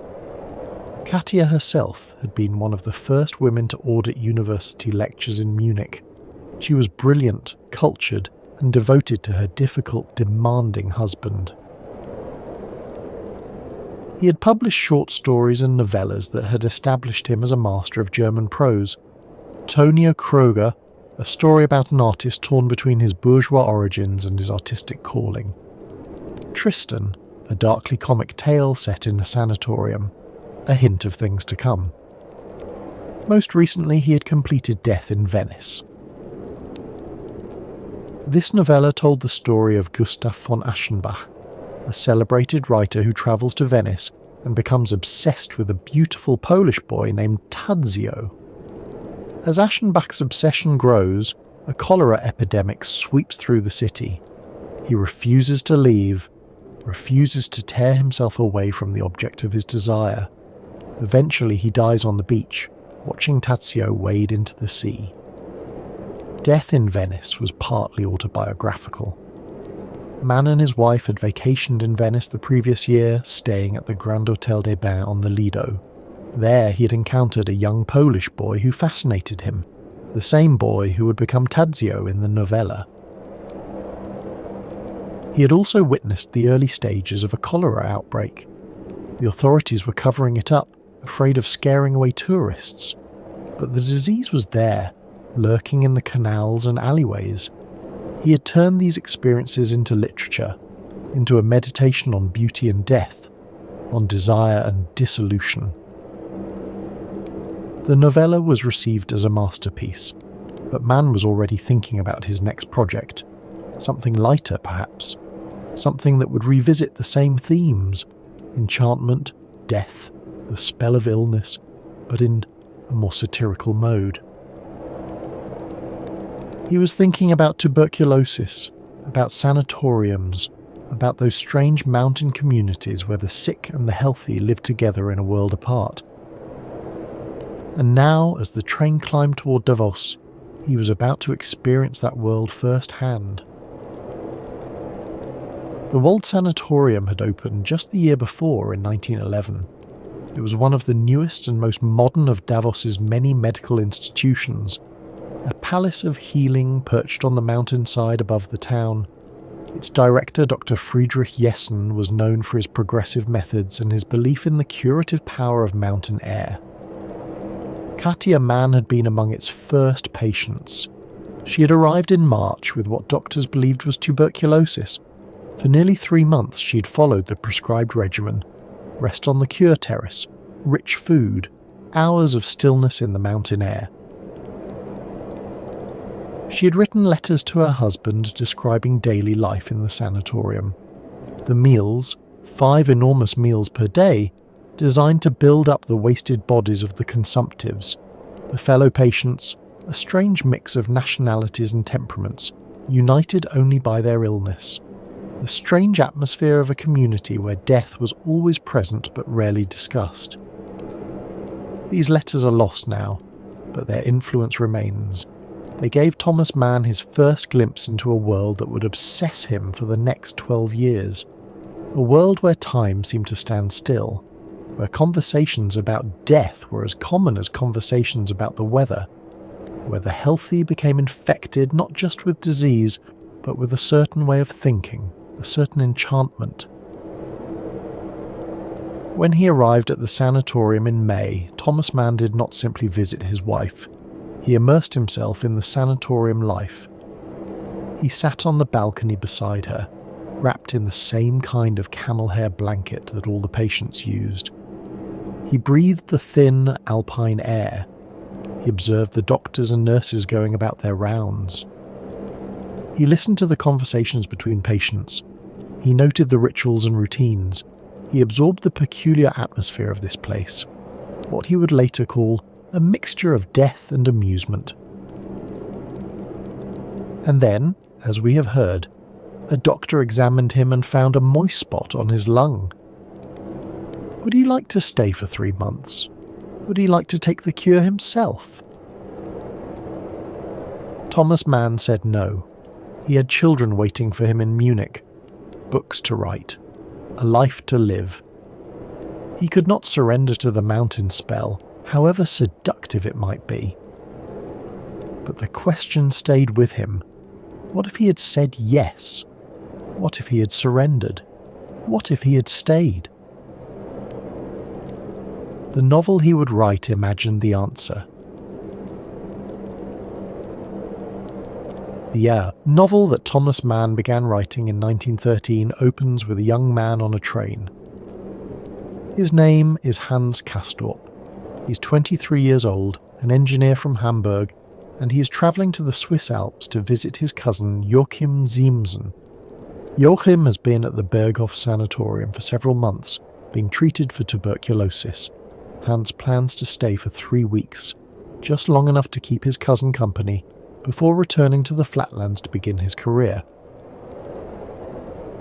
3 weeks, 21 days, a brief interruption in the orderly progression of a young bourgeois life. Hans will visit, he will rest, he will breathe the famous mountain air, and then he will descend to the real world below. to engineering projects and business concerns and all the productive activities of modern life. This is what Hans believes. This is what the reader believes, at least at first. But the mountain has other plans. Mann introduces his protagonist with careful irony. Hans Castorp is ordinary, thoroughly, deliberately ordinary.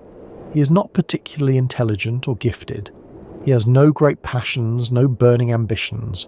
He is simply a young man of his class and time, a product of Hamburg's merchant culture, destined to build ships and make money and live the respectable life his family expects. He has recently passed his engineering exams and is about to take a position at the shipyard of Tunder and Wilms. Everything is prepared. His future is mapped out. All he needs to do is follow the path that has been laid before him. But first, this brief holiday in the mountains. 3 weeks to visit his cousin, 3 weeks to see the sanatorium that everyone talks about, 3 weeks to breathe the famous air. The journey itself is significant. Mann devotes pages to Hans's ascent from the flatlands to the mountain. The train climbs and climbs. The air grows thinner. The landscape becomes more dramatic. It is as though Hans is travelling not just to a different place, but to a different world entirely. From the moment Hans arrives, something is different. The air is thinner. His heart beats faster. Colours seem more vivid, sounds more distinct. Even time itself seems to move differently. The hours stretch and compress in ways that the flatlands never permitted. His cousin Joachim meets him at the station. Joachim is a soldier, or would be, if only he could get well. His greatest desire is to leave the sanatorium, to descend to the flatlands, to begin his military career. But the doctors keep finding reasons for him to stay. His fever persists. His lungs are not yet healed. Just a few more months, they tell him. Just a little longer. Hans is struck by how natural this all seems to Joachim. The routine of the sanatorium has become his cousin's entire world. The morning rest cure, the 5 enormous meals per day, the temperature taking, the x-rays, the consultations with doctors. Joachim speaks of these things as if they were the normal substance of existence. And indeed, at the Berghof they are. The sanatorium itself is like a grand hotel perched on the mountainside with views in every direction. It has elegant public rooms and private balconies, a library and a dining room, gardens and walking paths. The patients live in comfort, even luxury. But beneath the elegance lies the ever-present reality of illness and death. Hans is shown to his room, a pleasant chamber with a balcony overlooking the valley. The furniture is solid and comfortable. The walls are thick enough to muffle the sounds of the neighbouring patients. It could be a room in any good hotel. Except that the room's previous occupant died here just 2 days ago. The sheets have been changed and the room has been aired, but the death still lingers somehow. It is the first of many deaths that Hans will encounter at the Berghof. The sanatorium has its own customs, its own hierarchies, its own way of measuring time. New patients are called horizontal. They must spend their days lying on the cure terraces, forbidden from walking or exerting themselves. More advanced patients are granted increasing freedoms, allowed to walk in the gardens, to take excursions into the surrounding mountains. But no one, it seems, ever truly leaves, or if they do, they often return. The mountain has a way of claiming its own. Hans meets the chief physician, Hofrat Behrens, a tall, melancholic, wryly humorous man who has lived at the sanatorium for years. Behrens' own wife died here of tuberculosis, and he stayed on when he discovered that he too was infected. Now he presides over this community of the sick with a mixture of professional competence and dark humour. Behrens paints in his spare time, portraits of the patients mostly.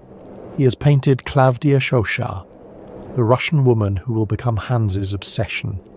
His medical eye and his artist eye see the same things: the signs of illness, the pallor of the skin, the particular beauty that consumption sometimes gives its victims.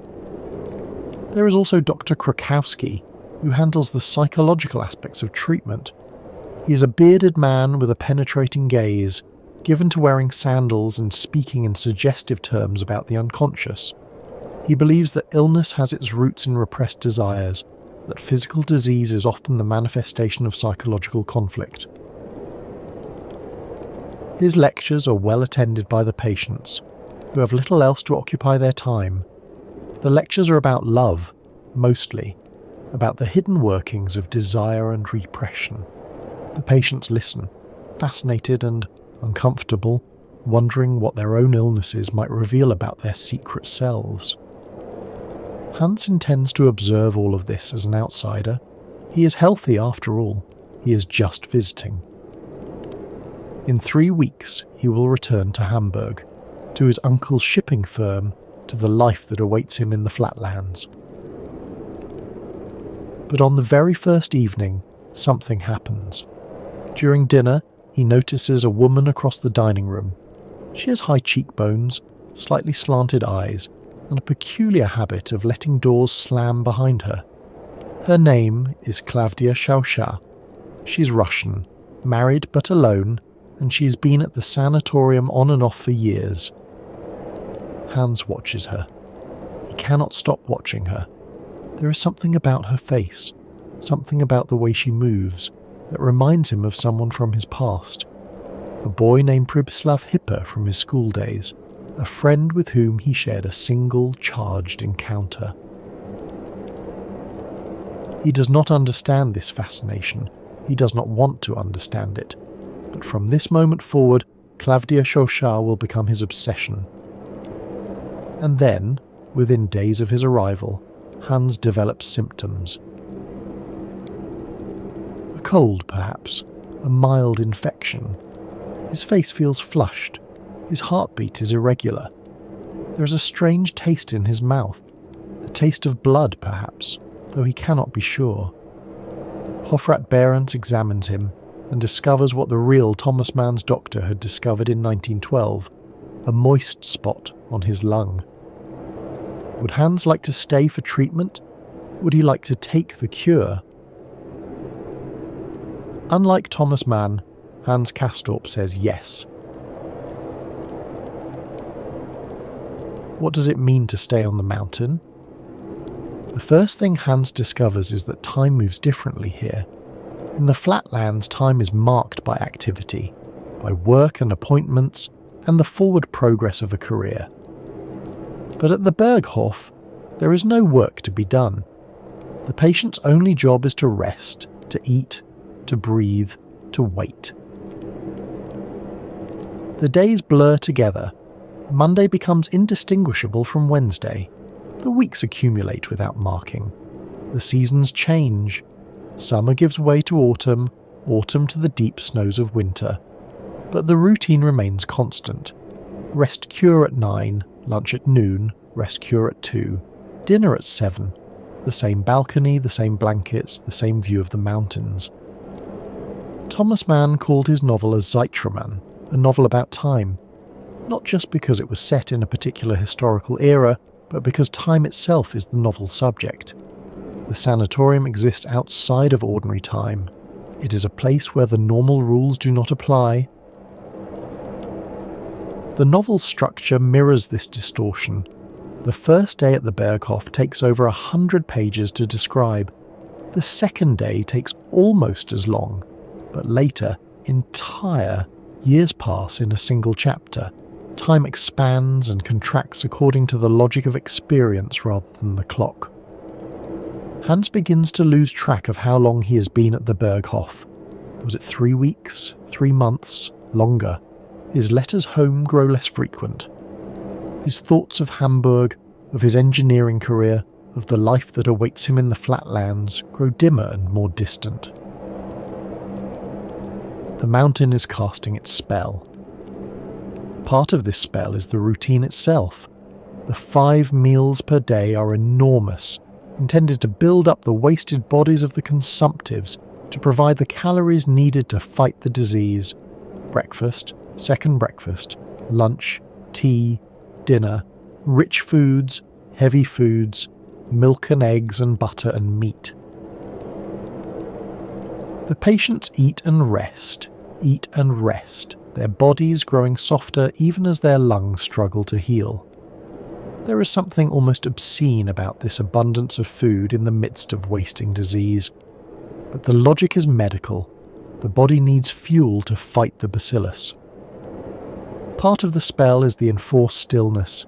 During the rest cure, patients are forbidden to read, to talk, to do anything that might agitate the mind or body. They must simply lie there, wrapped in blankets against the mountain cold, breathing the thin air, staring at the sky. And part of the spell is the obsession with symptoms. Every patient takes their temperature multiple times daily, keeping the thermometer in their mouth for exactly 7 minutes. One of many sevens that recur throughout the novel. Every fluctuation is noted, analysed, discussed. A rise of a few tenths of a degree becomes a matter of intense concern. A decline is cause for celebration. The body becomes the sole focus of attention. Normal life, with its distractions and diversions, falls away. There is only the body, the temperature, the hope of healing. Hans finds himself drawn into this obsession. He purchases his own thermometer, an expensive precision instrument, and monitors his temperature with growing fascination. He learns to read the subtle signs of his body, to interpret every flush and chill. His moist spot becomes the centre of his existence. But is he really sick? This is the question that hovers over the novel, just as it hovered over Katja Mann's actual diagnosis. The doctors at the Berghof find evidence of illness. They prescribe treatment. They find reasons for Hans to stay. But the reader begins to wonder whether the illness is real, or whether it is an excuse, a reason to stay on the mountain, to escape the demands of life below. Perhaps Hans wants to be sick. Perhaps illness is a form of freedom. For there is something seductive about illness, something liberating about being excused from the normal obligations of existence. At the Berghof, Hans has no responsibilities, no work to complete, no career to build. He can spend his days in contemplation, in conversation, in the slow accumulation of experience. The German word for this state is Krankheit, sickness. But there is another word that applies, Versuchung, temptation. The sanatorium offers the temptation of withdrawal, of escape from life's demands. It is a temptation that many of the patients have succumbed to. The flatlands come to seem impossibly distant. When letters arrive from Hamburg, they feel like messages from another world, a world of commerce and industry and practical concerns, a world where time marches forward, where things get done, where life has purpose and direction. His uncle writes, asking about his plans. His friends write, wondering when he will return. The engineering firm writes, reminding him that his position cannot be held indefinitely. But these communications seem increasingly irrelevant. They belong to a life that Hans is no longer sure he wants. But on the mountain, there is no forward movement. There is only the eternal present of the cure. There is only the routine, the meals, the rest cure, the conversations, the temperature taking. There is only the waiting. 3 weeks becomes 3 months. 3 months becomes a year. Hans stops mentioning his departure date. He stops thinking about Hamburg. The mountain has claimed him. This is the enchantment that Thomas Mann experienced during his 3-week visit in 1912. He could have stayed. The doctor had invited him to stay. He had felt the mountain's pull, the seductive promise of illness, the strange peace of a world where normal life was suspended. He chose to leave. His character does not. And in not leaving, Hans Castorp opens himself to experiences that would never have been possible in the Flatlands. He opens himself to philosophy, to ideas, to the great debates that will consume the rest of the novel. He opens himself to questions about life and death, about the meaning of existence, about the nature of time itself. He opens himself to love and to death. If time is the novel's structure, ideas are its substance. Hans Castorp arrives at the Berghof as an ordinary young man, well-meaning but intellectually unremarkable. He has received the standard education of his class, but he has never thought deeply about philosophy or politics or the meaning of existence. He has accepted the world as he found it. The mountain will change this. His first educator is Lodovico Settembrini, an Italian man of letters who has been at the Sanatorium for years. Settembrini is a humanist, an apostle of the Enlightenment, a believer in reason and progress and the dignity of man. He speaks in elaborate, beautifully constructed sentences. He quotes the classics. He sees himself as a representative of civilization itself. Settembrini comes from a distinguished Italian family. His grandfather fought with Mazzini for Italian unification. His father was a classical scholar and freethinker. Settembrini himself works on a great encyclopedia of suffering, a catalogue of all the ways that human beings have been oppressed and tortured throughout history, compiled in order to prevent such suffering from ever happening again. He is, in his way, an idealist. He believes that education can improve humanity. He believes that reason can triumph over superstition. He believes that the future will be better than the past. Settembrini takes Hans under his wing.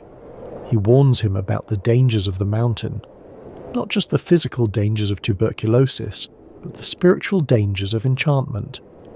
The sanatorium, Settembrini believes, encourages a kind of moral lassitude. It makes people fall in love with death rather than life.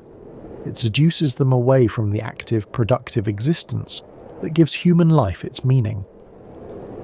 Flee this place, Settembrini urges. Return to the Flatlands. Take up your work, your career, your responsibilities. Do not let the mountain claim you. His favourite word is placet, the Latin for it is pleasing. It pleases him when Hans shows signs of intellectual awakening. It displeases him when Hans falls under the mountain's spell.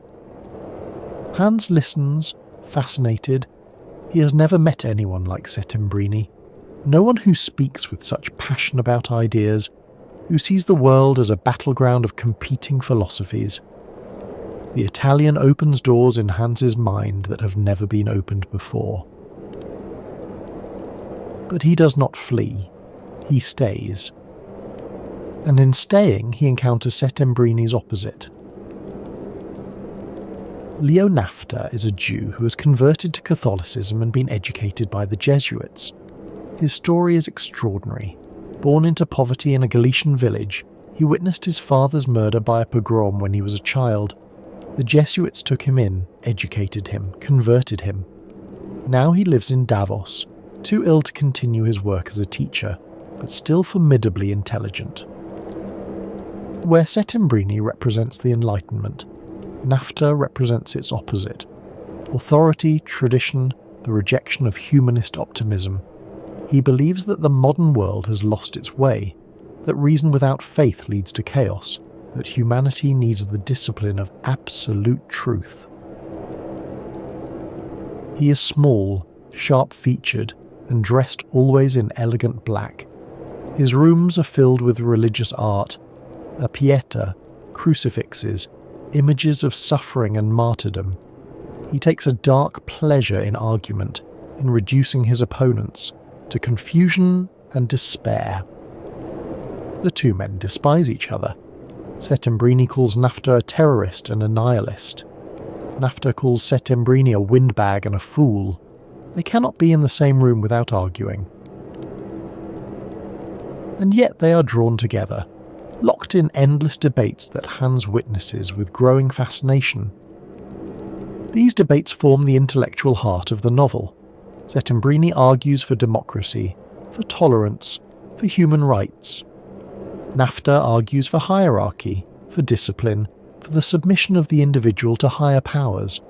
They debate war and peace, art and commerce, life and death.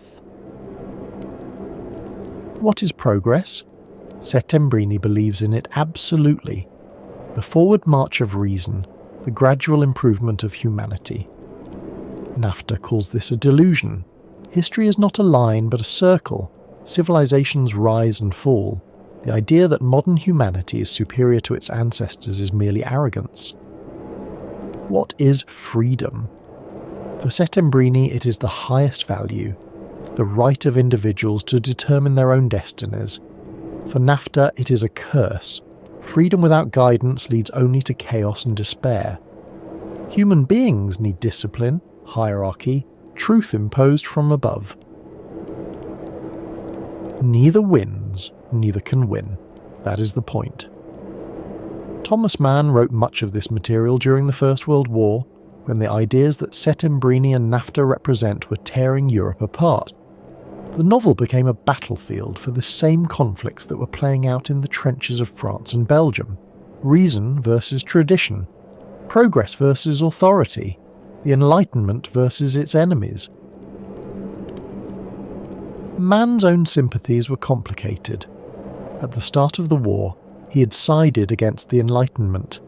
He had written essays defending German culture against what he saw as the shallow rationalism of the West. He had quarrelled bitterly with his brother Heinrich, who supported the democracies. But as the war dragged on, as the carnage mounted, his views began to shift. The novel reflects this internal struggle. Neither Settembrini nor Nafta is simply right or wrong. Both articulate genuine insights. Both are also deeply flawed. Settembrini's humanism can seem naive and self-satisfied. His faith in progress seems increasingly hollow in a world preparing for industrial slaughter. Nafta's authoritarianism leads ultimately to nihilism, a worship of death that negates everything he claims to believe. Hans listens to them both. He absorbs their arguments. He is educated by their conflict. But he's never simply a student. The novel's great achievement is that Hans Castorp, this ordinary young man, this unremarkable engineer from Hamburg, becomes wiser than his teachers. He finds a position between their extremes, a synthesis that neither of them can achieve. This synthesis will be articulated most clearly in the novel's central chapter, a chapter called Snow. But before we reach that moment, we must speak of love. For Hans's education is not only intellectual, it is also emotional, and at its centre is Klavdia Chochal. For months, Hans watches Klavdia from across the dining room. He does not speak to her. He does not introduce himself. The social conventions of the sanatorium do not permit such forwardness. Patients are introduced formally or not at all. A young German engineer cannot simply approach a married Russian woman and declare his interest. So, he watches. He learns her schedule. He positions himself where he will see her. In the dining room, in the corridors, in the gardens. He becomes, in his quiet way, obsessed. What is it about her? She is not conventionally beautiful. Her face is too broad, her cheekbones too pronounced. She has what the Germans call Kyrgyz eyes, slightly slanted, suggesting something Asiatic, something foreign, something other. And yet Hans cannot look away. There is something about her face, something about the way she moves that holds him captive. It is as though he has known her before, in some previous life or some forgotten dream. He realizes, gradually, what this feeling means. Klavdia reminds him of someone, a boy named Pribislav Hipper whom he knew in school, a boy with the same Kyrgyz eyes, the same high cheekbones, a boy with whom he shared a single, charged encounter. This is one of the novel's most daring elements. Hans's love for Klavdia is bound up with a memory of boyhood desire, of feelings that were never acknowledged or expressed. He once borrowed a pencil from Pribislav Hippe, and the exchange was invested with an intensity that he never understood and never forgot. The mountain, which suspends normal rules of time, also suspends normal rules of propriety. It allows Hans to feel things that Hamburg would never have permitted. It allows him to acknowledge desires that the flatlands would have kept hidden. Settembrini warns him. Stay away from the Asiatic, he says, using a word that reveals his own prejudices. He sees Klavdia as a representative of everything he opposes, the irrational, the sensual, the Eastern. She is disorder in female form. She is ill, he says. She is soft, she is lax. She lets doors slam behind her because she has no discipline, no self-control. She will drag you down into her softness. Hans cannot stay away. He borrows a pencil from her, an act that echoes his long-ago encounter with Pribislav Hippe. He learns her routines. He listens for the sound of her door slamming. He becomes, in his quiet way, her devotee. And then comes carnival night. Once a year the Berghof celebrates Fasching, the carnival that precedes Lent. Patients don costumes and masks. The normal hierarchies are suspended. Wine flows freely. For one night, everyone pretends to be someone else. It is a dangerous night. The sick pretend to be healthy. The proper pretend to be wild. Rules that govern daily life are temporarily suspended. Anything might happen. Hans approaches Klavdia at last. They speak. He uses the intimate form of address, du rather than sie, a liberty that would be unthinkable under normal circumstances. In German, to use du with a stranger is either an insult or an intimacy. Hans means it as intimacy. They speak in French, neither's native language, but a language in which difficult things might be said more easily. Hans tells her of his love, of his months of watching, of the dreams that have consumed him. She is not surprised. She has known. Perhaps she has been waiting. That night they consummate their passion. The details are not given. Mann was a discreet writer, and the scene unfolds largely through implication, but the implication is clear. Hans enters her room. He does not leave until morning. It is the only night they will have. The next morning, Klavdia leaves the sanatorium. She has been planning this departure for weeks. She returns to her husband, to whatever life awaits her in Russia. She leaves Hans only a memento, an X-ray photograph of her diseased lungs, which he will treasure like a love token. Hans is devastated, but he does not follow her. He does not leave the mountain. Instead, he waits. He waits for 3 more years. This is the strange mathematics of love on the mountain. One night becomes an eternity. 3 years of waiting become a mere interlude. Time stretches and compresses according to its own logic. During these years, Hans continues his education.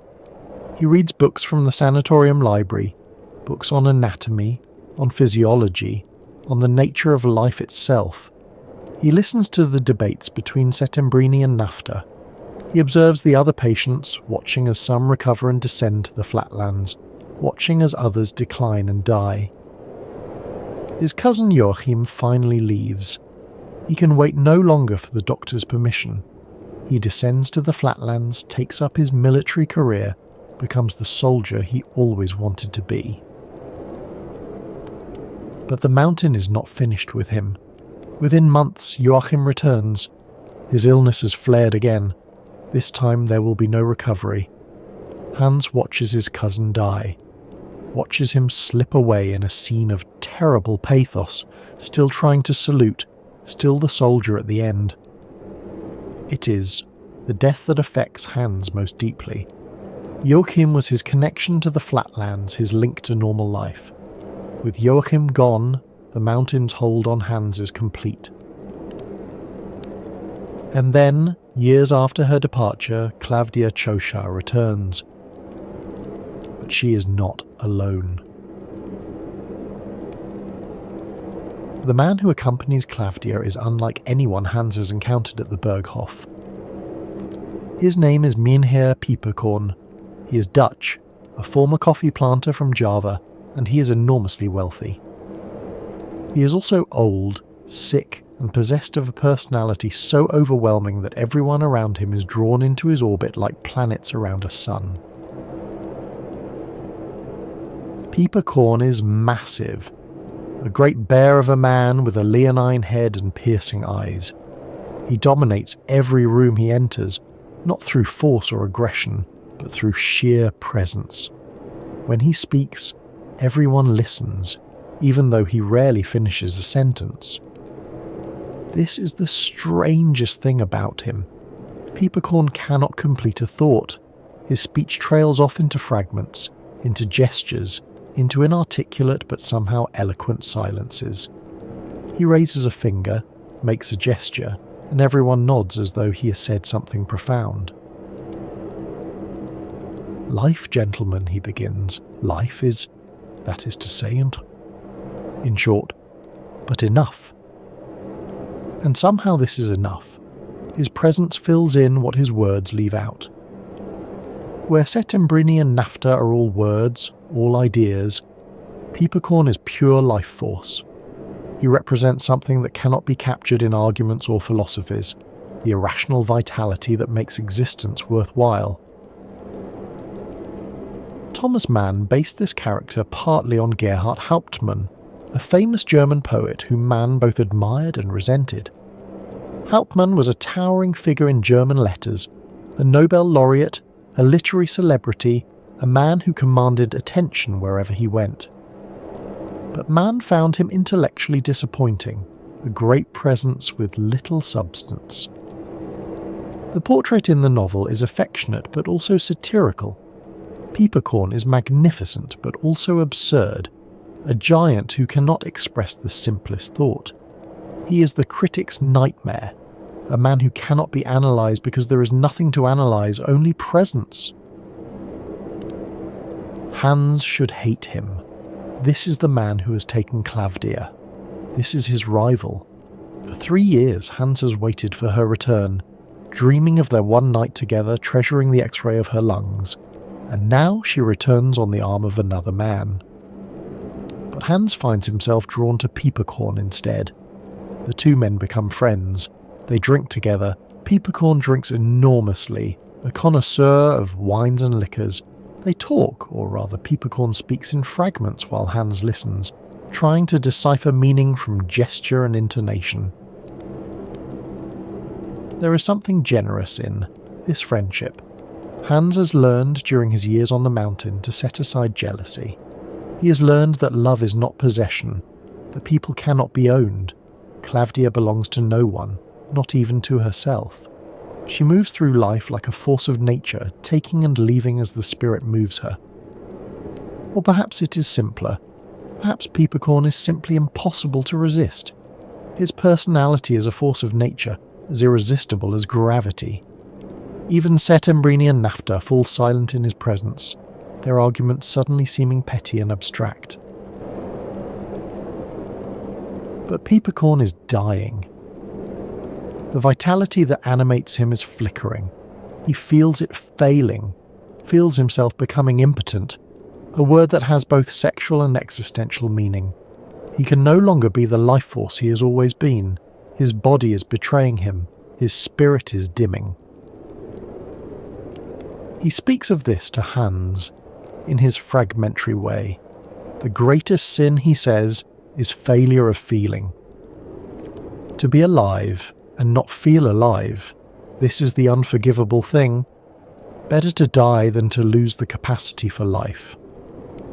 One day, he gathers a small group of friends for a picnic by a waterfall. It is a beautiful day. The water crashes over the rocks. Nature displays itself in all its overwhelming power. Peepercorn leads them to the waterfall's edge and begins to speak, but the roar of the water drowns out his words. No one can hear him.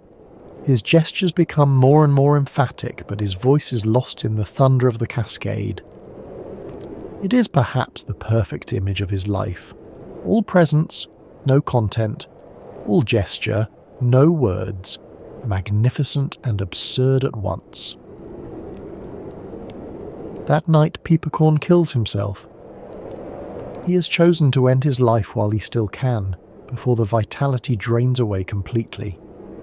It is an act of will, a final assertion of control over a body that has begun to betray him. He uses a clever device of his own invention, a kind of spring-loaded poison needle. Even his death is elaborate, theatrical. Hans grieves, Klavdia grieves, and then, once again, she leaves. This time, Hans knows she will not return. This time, he does not wait. Before Peepercorn's arrival, before Klavdia's return, there is a moment that stands at the centre of the novel.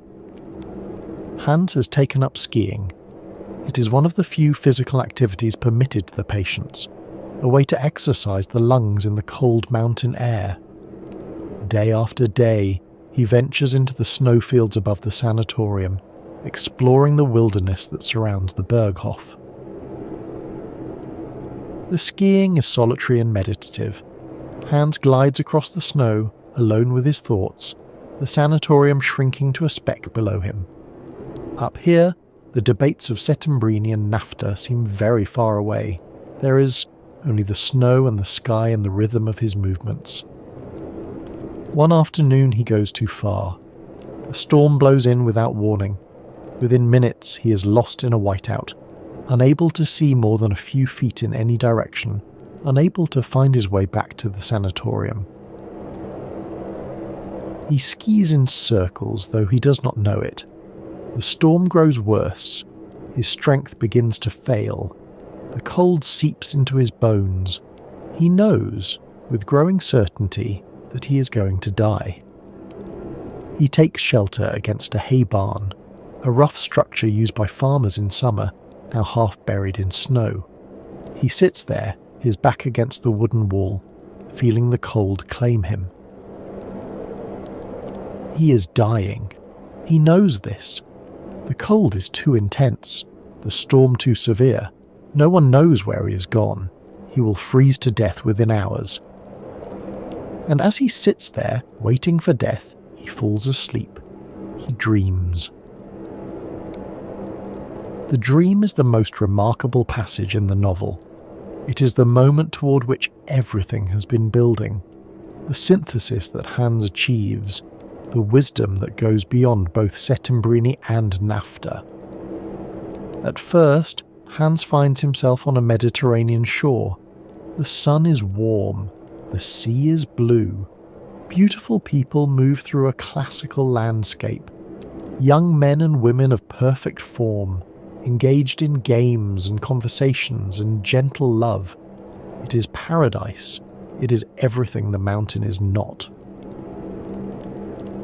He sees children playing on the sand. He sees mothers nursing infants. He sees old people sitting in the shade, watching the young with benevolent eyes. It is a vision of human life as it might be, harmonious, beautiful, at peace with itself. But the dream changes. Hans is drawn toward a temple at the edge of the landscape. It stands apart from the sunny scenes below, its columns casting deep shadows. Something compels him to enter, something he does not understand. Inside he finds something terrible. Two old women crouch over a child. They are tearing it apart, they are eating its flesh. Blood stains their mouths, their hands, the floor beneath them. The horror is indescribable. Hans wants to flee, wants to wake, wants to unsee what he has seen. but he cannot move. He can only watch as the hags continue their terrible feast. And then he understands. The beautiful people outside know about this horror. It is part of their world. They live their graceful, harmonious lives in full knowledge of the temple and what happens within it. The paradise and the horror exist together, inseparable. Hans wakes from this vision with a single insight. It is the most important sentence in the novel, set in space type in the German original, to emphasize its significance. For the sake of goodness and love, man shall let death have no sovereignty over his thoughts. This is Hans's synthesis. This is what he has learned from Settembrini and Nafta, from Klavdia and Pieperkorn, from all his years on the mountain. Death is real. Horror is real. The temple and its horrors cannot be denied or wished away. But life must not be governed by them. Love must not be conquered by them. We must acknowledge death and still choose life. We must know the horror and still act with goodness and love. The storm clears. Hans finds his way back to the sanatorium. He has survived. But here is the strange thing. Within days, Hans forgets his vision. The insight fades. The words that seemed so clear in the snow become confused and uncertain in the warmth of the Berghof. The mountain reclaims him. Its spell is unbroken. This forgetting is perhaps the most honest thing in the novel. Epiphanies rarely last. Insights fade. We return to our habitual ways of being, even when we have glimpsed something higher. The vision in the snow was real, but it could not survive the return to ordinary life. Hans will not remember his vision when he needs it most. Let us step back from the novel for a moment and consider the real Davos, the town that Thomas Mann visited in 1912, the place that would become the Berghof in his imagination. Davos sits at an altitude of 1,500 metres in the Graubünden Alps, high enough that the air is thin and cold, low enough that life is still possible. In the 19th century it was a small farming community, its people scraping a living from the rocky soil and sparse pastures. Everything changed when Dr. Alexander Spengler arrived. If you have travelled with us before to Davos, to the episode about that alpine town that tuberculosis built, you know Spengler's story. He was a German doctor who came to Davos in 1853, suffering from tuberculosis himself. The mountain air seemed to help him. He began to wonder if it might help others. Spengler became convinced that the particular combination of altitude, dry air and sunshine in Davos could benefit tubercular patients. He began recommending it to his patients. Others followed. By the 1860s, the first sanatoriums were being built. The Davos that Thomas Mann visited in 1912 was the product of this medical gold rush. The town had been transformed. Where once there were scattered farmhouses, now there were grand sanatoriums, buildings like ocean liners run aground on the mountainside, their balconies facing south to catch the sun. The Schatzalp, opened in 1900, was one of the grandest. Built in the Art Nouveau style, it, perched on a ridge above the town, accessible only by funicular railway. Its patients were wealthy, its facilities luxurious. It is the model for Mann's fictional Berghof. The Wald-Sanatorium, where Katja actually stayed, was newer, opened just in 1911. It was a forest sanatorium, set among pine trees on the mountainside above the town. Its director, Dr. Friedrich Jessen, was known for his modern methods. Life in these sanatoriums followed a strict routine. Patients spent hours each day on the cure terrace, lying in reclining chairs, wrapped in blankets, breathing the cold mountain air.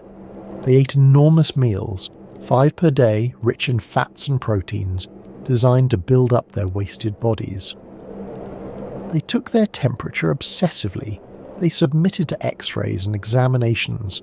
They lived suspended between hope and fear, never knowing whether they would recover or decline.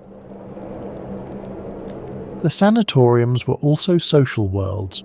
Patients came from across Europe, from Germany and Russia, from England and France, from Italy and Austria. They were thrown together by their illness, united by their common fate. Romances flourished, friendships formed. The boundary between patient and visitor, between sick and healthy, was permeable and uncertain. Mann captured all of this in his novel.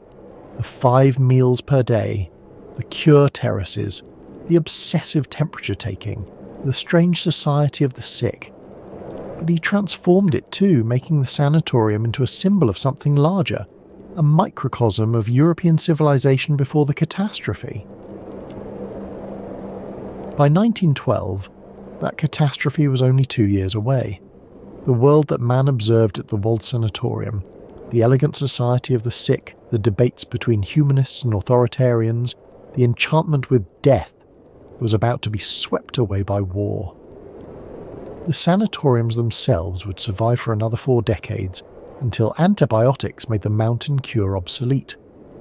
But the world they represented, the world of pre-war Europe, with its certainties and its illusions, would end in August of 1914. Mann did not know this when he visited. He could not have known. But by the time he finished his novel 12 years later, the catastrophe had happened. The novel that began as satire had become prophecy. We must now consider the man behind the novel, consider the circumstances in which it was written. Thomas Mann began writing The Magic Mountain in 1913, just over a year after his visit to Davos. He intended it to be a short satirical piece, a companion to death in Venice, exploring similar themes in a more humorous mode. Perhaps 100 pages. Perhaps he could finish it in a year. Then, in the summer of 1914, the world exploded. The assassination of Archduke Franz Ferdinand in Sarajevo set in motion a chain of events that would destroy the Europe Thomas Mann had known. Austria declared war on Serbia. Russia mobilized. Germany declared war on Russia and France. Britain entered the conflict. Within weeks, millions of men were marching toward trenches where they would die in numbers that defied comprehension. Mann, like many German intellectuals, initially supported the war. He saw it as defense of German culture against what he perceived as the shallow materialism of the West. Germany represented depth, inwardness, the life of the spirit. France and England represented surface, commerce, the life of mere reason. This is a position that seems incomprehensible now, but it was common among German intellectuals in 1914. They believed that German culture was superior to Western civilization, that Germany represented something deeper and more authentic than the democracies of the West. Mann threw himself into this argument. He wrote essays defending Germany, defending the war, defending what he saw as German values. He quarrelled bitterly with his brother Heinrich, who opposed the war and embraced the democratic values of France. The brothers stopped speaking. Their estrangement would last for years. It was a painful rupture. 2 brothers who had grown up together, who had shared their mother's artistic temperament, now divided by politics and war. And still Mann worked on his novel, though the work was interrupted constantly. He wrote political essays, gave speeches, engaged in the conflicts of the day. The Magic Mountain lay unfinished, its characters frozen on their mountain while Europe burned. The war dragged on, 4 years that seemed like 40. The trenches became charnel houses. The dead piled up in numbers that numbed the mind. 10 million soldiers would die. 20 million more would be wounded. The flower of a generation was destroyed. By the time the war ended in 1918, everything had changed. The German Empire had fallen. Revolution had swept through the country. The old certainties had been swept away. Man's own views had begun to shift. The carnage of the war had shaken his confidence in German exceptionalism. The failure of the old order made him reconsider his opposition to democracy. Slowly, painfully, he was coming to see that his position had been wrong. When he returned to the novel, he brought these new perspectives with him. The Magic Mountain became not just a story about a young man in a sanatorium, but an allegory for European civilization itself, a civilization that had been enchanted by dangerous ideas, that had fallen under the spell of death, that had descended into the madness of war. Once. The debates between Settembrini and NAFTA took on new meaning. They were no longer abstract philosophical discussions. They were the ideas that had torn Europe apart. The novel's final pages are among the strangest in literature. For 7 years, Hans Castorp has lived on the mountain. 7 years of rest, cures and debates, of love and death, of time suspended. 7 years while the world below prepared for catastrophe. And then, in August of 1914, the spell breaks. The word comes up the mountain. War has been declared. The European powers are mobilizing. Young men are needed to fight. The sanatorium empties. Patients who have been too sick to leave suddenly find themselves cured, or cured enough to fight. The debates between Settembrini and NAFTA reach their terrible conclusion. They quarrel, they challenge each other to a duel, and NAFTA, in a final gesture of nihilism, shoots himself rather than his opponent. Hans descends. After 7 years, he finally leaves the Berghof. Not because he is cured. We never know whether his illness was real. Not because he has chosen to leave. He could have stayed. He descends because history has summoned him. The final scene finds him on a battlefield somewhere in Flanders. Shells are falling. Men are dying around him. He stumbles forward through the mud and smoke, singing a German song. A love song, oddly, in the midst of all this death. The song is The Linden Tree from Schubert's Winterreise, a song about rest, about the tree that promises peace, about the traveller who is tempted to stop and sleep forever. It is a song about death, and Hans sings it as he marches toward what may be his own death. Thomas Mann does not tell us what happens next. The novel ends with Hans disappearing into the chaos of battle. Will he survive? The narrator offers little hope. Adventures of the flesh and in the spirit, while enhancing thy simplicity, granted thee to know in the spirit what in the flesh thou scarcely could have done.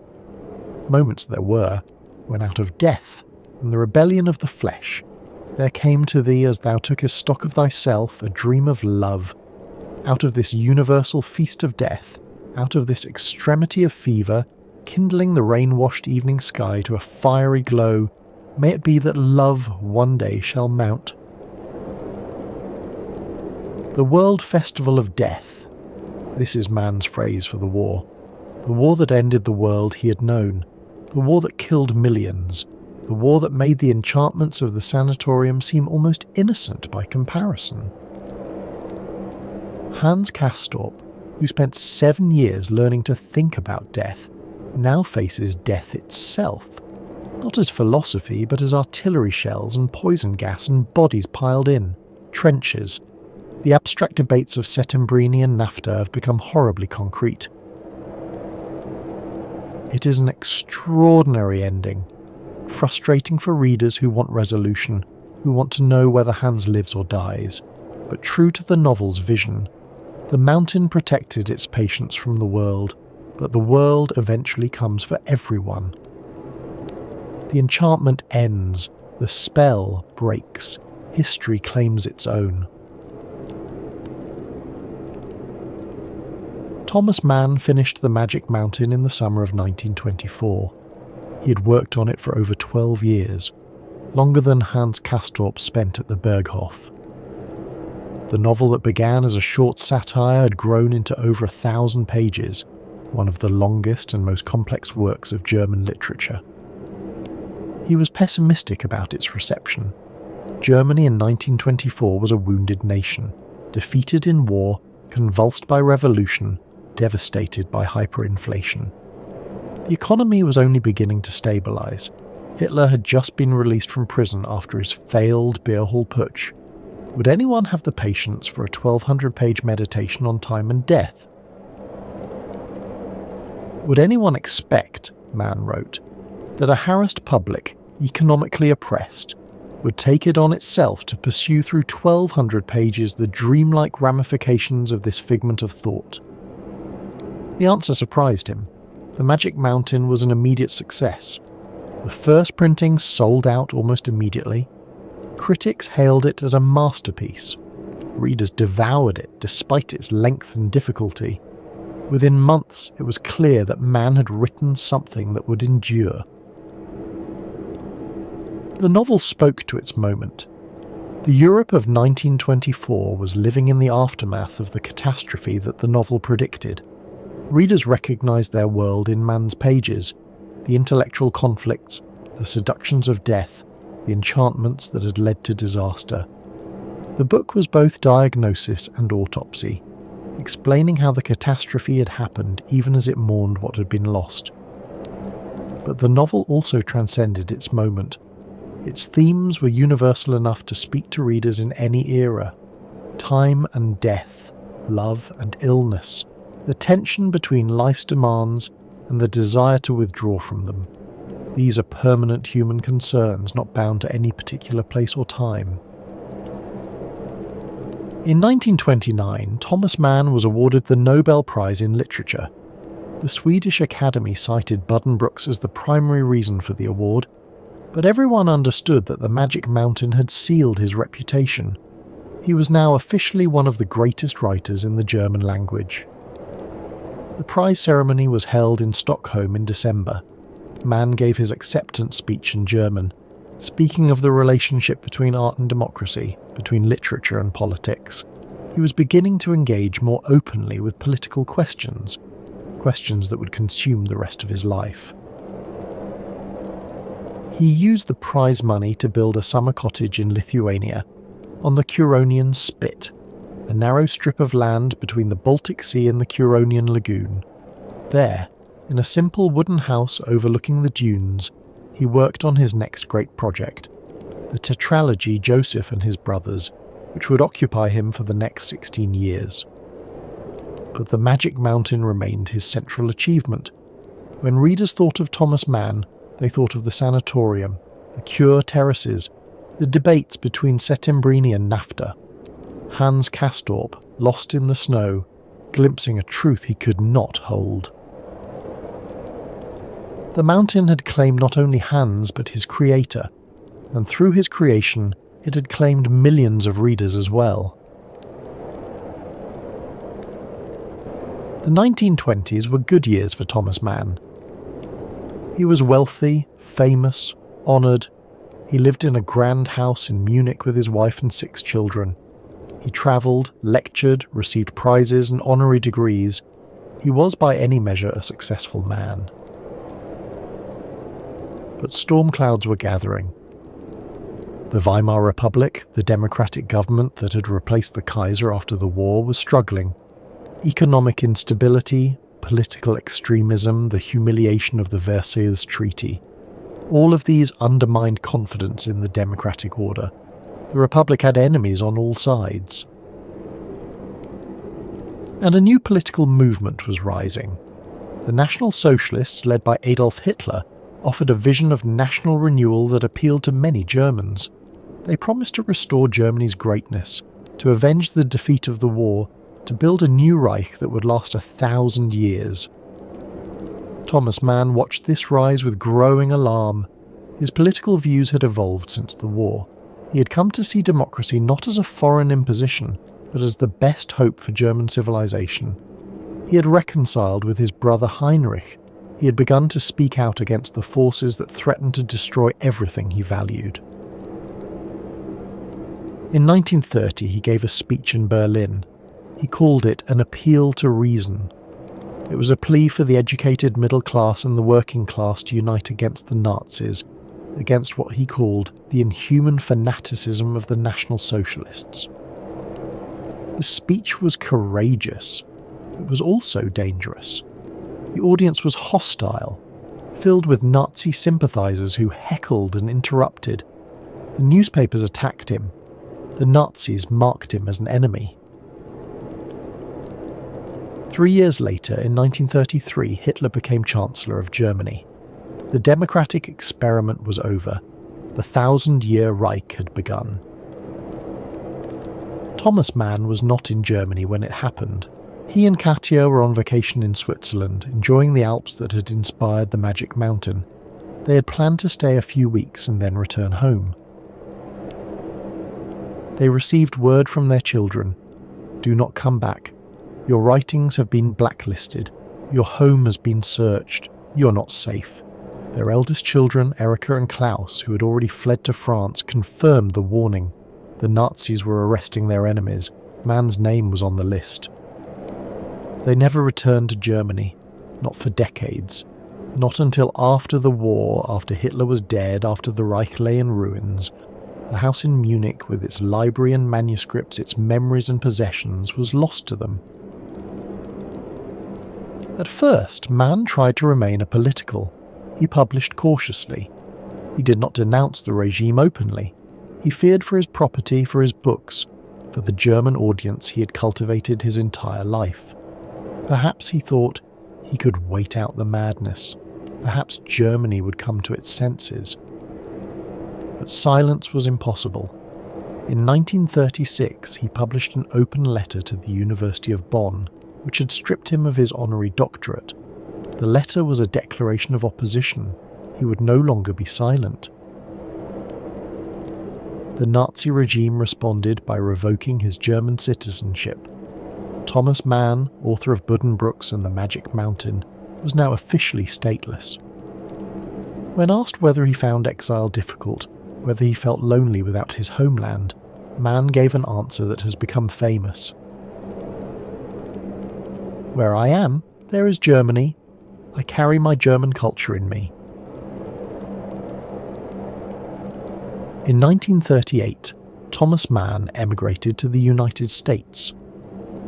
He settled first in Princeton, New Jersey, where the university offered him a position as a visiting lecturer.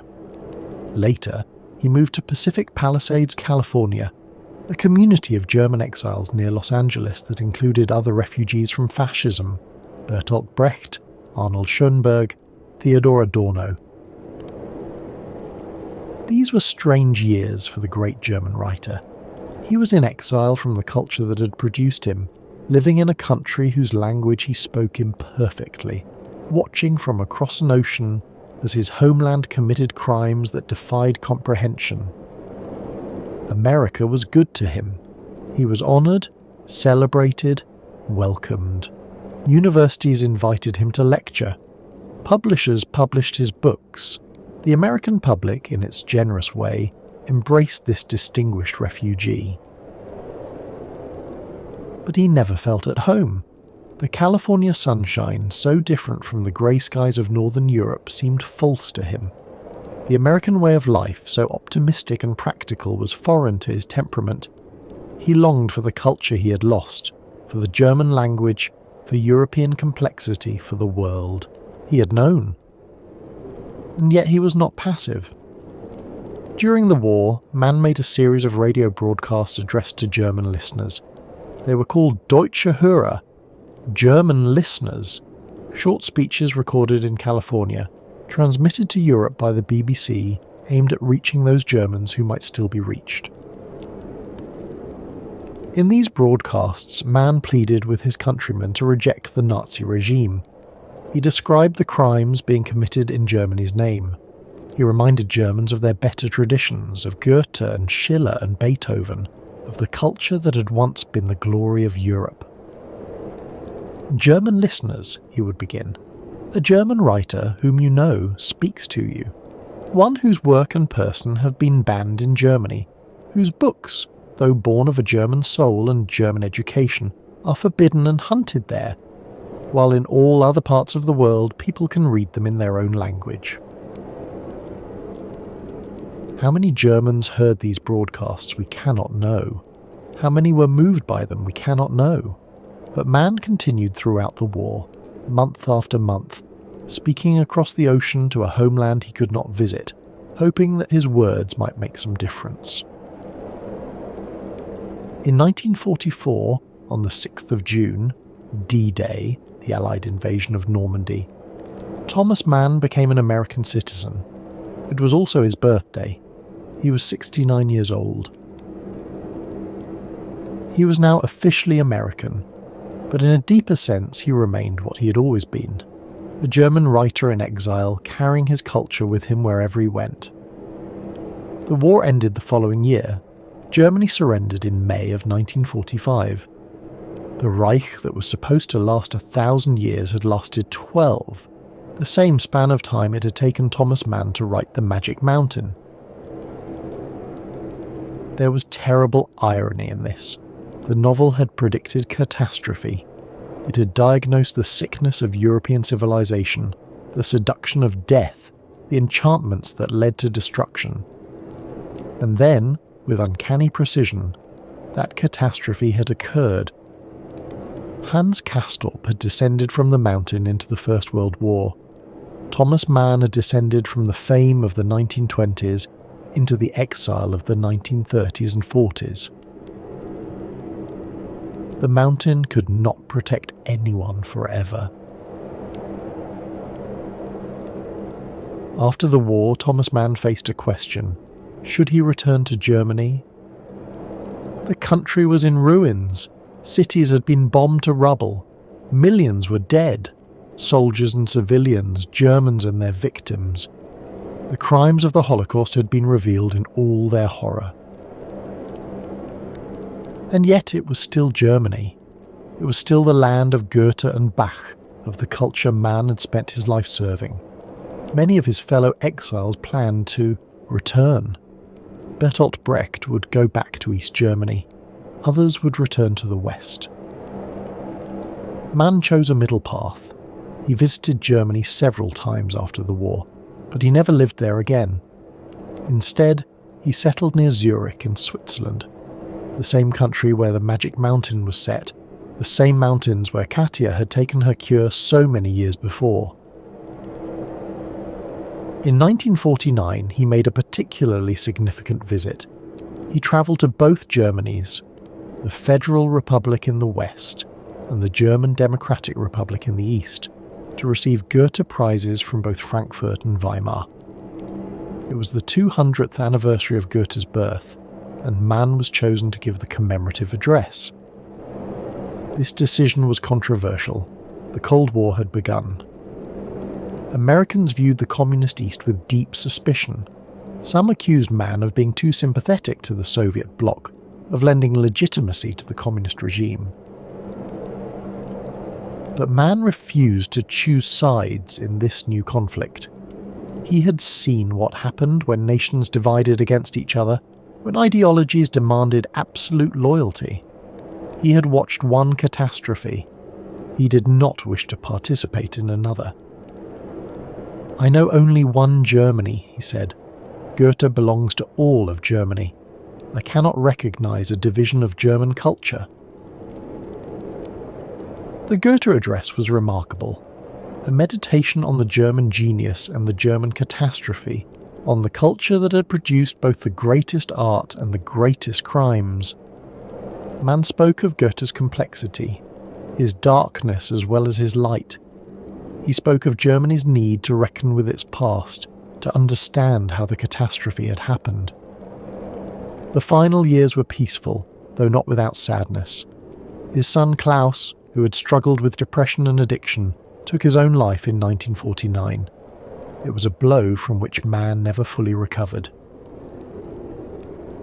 He continued to write Dr. Faustus, a novel about a German composer who sells his soul to the devil, Felix Krull, a comic novel left unfinished at his death, essays and letters and speeches. He watched his remaining children grow and scatter. He corresponded with admirers around the world. His health was good for a man of his age. The moist spot that the doctor had found in 1912 had never developed into anything serious. Whatever it was, it had not killed him. On the 12th of August, 1955, Thomas Mann died in Zurich. He was 80 years old. He had lived through 2 world wars, through the rise and fall of empires, through revolutions in art and politics and technology. He had written some of the most important novels of the 20th century. He had won the Nobel Prize. He had become what he set out to become, a writer of permanent significance. And it had all begun, in some sense, with a train ride to Davos, with a 3-week visit that became a 12-year project, with a novel about a young man who could not leave the mountain. What does the Magic Mountain mean? What is it about? These are questions that have occupied scholars for a century. The novel is so rich, so complex, so layered with meaning that no single interpretation can exhaust it. At its simplest level, it is a story about education. Hans Castorp arrives at the Berghof as an ordinary young man. He leaves, if he leaves at all, as someone transformed. He has been exposed to ideas, to experiences, to ways of thinking that the Flatlands would never have offered. This makes the novel a Bildungsroman, a German term for a novel of formation, a story about the development of a young person into maturity. The genre has a long history in German literature, going back to Goethe's Wilhelm Meister and before. But the Magic Mountain is also a satire of the Bildungsroman. Hans's education leads him not to productive citizenship, but to a battlefield. The wisdom he gains does not save him. It may not even survive him. At another level, the novel is an allegory. The sanatorium represents European civilization before the First World War, a community enchanted by death, seduced by dangerous ideas, suspended in a false peace that cannot last. The debates between Settembrini and NAFTA are the debates that were tearing Europe apart. Reason versus tradition, progress versus authority, the Enlightenment versus its enemies. These ideas did not stay on the mountain. They descended into the trenches and the gas attacks and the mass graves. At yet another level, the novel is a meditation on illness and mortality. What does it mean to be sick? What does it mean to live in the shadow of death? These are questions that every human being must confront. Hans Castorp confronts them with unusual intensity. His 7 years at the Berghof are 7 years of thinking about death, observing it, discussing it, preparing for it. The novel asks whether this is wise or foolish, whether we should engage with death or flee from it. The answer Hans glimpses in the snow, that love must not be conquered by death, is one answer. But it is not the only answer, and Hans himself cannot hold on to it. Perhaps this is the deepest meaning of the novel. Wisdom is fragile, insights fade, we glimpse truths and then forget them. The mountain casts its spell, and we forget what we learned in the storm. Thomas Mann knew this. He had seen it in his own life. He had supported a war and then repented. He had opposed democracy and then embraced it. He had believed things that turned out to be wrong. The Magic Mountain does not offer easy answers. It offers instead a journey through time and ideas and experience, a journey that each reader must make for themselves. If you visit Davos today, you will find a different world from the one Thomas Mann described. The sanatoriums are mostly gone. When antibiotics appeared in the late 1940s, they made the mountain cure obsolete. Streptomycin could kill the tuberculosis bacillus in a matter of months. The fresh air cure, which required years of rest, could not compete. Within a decade, the sanatoriums that had dominated Davos for nearly a century began to close. Some were converted into hotels, others became conference centres or apartment buildings. A few were demolished entirely. The patients went home, those who survived, and the elaborate culture of the cure disappeared. But some traces remain. The Schatzalp, the grand sanatorium that was one of the models for Mansberghof, still stands. It is now the Burgerhotel Schatzalp, a historic hotel built in the Art Nouveau style. Guests can stay in the same rooms where tuberculosis patients once lay.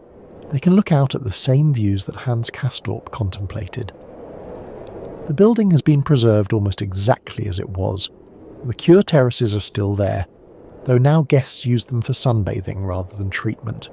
The proportions and the atmosphere remain. The funicular railway that once carried patients up from the town now carries tourists and skiers. If you know what you are looking for, you can feel the history. The ghosts of the consumptives are still there, in some sense, lying on those terraces watching the clouds drift past, waiting for a cure that might or might not come. The walled hotel, formerly the walled sanatorium where Katia Mann stayed, still exists as well. It has been renovated and modernised, but something of its sanatorium past remains. Visitors can walk the corridors where Thomas Mann walked, can stand on the balconies where he stood. There is also the Thomas Mann Trail, a walking path that connects the walled hotel to the Schatzalp above.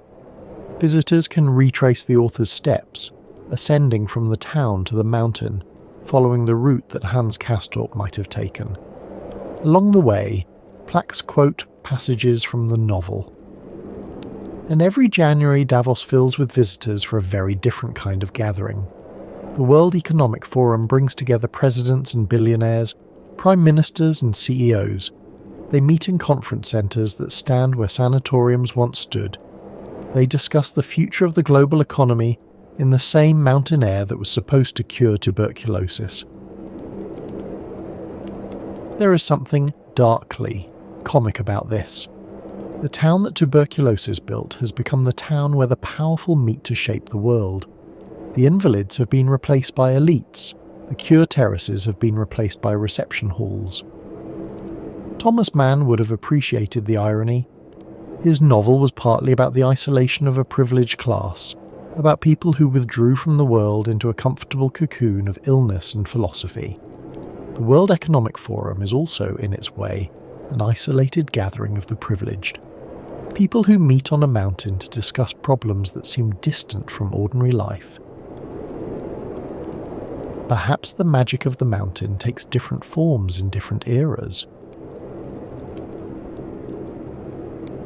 The Magic Mountain has been read in dozens of languages by millions of readers for over a century. The first English translation appeared in 1927, just 3 years after the German publication. It was made by Helen Tracy Lowe Porter, who would translate most of Mann's major works over the following decades. Mann admired Lowe Porter's dedication. He called her Di Lowe, the lioness. She worked tirelessly to bring his work to English readers, wrestling with his complex sentences and dense philosophical passages. Her translation shaped how an entire generation of English-speaking readers experienced Thomas Mann. But scholars later found problems in her translations. She had simplified passages, smoothed out difficulties, sometimes misunderstood the German. Her Magic Mountain, though readable, was not quite Mann's Magic Mountain. In 1995, a new English translation appeared. John E. Woods produced a version that was acclaimed for its accuracy and energy. It won the Helen and Kurt Wolff Translators Prize. It made the novel more accessible to English readers than ever before, while remaining faithful to Mann's intricate style. New translations continue to appear. Each generation of translators brings new perspectives, new sensibilities. The novel remains challenging, over 1,000 pages of German philosophical prose, but it continues to find translators willing to take on the task. why does it endure? Perhaps because its themes are eternal. Time and death, love and illness, the tension between engagement and withdrawal. These are questions that every generation must face. Perhaps also because the novel is so generous. It offers so many ideas, so many perspectives, so many ways of thinking that readers can find their own meanings within it. The reader who comes to the novel at 20 finds one book. The reader who returns at 40 finds another. The reader who reads it in old age finds something different still. Settembrini's humanism speaks to some readers. Nafta's dark skepticism speaks to others. The love story between Hans and Claudia touches hearts across cultures and eras. In 2024, the novel celebrated its centennial. Events were held in Davos and around the world. Scholars published new studies. Readers returned to the text, finding it as relevant as ever. A century is a long time for a novel to remain in print, to remain in readers' minds. Many books that were celebrated in 1924 have been forgotten. The Magic Mountain has not. It continues to cast its spell. There is a darker dimension to the novel's legacy. Thomas Mann wrote The Magic Mountain as a diagnosis. He was trying to understand what had gone wrong with European civilization, what enchantments had led to the catastrophe of the First World War. The diagnosis was accurate. The novel identified the dangerous ideas, the seduction of death, the intellectual conflicts that were tearing Europe apart. It ended with its protagonist marching into battle into the World Festival of Death. But the diagnosis did not prevent the disease from recurring. Less than 20 years after the novel's publication, Europe was at war again. The second catastrophe was even worse than the first. More deaths, more destruction, more horror. The ideas that NAFTA represents, authoritarianism, irrationalism, contempt for liberal values, did not die in the trenches of the First World War. They came back stronger. They conquered Germany. They nearly conquered the world. Thomas Mann spent the second half of his life fighting these ideas.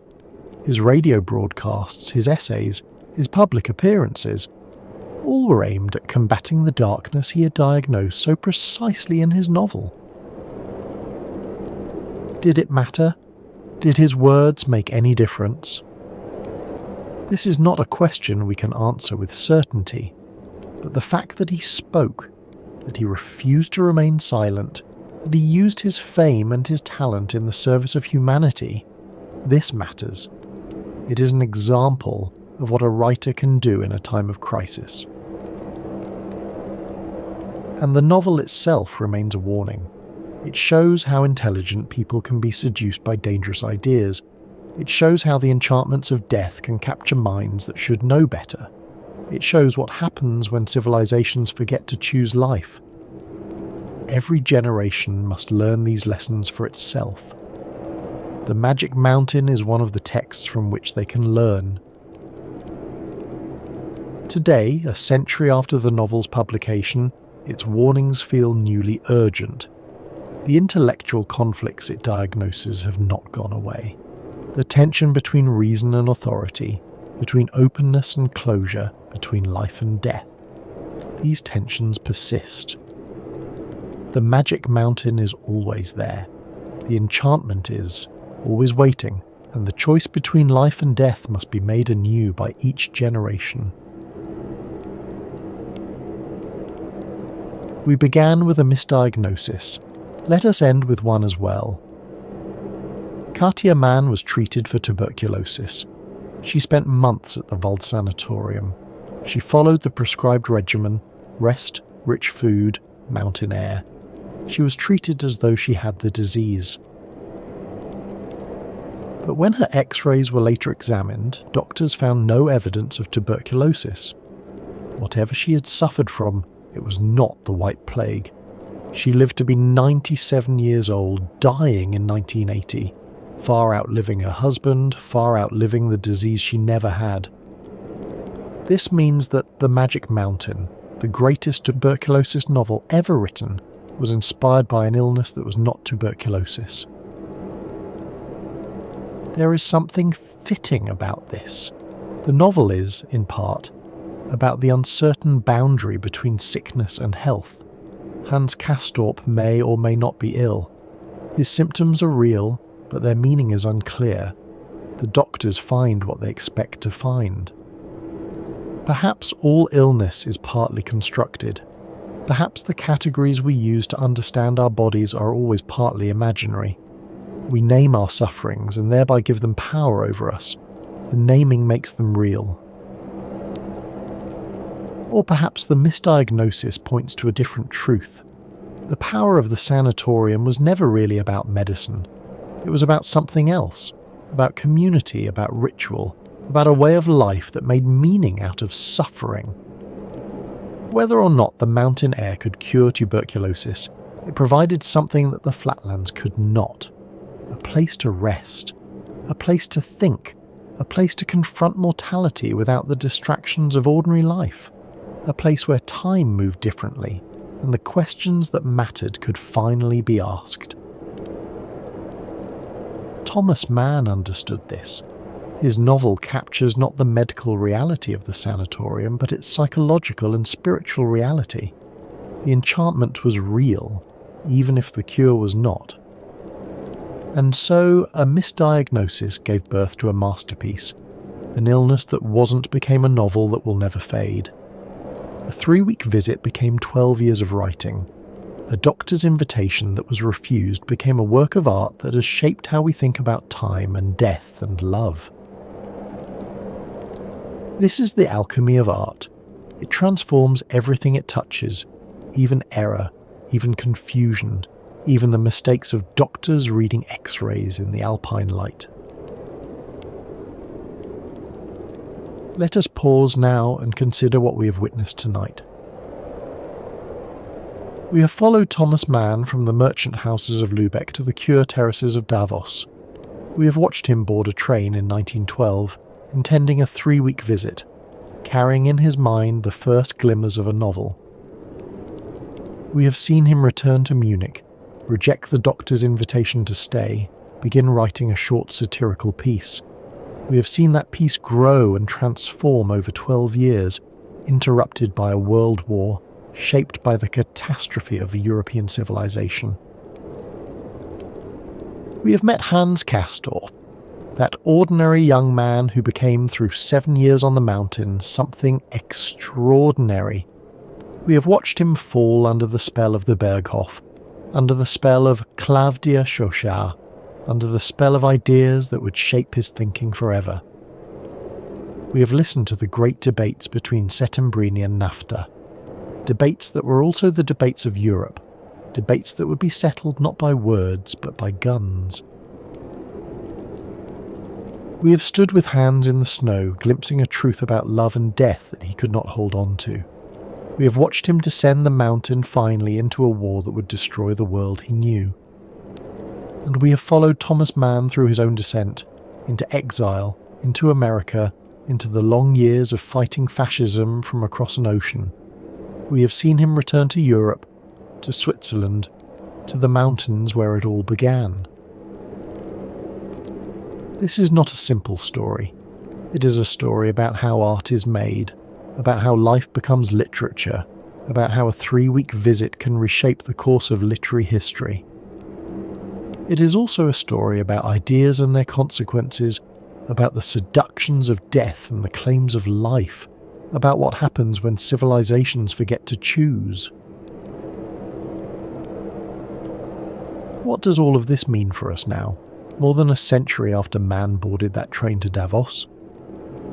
The Magic Mountain is often called a novel about its time, a portrait of pre-war Europe, a diagnosis of civilizational sickness, and it is all of these things.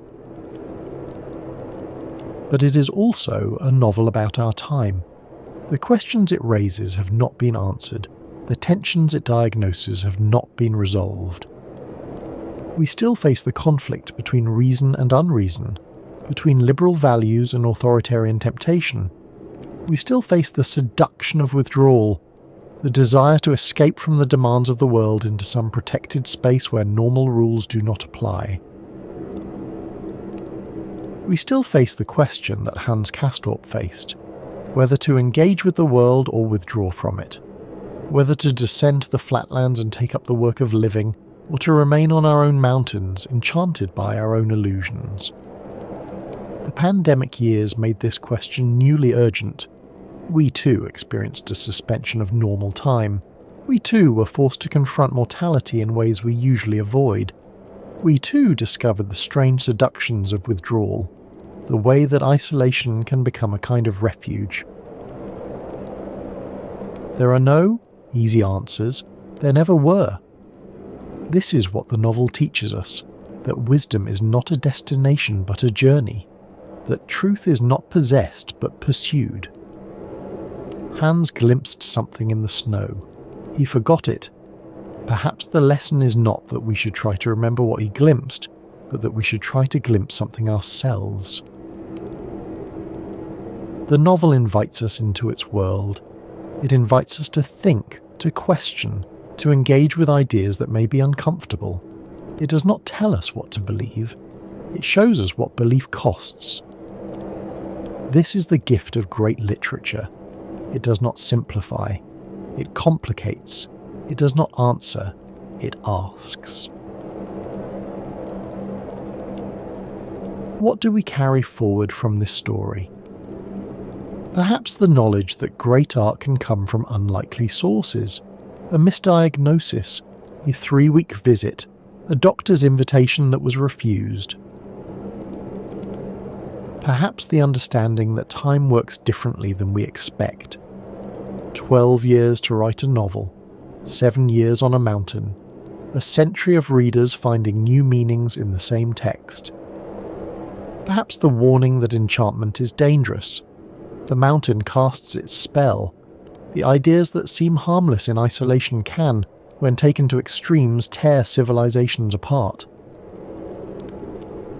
And perhaps the hope that Hans Castorp glimpsed in the snow, that for the sake of goodness and love, we might refuse to let death have sovereignty over our thoughts. This is not easy.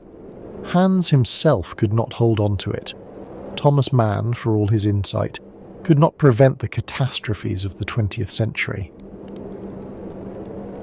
But the attempt matters. The effort to understand, to engage, to choose life over death. This is what literature calls us to. The Magic Mountain does not offer solutions. It offers company. It offers the companionship of a great mind struggling with the questions that haunt all of us. And that companionship, across a century, across languages and cultures and catastrophes, that is something worth having. We read and we are less alone. We read and we are connected to others who have read before us, and who will read after. We read and we join a conversation that has been going on for a century and will continue for centuries more. This is the magic of the mountain. Not the cure, not the fresh air, but the conversation, the ideas, the attempt to understand what we are and what we might become. Let us return, one final time, to that train climbing through the Alps. It is May of 1912. A man of 36 looks out the window at the mountains. He is travelling to visit his wife. He plans to stay for 3 weeks. He does not know what awaits him. He does not know that he will find the setting for his greatest novel.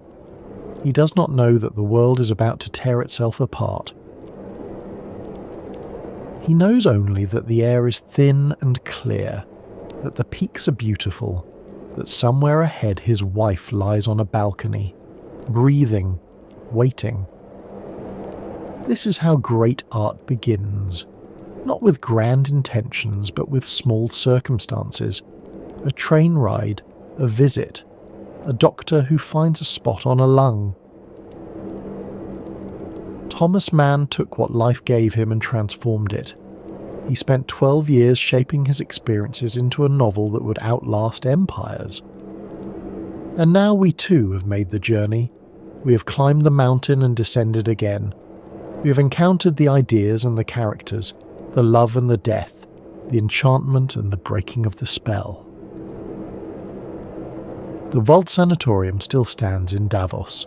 It is called the Wald Hotel now.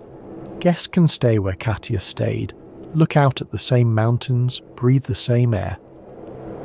The Schatzalp still stands too, its Art Nouveau elegance preserved, its Cure terraces open to the sun. And the novel stands, perhaps the most lasting monument of all, more permanent than buildings which can crumble, more lasting than empires which can fall. 1,000 pages, 100 characters, 12 years of writing, a century of reading. And at its heart a simple question: how should we live knowing that we must die?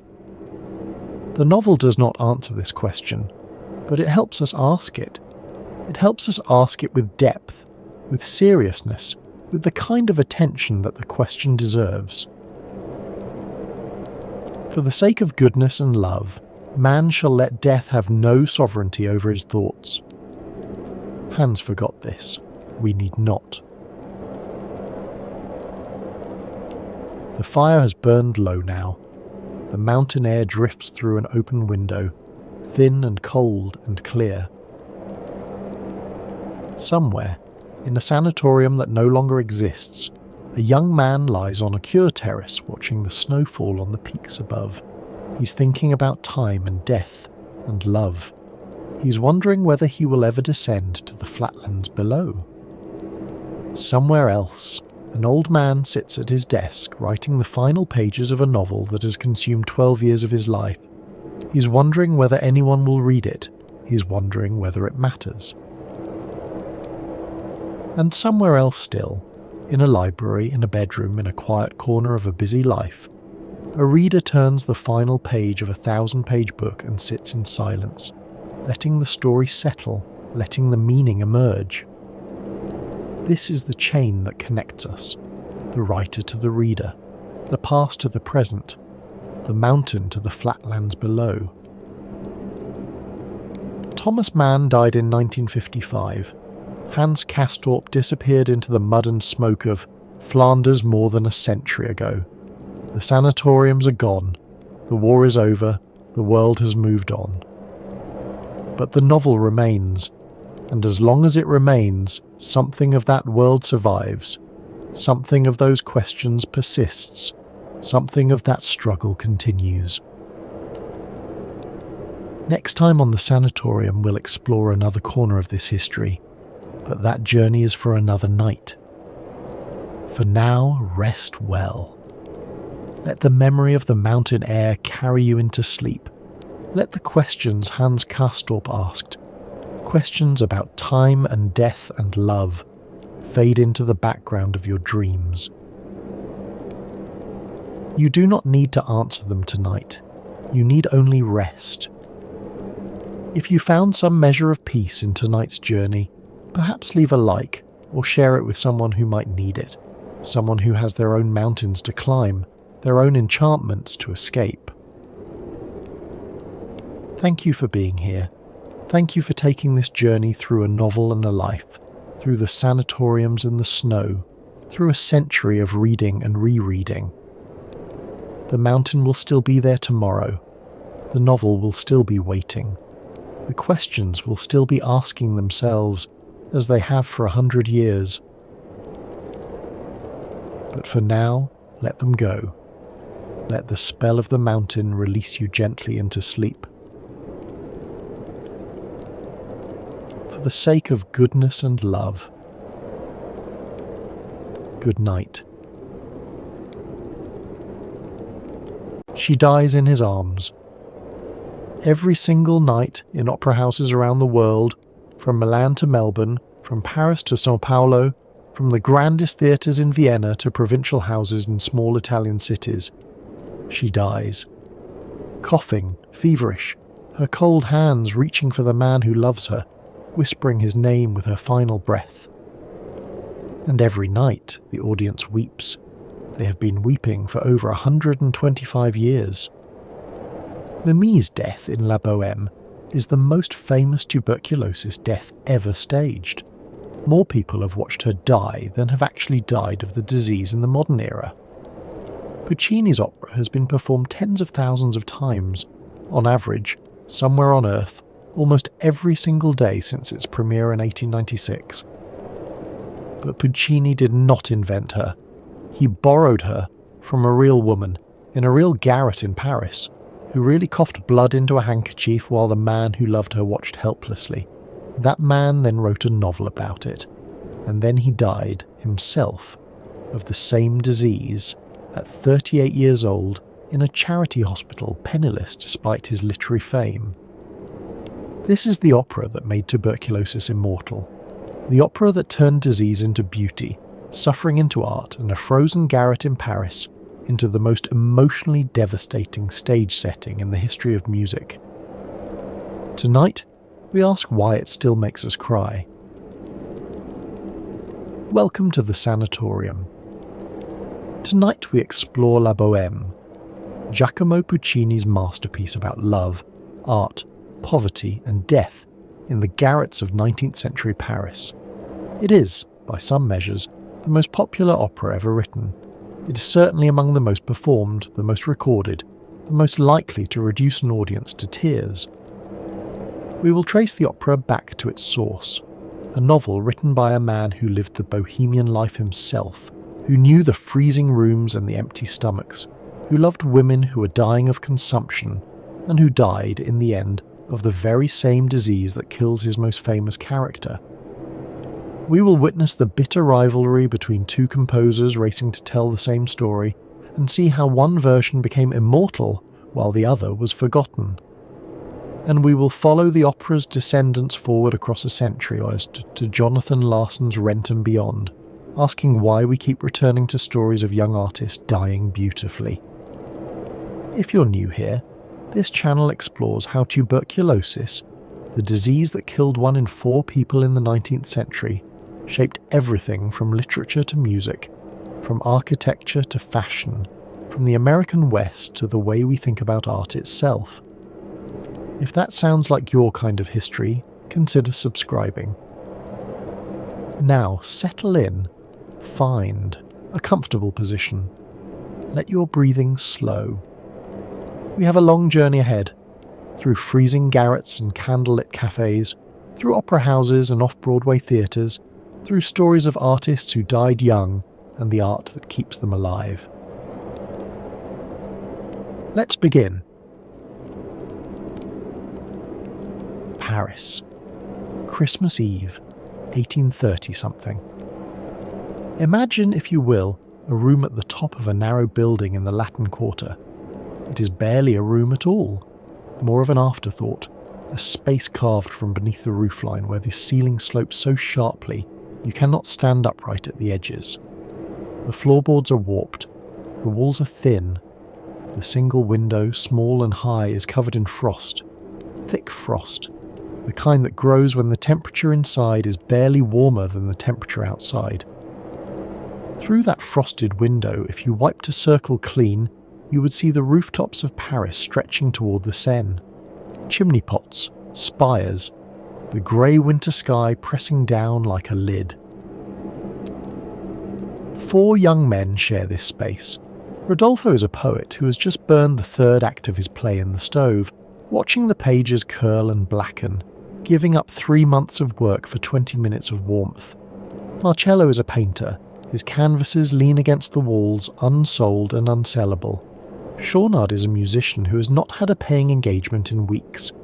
Colline is a philosopher whose overcoat pockets bulge with books, the one possession he will not sell even when he is starving. They are artists. They are dreamers. They are at this moment slowly freezing to death. This is the world of La Bohème, the bohemian life of mid-19th century Paris, where young artists lived in beautiful squalor, creating masterpieces while dodging landlords and stretching every sou. It is a world of camaraderie and creativity, of grand ambitions and empty stomachs, of passionate arguments about poetry and painting conducted over tables where there was nothing to eat. And it is a world where tuberculosis waits in the shadows. In rooms like this, cold, damp, crowded, poorly ventilated, the bacillus thrived. It moved from lung to lung, invisible, patient, deadly. By the time someone began to cough, it was already too late. Into this garret comes a knock at the door. A young woman, a seamstress from down the hall, enters seeking a light for her candle. The draught on the stairs has blown it out. She's breathless from the climb. She coughs. She leans against the doorframe for support. She's pale and thin, and in the light of the single candle that remains lit, achingly beautiful. Her name is Mimi. She will be dead by the final curtain. In the next 2 hours, Rodolfo and Mimi will fall in love. They will quarrel. They will separate. They will reunite at the moment of her death, surrounded by the friends who have become family in this cramped and freezing room. The love story will be passionate and doomed. The death will be beautiful and terrible. It is one of the most performed operas in the world, produced somewhere on Earth, on average, almost every single day. More than 125 years after its premiere, audiences still weep at Mimi's death, still feel the chill of that garret, still believe utterly in the love story even though they know from the very first scene exactly how it will end. Tonight, we explore why. Why this story, with its consumptive heroine and its starving artist, has captured imaginations across 3 centuries, why tuberculosis became opera's favourite way to die, and why, even in an era of antibiotics and central heating, we keep returning to the cold garrets of Bohemian Paris. This is the story of La Bohème. Giacomo Antonio Domenico Michele Secondo Maria Puccini, mercifully known simply as Giacomo Puccini, was born on December 22, 1858, in Lucca, a small city in Tuscany. Lucca is one of those Italian cities that seems preserved in amber, ancient walls, narrow streets, medieval towers that have stood for centuries. It was a place where tradition mattered, where families carried their professions like inheritances. And the Puccinis were musicians. For 4 generations, stretching back to the early 18th century, the family had produced composers, organists and choir masters who served the Cathedral of Lucca. The position of director of music at the Cattedrale di San Martino had passed from father to son like a title of nobility. When Giacomo was born, it was simply assumed that he too would take his place in this tradition. He would learn organ. He would compose church music. He would serve God and Lucca as his father and grandfather and great-grandfather had done before him. But Giacomo had larger ambitions. He'd heard something in music that the cathedral could not contain. At 15 years old, young Giacomo walked 18 miles to Pisa to see a performance of Verdi's Aida. 18 miles, because he could not afford the coach fare. He arrived exhausted, his feet blistered, and took his seat in the cheapest section of the theatre. What he saw and heard that night changed everything. I felt that a musical window had opened for me, he later wrote. The grandeur of the orchestration, the power of the voices, the spectacle of ancient Egypt recreated on stage. This was music that could shake the earth, that could make an audience forget to breathe, that could reduce a theatre full of sophisticated adults to tears. He knew, walking back to Lucca in the dark, that he would not be content as a provincial church musician. He would compose operas, the grandest form of musical drama, the art that combined orchestra and voice, and theatre and spectacle into a single, overwhelming experience. He studied at the Milan Conservatory, struggled through years of poverty that would later inform his portrayal of the Bohemians, and gradually made his name. His early operas, Le Villi and Edgar, showed promise, but not mastery.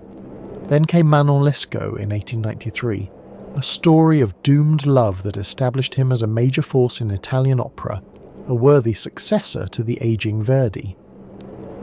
For his next project, Puccini turned to a French novel about starving artists in Paris, artists very much like the young man he had once been. The novel was Scènes de la vie de Bohème, Scenes of Bohemian Life, written by Henri Murger and published in 1851.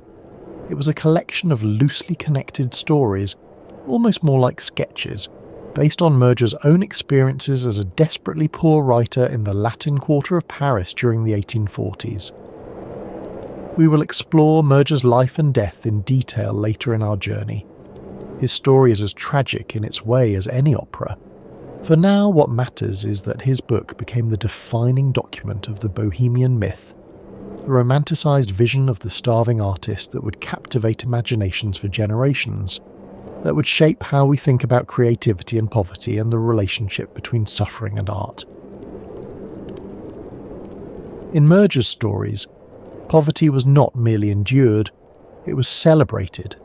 It was a badge of honour, proof of artistic integrity. The Bohemians were poor because they refused to compromise their art. They lived in garrets because they chose freedom over security. They went hungry because they would rather starve than sell out. They were, in their own eyes, aristocrats of the spirit, superior to the bourgeois world that had money but no soul, comfort but no poetry. And woven through the comic adventures and philosophical arguments was a thread of tragedy. A young woman called Mimi, a seamstress and flower maker who loved the poet Rodolphe and died, as so many young women died in 19th century Paris, of tuberculosis. Her death, in the original novel, is almost incidental. Mentioned in passing, one more casualty of the Bohemian life, but it haunted readers. It haunted Puccini. It was this story, this specific tragedy within the larger comedy, that Puccini seized upon for his opera.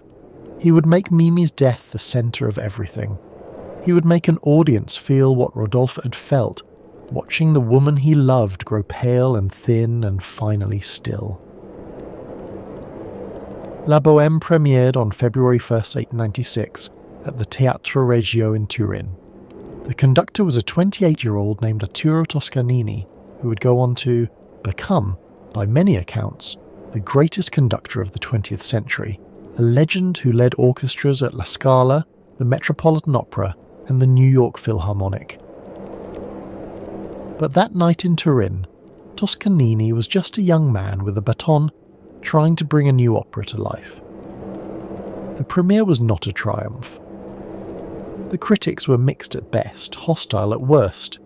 Carlo Berseccio, writing in the influential Turin newspaper La Stampa, delivered what became the most infamous bad review in operatic history. La Bohème, even as it leaves little impression on the minds of the audience, will leave no great trace upon the history of our lyric theatre. He could not have been more spectacularly wrong. The audience at that first performance knew something the critics did not. They had wept at Mimi's death. They had felt the chill of the garret, the warmth of the love, the terrible weight of loss. Whatever the critics said, they would return. They would bring their friends. Within 4 years, La Bohème was being performed in opera houses across Europe and America, in London and Vienna, in Buenos Aires and New York. Within a decade, it had joined the standard repertoire, one of those works that every opera company must perform, that every soprano must master. Today, it is one of the 3 or 4 most frequently performed operas in the world, beloved by audiences who may never have heard of Henri Murger, who may know nothing of the tuberculosis epidemic that gave the story its tragic weight, but who recognise in Mimi's story something universal and permanently true. They recognise love. They recognise loss. They recognise the terrible beauty of a death that comes too soon. To understand La Bohème, we must first understand the man who created its source material, and who lived and died the life he described. Louis-Henri Murger was born on March 27, 1822, in Paris. His father was a tailor and concierge. His mother helped manage the building where they lived. The family occupied a small apartment on the Rue Saint-Georges, not a slum exactly, but far from the prosperous quarters of the city. They were respectable poor, that most precarious of positions, always one misfortune away from destitution.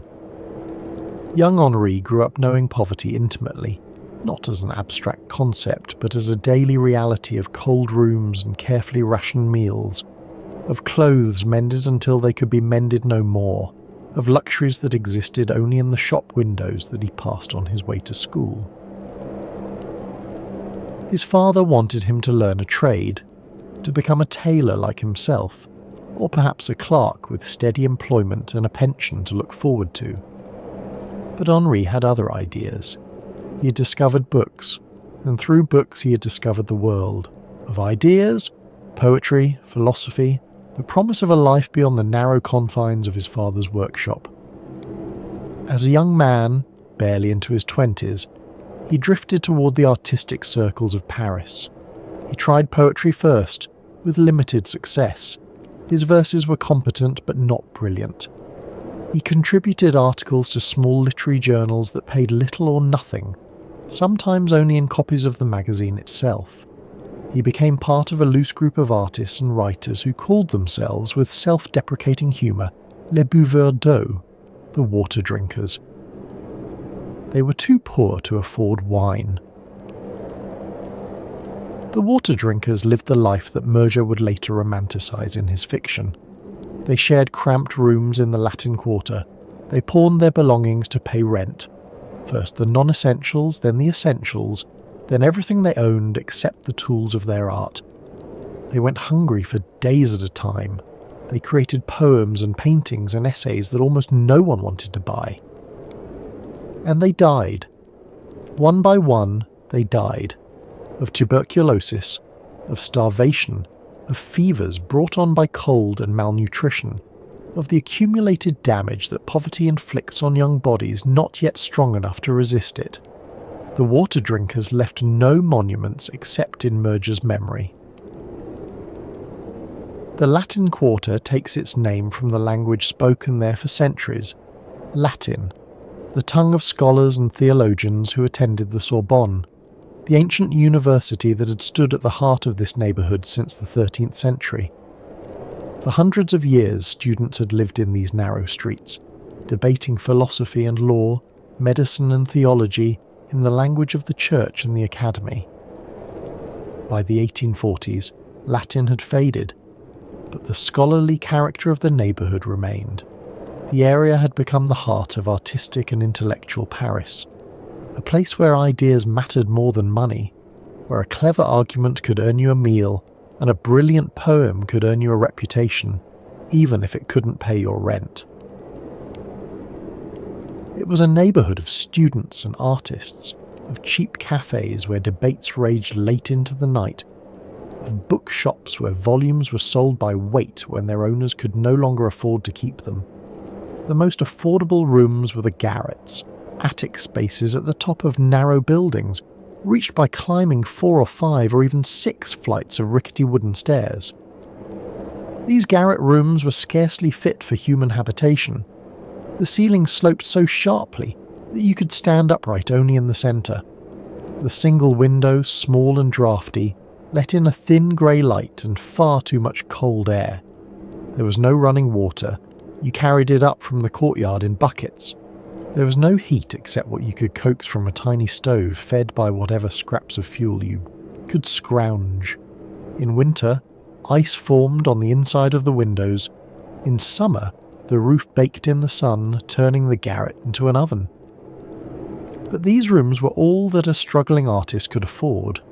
3 or 4 francs a month, payable, theoretically, to a landlord who would bang on your door demanding rent at the most inconvenient moments. Murger and his friends inhabited this world completely. They spent their days in cafes, not drinking expensive coffee, which was beyond their means, but occupying tables for hours, nursing a single glass of water or perhaps a small beer, bought with coins scraped together from jacket pockets. They talked about art and philosophy and revolution. They argued about poetry and politics. They planned the masterpieces they would create when they had the time, the materials, the stability to create them. And then they climbed back to their freezing garrets and worked through the night by candlelight, writing poems that would never be published, painting canvases that would never be sold, composing symphonies that would never be performed. They lived for their art because there was nothing else to live for. The centre of their social world was the Café Momus, a modest establishment on the Rue des Prêtres Saint-Germain-l'Auxerrois that features prominently in La Bohème. It was not elegant. The furniture was worn, the walls were stained with tobacco smoke, and the proprietor had long since given up hope of collecting what he was owed. But here the bohemians gathered to share what little they had, to argue about ideas, and to forget for a few hours the poverty and cold that defined their existence. Between 1847 and 1849, Murger published a series of stories in a small literary magazine called Le Corsaire. It was not a prestigious publication, far from it. Le Corsaire was a satirical journal, irreverent and often in trouble with the censors, but it paid, however modestly, and it gave Murger a platform. The stories he wrote, loosely connected, episodic, semi-autobiographical, depicted the lives of 4 bohemian friends and the women who loved them. They were comic mostly. The tone was light, ironic, self-deprecating. The characters schemed to avoid their landlord. They invented elaborate justifications for not paying their bills. They found ways to eat lavish meals and then slip away before the check came. But underneath the comedy was something darker. The characters were often cold. They were often hungry. They fell in love with women who were already dying. The reader laughed at their antics, but the laughter had an edge to it. The recognition that this precarious existence could collapse at any moment into tragedy. The characters were drawn from life, from the water drinkers Murger knew. Rodolphe, the poet, was Murger himself, his ambitions, his struggles, his romances thinly disguised. Marcel, the painter, was a composite of several artist friends. Chaunard, the musician, was based on Alexandre Chan, a real composer who had shared quarters with Murger. Colline, the philosopher, was drawn from a friend named Jean Wallon, whose overcoat pockets really did bulge with books. And the women, Mimi, Musette, and others, were composites of real women Murger had known in the Bohemian underworld. Grisettes they were called, working-class girls who sewed or made artificial flowers by day and drifted into the demi-monde by night. In 1849, Murger adapted his stories into a play, La Vie de Bohème, which was produced at the Théâtre des Variétés. It was a surprising success. Parisian audiences, many of them comfortable bourgeois, who had never set foot in a garret, found themselves enchanted by this vision of artistic life. They wept at the sad parts. They laughed at the comic parts. They came back the next night and brought their friends. What they saw was not poverty as it actually was, but poverty as they imagined it might be. Romantic, full of adventure and passion, redeemed by art and love. Murger had discovered something that audiences desperately wanted, a myth. In 1851, Murger gathered his stories together and published them as a novel, Scènes de la vie de Bohème. The book became a classic, reprinted in edition after edition, translated into languages that Murger would never learn to read. It defined for generations what it meant to be a bohemian, and in doing so, it obscured the reality of what it had cost. Murger's genius was to transform the misery he knew into something audiences wanted to experience vicariously. In his stories, the Bohemians are not simply poor. They are nobly poor. Their poverty is a badge of artistic integrity, proof that they have not sold out. They could have comfortable bourgeois lives if they wanted them. Their education, their talents, Their connections would have enabled them to find steady employment in some office or shop, but they have chosen differently. They have chosen to starve for their art. They are heroes of the spirit, too pure for commerce, too honest for compromise, too devoted to beauty to care about money. When they burn their manuscripts for heat, it is presented not as desperation but as a kind of joke, a commentary on the relative values of literature and warmth. When they dodge their landlord, it is a comic caper, not a shameful necessity. The reality, of course, was grimmer. Murger knew, because he had lived it, that bohemian life was not a choice for most who lived it. They were poor because they had no money, not because they had rejected money on principle. They went hungry because they could not afford food, not because fasting was spiritually ennobling. They died young of tuberculosis, of typhus, of all the diseases that poverty breeds, not because early death was beautiful, but because poverty kills. The water drinkers did not toast their empty glasses with ironic cheer. They stared at them in despair, wondering when they would eat again. But Murger also knew, with the instinct of a born storyteller, that this reality would not sell books. No one wants to read about genuine misery. No comfortable Parisian wanted to feel guilty about the artists starving in the garrets above their heads. They wanted to admire those artists from a safe distance, to envy their freedom and their passion without having to share their cold and hunger. And so Murger created a myth, the myth of the beautiful doomed artist that would persist long after the actual water drinkers were dead and forgotten. The bohemian became a figure of romance, an object of aspiration. The garret became a symbol of artistic authenticity, not what it actually was, a death trap of cold and disease and slow starvation. It was a beautiful lie, and like all beautiful lies, it had consequences. Among Murger's characters, Mimi stands out, and her story would become the emotional centre of La Bohème. In Murger's stories, Mimi is a grisette, a young working-class woman who supplements her meagre wages as a seamstress or flower maker by accepting gifts from male admirers. She's not a prostitute exactly, but she exists in the shadowy world between respectability and the demi-monde. She makes artificial flowers for a living, violets and roses crafted from silk and wire, sold to decorate the hats and dresses of wealthy women who would never acknowledge her existence. Her real name is Lucille, but everyone calls her Mimi. She is thin and pale, with hands roughened by needle pricks, and eyes that are alternately merry and melancholy.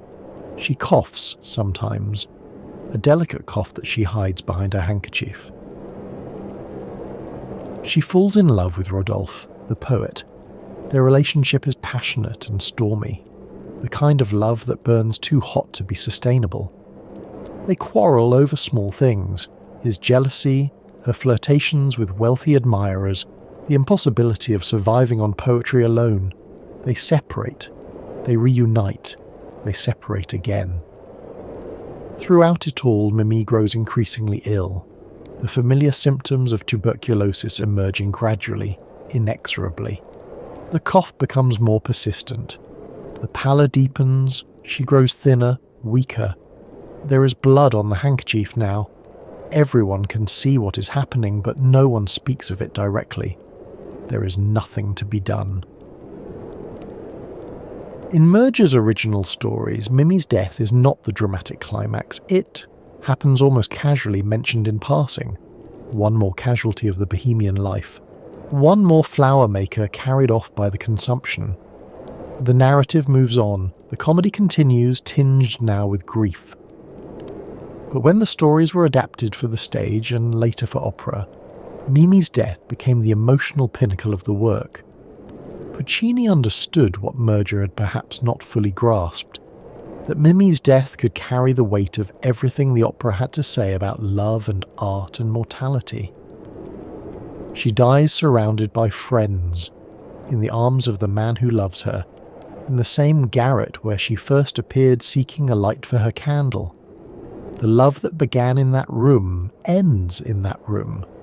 The symmetry is perfect, the tragedy is complete. It is a death that audiences have been weeping over for more than 125 years. Here is the bitter irony at the heart of La Bohème. Henri Murger died the same way his characters died. After the success of his play and novel, Murger achieved a measure of fame and financial stability. He moved out of the garrets, he bought new clothes, he dined in restaurants where he actually paid the bill. Critics praised him as the chronicler of a vanishing world, the poet of Bohemian Paris. In 1859, he received the Légion d'honneur, the red ribbon that marked recognition from the French state of his literary contributions. He was 37 years old. He should have had decades of writing ahead of him. He should have been able to leave the garret life behind forever. But the damage was already done. Years of poverty, cold, and malnutrition had destroyed his health beyond repair. Tuberculosis, almost certainly contracted during his water drinker days, had taken hold in his lungs. The disease had been progressing slowly, invisibly, throughout the years of his success. Now, in the late 1850s, his condition deteriorated rapidly. The cough that had been merely annoying became constant, racking, bloody. He grew weak.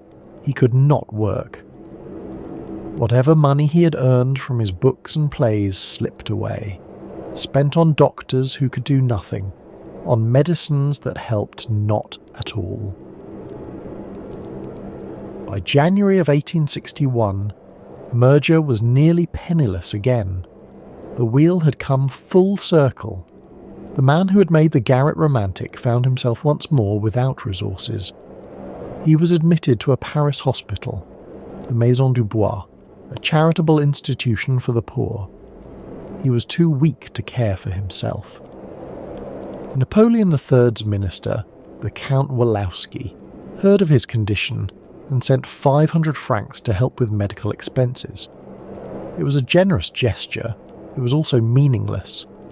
No amount of money could cure tuberculosis in 1861. It was too late. Henri Murger died on January 28, 1861. He was 38 years old, the same age at which Chopin had died, the same age at which so many consumptives died, cut down in what should have been the prime of life. The man who had romanticized the bohemian life, who had made poverty beautiful in his fiction, died in the same poverty that had killed his characters. The garret that he had transformed into a symbol of artistic freedom had, in reality, been a death sentence. The cold that he had turned into comedy had been tuberculosis, waiting patiently in his lungs. The myth he created outlived him, and continues to outlive him still, more than 160 years later. Bohemia, Murger wrote in the preface to his novel, is bordered on the north by cold, on the west by hunger, on the south by love, and on the east by hope. He had lived in all four quarters, he had died there. The influence of Murger's work extended far beyond La Bohème, far beyond the Paris that he had known. His vision of the starving artist became a template, one that would be repeated and elaborated throughout the 19th and 20th centuries. The Bohemian ideal, once specific to a few blocks of the Latin Quarter, spread across the world. Wherever young artists gathered to pursue their dreams, they found themselves reenacting a story that Murger had written. By the end of the 19th century, the Latin Quarter had given way to Montmartre as the centre of Bohemian Paris. The artists of the Belle Époque, Toulouse-Lautrec painting dancers at the Moulin Rouge, Renoir capturing light on canvas, the young Picasso arriving from Spain with nothing but talent and ambition, inhabited a world that Murger would have recognised immediately. The garrets were a little warmer now, lit by gas lamps rather than candles. But the essential elements remained: Poverty, creativity, community, and always the shadow of early death. In the 20th century, the Bohemian tradition migrated across the Atlantic. Greenwich Village in New York became the American Montmartre, home to writers and painters, radicals and dreamers. The cafes of the left bank, where Hemingway and Fitzgerald drank in the 1920s, were direct descendants of the Café Momus. The coffee houses of the Beat generation in the 1950s, the rock clubs of the 1960s and 1970s, each was a new iteration of the same myth. Each generation reinvented Bohemia according to its own needs. The artist changed, the art changed, the specific substances of addiction changed, but the fundamental elements remained constant. Poverty accepted, even embraced for the sake of art, community among those who had rejected or been rejected by mainstream society, romantic tragedy lurking always behind the camaraderie and the laughter. And always in some form the shadow of early death. Merger had established the template, perhaps the most durable template in modern cultural history. The young artist dies young. In the 19th century the disease was tuberculosis. In the 20th it was heroin or suicide, or the accumulated damage of a life lived on the edge. In the 1980s and 1990s it was AIDS. The specific disease changes. The underlying mythology remains. The garret is still there, waiting for the next generation of dreamers to discover it. When Giacomo Puccini decided to adapt Merger's novel into an opera, he did not know that another composer had the same idea.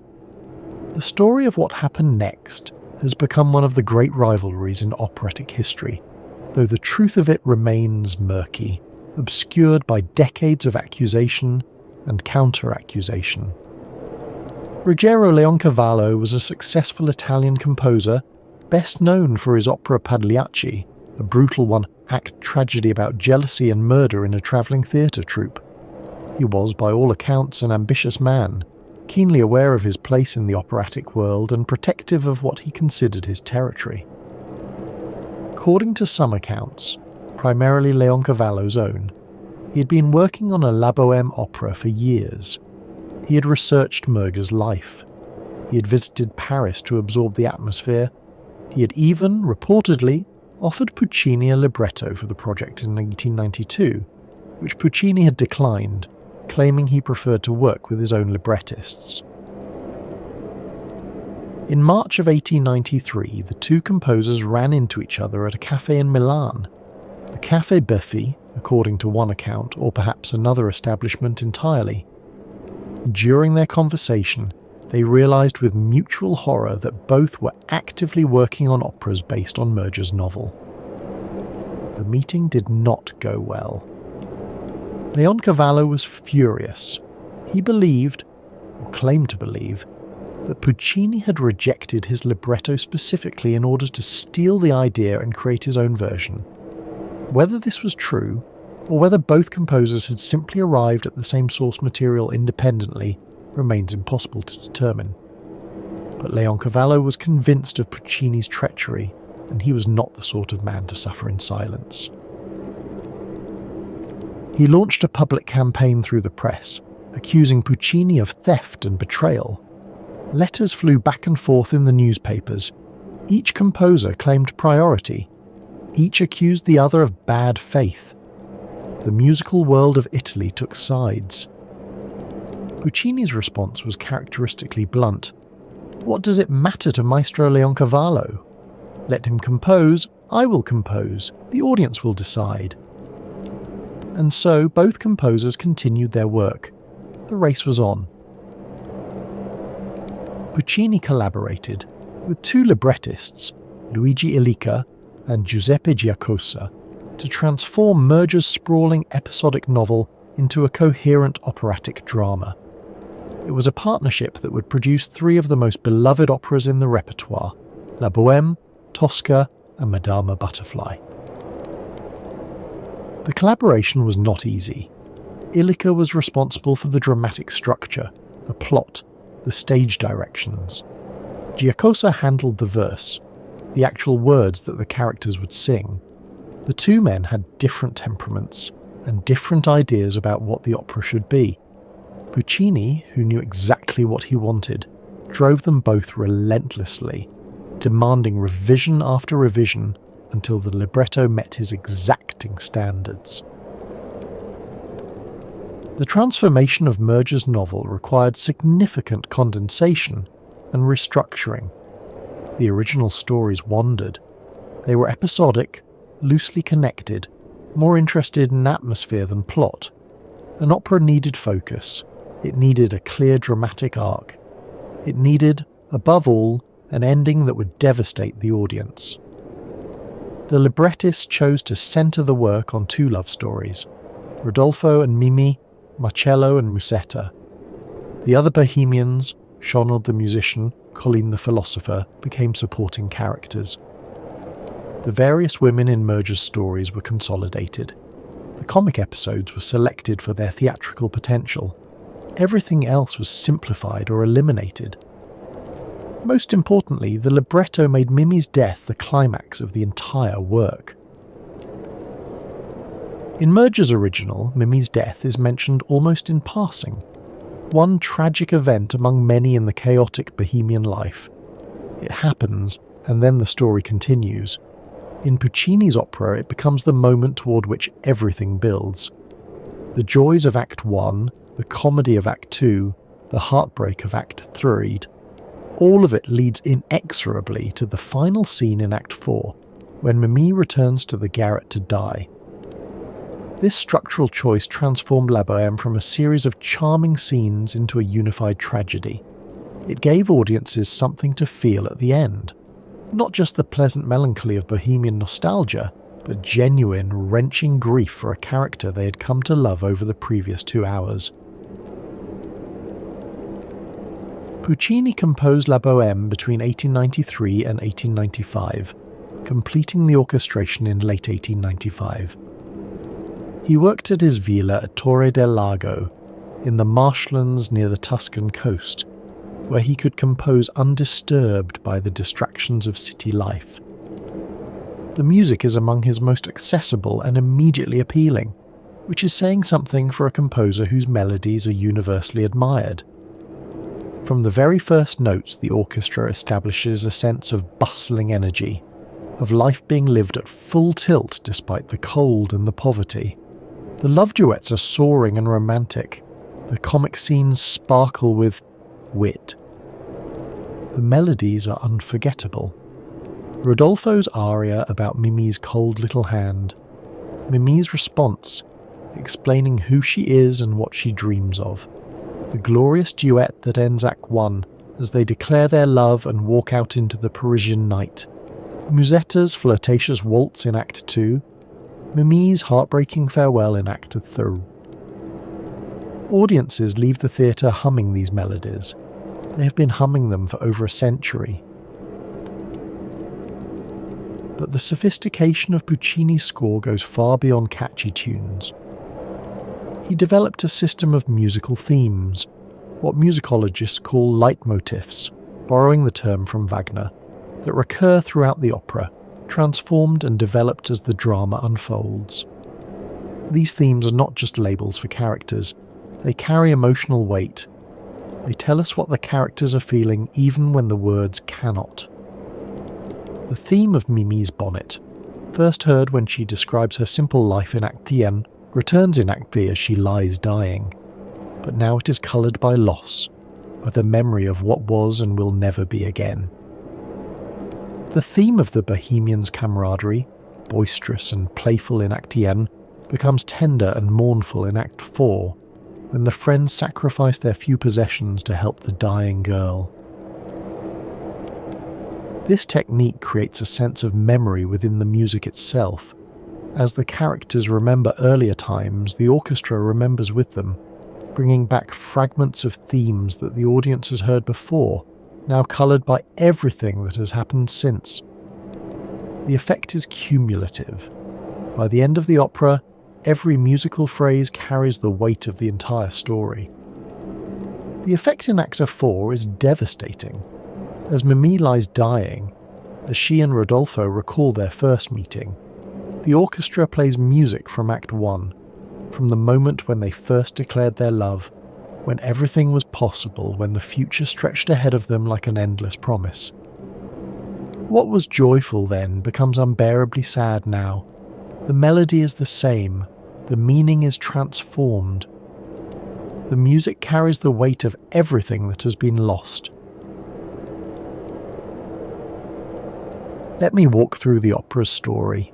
4 acts that span roughly a year in the lives of our bohemians, from one Christmas Eve to the following autumn. Act 1. Christmas Eve in the garret. The room is freezing. Rodolfo the poet and Marcello the painter are trying to work, but the cold makes concentration impossible. Marcello's painting, a depiction of the crossing of the Red Sea that he has been reworking for years, sits on its easel, abandoned. Rodolfo's latest poem lies unfinished on the table. To warm the room, Rodolfo makes a dramatic sacrifice.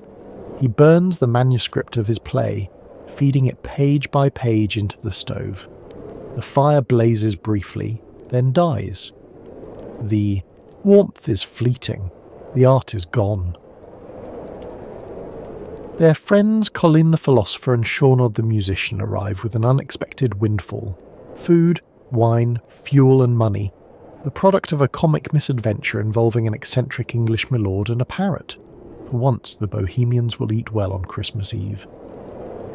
But their celebration is interrupted by the arrival of Benoit the landlord, demanding the rent that is months overdue, through a clever trick. Getting Benoit drunk and then pretending moral outrage at his confessed infidelities, the Bohemians manage to throw him out without paying.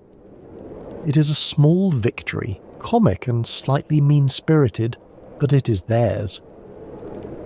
The friends prepare to leave for Christmas Eve celebrations at the Café Momus, but Rodolfo stays behind. He has an article to finish, he claims. The others depart. The garret falls silent. And then there is a knock at the door. Mimi enters, seeking a light for her candle. The draught on the stairs has blown it out. She is breathless from the climb. 5 flights of stairs are hard when your lungs are not strong. In the candlelight, Rodolfo sees that she is beautiful. Her pallor, her thinness, her evident fragility, all of it strikes him as lovely rather than alarming. Both candles go out. In the darkness, Mimi drops her key. They search for it together, hands reaching across the floor, their fingers touch. Rodolfo, moved beyond reason by this simple contact, takes her hand and tells her it is cold. "Che gelida manina," the aria begins. He tells her who he is, a poet, poor in worldly goods but rich in dreams. She tells him who she is. Lucia is her name, but everyone calls her Mimi. She makes flowers and embroidery. She lives alone. She waits for spring. They fall in love instantly, passionately, with the intensity that only the young and the doomed can muster. The act ends with them declaring their love and walking out into the Parisian night toward the cafe where their friends are waiting. Act 2. The Latin Quarter, outside the Café Momus. It is still Christmas Eve, and the streets are alive with vendors and revellers. Rodolfo buys Mimi a pink bonnet, a modest luxury, but one that fills her with joy. The Bohemians gather at the cafe, ordering more food than they can afford. Their meal is interrupted by the spectacular arrival of Musetta, Marcello's former lover, now on the arm of Alcindoro, a wealthy older man who is clearly besotted with her. Musetta is everything Mimi is not. Bold, flamboyant, calculating. She knows exactly what she wants, and what she wants right now is Marcello's attention. She sings her famous waltz, ostensibly describing how men stare at her when she walks through the streets, but really aimed directly at Marcello. It is a performance within a performance. Musetta using the cafe as her stage, the other diners as her audience, and the increasingly uncomfortable Alcindoro as her prop. Her strategy works. Marcello cannot resist her. Feigning a pinched foot, Musetta sends Alcindoro to buy her new shoes. The moment he leaves, she and Marcello reunite passionately. A military parade fills the streets. In the confusion, the Bohemians slip away, leaving poor Alcindoro to pay their bill as well as his own when he returns with the shoes. It is a comic ending, but with an edge. We have seen the Bohemians at their most charming and their most ruthless. We have seen love bloom, both the tender love of Rodolfo and Mimi, and the passionate, volatile love of Marcello and Musetta. And underneath it all, we have seen Mimi coughing delicately into her handkerchief. Act 3. A snowy February morning at a tavern near the Barrière d'Enfer, one of Paris's toll gates, where travellers entering the city must stop and pay their customs dues. It is dawn, snow is falling, workers are stamping their feet against the cold. Mimi appears, seeking Marcello. She has learned that he is living at the tavern with Musetta, who is entertaining the customers with her singing. She needs his advice. Her relationship with Rodolfo is falling apart. She tells Marcello what has happened. Rodolfo is jealous, possessive, impossible. They quarrel constantly. She doesn't know what to do. She loves him, but she cannot live this way. Rodolfo appears, also seeking Marcello's advice. Mimi hides behind a tree and overhears their conversation. At first, Rodolfo complains of Mimi's flirtatiousness. She smiles at other men. She accepts their compliments. She's not faithful to him. But Marcello presses him. That is not the real reason, and they both know it. Slowly, reluctantly, the truth emerges. Rodolfo's afraid. He knows Mimi is dying. He can see it in her pallor, hear it in her cough, feel it in the thinness of her body when he holds her, and he knows that his poverty cannot provide her with the care she needs. His garret is killing her. The cold, the damp, the lack of food and medicine, all of it is hastening her death. He believes that being with him is a death sentence. If she were with a wealthier man, in a warmer room with doctors and medicines and proper food, perhaps she might survive. Mimi, hearing all of this, cannot contain herself. Her coughing, that terrible racking cough, reveals her presence. Rodolfo rushes to her. The pretense of quarrelling falls away. They know now what they are facing. They decide to stay together through the winter. They cannot bear to part while the world is cold. But in the spring, when the roses bloom, they will separate. It is compromise born of desperation, and both of them know it will not hold. Meanwhile, Musetta and Marcello are having their own violent quarrel. Their love is a storm, always, and now the storm has turned destructive. The act ends with both couples, Rodolfo and Mimi tenderly reconciled, walking slowly away, Marcello and Musetta screaming insults at each other as the snow falls around them. Act 4. The garret again. Some months have passed. It is autumn now, and the trees that Mimi loved are bare. Rodolfo and Marcello are back in their old room, both pretending to work but actually pining for the women they have lost. Mimi and Rodolfo have separated. Marcello and Musetta have broken up again. The men try to comfort each other. They try to make light of their losses, but neither of them is fooling anyone.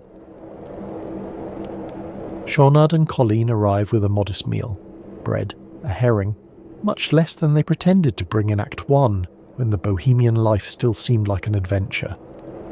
The four friends engage in mock combat, horseplay, a burst of the old camaraderie. For a moment, the garret is full of laughter. And then Musetta arrives with devastating news. Mimi is outside, too weak to climb the stairs. She had been living with a wealthy viscount, the better life that Rodolfo had hoped for her, but she left him. She wanted to die in the garret. She wanted to die with Rodolfo. Rodolfo rushes down to help her. Mimi is brought in and placed on the bed. She's dying. Anyone can see it. Her face is grey. Her breathing is laboured. She cannot stop coughing. The friends spring into action. Musetta gives her earrings to Marcello to sell for medicine.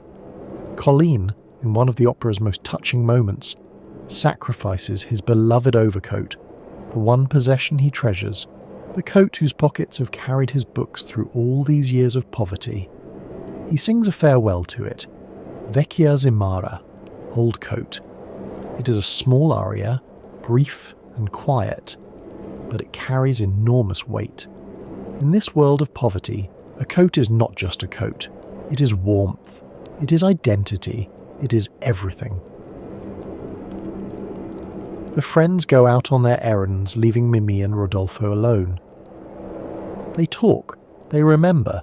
They recall their first meeting, the candle, the key, the cold hand. They recall the bonnet he bought her. They recall the love that seemed for a moment like it could conquer everything. Mimi falls asleep, or seems to. Rodolfo, trying to make her comfortable, goes to adjust the shade on the window. The light is hurting her eyes. The friends return. Schaunard notices that Mimi has stopped breathing. He whispers to Marcello. Marcello tries to tell Rodolfo without speaking the words, but Rodolfo sees their faces. He sees Musetta praying. He knows. He rushes to the bed. He takes Mimi's hand, the hand he took in the dark so many months ago. He calls her name. There is no answer. The opera ends with Rodolfo's anguished cry, "Mimi! Mimi!" and a devastating orchestral crash. The curtain falls. The audience weeps. Mimi's death in La Bohème is, medically speaking, remarkably accurate. A study published in The Lancet, one of the world's most prestigious medical journals, analysed her symptoms as depicted in the opera and concluded that Puccini's portrayal was consistent with advanced pulmonary tuberculosis, complicated by cor pulmonale. This is a condition in which the heart's right ventricle fails due to long-term damage from lung disease.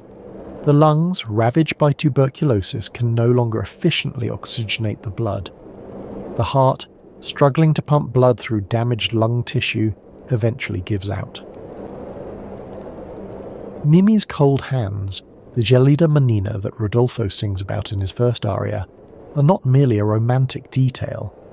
They are a symptom of peripheral circulatory failure. Her breathlessness on the stairs is not a dramatic convenience. It reflects the progressive destruction of her lung capacity. Her weakness, her pallor, her gradual wasting, all of it is medically consistent with the disease as it actually progressed in the 19th century. By the time of her death, Mimi's body would have been in complete failure. Her oxygen-starved tissues would have been shutting down one by one. Her heart, weakened by months or years of struggling against damaged lungs, would have been unable to pump blood effectively to her extremities. The cold hands that Rodolfo takes in the dark of the garret would have been even colder at the end. Puccini got it right. Whether through research or intuition, whether guided by librettists who had witnessed such deaths firsthand or simply by the accumulated cultural knowledge of a society where tuberculosis was everywhere, he created a death that was both beautiful and true. But medical accuracy is not why tuberculosis became opera's favourite disease. The appeal was aesthetic, not scientific. Consumption was chosen not because it was common, though it certainly was, but because it was useful. It served the needs of the stage.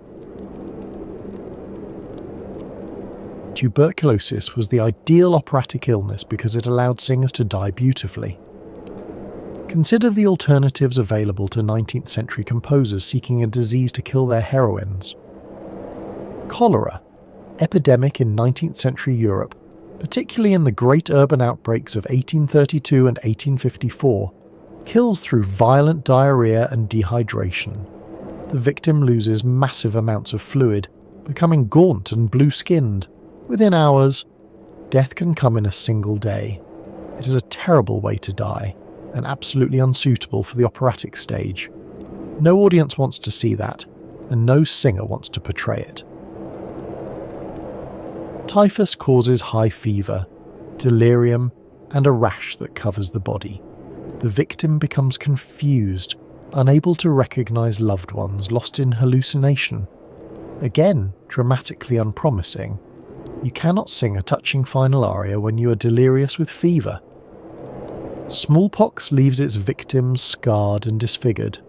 Bubonic plague kills with grotesque swelling of the lymph nodes. Dysentery, like cholera, involves symptoms that cannot be depicted on stage without embarrassment. Syphilis, though extremely common in 19th century Europe, carried a moral stigma that made it unsuitable for sympathetic characters. A woman who died of syphilis was presumed to have lived a life of sin. She was not a victim, but a transgressor. Audiences might pity her, but they would not weep for her the way they wept for Mimi. Tuberculosis, by contrast, seemed almost designed for operatic tragedy. The disease killed slowly over months or years, allowing for extended deathbed scenes.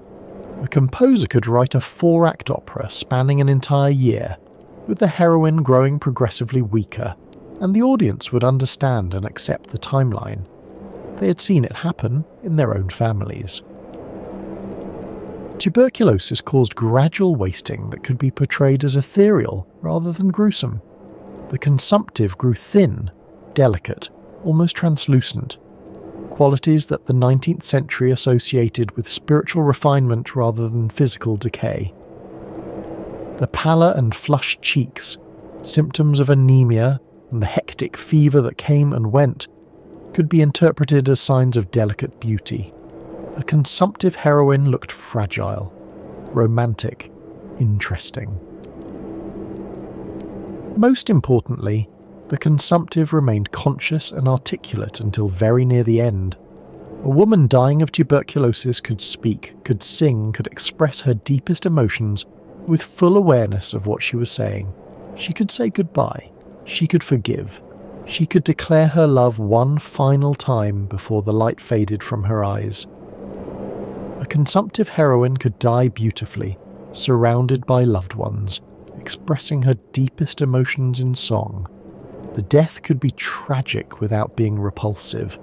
Audiences could weep without looking away, and the soprano could bring down the house with her final aria, knowing that she was performing one of the great set pieces of the operatic tradition.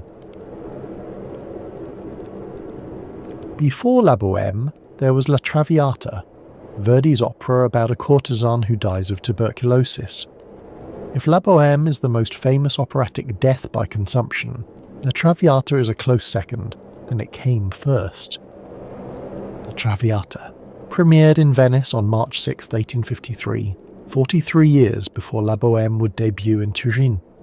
The premiere was famously disastrous. The soprano was miscast, the audience laughed in the wrong places, and Verdi was so dejected that he nearly withdrew the work entirely. But within a year, La Traviata had been revised and restaged to acclaim. It would become one of the most beloved operas in their repertoire.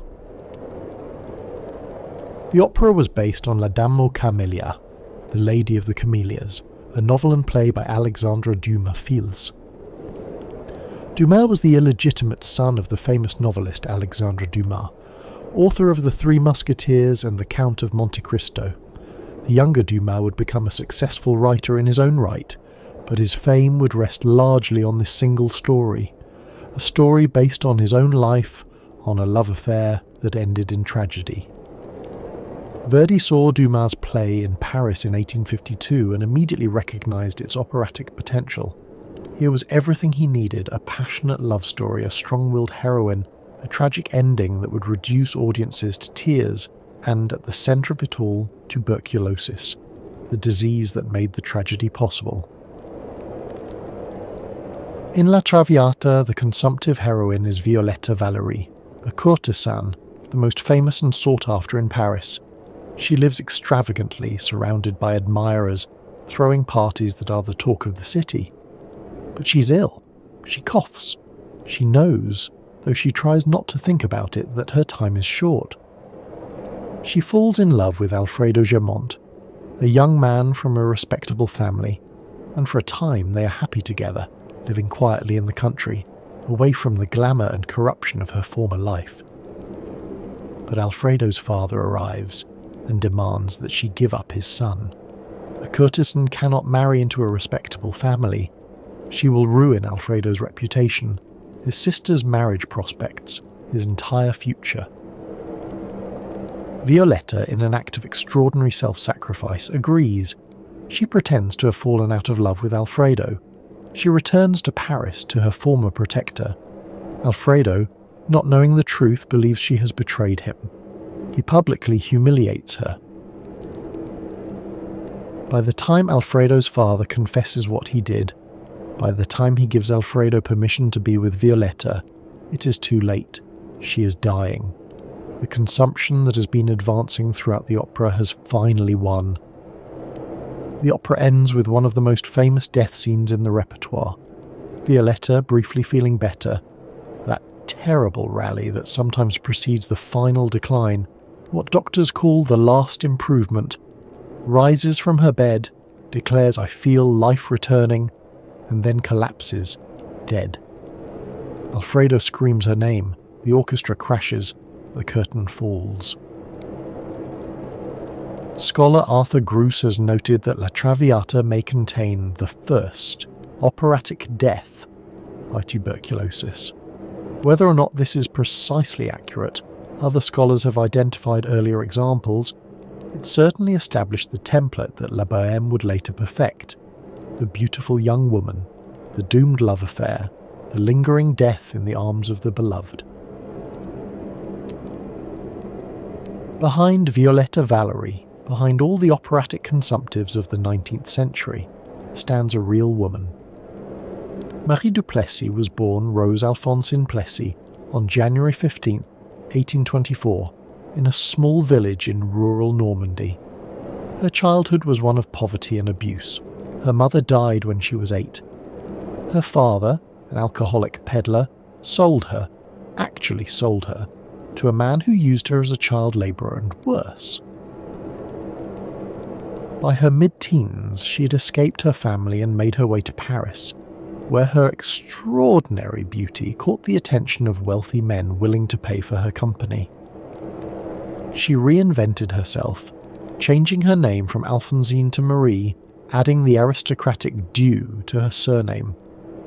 She learned to dress, to speak, to move through high society as if she belonged there. She became one of the most famous courtesans of her era, a demi-mondaine, they called such women, inhabitants of the half-world that existed alongside but separate from respectable society. She was courted by aristocrats and artists, by dukes and diplomats. Franz Liszt himself was among her admirers. She owned a magnificent apartment, attended the opera in diamonds, drove through the Bois de Boulogne in her own carriage. She lived extravagantly, running up enormous debts, because she knew her career would be short. Beauty fades, youth fades, and she was already coughing. Alexandre Dumas Fils met her in 1844, when he was 20 years old and she was barely past 20. He was immediately infatuated. Their relationship was stormy and short-lived. He was jealous of her other admirers. She could not afford to give up their financial support, but it marked him for life. When Marie died of tuberculosis on February 3, 1847, at the age of 23, Dumas was devastated. He was in Marseille when he received the news. He could not even attend her funeral. By the time he returned to Paris, her possessions had been auctioned off to pay her debts, and the apartment where they had been together had been stripped bare. Within months, Dumas had begun writing the novel that would immortalize her. In his hands, Marie du Plessis became Marguerite Gautier, the Lady of the Camellias, named for the flowers she always wore. The real Marie had favoured camellias too, perhaps because they have no scent and would not aggravate her cough. The novel cleaned up some of the more sordid details of her life, while preserving her fundamental tragedy, a woman of great beauty and sensitivity, trapped by circumstances into a life of moral compromise, redeemed by love but killed by disease. In Dumas's telling, Marguerite is not simply a prostitute, but a romantic heroine, a woman who sacrifices everything for love and is destroyed by a society that cannot accept her redemption.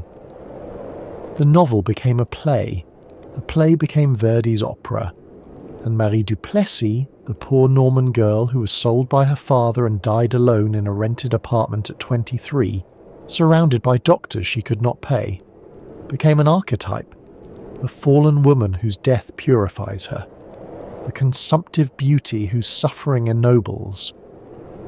She would have been astonished, perhaps, to know that people would still be weeping for her over 175 years later. It is worth noting that in both La Traviata and La Bohème, the consumptive victim is female. This is not medically accurate. Tuberculosis killed men and women in roughly equal numbers throughout the 19th century, and in some periods and places it actually killed more men than women. Men worked in dusty factories and crowded workshops. Men lived in boarding houses and military barracks. Men, in many ways, were more exposed to the conditions that spread the disease. But operatic tuberculosis was overwhelmingly a women's disease. The dying consumptive on the 19th century stage was almost always female. The reasons were cultural, not medical. In 19th century opera, and in 19th century culture more broadly, the dying woman was a figure of intense emotional and aesthetic interest. Her death was beautiful in ways that a man's death could not be. Her suffering was redemptive in ways that a man's suffering was not. A dying man might be heroic, might be tragic, might be mourned, but he was not beautiful in the same way. His death did not carry the same emotional charge. The consumptive heroine embodied a constellation of Victorian ideals about femininity, passivity, fragility, submission, selflessness. She accepted her fate without complaint. She forgave those who had wronged her. She thought of others even as she lay dying, worrying about the grief she would cause them. In death, she became almost angelic, a model of the feminine virtue that the living were supposed to emulate. This mythology served patriarchal interests, whether or not the artists who created it were consciously aware of what they were doing. The dying woman was the ultimate object of male desire, beautiful, vulnerable, utterly dependent. She could not threaten the man who loved her. She could not challenge him, criticize him, leave him for someone else. She could only suffer beautifully and die, leaving him to mourn her and to remember her as perfect. Mimi and Violetta are both in their different ways products of this mythology. They are presented sympathetically, even heroically. Their deaths are meant to move us, not to teach us a lesson about morality or social reform. But they are also presented as victims of disease, of poverty, of the men who love them but cannot save them. Their agency is limited to the choice of how gracefully to accept their fate. Neither woman rages against her death. Neither demands better treatment, better housing, better medicine. Neither calls out the social system that has condemned her to freeze and starve. They accept, they forgive, they die. It is a troubling pattern, even as it is a beautiful one. The consumptive heroine did not die with the 19th century. Throughout the 20th century and into the 21st, artists have returned again and again to the template established by La Traviata and La Bohème. The specific disease may change. AIDS replaced tuberculosis as the era's emblematic plague, but the underlying structure remains. Young love cut short by fatal illness, the beautiful death that cannot be prevented, the grief of the survivors who must carry on. In 1996, exactly 100 years after La Bohème premiered in Turin, a new version of the story opened off-Broadway in New York. It was called Rent, and we will explore it in detail shortly. But first, let me mention some other descendants of the operatic consumptive. The 2001 film Moulin Rouge, directed by Baz Luhrmann, is explicitly modelled on La Bohème and La Traviata. Its heroine, Satine, a courtesan and star performer at the famous Parisian nightclub, dies of tuberculosis at the film's climax, in the arms of the young poet who loves her. The film quotes Puccini's music directly and unmistakably, using La Bohème itself as a plot element.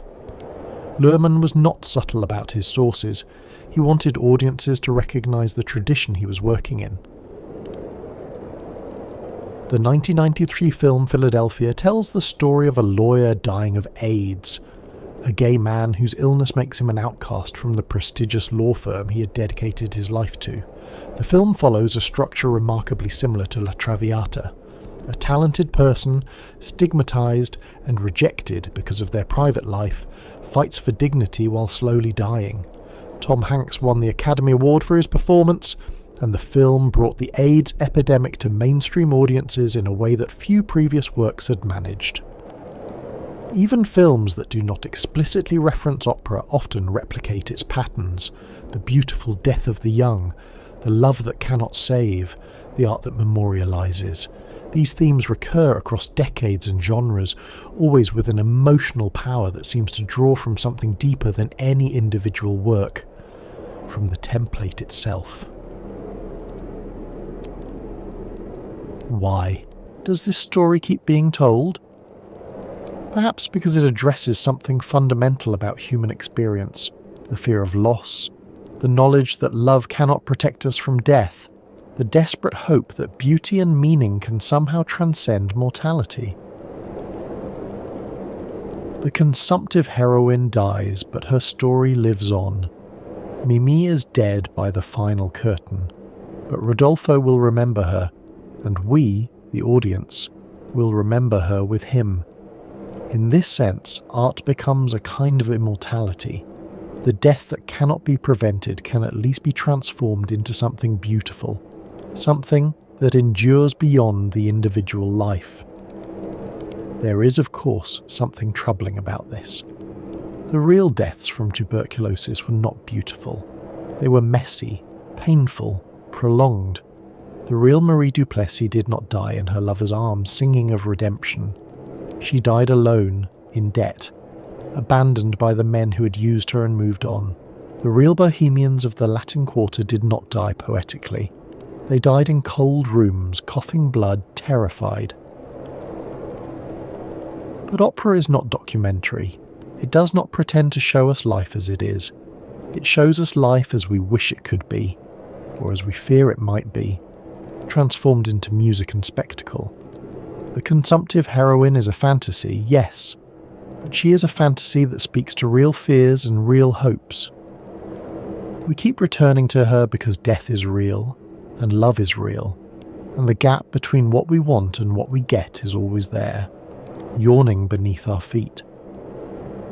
La Bohème gives us a way to feel that gap, to mourn what is lost, to celebrate what remains, to experience the full weight of human transience in a safe, aesthetically controlled form. For 2 hours we weep for Mimi, and then the curtain falls and we return to our lives, which, unlike hers, continue. On the evening of January 25th, 1996, a 35-year-old composer named Jonathan Larson went to bed in his New York apartment. It was the eve of something he had been working toward for 7 years, since before the fall of the Berlin Wall, since before the Gulf War, since before the internet became part of everyday life. The next morning, Rent, the musical he had poured his heart and soul into, would have its final preview performance at the New York Theatre Workshop, a small off-Broadway venue that had nurtured the project through its long gestation. Larson never woke up. He died in his sleep of an aortic dissection, a sudden tear in the main blood vessel leading from the heart. The condition, caused by a congenital defect that had never been diagnosed, killed him almost instantly. He was alone in his apartment. He was just hours away from seeing his life's work presented to an audience. The cast and crew learned of his death the next morning. They were devastated. Some wanted to cancel the performance, but they decided, after agonized discussion, to go on, not as a full performance but as a memorial, a way of honoring the man who had created the work they loved. They sat on stools on the stage, dressed simply, and sang through the score. There would be no blocking, no costumes, no elaborate production, just the music and the words. The audience, many of them in tears before the first song ended, understood that they were witnessing something extraordinary, a work of art born in tragedy, baptized in grief. Rent had become, in the most terrible way imaginable, a piece about itself, about young artists dying too soon, about communities formed in the face of loss, about the urgent question of how to measure a life when there may not be much time left.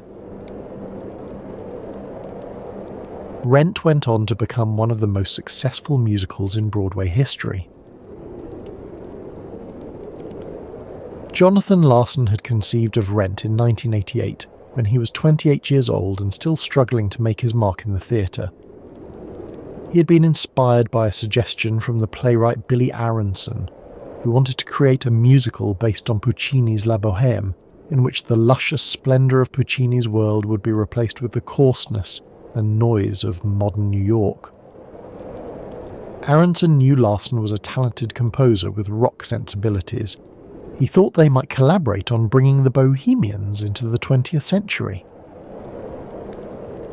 Larson took the idea and ran with it, eventually running so far that Aronson gave up his creative stake and Larson continued alone. He moved the action from the Latin Quarter of 1830s Paris to the East Village of late 1980s New York, Alphabet City, the neighbourhood below 14th Street where struggling artists actually lived, where squatters occupied abandoned buildings, where drugs were sold on street corners, and the sound of sirens was constant. He replaced Merger's bohemians with their contemporary equivalents, struggling rock musicians trying to write the one song that would matter, documentary filmmakers capturing life on the streets, performance artists pushing boundaries in small downtown venues.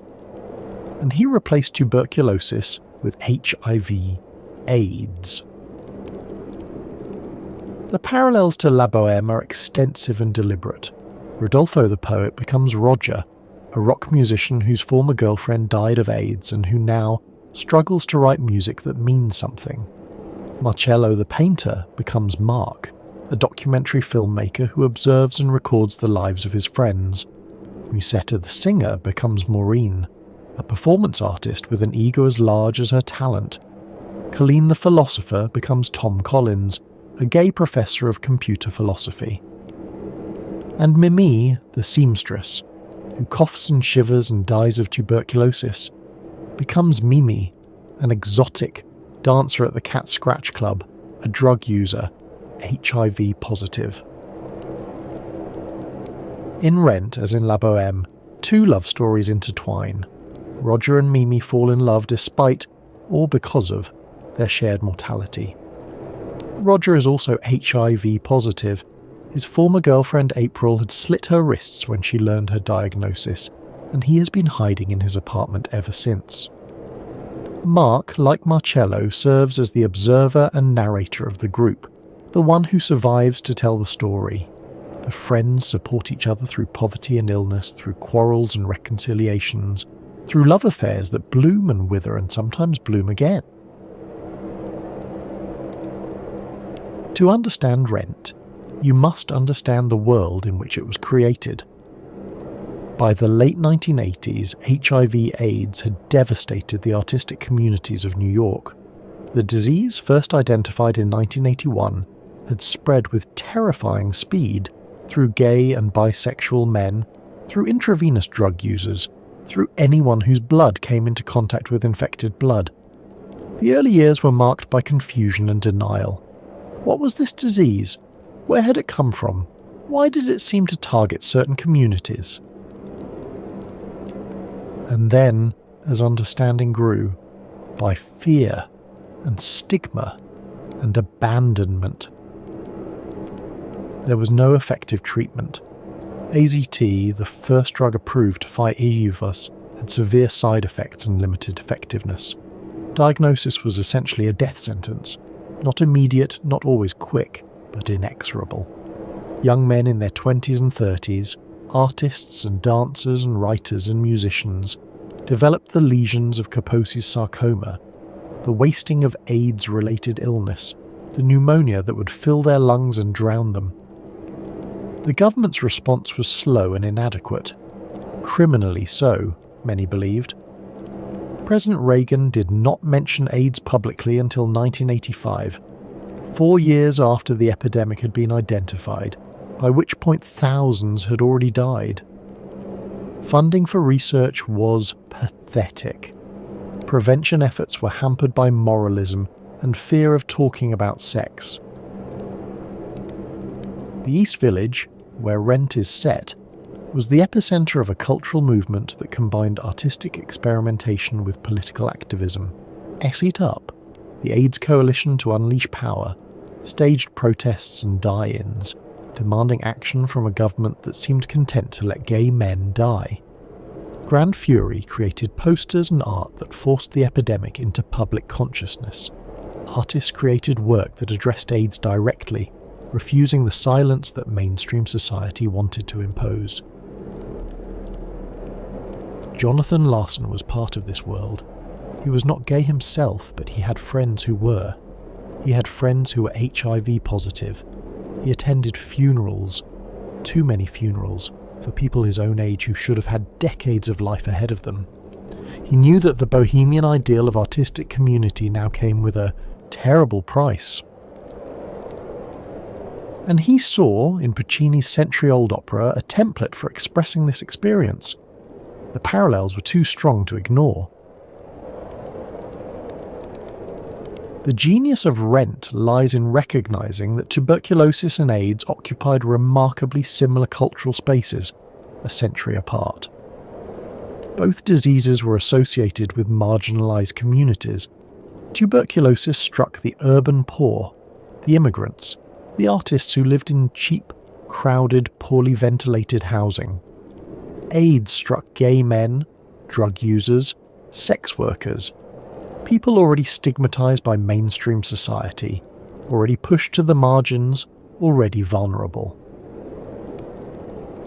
Both diseases inspired fear and discrimination. Tuberculosis patients were isolated in sanatoriums, shunned by neighbours who feared contagion, denied employment and housing. AIDS patients faced similar isolation, fired from jobs when their diagnosis became known, evicted from apartments, rejected by families who could not accept their illness or the behaviour that had led to it. Both diseases became linked, in the cultural imagination, with questions of morality. Were the victims somehow responsible for their illness? Had they brought it on themselves through their behaviour, their choices, their way of life? The consumptive was suspected of having burned too bright, having exhausted herself through passion and excess. The AIDS patient was blamed for sexual promiscuity, for drug use, for being gay in a society that insisted homosexuality was a sin. And both diseases tragically killed young people, people in the prime of creative life, people who should have had decades of work ahead of them. Keats died of tuberculosis at 25. Keith Haring died of AIDS at 31. The list of artists taken by these diseases is endless and heartbreaking. Larson understood these parallels intuitively. By framing his story of the AIDS epidemic through the lens of La Bohème, he gave audiences a way to connect present suffering with past suffering, to see themselves as part of a longer history of loss and resilience. The Bohemians of 1990s New York were descendants of the Bohemians of 1840s Paris. The community that formed around HIV was a descendant of the community that formed around tuberculosis. The disease changed. The human response to gather together, to support each other, to make art in the face of death remained the same. Rent differs from La Bohème in one crucial respect. It is a musical, not an opera. This distinction matters more than you might think. Opera is sung throughout. Every word, every emotion is conveyed in song. Musicals alternate between spoken dialogue and musical numbers, allowing for a different kind of pacing and a different relationship between ordinary speech and heightened emotion. Opera tends toward grandeur, and formality toward orchestral richness and vocal technique. Musicals can be more casual, more contemporary in their sound and their style. Larsen's score for Rent draws on rock, pop, gospel and Latin music, genres that would have been completely foreign to Puccini. The electric guitars, the drum machines, the funk bass lines, all of it places the work firmly in its moment in the sound of 1990s New York. When the characters sing, they sound like they belong to their era. The result is a work that speaks the musical language of its audience. The most famous number, the one that escaped the show and became a cultural phenomenon in its own right, opens the second act. It poses a simple question. How do you measure a year? In days? In hours? In cups of coffee? The answer, sung in soaring gospel harmony by the full cast, is love. Measure your life in love. It is a direct response to the epidemic. When time is short, when death is near, when you know that you may not have decades ahead of you, what matters is not achievement or acquisition. What matters is connection. Love becomes the only meaningful metric. Other songs address the themes of the work more directly. The duet Without You explores loss and dependence. The bitter confrontation, Goodbye Love, stages the kind of quarrel that we see in Act 3 of La Bohème, when lovers who cannot bear to be together cannot bear to be apart. What You Own questions the values of mainstream society. Materialism, career ambition, the pressure to sell out and abandon the bohemian life for something safer and more respectable. And early in the show, Roger sings his statement of desperate hope. He wants to write one song before he dies that will mean something, that will last. It is the Bohemian creed in its purest form, the belief that art outlasts the artist, that the work matters more than the life. Murger would have recognised that hope. Puccini would have recognised it. It is the same hope that has driven artists into garrets for 200 years. Rent opened on Broadway on April 29, 1926, just 3 months after Jonathan Larsen's death. It was an immediate sensation. Critics praised its energy, its emotional honesty, its willingness to address subjects that mainstream theatre had largely ignored. The New York Times called it an exhilarating landmark rock opera. The Washington Post said it pulses with life and passion. Even critics who had reservations about the music or the book acknowledged that something important was happening, that Rent was speaking to its audience in a way that few musicals had done in years. The show won 4 Tony Awards, including Best Musical, beating out such competitors as Bring In Da Noise, Bring In Da Funk. More remarkably, it won the Pulitzer Prize for drama, an honour rarely given to musicals, and never before to a rock musical. The Pulitzer Committee recognised what audiences had already discovered, that Rent was not merely entertainment, but a significant work of American art. It ran on Broadway for 12 years, closing in September 2008 after more than 5,000 performances. It grossed over $280 million. It spawned national and international tours, a film adaptation in 2005, a live television broadcast, and countless amateur and professional productions around the world. More than any other work of its era, Rent brought the AIDS crisis into the cultural mainstream. It made audiences who might never have attended an ACT UP protest, who might never have known anyone living with HIV, weep for characters they came to love. It created empathy across barriers of sexuality and class. It humanized a disease that had too often been used to dehumanize its victims. And it did all this through the structure of an opera about tuberculosis, written 100 years earlier by an Italian composer who could never have imagined the world his creation would eventually speak to. Jonathan Larson's never saw his triumph. He worked on Rent for 7 years, often living in poverty himself, struggling to convince producers and investors that the show was worth staging. He waited tables at the Moondance Diner to pay his rent. He lived the bohemian life that his musical celebrated, not as a pose, but as a necessity. His death, at 35, has an eerie resonance with the deaths in his musical, and in La Bohème before it. Like Mimi, like Roger, like Angel, he died young, leaving work that would outlive him. Like Merger, he lived the life he wrote about and paid a price for it, though his price was not tuberculosis, but a congenital heart defect that no one had ever diagnosed. He had complained of chest pains in the days before his death. Emergency room doctors at 2 different hospitals examined him and sent him home, attributing his symptoms to stress or food poisoning. They did not run the tests that might have revealed the truth. In the years after his death, his family successfully sued the hospital for malpractice. The settlement provided some financial security, but no amount of money could bring back the artist who had created Rent or give him the chance to see what his work would become. The musical stands as his monument. Every performance in theatres around the world keeps his vision alive. The story he told, of artists struggling against poverty and disease, of love surviving loss, of community persisting through tragedy, continues to resonate with audiences who were not yet born when Larson died.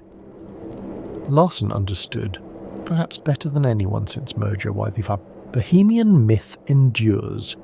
It is not a myth about poverty. It is not a myth about suffering. It is a myth about meaning, about finding purpose in creativity, about valuing human connection over material success, about measuring our lives not in wealth or fame, but in love. That message has outlived him. It will continue to outlive all of us. We have traced La Bohème from Merger's garret to Puccini's orchestra pit to Larson's off-Broadway theatre. We have followed a story across 150 years, through 3 continents, through revolutions in music and politics and medicine. Along the way, we have encountered tuberculosis and AIDS, real deaths and fictional ones, artists who lived the bohemian life and artists who died too young. What binds these stories together? What makes them, in some essential way, the same story told again and again? At the most basic level, they are all love stories. Rodolfo loves Mimi. Roger loves Mimi. The poets love the seamstresses and the dancers, across a gap of century and disease. And in each version, love proves insufficient to save the beloved. The love is real. The love is powerful. The love is beautiful. And the love cannot stop death from coming. The dying die. The living are left to mourn. And the audience weeps because they recognize this pattern. They have seen it before, or they will see it, in their own lives. This is a universal experience, perhaps the universal experience. To love is to risk loss. To form attachments is to guarantee eventual grief. Everyone who loves will someday lose. The consumptive heroine, dying in her lover's arms while the orchestra swells around her, dramatizes what everyone who has ever loved already knows, that this too will end, that everything ends, that the price of love is the certainty of eventual loss. We weep for Mimi because we are all in some way either Mimi or Rodolfo. We are either the one who will die too soon, or the one who will be left behind. There is no third option. But La Bohème and its descendants offer something beyond the mere acknowledgement of mortality. They offer community. Mimi does not die alone. She dies surrounded by friends, the bohemian community that has sustained her and Rodolfo through poverty and illness, through quarrels and reconciliations, through all the ups and downs of their brief time together. Musetta is there, praying. Colline is there, having sold his coat to buy medicine. Schaunard and Marcello are there, doing what they can, which is almost nothing, but which is everything. Rent's characters face their diagnoses together, supporting each other through treatment and loss, through the endless cycle of doctor's appointments and drug protocols, and the slow decline that AIDS brought in the years before. Effective treatment. Angel dies surrounded by friends. Mimi survives, at least for now, because her community refuses to give up on her. Even in death, the individual is held by the group. This is the bohemian promise. The thing that makes the garret bearable, the thing that makes the poverty endurable, the thing that makes the whole desperate enterprise worthwhile. Artistic community can provide what family and society often fail to provide: unconditional acceptance, support without judgment, love that does not ask you to be anything other than what you are. The water drinkers may be poor, but they have each other. They share what little they have. The bread that Schaunard brings, the wine that appears from somewhere, the warmth of bodies pressed together against the cold. They celebrate together and grieve together. When one of them falls, the others catch them. When one of them dies, the others remember. It is an idealized vision, of course. Real artistic communities are full of jealousy, competition, and betrayal. The history of Bohemia is not all solidarity. It includes plenty of broken friendships and stolen ideas, plenty of lovers who became enemies, plenty of collaborators who ended up in court. Artists are people, and people are complicated. But the ideal matters. It offers a model of what human relationships could be: connection based on shared values rather than blood ties, support given freely rather than transactionally, love that exists because people choose it rather than because they are obligated by biology or law. The garret may be cold, but it is not lonely, and that, in the end, may be the most important thing. There is another theme woven through all these stories: the power of art to transcend mortality. Rodolfo is a poet, Roger is a songwriter, Merger was a writer, Larsen was a composer. These are people who make things that can outlast them. In La Bohème, Rodolfo's manuscripts are a joke. He burns them for heat. But in the larger frame, art is no joke at all. Puccini's opera has outlived its creator by 100 years. Larsen's musical continues to be performed decades after his death. The art survives. This is the deepest hope of the Bohemian myth, that creativity offers a kind of immortality. The artist dies, but the work remains. The consumptive heroine breathes her last, but the audience will remember her, will sing her arias, will tell her story, will keep her alive in the only way that matters. It is a hope, not a guarantee. Most art is forgotten. Most artists leave no lasting trace. The cemeteries are full of poets whose work has vanished, painters whose canvases have crumbled, musicians whose songs are silent. But some art does survive. Lear, Bohème has survived, Rent has survived, and each performance is a small act of resurrection, the dead brought back to life through the living bodies and voices of performers. When a soprano sings Mimi's final aria, she's not merely performing a role. She's keeping Mimi alive. She's refusing to let death have the last word. We have moved from tuberculosis to AIDS to what comes next. COVID-19 killed millions of people, including many artists. The lockdowns devastated the performing arts. Broadway went dark, opera houses closed, The very possibility of live performance was called into question. Will there be a COVID Bohème? A musical or opera that does for our era what Rent did for the AIDS years? Perhaps.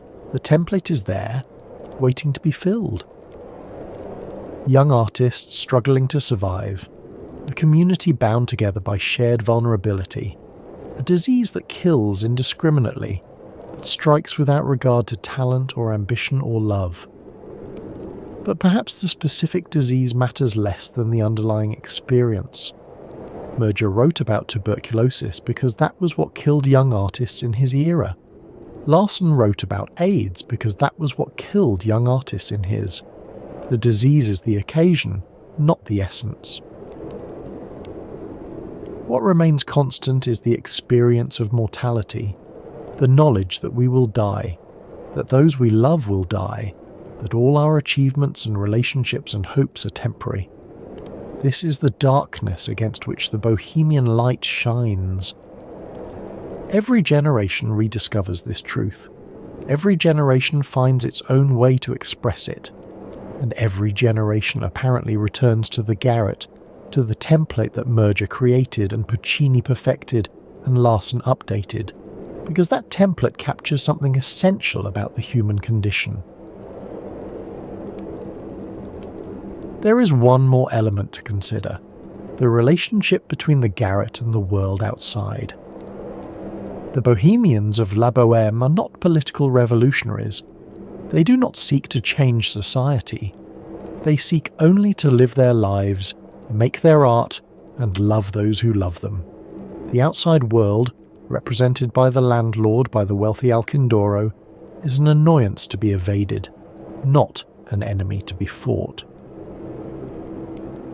Rent is more politically engaged. Its characters are explicitly living on the margins, queer, HIV positive, homeless, addicted. The musical includes a subplot about a community protest against a landlord who wants to evict squatters. The politics of gentrification, of AIDS activism, of LGBTQ+ rights are woven into the fabric of the work. This difference reflects the different eras in which the works were created. Murger's Bohemia was pre-political. The idea of artists as a class with collective interests had not yet developed. By the 1990s, the personal was understood to be political, and artistic communities were expected to engage with broader struggles. But in both works, the primary focus remains on the intimate sphere. The lovers, the friends, the small community. The garret is a refuge from the world, not a platform for transforming it. This is perhaps both the appeal and the limitation of the Bohemian myth. It offers warmth and meaning at the personal scale. It does not offer a vision of how society might be organized to prevent the suffering it depicts. Mimi dies, in part, because she is poor. She cannot afford warmth, cannot afford medical care, cannot afford the basic conditions of health. The opera mourns her death but does not ask why such deaths occur. Why in a society of plenty, young women freeze and starve and die of treatable diseases. Rent is more aware of these structural questions. Its characters are poor and sick in a city of wealth and health. The contrast is visible, and the injustice is noted. But even Rent cannot quite escape the gravitational pull of the beautiful death.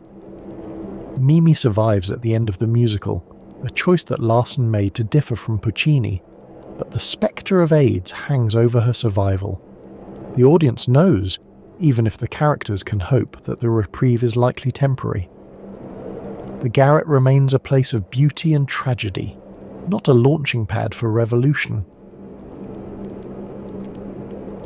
And so we return to where we began.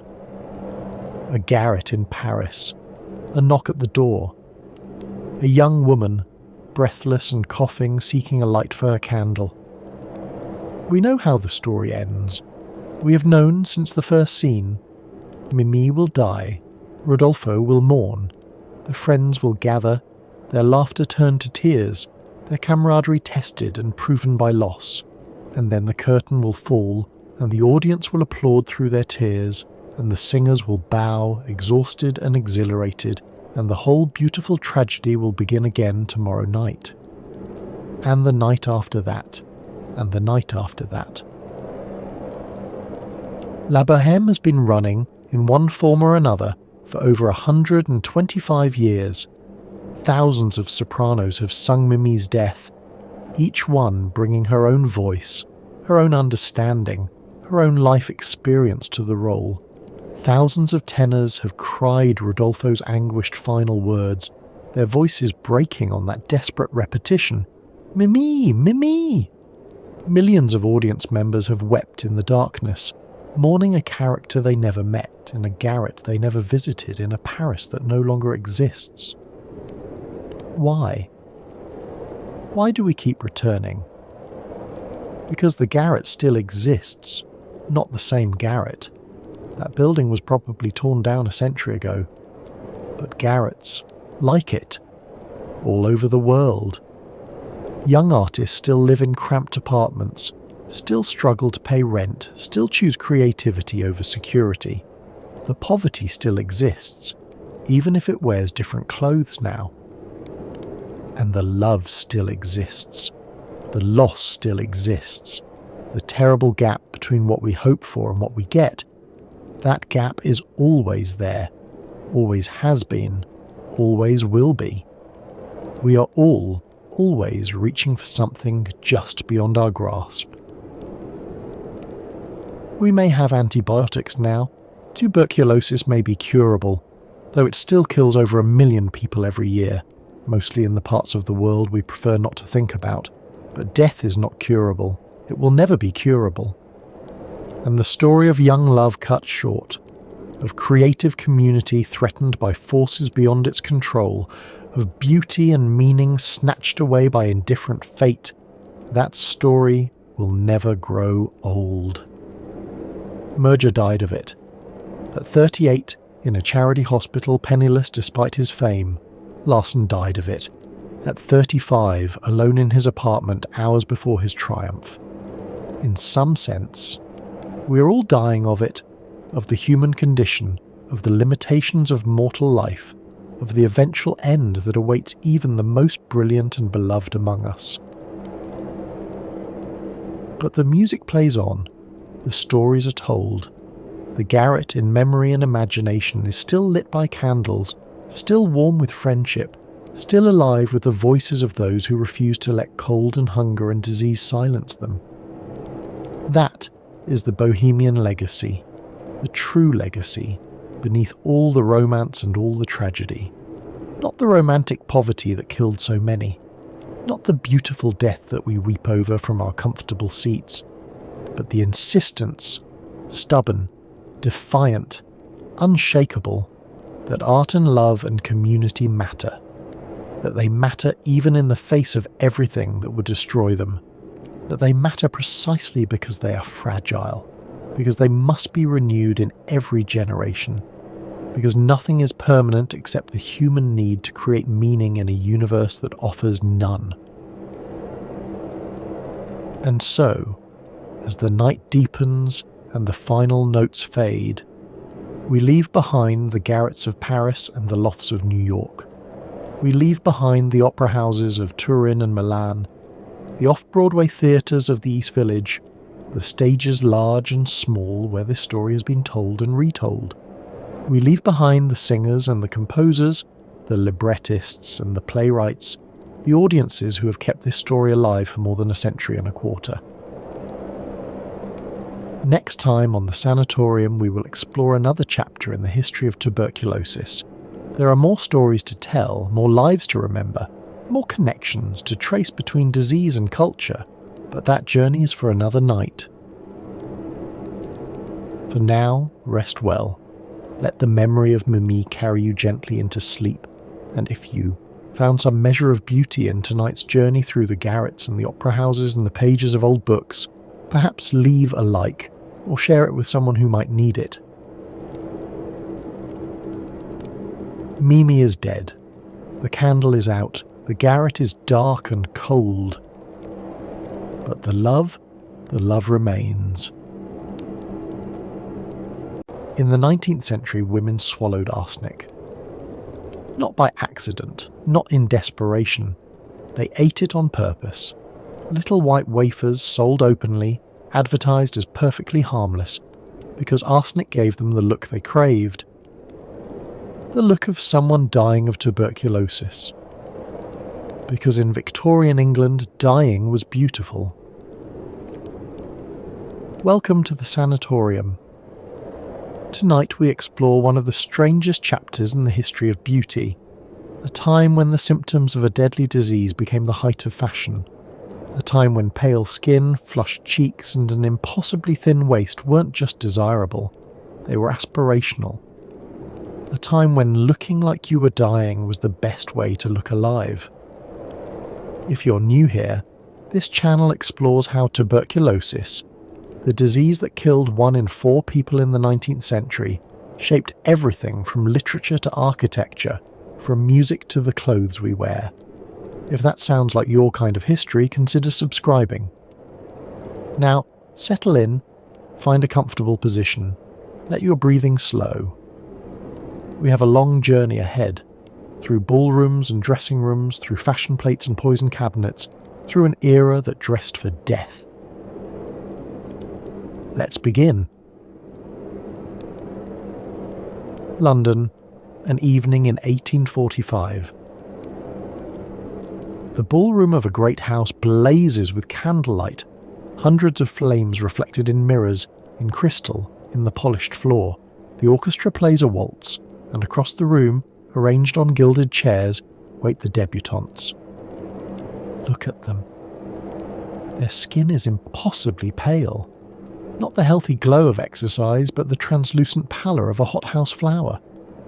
Their waists are impossibly narrow, 18 inches, perhaps less, compressed by corsets so tight that breathing comes in shallow gasps. Their cheeks carry a delicate flush of pink, their lips a hint of rose, their eyes shine with an almost feverish brightness. They are beautiful. Every man in the room agrees. Every dowager mother approves. This is the ideal, the template of femininity that a generation of young women aspires to match. And the template is killing them. Not metaphorically, not slowly, over decades. The corsets damage their internal organs. The cosmetics they use contain lead and arsenic. And the look they're trying to achieve, that perfect consumptive pallor, is in many cases a sign of actual consumption. Tuberculosis in the 1840s kills 1 of every 7 Europeans. It kills the poor in cramped tenements and the rich in country estates. It kills slowly, over months or years, wasting the body until the victim becomes a pale, ethereal shadow of themselves. And somewhere along the way, that wasting became beautiful. The pallor caused by anemia, the flushed cheeks caused by fever, the bright shining eyes caused by chronic illness, the thin fragile frame caused by the body consuming itself. All of these symptoms, all of these signs of a fatal disease, became the markers of feminine beauty. Tonight, we trace how a plague became a fashion, how the look of death became the look of desire, how tuberculosis shaped not just bodies but beauty itself. This is consumptive chic. To understand consumptive chic, we must first understand consumption. Tuberculosis, known throughout most of history as consumption, or the White Plague or Ptosis, is one of humanity's oldest companions. Archaeological evidence suggests it has been killing us for at least 9,000 years. In the 19th century, it reached what may have been its historical peak. The Industrial Revolution had packed millions of people into cramped, poorly ventilated cities. Factories, tenements, workhouses, anywhere that people breathed each other's air became a breeding ground for the bacteria. By the 1880s, tuberculosis was responsible for 1 of every 7 deaths in Europe and America. In some cities the rate was even higher. But consumption did not strike at random, or so it seemed. It appeared to choose its victims, and its choices fascinated the romantic imagination. The disease killed poets and musicians, novelists and artists. John Keats, dead at 25, Percy Bysshe Shelley's first wife Harriet, and later his own son, Emily Bronte, dead at 30, Anne Bronte, dead at 29, Chopin, dead at 39, Elizabeth Barrett Browning, fragile and bedridden for years, Edgar Allan Poe's young wife Virginia, dead at 24. The list went on and on. The disease seemed to prefer the creative, the sensitive, the spiritually refined. This was, of course, an illusion. Tuberculosis killed labourers and servants in far greater numbers than it killed poets, but the labourers died anonymously, while the poets left behind immortal works. And so a mythology grew up around consumption, a mythology that saw the disease not as random bacterial infection, but as a kind of spiritual ordeal. The consumptive was dying, yes, but they were dying beautifully. The ancient Greeks had a term for this, spes tisica, the hope of the consumptive. They observed that tuberculosis patients often experienced an unusual optimism, an earnest hope of recovery even as the disease ravaged their bodies. This hope, the Greeks believed, drove heightened sensitivity and great creativity despite overwhelming illness. The Romantics embraced this idea wholeheartedly. They saw in consumption not merely a disease but a kind of divine selection, a mark of artistic destiny. The symptoms of tuberculosis, in their advanced stages, created a striking appearance. The victim grew thin as the body wasted away, but this thinness was ethereal rather than starved, suggesting spiritual refinement rather than material want. The skin grew pale as anemia set in, but this pallor was translucent, almost luminous, like fine porcelain. The chronic low-grade fever of the disease produced a persistent flush in the cheeks, a rosy glow that mimicked the blush of emotion. The same fever caused the eyes to shine with unusual brightness. The lips too remained red even as the rest of the face grew pale. And then there was the temperament. Contemporary observers believed that consumption produced a heightened state of consciousness. The dying were said to become more creative, more passionate, more spiritually aware. This was probably a combination of confirmation bias and the stimulating effect of fever, but it became part of the mythology. Lord Byron, the most famous poet of his age, the definition of romantic celebrity, captured the attitude perfectly. "I should like, I think, to die of consumption," he said, "because then the women would all say, 'See that poor Byron, how interesting he looks in dying.'" Byron was joking, probably, but he wasn't wrong about the cultural moment. In early 19th century Europe, consumption was interesting. It was romantic. It was, in its terrible way, beautiful.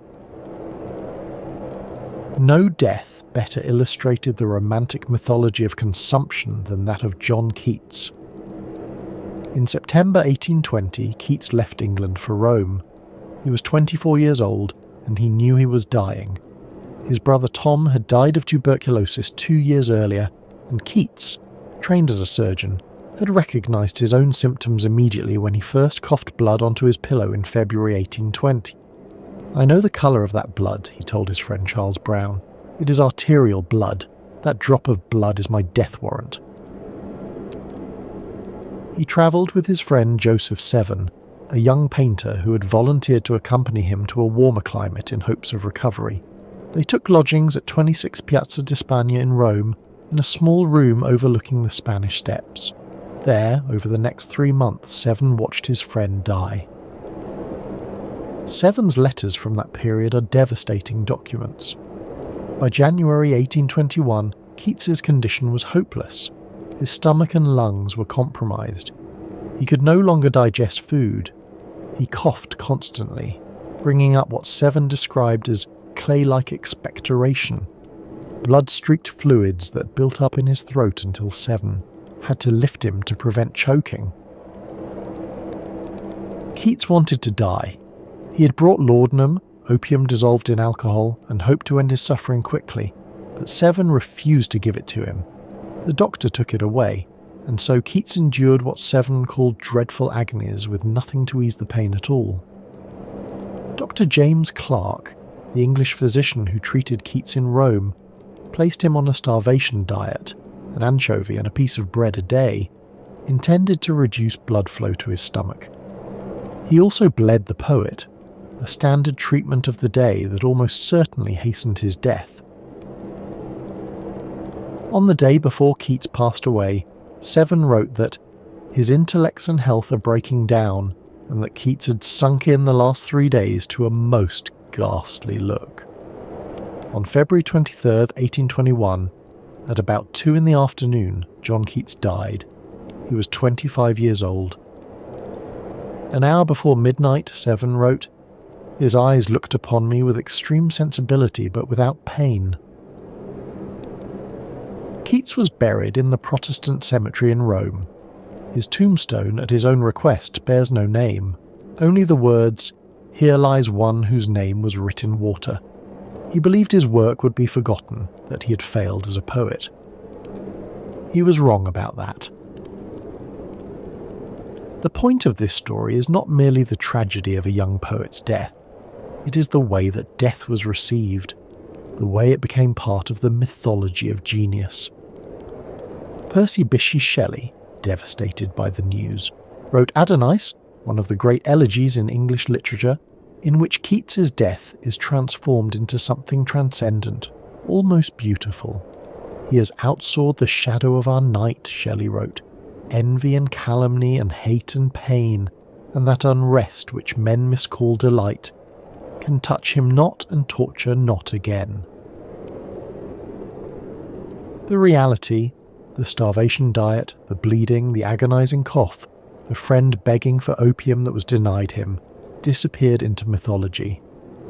What remained was the image of the dying poet, pale and beautiful, consumed by genius as much as by disease. This was the template. This was what consumptive death was supposed to look like. And if dying was beautiful, then looking like you were dying must be beautiful too. This is where fashion enters the story. The beauty standards of any era reflect that era's anxieties and aspirations.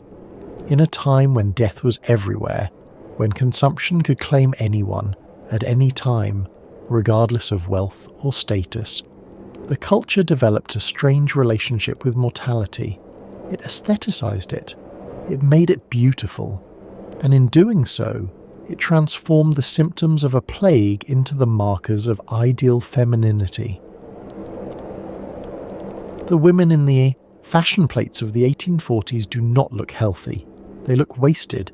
They look fragile. They look to a modern eye like they might collapse at any moment. Their waists are impossibly narrow. Their skin is impossibly pale. Their expressions carry a melancholy that borders on morbidity. This was not an accident. This was the consumptive ideal translated into commercial imagery. And women, particularly upper-class women, who had the time and resources to pursue fashion, did everything in their power to achieve it.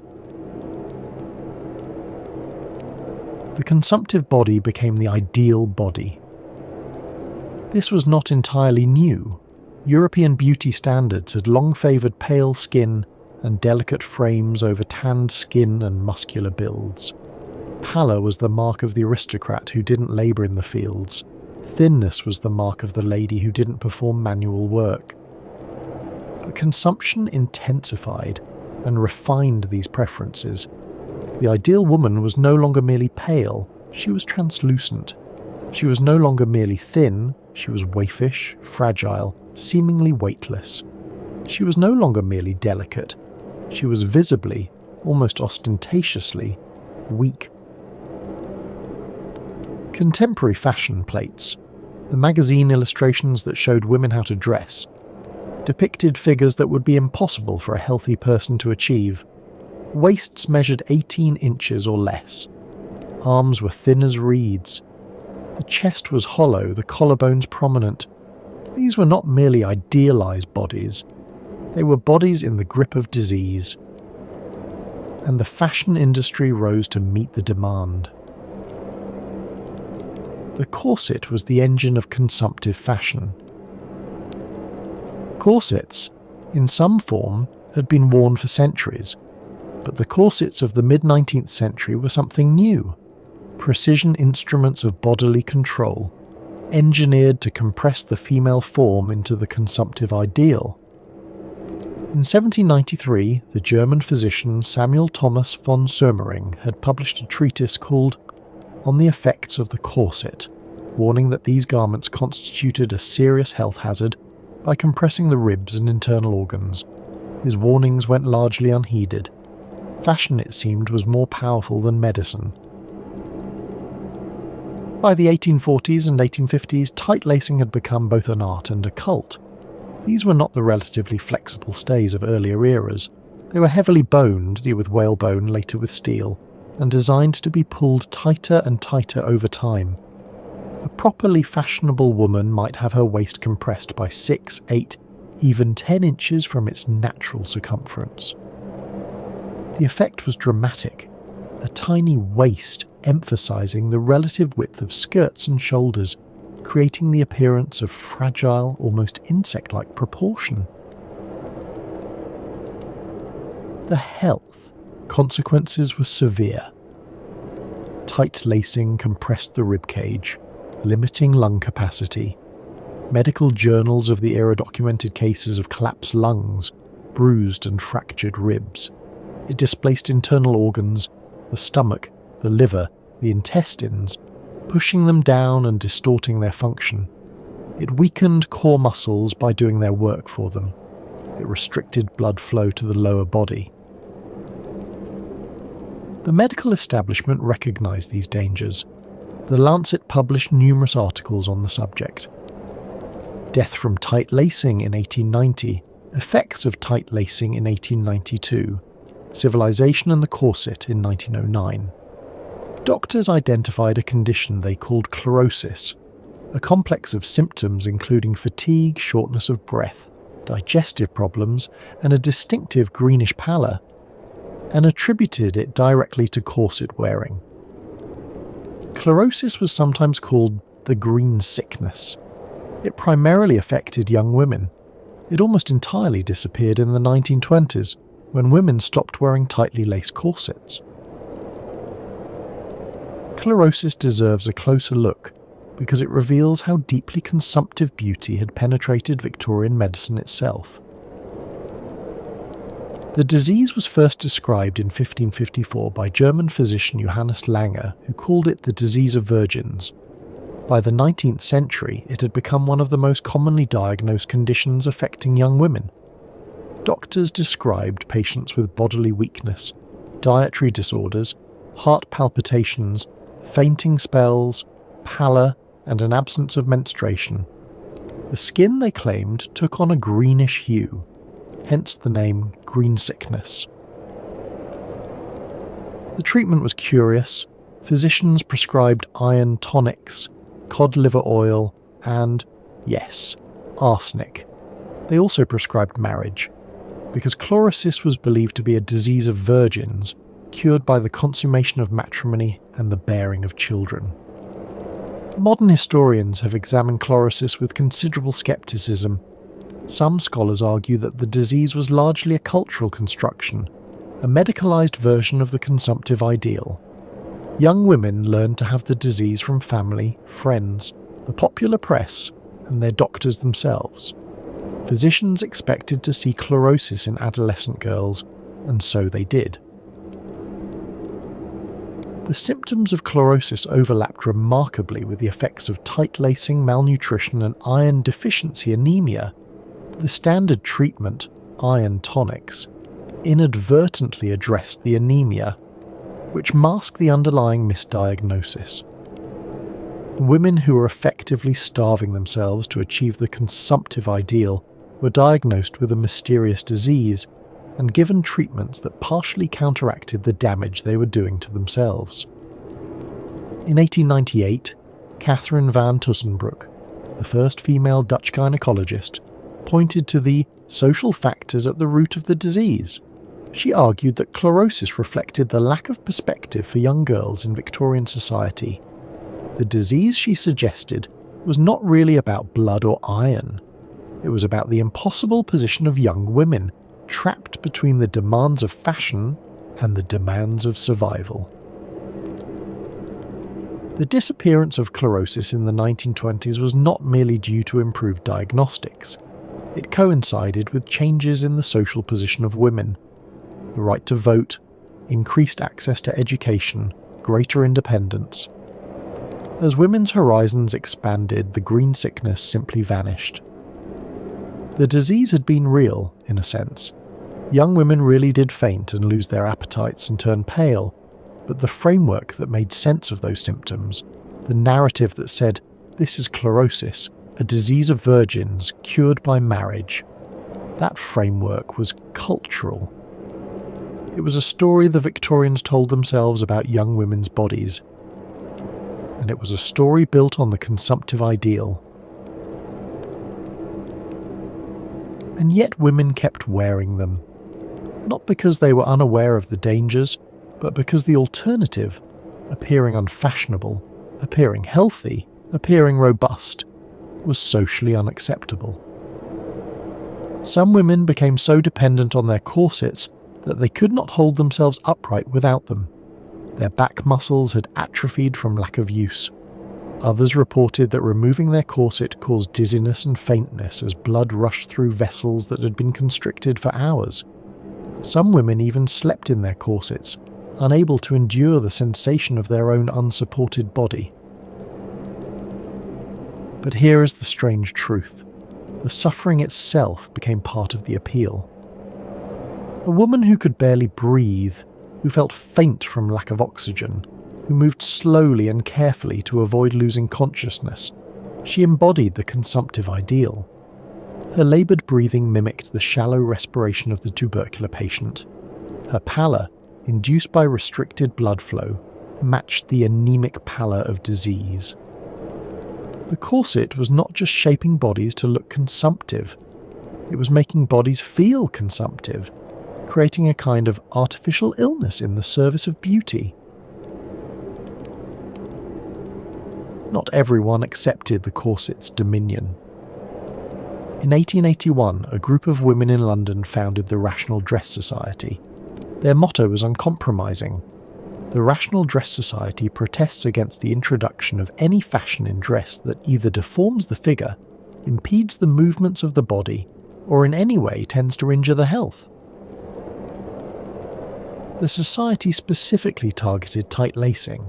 They also objected to high-heeled shoes, heavily weighted skirts that made walking difficult, and any garment that restricted movement of the arms. Their alternative proposals included divided skirts, looser bodices, and clothing that allowed women to breathe, walk, and even, scandalously, ride bicycles. One of the Society's founding members was Viscountess Florence Wallace Pomeroy, known as Lady Harberton. She championed what she called reformed dress, baggy pantaloons worn beneath knee-length skirts. She invented the divided skirt, and she was widely ridiculed for it. The dress reform movement had its greatest success in the reform of women's undergarments, which could be modified without exposing the wearer to public mockery. Reformers also influenced athletic clothing, the specialised garments women wore for bicycling, swimming and gymnastics, activities that would be impossible in a tightly laced corset. But everyday fashion proved resistant to change. The consumptive ideal was too deeply embedded in the culture. To reject it was to reject beauty itself, and few women were willing to make that sacrifice. Florence Nightingale, herself treated for what may have been tuberculosis, and famous for her practical approach to health, wrote extensively about the damage that fashionable dress did to women. Yet even she, when photographed for official portraits, wore conventional dress with a corseted waist. The pressure to conform was overwhelming. If the corset shaped the body, cosmetics shaped the face. The consumptive complexion was very specific. Pale skin with flushed cheeks and red lips. This combination, pallor plus flush, was the distinctive signature of tuberculosis fever, and women who didn't have tuberculosis wanted it anyway. The challenge was that respectable women weren't supposed to use obvious cosmetics. Makeup was associated with actresses and prostitutes, women of dubious morality who needed to attract attention. A proper lady was supposed to be naturally beautiful. So Victorian cosmetics were designed to be invisible. They weren't meant to look like makeup. They were meant to look like disease. Women whitened their skin using a variety of methods, many of them dangerous. The most traditional was ceruse, white lead paint, the same substance that Queen Elizabeth I had famously worn in the 16th century. Ceruse gave the skin a smooth, porcelain appearance. It also caused lead poisoning, with symptoms including hair loss, rotting teeth, skin lesions, and eventually death. Others used zinc oxide or rice powder, which were less toxic but also less effective. Some washed their faces with ammonia solutions, which bleached the skin over time but caused chemical burns. Some drank vinegar, believing it would lighten their complexion from within. And then there was arsenic. Rose's arsenic complexion wafers and similar products like Dr. James P. Campbell's safe arsenic complexion wafers were sold openly throughout the Victorian era. They were little white tablets containing small amounts of arsenic trioxide, small enough not to kill immediately, but enough to produce visible effects on the skin. The advertisements promised a deliciously clear complexion. They claimed the wafers were absolutely harmless, perfectly safe, used by thousands. This was, of course, a lie. But the lie had a kernel of truth that made it believable. In 1851, a Swiss physician named Johann Jakob von Tschudi published a remarkable account of the peasants of Styria, a mountainous region of what is now Austria. These peasants, he reported, regularly ate arsenic, and not only survived but thrived. The Styrian arsenic eaters, known as toxicophagi, had been consuming the poison for centuries. They obtained it from local mines and springs. They began with tiny amounts, a piece the size of a lentil, and gradually increased their doses over time. Some reportedly consumed what would normally be lethal quantities with no apparent ill effects. The reasons they gave were twofold. First, they believed arsenic improved their appearance, giving them clear skin and robust figures. Second, they claimed it helped them breathe more easily in the thin mountain air. The medical world was fascinated. Scottish physician Craig MacLagan travelled to Styria in 1864 to investigate. He watched two arsenic eaters consume doses that should have killed them. Neither showed any ill effects the following day. How was this possible? The answer seems to be a combination of factors. The arsenic the Styrians consumed was in a relatively coarse form that was poorly absorbed by the digestive system. Their bodies developed some degree of tolerance through gradual exposure, and their gut microbiomes may have evolved mechanisms to detoxify the poison. But the cosmetics industry didn't care about the science. They cared about the marketing. Reports of the clear and blooming complexions of Styrian peasant women became selling points for arsenic beauty products across Europe and America. If Austrian peasants could eat arsenic and glow with health, surely refined English ladies could do the same. They couldn't. The arsenic wafers sold in pharmacies were not the same as the arsenic consumed in Styria. The doses were different. The delivery method was different. and the consumers had none of the gradual tolerance that the Styrians had built up over generations. Long-term arsenic consumption caused hair loss, it caused kidney damage, it caused nerve damage, producing numbness and tingling in the extremities. It caused distinctive skin growths called arsenical keratoses. Users developed a tolerance, requiring ever-increasing doses to achieve the same effect. Those who survived long enough developed a greenish pallor, not the translucent white they sought, but the unmistakable colour of arsenic poisoning. And yet women kept buying them. The desire for consumptive beauty was strong enough to justify the risk. Some women died. We don't know how many. Victorian death certificates rarely listed arsenic poisoning from cosmetics as a cause of death. The shame would have been too great. But the medical literature of the era contains enough case studies to suggest that arsenic wafer deaths were not uncommon. The consumptive look required more than pale skin and flushed cheeks. It required bright, luminous eyes, the feverish shine that marked the tubercular patient. For this, Victorian women turned to belladonna.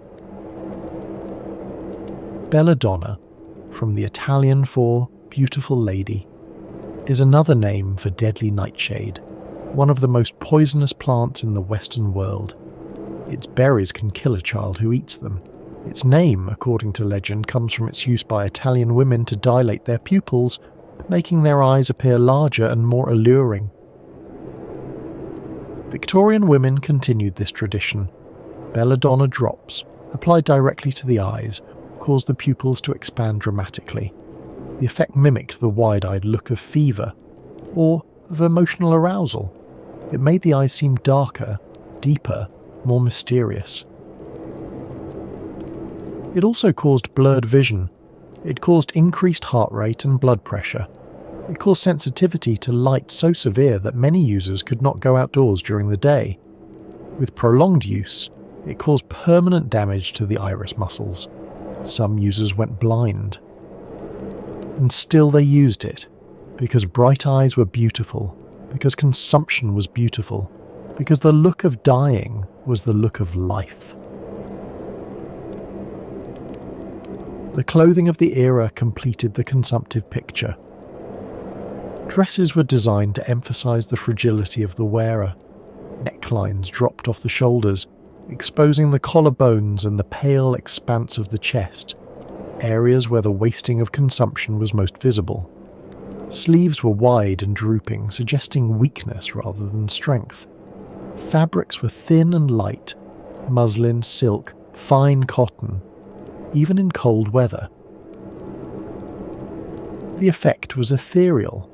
A fashionable woman looked as if a strong wind might carry her away, and this was precisely the point. She was supposed to look too delicate for the rough business of life. She was supposed to look like she might faint at any moment, like she needed constant care and protection. The fainting couch became a standard piece of Victorian furniture, or rather, what we now call a fainting couch did. The Victorians themselves called them daybeds, but whatever the name, they served a practical purpose, providing a place for corseted, malnourished, arsenic-poisoned women to collapse when their bodies could no longer sustain the demands placed upon them. Some critics of the era made the connection between fashion and illness explicit. The woman of fashion displays her skeleton at her assemblies and crushes herself to death in the ballroom, wrote one observer. Another noted that fashionable woman and consumptive woman have become almost synonymous terms. The irony was not lost on everyone, but knowing that fashion was killing women did not stop women from following fashion. The social costs of nonconformity were simply too high. Perhaps no one embodied the consumptive ideal more completely than Marie du Plessis. She was born Alphonsine Rose Plessis in 1824 in a small village in Normandy. Her childhood was brutal. Her father was violent, her mother fled, and at the age of 14 her father sold her to a 70-year-old man who took her to Paris.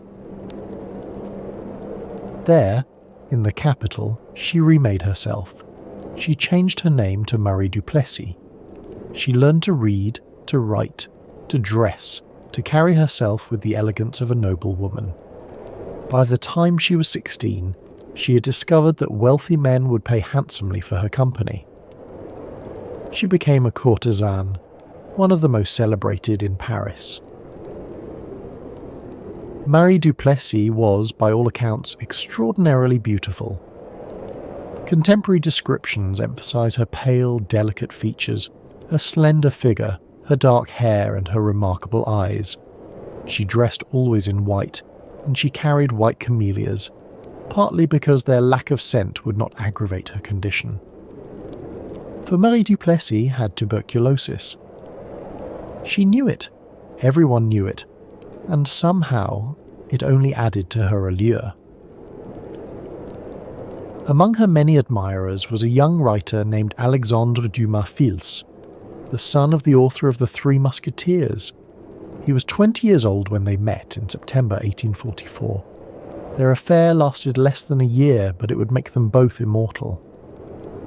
Marie Duplessis grew increasingly ill. She knew she was dying, and she seemed determined to outrace death. She gambled excessively.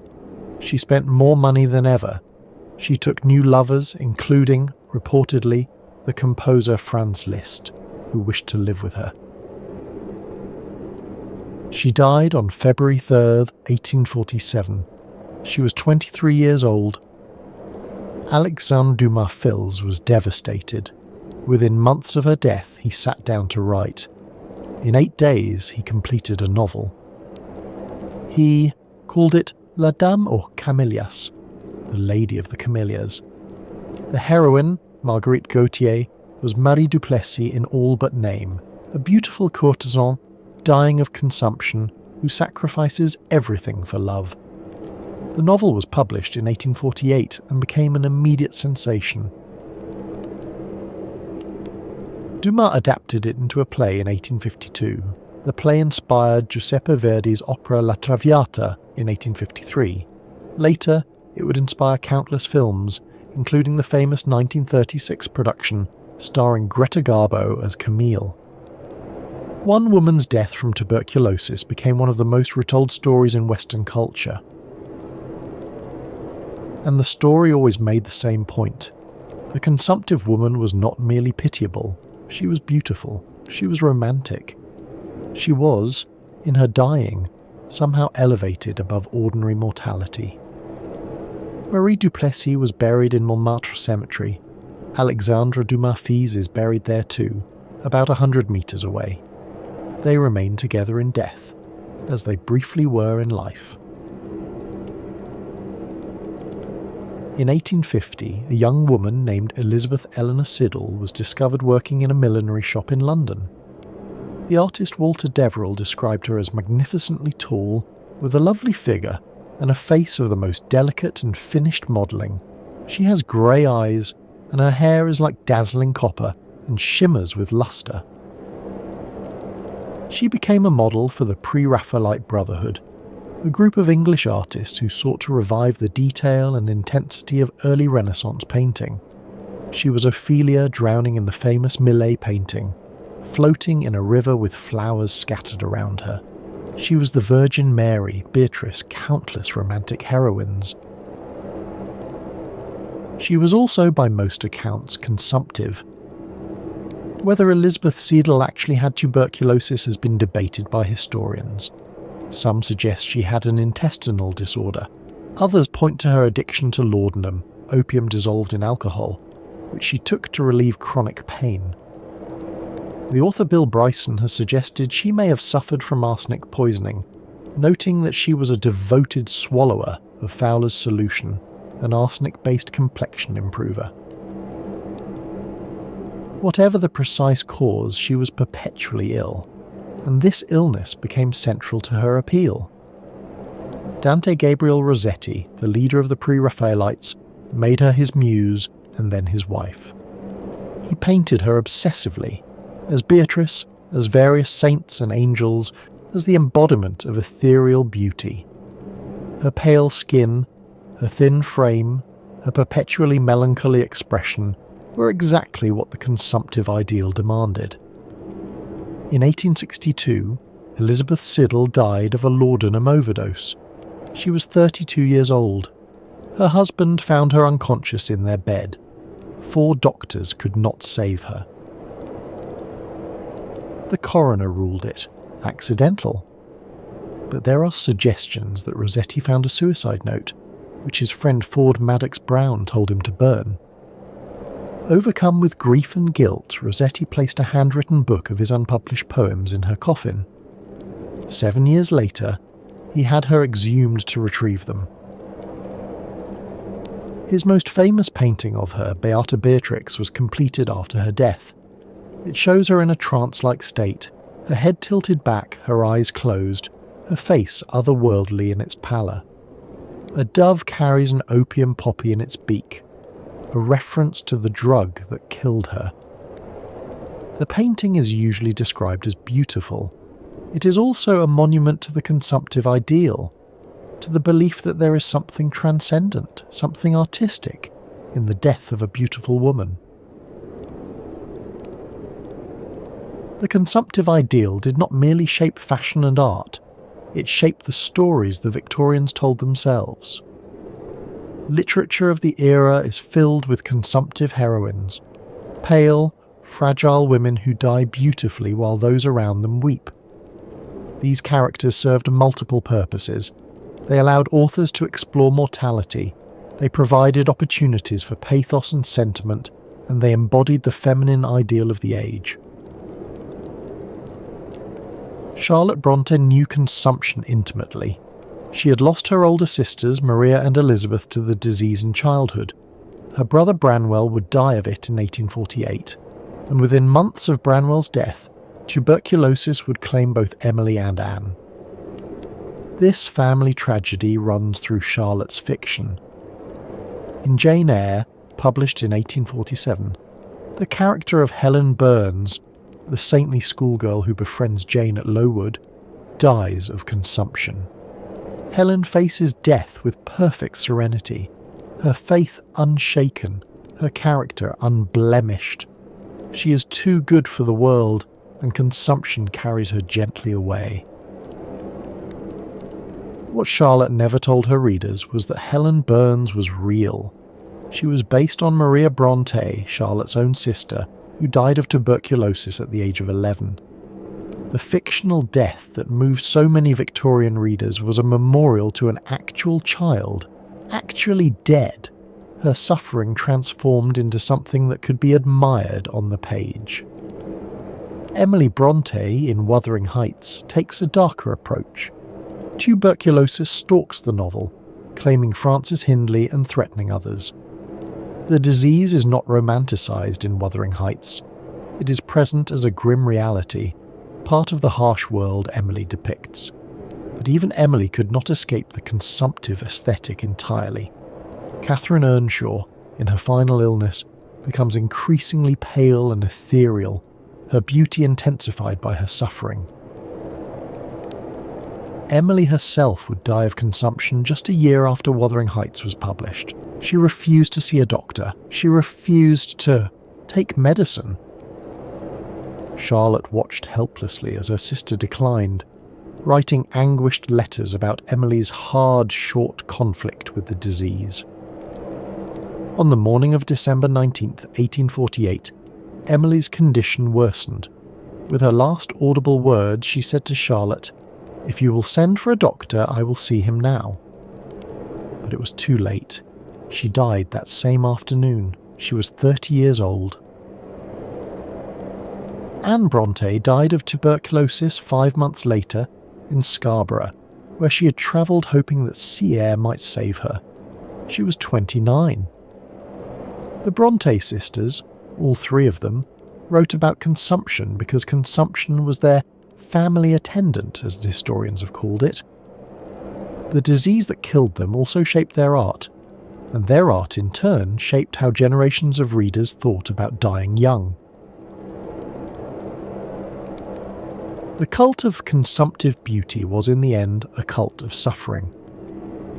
The Victorians were not unique in finding meaning in suffering. Most cultures do in one way or another, but they developed a particularly elaborate aesthetic around female suffering. The beautiful woman was the suffering woman. The admirable woman was the woman who bore her suffering gracefully. Consumption fit this template perfectly. The consumptive woman suffered beautifully. She wasted away without complaint. She maintained her sweetness and her grace even as her body failed. She was patient, uncomplaining, spiritually prepared for death. She was, in short, the ideal Victorian woman, taken to its logical extreme. The imagery of the era reflected this. Paintings showed consumptive women as almost angelic figures, their illness visible but somehow ennobling. Literature celebrated the consumptive heroine who died young, her beauty preserved in memory forever. The message was clear. Women were most beautiful when they were dying. Female beauty was inseparable from female vulnerability, from female suffering, from the female body in decline. This was not a healthy ideal, but it was, for several generations, the dominant one. The consumptive ideal was fundamentally a matter of class. The physical markers of tuberculosis, thinness, pallor, fragility, happened to align perfectly with the physical markers of upper-class status. A thin woman didn't work in the fields or the factories. A pale woman didn't labour in the sun. A fragile woman had servants to do the heavy lifting. Working-class women, by contrast, displayed the opposite characteristics. They were strong from physical labour. They were tanned from outdoor work. They had the calloused hands and muscular arms of people who earned their living with their bodies. These characteristics, strength, tan, visible musculature, were considered ugly, not because they were inherently unattractive, but because they marked their possessor as common. Beauty, in Victorian terms, was inseparable from class. And so the consumptive ideal served a double purpose. It defined beauty in terms that excluded the working class, and it encouraged upper-class women to embrace their own fragility, to see their weakness as a virtue rather than a problem. The iconography of the era is striking. The fashionable woman reclines on her couch, too weak to stand. The fashionable woman is carried in her sedan chair, too delicate to walk. The fashionable woman swoons in her lover's arms, overcome by emotion that her frail body cannot contain. These images were romantic. They were also images of incapacity, of women who could not function independently, who required constant male support. The consumptive ideal was, in this sense, an ideal of dependence. Before we speak of how the Victorians died beautifully, we must understand how they mourned. The 19th century has been called the cult of death, and not without reason. Queen Victoria herself set the tone. After Prince Albert died in 861, she wore black for the remaining 40 years of her life. She surrounded herself with his possessions, his photographs, locks of his hair. She made mourning into an art form, and her subjects followed her example. Victorians bought and sold clothing specifically for mourning: black crepe dresses, jet jewellery, mourning stationery with thick black borders. There were rules about how long to mourn, what to wear in each stage of grief, when colours could gradually return.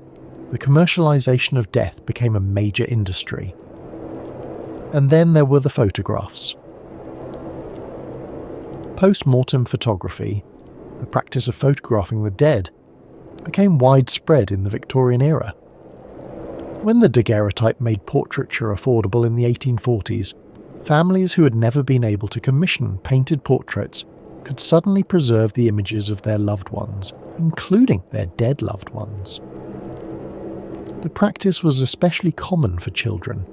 Infant mortality was devastating. Perhaps 1 in 3 children died before their 5th birthday. For many families, a post-mortem photograph was the only image they would ever have of their child. The photographers went to great lengths to make the dead appear alive. They posed corpses in lifelike positions, seated in chairs, propped up with hidden supports, surrounded by living family members. They painted rosy colour onto pale cheeks. Some even painted open eyes onto the finished photograph, or opened the eyes of the deceased and held them in place. The goal was not to document death, but to deny it, to create an image that captured the person as they had been, or as they were imagined to have been. The consumptive, with their pale skin and peaceful expressions, were particularly well suited to this kind of memorialization. They looked, in death, very much as they had looked in their final days. This intimacy with death, this willingness to sit with the dead, to photograph them, to keep locks of their hair in jewellery, to surround oneself with memento mori, shaped how the Victorians thought about dying. Death was not hidden away in hospitals and funeral homes. It happened at home, surrounded by family. It was witnessed, mourned, and commemorated in elaborate rituals. And consumption, more than any other disease, fit the Victorian ideal of the good death. The appeal of consumption went beyond appearance. It extended to death itself. Tuberculosis was, in the romantic imagination, the good death. Not quick and violent like accident or murder, not ugly and degrading like cholera or typhus. Consumption was slow, gradual, almost gentle, a fading rather than an ending. The consumptive patient had time to prepare, time to say goodbye to loved ones, to put affairs in order, to make peace with God.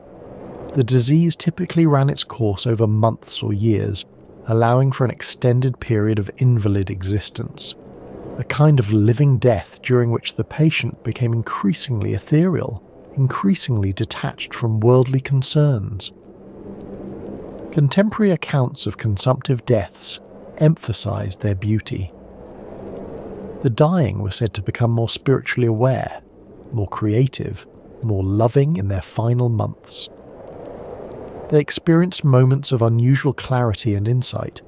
Their appearance, though marked by illness, remained attractive, pale and wasted, but somehow pure, as if the flesh were burning away to reveal the soul beneath. The moment of death itself was described in almost ecstatic terms. "She looked beautiful beyond anything I had ever seen," wrote one observer of a consumptive death. "There was a brightness about her that I cannot describe, as if her spirit was already shining through her skin." Another described a look of perfect peace that came over the dying face. These accounts were probably exaggerated or invented. The reality of tuberculosis death, the hemorrhages, the fevers, the agonizing cough, was far uglier than the romantic imagination wanted to admit, but the myth was powerful enough to reshape how people thought about dying. Consumption became the death that everyone wanted, if they had to die at all. It was respectable, even glamorous. It carried none of the shame associated with venereal disease, none of the horror associated with cancer. To die of consumption was to die, interestingly. Byron's quip about wanting to die of consumption because the ladies would find it interesting was more than a joke. It reflected a genuine cultural attitude, that certain kinds of death were desirable, that certain kinds of suffering were romantic. On March 24, 1882, Robert Koch addressed the Berlin Physiological Society with news that would change how humanity understood tuberculosis, and eventually, how it understood beauty. Koch was a country doctor turned bacteriologist, obsessed with proving that infectious diseases were caused by specific microorganisms. He had already identified the bacteria that caused anthrax. Now he announced that he had isolated Mycobacterium tuberculosis, the bacterium responsible for consumption. The implications were revolutionary.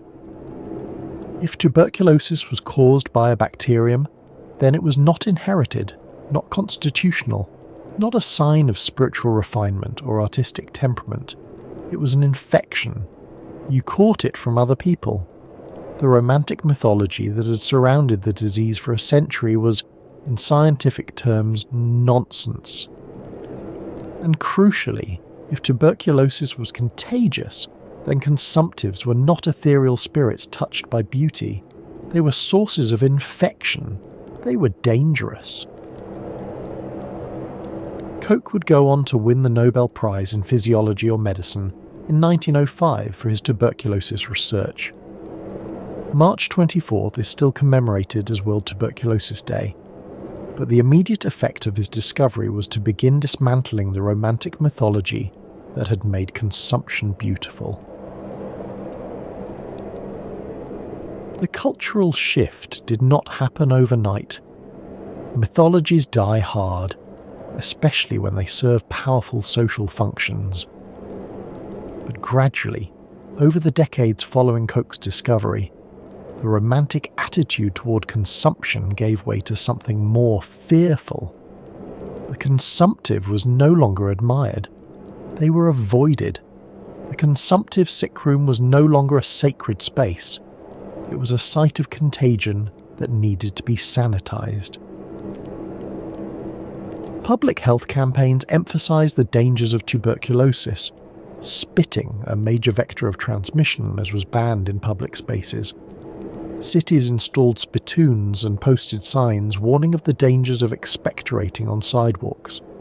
Consumptives were increasingly isolated in sanatoriums, away from the general population. The intimate deathbed scenes celebrated by romantic literature became medical hazards. And the beauty standards began to shift. If pallor was the mark of disease, then health required colour. If thinness was the mark of wasting, then health required flesh. If the corseted, fragile, fainting woman was the tuberculosis ideal, then the new ideal would be different. Not immediately, not completely. Beauty standards don't change overnight, but the seeds were planted in the 1880s and 1890s. By the early 20th century, the consumptive look had lost much of its appeal. Koch's discovery led to the rise of a new institution, the sanatorium. If tuberculosis was contagious, then consumptives needed to be isolated. If fresh air and rest helped recovery, then special facilities were needed to provide them. Beginning in the 1850s, sanatoriums began appearing across Europe and America, medical retreats where tuberculosis patients could take the cure. The first was established in 1854 by Hermann Bremer, a German doctor who believed he had cured himself of tuberculosis during an expedition to the Himalayas. He founded a treatment facility at Gerbersdorf in the mountains of Silesia, where patients breathed cold mountain air and rested for months at a time. But it was in Switzerland, in a small alpine town called Davos, that the sanatorium culture reached its fullest expression. Davos sits high in the Swiss Alps, at nearly 5,000 feet. In the 1860s, a physician named Alexander Spengler began promoting it as a treatment destination for tuberculosis. The theory was that the thin mountain air, the sunshine and the cold would somehow heal damaged lungs. Within decades, Davos had transformed from a remote farming village into an international health resort. By 1940, Davos had around 40 medical institutions. The town's architecture was distinctive. Hotels and sanatoriums with long, wide balconies covering their fronts. On these balconies, patients lay for hours, wrapped in blankets, breathing the alpine air, watching the mountains, waiting to heal or waiting to die. The daily routine was rigorous. Patients followed strict schedules, prescribed mealtimes, prescribed rest periods, prescribed moderate exercise. The diet was rich: milk, eggs, butter, designed to counteract the wasting effects of the disease. Some patients stayed for months, Some stayed for years, some never left. The sanatorium became its own kind of world, with its own social hierarchy, its own rituals, its own strange beauty. In 1912, the German writer Thomas Mann visited his wife Katja at a sanatorium in Davos. She was there being treated for a lung infection. Mann spent 3 weeks at her bedside, breathing the alpine air, observing the peculiar atmosphere of the place. He caught a cold during his visit. A local doctor examined him and discovered what he called a moist spot on Mann's lung. The doctor suggested he stay for 3 months to take the cure as a precaution. Mann declined, but he remembered. Over the next 12 years, he transformed his experience into one of the great novels of the 20th century, Der Zauberberg, The Magic Mountain. The novel follows Hans Castorp, a young German engineer who visits his cousin at a sanatorium in the Swiss Alps. He plans to stay for 3 weeks. He stays for 7 years. The sanatorium in Mann's novel is a place where time moves differently, where the outside world fades into irrelevance, where patients become absorbed in the seductions of disease, introspection, and death. The tuberculosis patients form a self-described half-lung club, united by their illness, defined by their proximity to death. Mann described the atmosphere as a mixture of death and amusement. The sanatorium was elegant, luxurious even. Patients dressed for dinner, they had love affairs, they debated philosophy and politics, all while the disease slowly consumed them. The Magic Mountain is not a celebration of consumptive chic. It is a critique of it, a diagnosis of European society as morally decadent. Davos becomes a symbol, Mann said, of concentrated physical decay. But the novel also captures something true about the sanatorium era, the strange beauty that people found in their own illness, the way that proximity to death intensified experience, the seductiveness of a world where nothing was expected of you except to rest and, perhaps, to recover. The sanatorium was the last gasp of consumptive chic, romantic mythology, adapted for the age of scientific medicine. One of the curious consequences of Koch's discovery was a revolution in attitudes towards sunlight. Victorian beauty standards had prized pallor above almost everything else. Pale skin was the mark of the lady who didn't labour outdoors. It was also, as we've seen, one of the markers of tuberculosis. To be pale was to be both wealthy and romantically consumptive.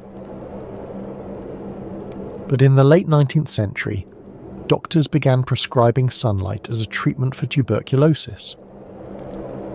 In 1893, Danish physician Niels Ryberg Finsen discovered that light had therapeutic properties. He noticed that his own chronic illness improved with sun exposure. He developed an ultraviolet treatment for lupus vulgaris, a form of skin tuberculosis, that met with remarkable success. In 1903, he won the Nobel Prize for his work. The treatment had 2 branches: heliotherapy, using natural sunlight, and phototherapy, using artificial light. In 1903, Swiss physician Auguste Rollier opened a tuberculosis clinic at Liesen, in the Swiss Alps, that used sunbathing as a primary treatment. Patients lay on terraces for hours, building up their sun exposure gradually, turning brown under the mountain sun. And it worked, to some extent. Sunlight does have antibacterial properties. More importantly, sun. Exposure increases vitamin D production, which supports immune function. Tuberculosis patients who lay in the sun often improved. The implications for beauty were significant. If sunlight cured tuberculosis, then tanned skin was healthy skin. If pale skin was the mark of the consumptive, then perhaps it should be avoided. The equation between pallor and beauty which had held for centuries, began to weaken. The transformation of tanning from mark of labour to mark of leisure was not instant, but it was thorough. Part of the change was economic. The Industrial Revolution had moved the working class indoors. Factory workers, not field workers, now formed the majority of the labour force. They were pale from lack of sunlight, exhausted from long hours in poorly ventilated spaces. The association between pallor and labour had weakened. Meanwhile, the wealthy were discovering leisure. They had time and money to travel, to the French Riviera, to Mediterranean beaches, to places where the sun shone and the air was clean. A tan became a sign that you could afford a vacation. By the 1920s, the shift was complete. The transformation is often credited to Coco Chanel. In 1923, the story goes, she returned from a Mediterranean cruise on the Duke of Westminster's yacht with an accidental suntan. Photographs of her disembarking at Cannes, her skin glowing brown, circulated widely. If Chanel, the most fashionable woman in the world, was tanned, then surely tanning was fashionable. How much Chanel actually influenced the trend is debatable. But by 1928, the tide had clearly turned. Magazines that had once urged women to protect their skin from the sun now featured articles on how to get the best tan. In 1927, French designer Jean Patou launched the first commercial suntan oil.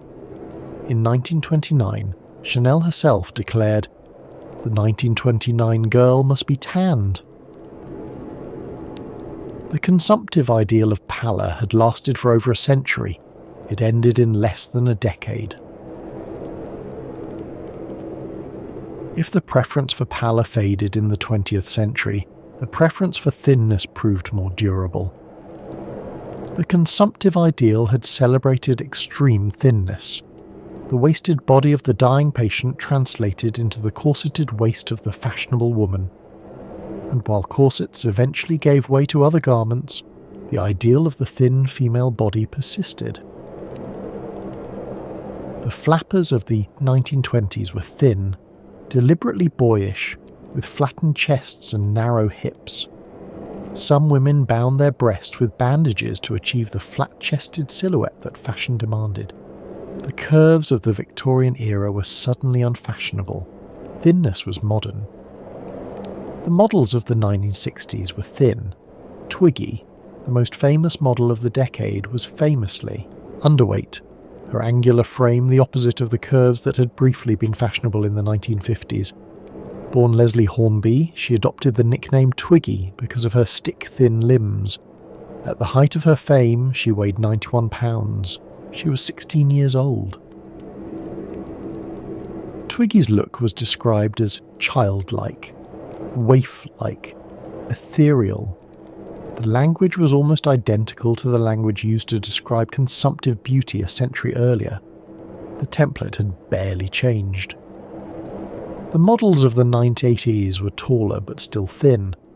The supermodels of the early 1990s were athletic but lean, and beneath the surface, eating disorders reached epidemic proportions. The clinical diagnoses, anorexia nervosa, bulimia nervosa, became household terms. Karen Carpenter, one of the most successful pop stars of the 1970s, died in 1983 from heart failure caused by anorexia. She was 32 years old. Her death brought eating disorders into public conversation for the first time. Studies conducted in the 1990s found that eating disorders had increased tenfold since the 1950s. Young women were starving themselves, purging, exercising compulsively, all in pursuit of an ideal that had its roots in the consumptive aesthetic of the 19th century. The mechanisms had changed. Women no longer ate arsenic wafers or wore corsets so tight they damaged their organs. But the underlying message was the same. The natural female body was too large, too fleshy, too alive. It needed to be diminished wasted, made to look like something dying. And then, in the mid-1990s, something shifted again. The sanatorium era ended not with a cultural shift, but with a scientific breakthrough. In 1944, researchers at Rutgers University, led by Selman Waxman, discovered streptomycin, the first antibiotic effective against tuberculosis. For the first time in human history, the disease could be cured, not managed, not slowed, but actually cured. The impact was revolutionary. Within a decade, tuberculosis mortality in wealthy countries plummeted. Sanatoriums that had been filled for decades began to empty. By the 1960s, most had closed. The great sanatoria of Davos were converted into luxury hotels or conference centres. Today, Davos is known not for tuberculosis, but for the World Economic Forum. Every January, the most powerful people on Earth gather in those same buildings where, a century ago, patients lay dying on open-air porches. The balconies are still there. The views are still beautiful, but the dying has moved elsewhere. Tuberculosis still kills over 1 million people each year, but almost entirely in the developing world, where antibiotics remain inaccessible and public health infrastructure is weak. In wealthy countries, consumption has become a historical curiosity, a disease of the past. But the beauty standards it shaped have proved far more durable than the disease itself. In the early 1990s, a new fashion aesthetic emerged. It was called heroin chic. The characteristics were familiar: pale skin, extremely thin bodies, dark circles under the eyes, an overall appearance of physical decline. The look was popularised by photographers like Corinne Day and David Sorrenti, and by models like Kate Moss, who rose to fame through her collaboration with Calvin Klein. The name heroin chic was not metaphorical. The look was explicitly associated with heroin use. The wan pallor, the sunken eyes, the emaciated frame, these were the physical markers of addiction, and for a few years in the mid-1990s they were the height of fashion. Kate Moss was discovered at age 14 at JFK Airport in New York. Within a few years she had become one of the most photographed women in the world. Her look, thin to the point of emaciation, with prominent cheekbones and a hollow, waifish appearance, defined the decade. She was called the anti-supermodel, a rebuke to the athletic glamour of Cindy Crawford and Naomi Campbell. The 1993 Calvin Klein campaign that made Moss famous featured her looking pale, vulnerable, and almost childlike. The photographs were stark, unglamorous, in a way that was itself a new kind of glamour. Critics called them porno chic and heroin chic. Both labels stuck. The aesthetic spread through fashion magazines, through advertising, through the grunge music scene of Seattle. Kurt Cobain and Courtney Love, both struggling with heroin addiction, became icons of the look. Glamour and self-destruction merged into a single aesthetic. The parallel to consumptive chic was obvious, and commentators drew it immediately. Once again, a deadly condition was being aestheticized. Once again, the physical markers of decline and death were being presented as beautiful. Once again, women were being encouraged to see their own wasting as desirable. The backlash, when it came, was fierce. In 1997, photographer David Sorrenti, one of the architects of the heroin chic aesthetic, died of a heroin overdose at age 20. President Bill Clinton condemned the fashion industry for glorifying death. He said, "This is not about art, it's about life and death, and glorifying death is not good for any society." The industry retreated, at least publicly.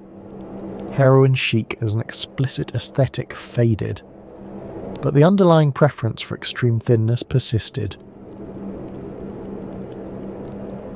What does it mean that we keep returning to the aesthetics of death? Consumptive chic and heroin chic are the most, explicit examples, but they are not the only ones. Throughout history, beauty standards have repeatedly incorporated elements of illness, vulnerability, and decline.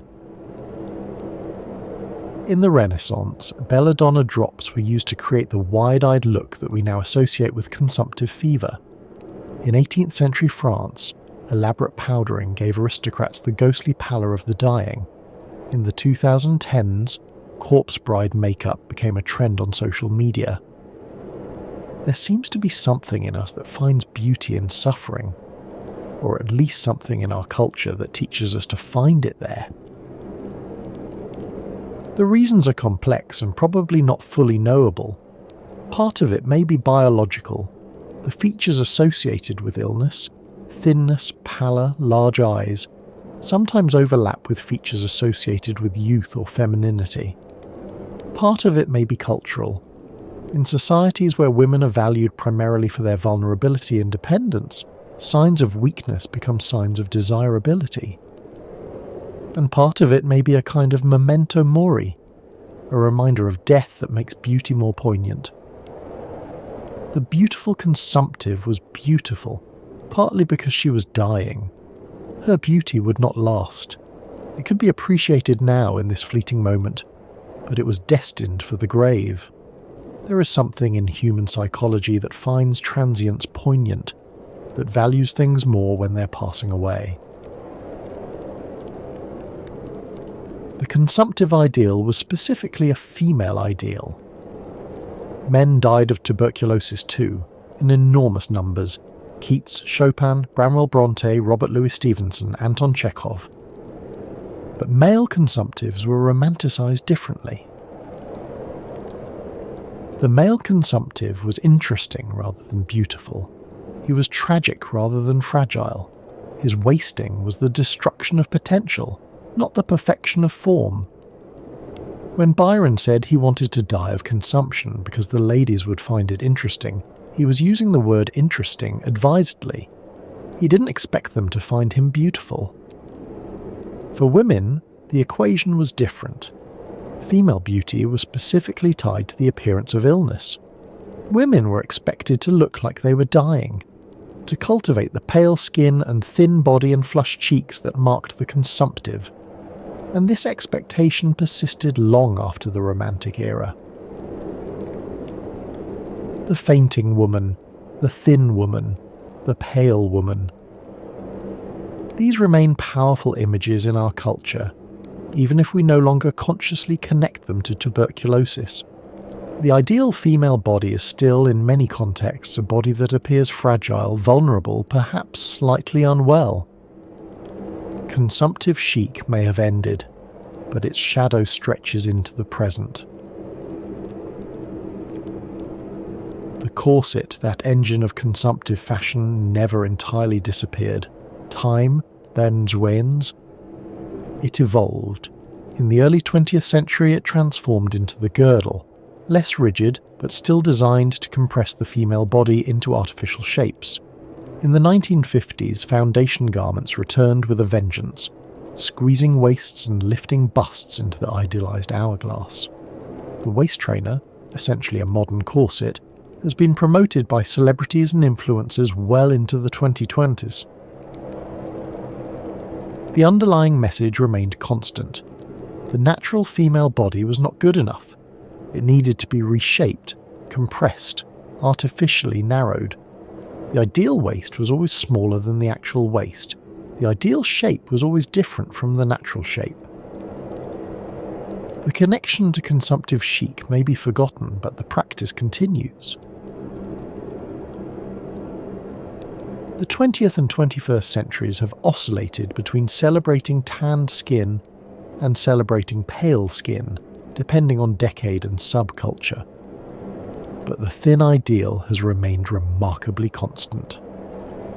Marilyn Monroe, often cited as proof that earlier eras preferred curvier women, wore a size 12, which in modern sizing would be closer to a size 6 or 8.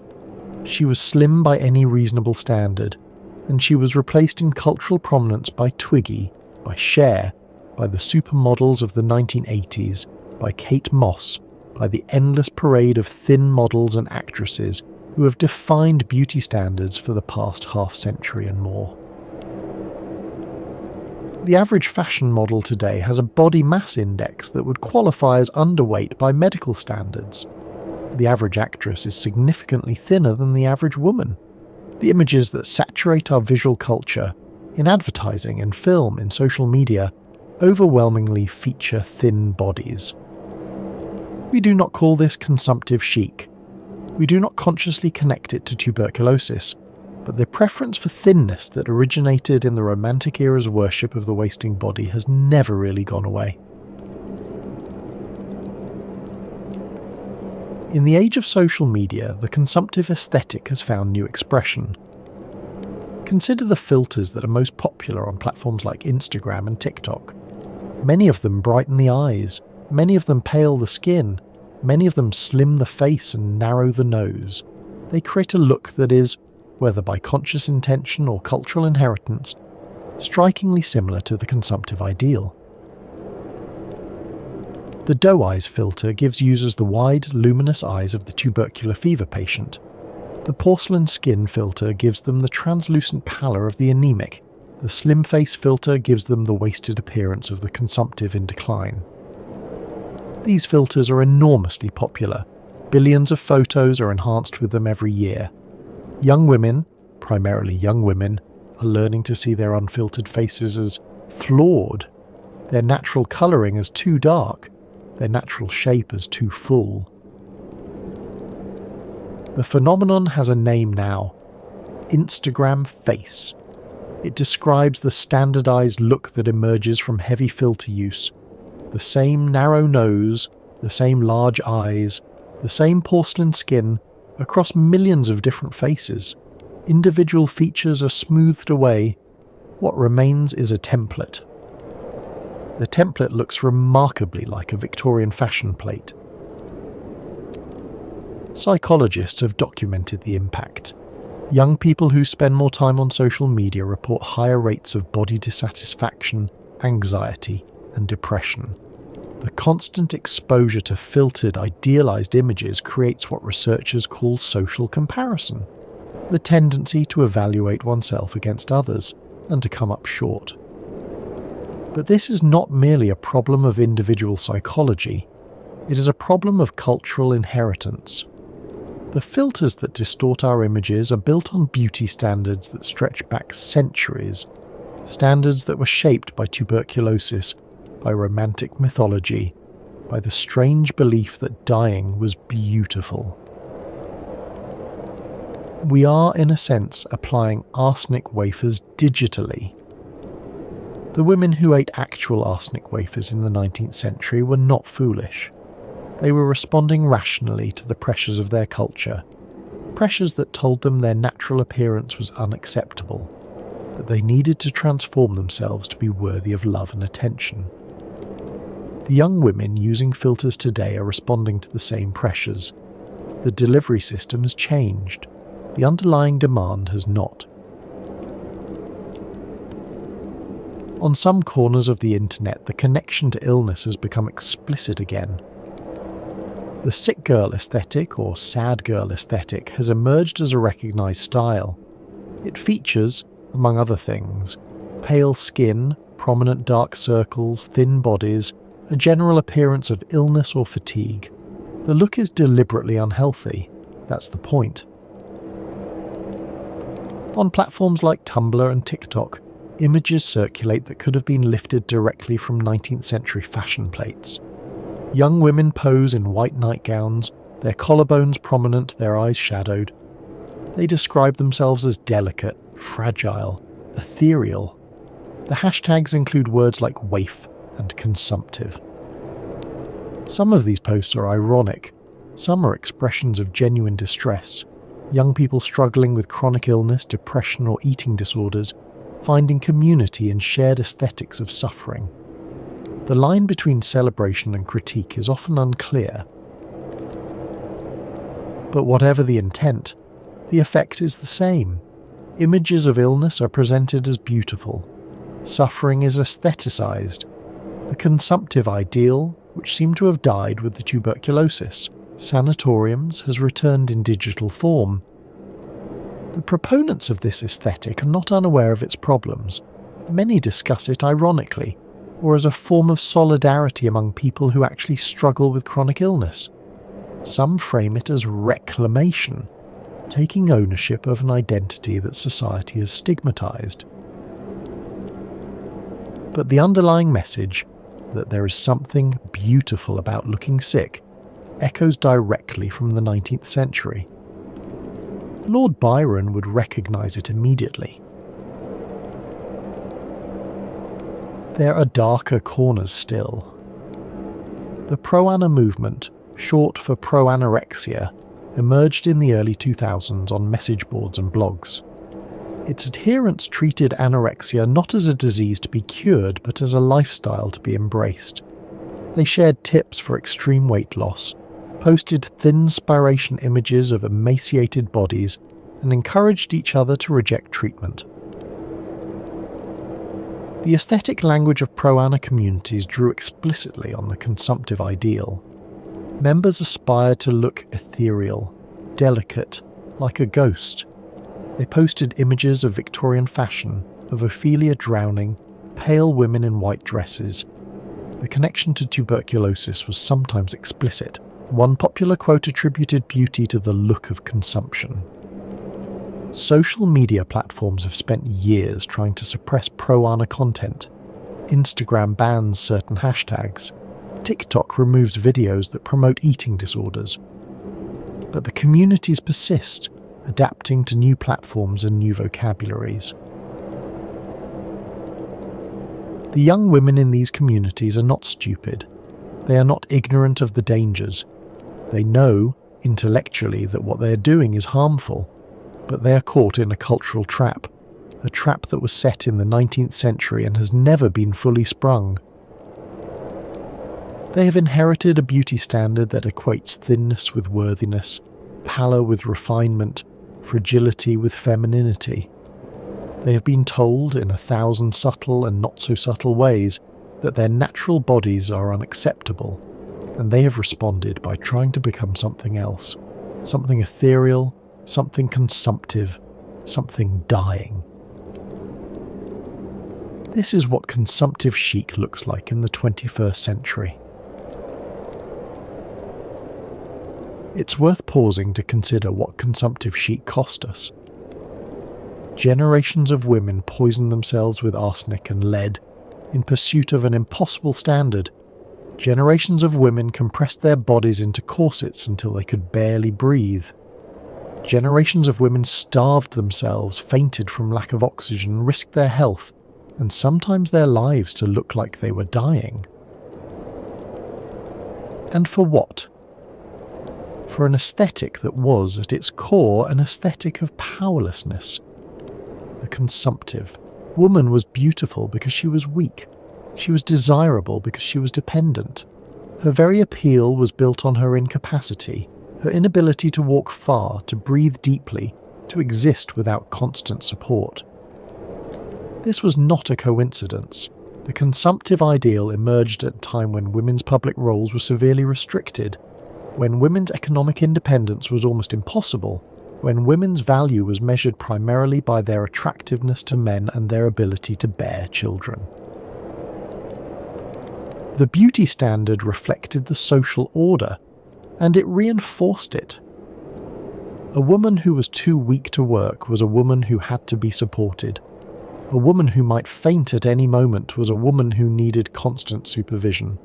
A woman who cultivated the appearance of illness was a woman who accepted her role as decorative object rather than active subject. Consumptive chic was, in this sense, a prison that women built for themselves, or rather a prison that they were taught to build, and then taught to call beautiful. And yet the prison persists, in modified form. We no longer require women to wear corsets. We no longer sell arsenic wafers in pharmacies. We no longer celebrate the consumptive death as the epitome of feminine beauty. But we still prefer thin women. We still photograph women to look pale and delicate. We still, in many contexts, value female fragility over female strength. The specific aesthetic of consumption has faded, but the underlying preferences have proved remarkably durable. Fashion models are still expected to be extremely thin enough that many of them exhibit signs of disordered eating. Actresses are still expected to maintain weights far below what is healthy. Young women are still bombarded with images that tell them their natural bodies are not good enough. And the message of those images is, at root, the message of consumptive chic, that female beauty requires suffering, that looking good means not being well, that the ideal woman is the woman whose body is in some kind of decline. What would it mean to reject this inheritance?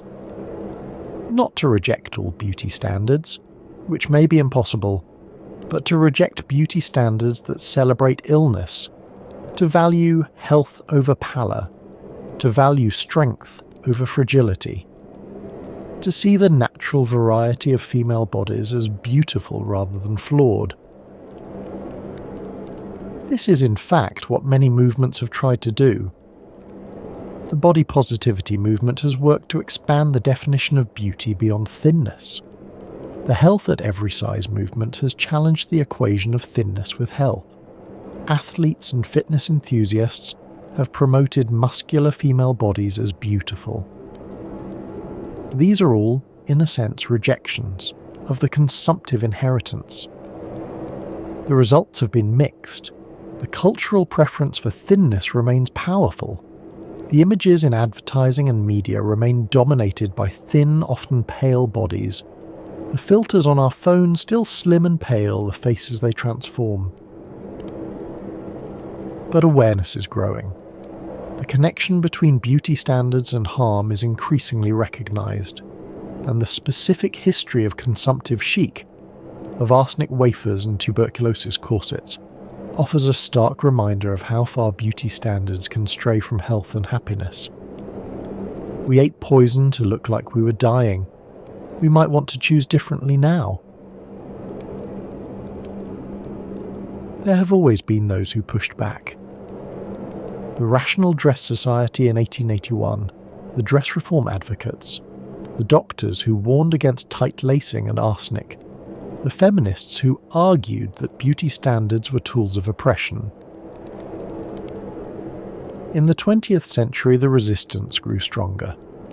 The women's suffrage movement challenged the idea that women should be decorative.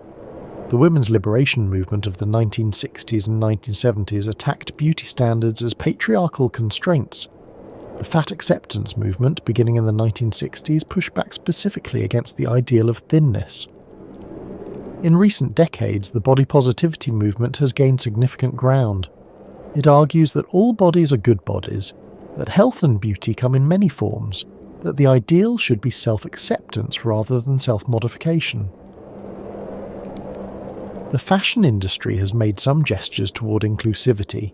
More plus-sized models appear in major campaigns.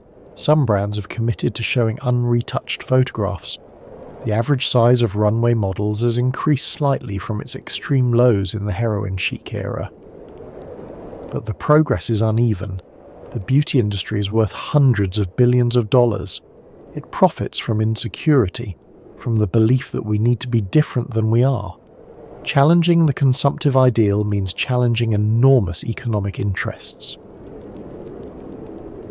And the cultural inheritance runs deep. The images that shaped our grandmother's sense of beauty shaped our mother's sense of beauty, which shaped ours. The consumptive ideal is not just in advertisements and fashion magazines. It is in our eyes. It is in the way we reflexively evaluate bodies, our own and others, against a standard that was set in the age of tuberculosis. Breaking free requires more than good intentions. It requires a sustained cultural effort, a rejection of inherited aesthetics, a conscious choice to see differently. What might a post-consumptive beauty look like?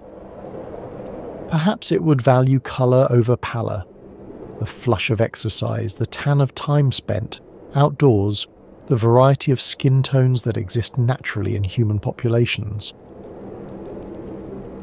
Perhaps it would value strength over fragility, the muscles of someone who moves through the world actively, the posture of someone who doesn't need support to stand upright.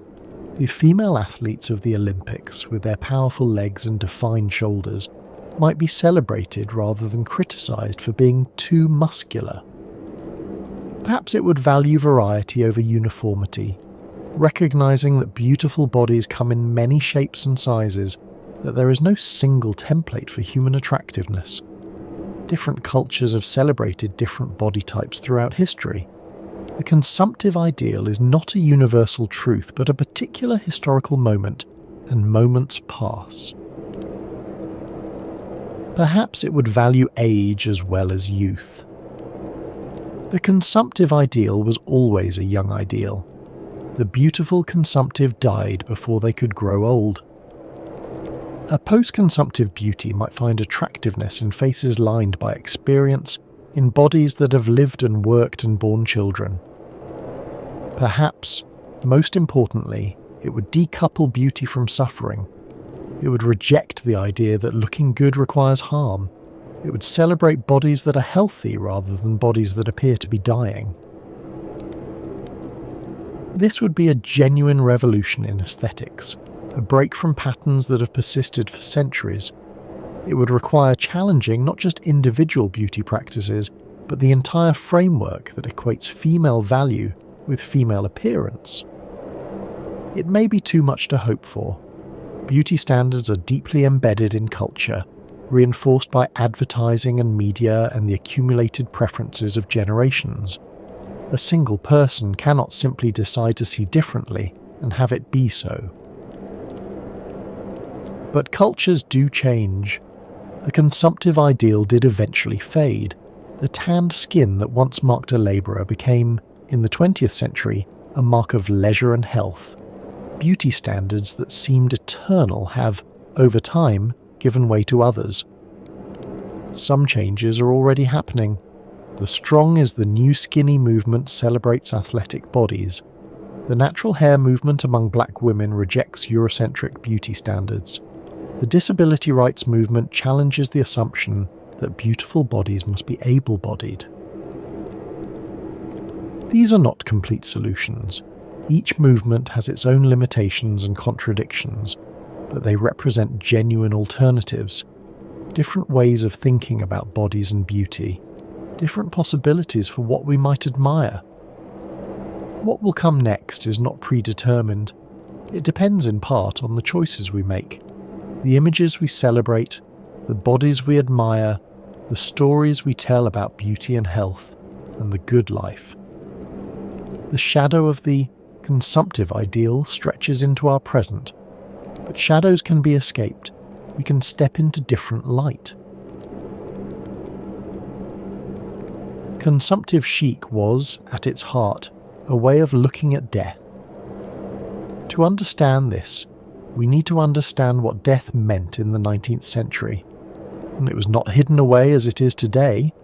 There were no hospitals where dying could happen out of sight, no funeral homes where bodies could be prepared and displayed by professionals. Death happened at home. Families watched their loved ones die. They washed the bodies, dressed them, sat with them through the long hours of vigil. Tuberculosis was everywhere in that world. One of every 4 deaths was caused by the disease. Everyone knew someone who had died of it, a sister, a cousin, a friend, a lover. The consumptive was not an exotic figure but a familiar one. The symptoms of the disease were visible in every household. Children grew up watching their parents cough blood into handkerchiefs. Parents buried children who had wasted to shadows. The slow decline of consumption was not an abstraction but a lived reality, playing out in bedrooms and parlours across the Western world. And so the culture did what cultures often do with death. It tried to make meaning of it. If consumption was going to kill so many people, then at least those people could die beautifully. If the disease was going to waste bodies away, then at least that wasting could be seen as ethereal rather than degrading. If death was coming regardless, then at least it could come romantically. Consumptive chic was, in this sense, a massive cultural coping mechanism. It transformed the horror of a plague into something that could be admired, even aspired to. It made tuberculosis bearable by making it beautiful. This transformation was not cynical or deliberate. No one sat down and decided to aestheticize a plague. It happened gradually through 1,000 small cultural choices. The way artists painted dying figures, the way writers described consumptive characters, the way fashion responded to the physical markers of the disease. But the effect was profound. Death became glamorous. Suffering became attractive. The grave itself cast a seductive shadow. The problem with this coping mechanism was its cost. When death is beautiful, the dying are no longer pitied, they are envied. When suffering is attractive, the suffering are no longer helped, they are admired. The consumptive chic of the 19th century made it harder, not easier, to address the actual disease. If consumption was a spiritual ordeal that refined the soul, then perhaps it shouldn't be prevented. If consumptives were more creative and passionate than healthy people, then perhaps the disease served a purpose. If the consumptive death was beautiful, then perhaps it was a blessing rather than a tragedy. These attitudes were never universal. Doctors and public health advocates worked throughout the 19th century to combat tuberculosis. But the Romantic mythology made their work harder. It was difficult to mobilize public concern about a disease that the culture had decided to celebrate. When Koch proved that tuberculosis was contagious, the mythology began to crumble. But it had done its damage. For a century, the most deadly disease in the Western world had been wrapped in an aesthetic that made it seem almost desirable. We might wonder what other horrors we have learned to find beautiful. Perhaps the most disturbing aspect of consumptive chic is how much of it survives. We no longer romanticize tuberculosis.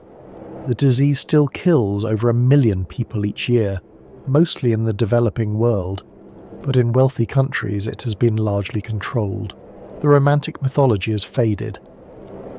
But the beauty standards that emerged from that mythology have proved far more durable.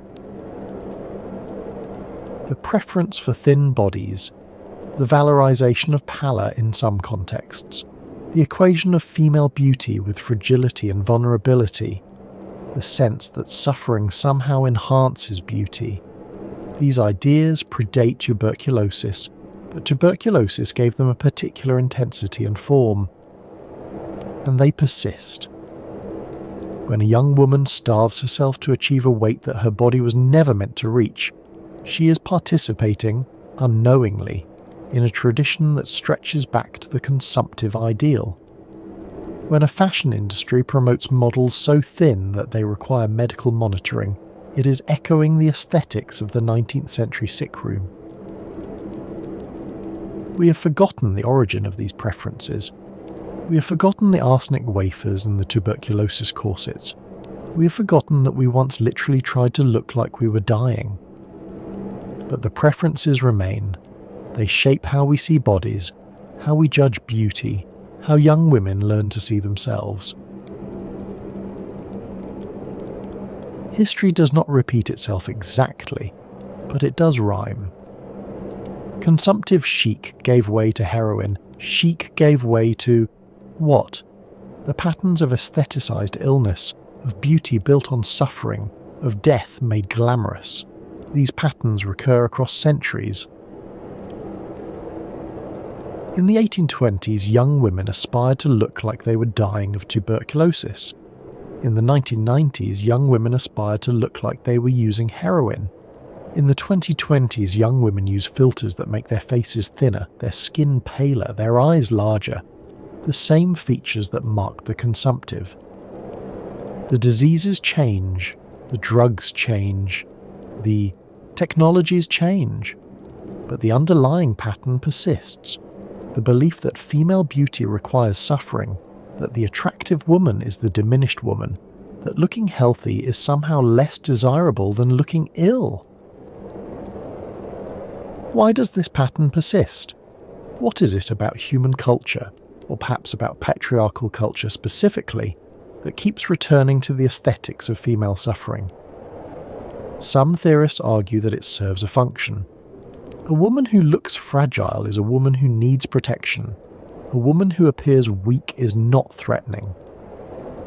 The consumptive ideal in this reading is not just about beauty. It is about control. It is about keeping women small, dependent, incapacitated. Others point to the fashion industry's economic incentives. An industry that profits from dissatisfaction has no interest in promoting self-acceptance. If women felt beautiful as they are, they would stop buying products designed to change them. Still others see something deeper, a human fascination with mortality that expresses itself through beauty. We find the dying beautiful, because we know we are dying. The consumptive woman is a mirror. She shows us our own impermanence dressed in silk and lace. Whatever the explanation, the pattern is clear, and patterns can be broken. To break the pattern requires something more than awareness. It requires a conscious choice to value health over appearance, to celebrate vitality rather than fragility, to find beauty and strength as much as delicacy. It requires, in a sense, choosing life over the aesthetics of death. This is not easy. Beauty standards are deeply embedded in culture, reinforced by advertising and media and social media, and the accumulated preferences of generations. A single person cannot simply decide to see differently and have it be so. But cultures do change. The consumptive ideal did eventually fade. The tanned skin that once marked a labourer became, in the 20th century, a mark of leisure and health. Beauty standards that seemed eternal have, over time, given way to others. The question is not whether beauty standards will change. They always do. The question is whether we'll guide that change consciously, towards standards that celebrate life rather than death. What will come next is not predetermined. It depends in part on the choices we make, the images we celebrate, the bodies we admire, the stories we tell about beauty and health and the good life. The shadow of the consumptive ideal stretches into our present, but shadows can be escaped. We can step into different light. Each of us carries the weight of aesthetic inheritance. We did not choose our beauty standards, any more than we chose our language or our religion. They were given to us, in the images we saw as children, in the comments adults made about bodies, in the heroes and heroines of the stories we were told. When we look in the mirror and feel dissatisfied with what we see, that dissatisfaction has a history. It is not natural or inevitable. It was constructed over centuries by artists and advertisers, by doctors and fashion designers, by romantic poets who found beauty in death, and Victorian mothers who fed their daughters arsenic. This does not make the feeling any less real. Cultural inheritance shapes us as profoundly as genetic inheritance. The consumptive ideal is in our bones, in the way we automatically evaluate faces and bodies against standards we did not consciously choose. But knowing the history can help. It can create distance between ourselves and our reflexive judgments. It can allow us to see our beauty standards not as truths but as artifacts, products of a particular time and place, shaped by a disease that killed millions and the mythology that grew up around it. We can look at a Victorian fashion plate and recognise it as an image of illness. We can look at a modern filter and see its ancestry in arsenic wafers and belladonna drops. And we can ask ourselves, is this what I want to inherit? Is this what I want to pass on? What does it mean to find beauty in death? The Romantics would say it reflects our deepest nature, our awareness of mortality, our longing for transcendence, our need to make meaning of the suffering that surrounds us. Perhaps they were right. Perhaps there is something in us that will always find the dying beautiful, the fragile compelling, the transient precious precisely because it is passing away. The cherry blossoms in Japan are celebrated for their brief beauty, the petals that fall after only a few days, the transience that makes them precious. There is something profound in finding beauty in impermanence. The consumptive ideal tapped into this.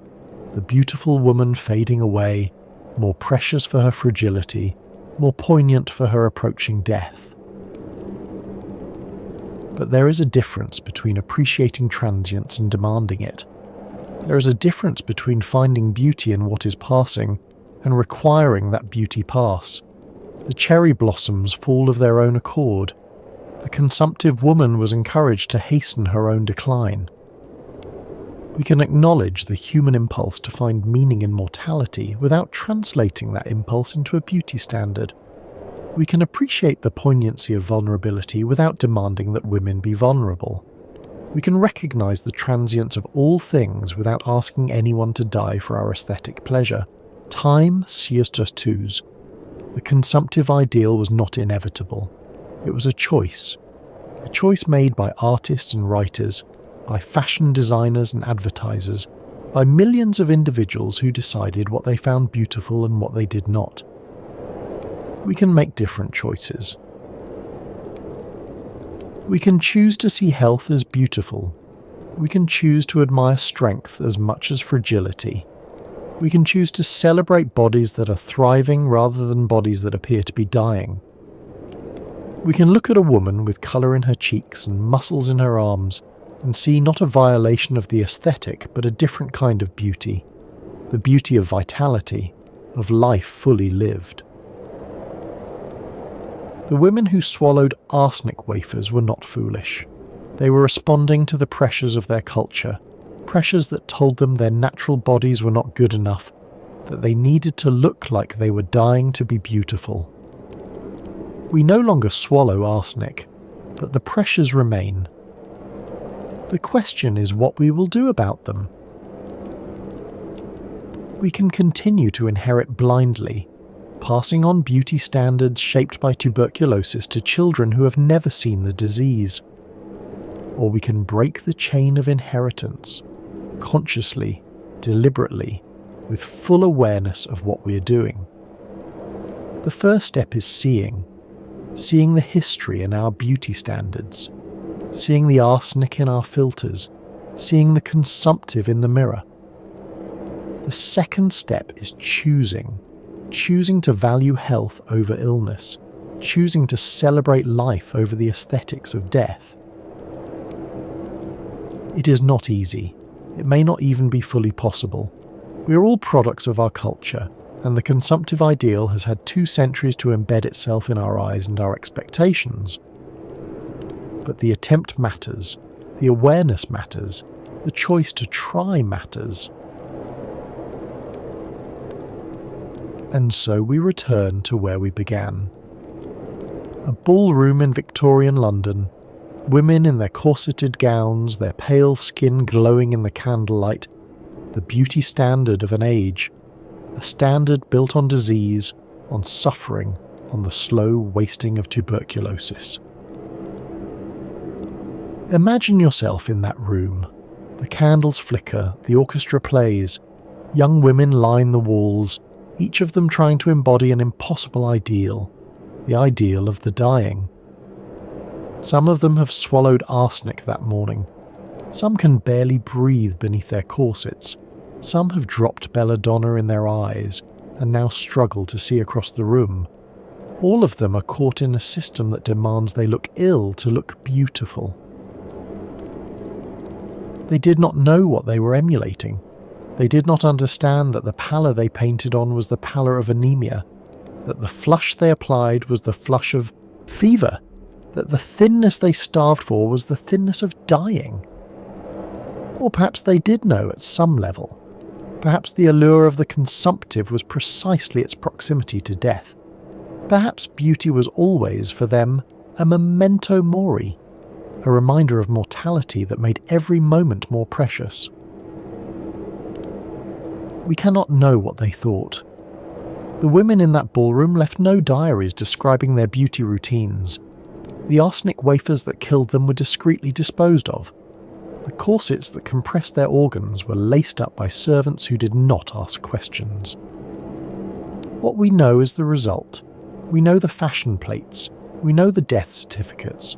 We know the pattern that emerged, a pattern that equated beauty with illness, that made dying the highest form of feminine attractiveness. We are not so different. We still find beauty in things that are passing away. We still romanticize suffering, at least certain kinds of suffering. We still teach young women that their bodies are never quite good enough, never thin enough, never pale enough in some contexts, never perfect enough. The tools have changed. The pressures remain. The arsenic wafers are gone, but the hunger remains. The corsets are mostly gone, but the compression remains, now internal, psychological, the feeling of never measuring up. The belladonna drops are gone, but the filters remain, digital alterations that make our eyes larger, our faces thinner, our skin more death-like pale. And so, as the night deepens and the ballroom fades into memory, we leave behind the consumptive ideal, that strange worship of death dressed as beauty. But its echoes remain, in the filters on our phones, in the sizes on our clothing racks, in the images that tell us who and what is beautiful. Marie Duplessis died at 23, coughing blood into her handkerchief, and became immortal. Dumas wrote her story. Verdi set it to music. She became the template for the beautiful dying woman. Pale, passionate, doomed.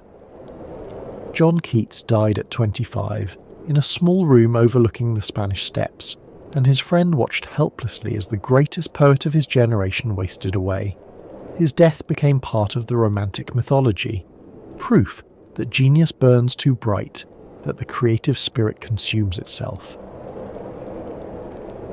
Elizabeth Siddal swallowed laudanum and became a painting that still hangs in the Tate. Her husband, consumed with guilt, buried his poems in her coffin and then had her exhumed to retrieve them. Even in death she could not escape being a muse. The Bronte sisters, Emily and Anne and Charlotte, all died of the disease they wrote about. The parsonage at Haworth became a house of death, their father burying child after child until only he remained. The nameless women who ate arsenic wafers died in their homes, their deaths recorded as something else, their sacrifice to fashion unremembered. They all paid the price of consumptive chic. We are still paying it, in ways we do not always recognise. Next time on the Sanatorium, we'll explore another chapter in the history of tuberculosis, but that journey is for another night. For now, rest well. Let the fire carry you gently into sleep, and if you found some measure of insight in tonight's journey, perhaps leave a like, or share it with someone who might need it. Beauty does not require suffering. Remember that. Thank you for being here. Good night.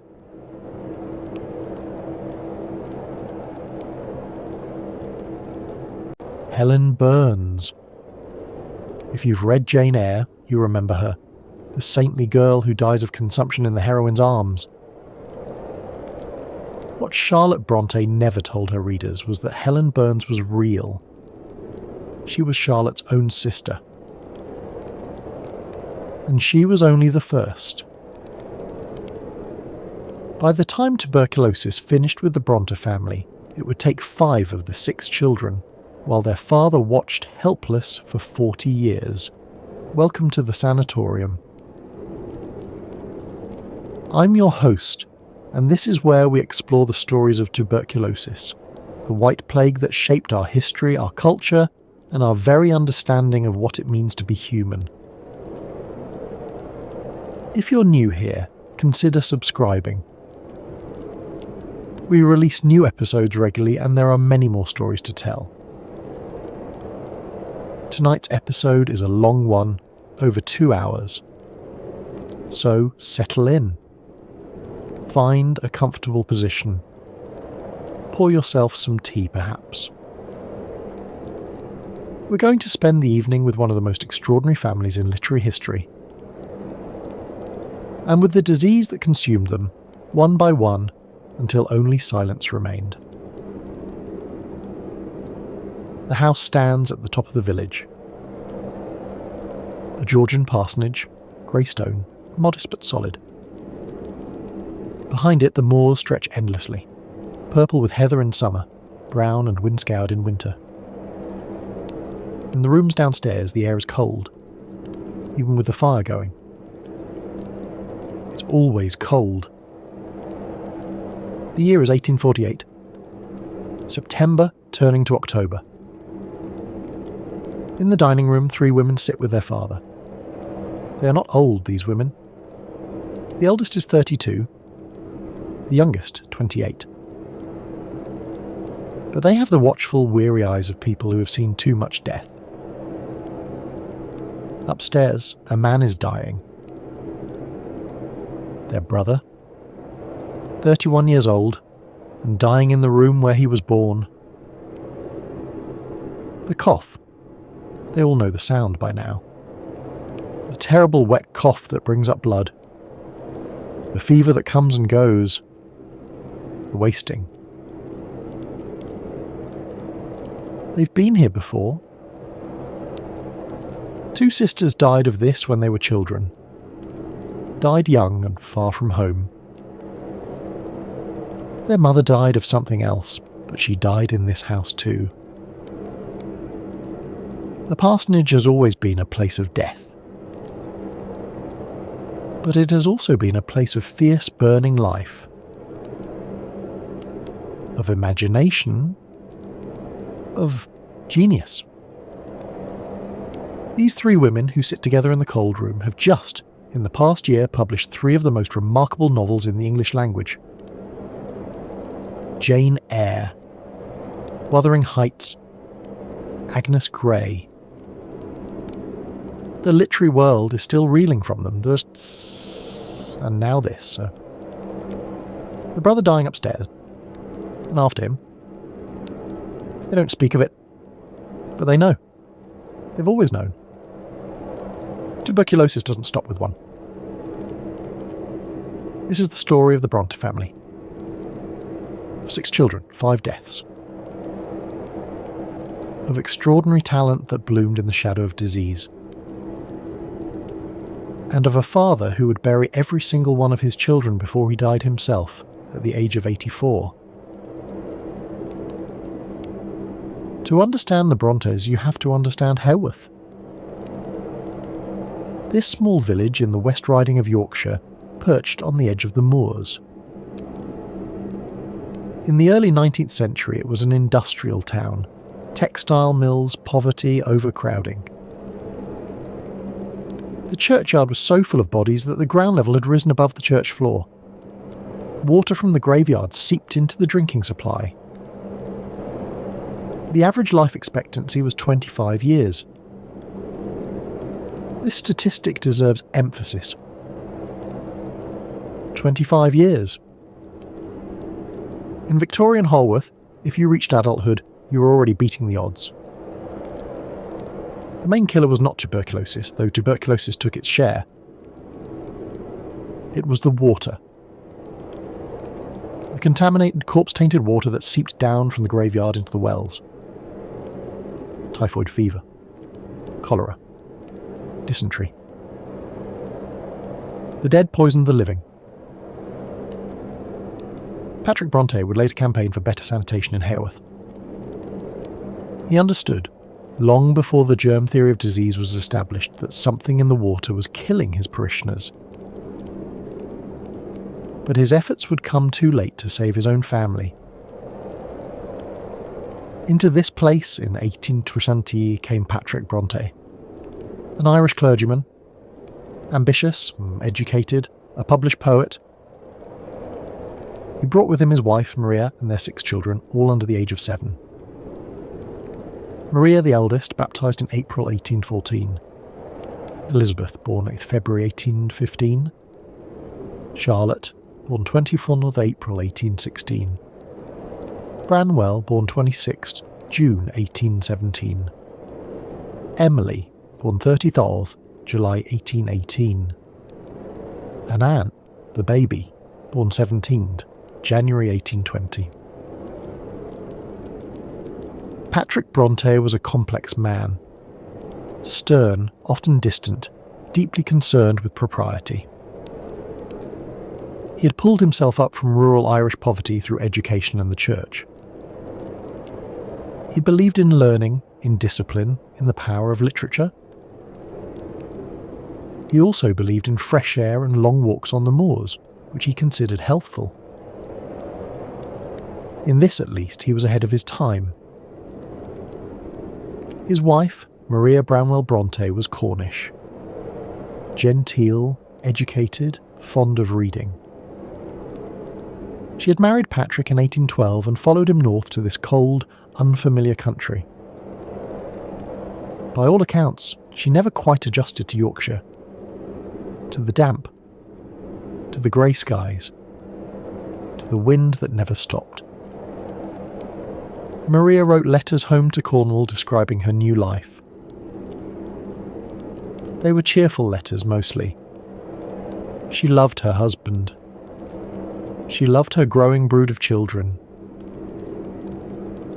But there was a wistfulness beneath the words. A longing for the warmer country she had left behind. She would never see Cornwall again. The parsonage they moved into was substantial by village standards. 2 stories, several rooms, a garden. But it was cold and damp, built on a hillside where water gathered. The church and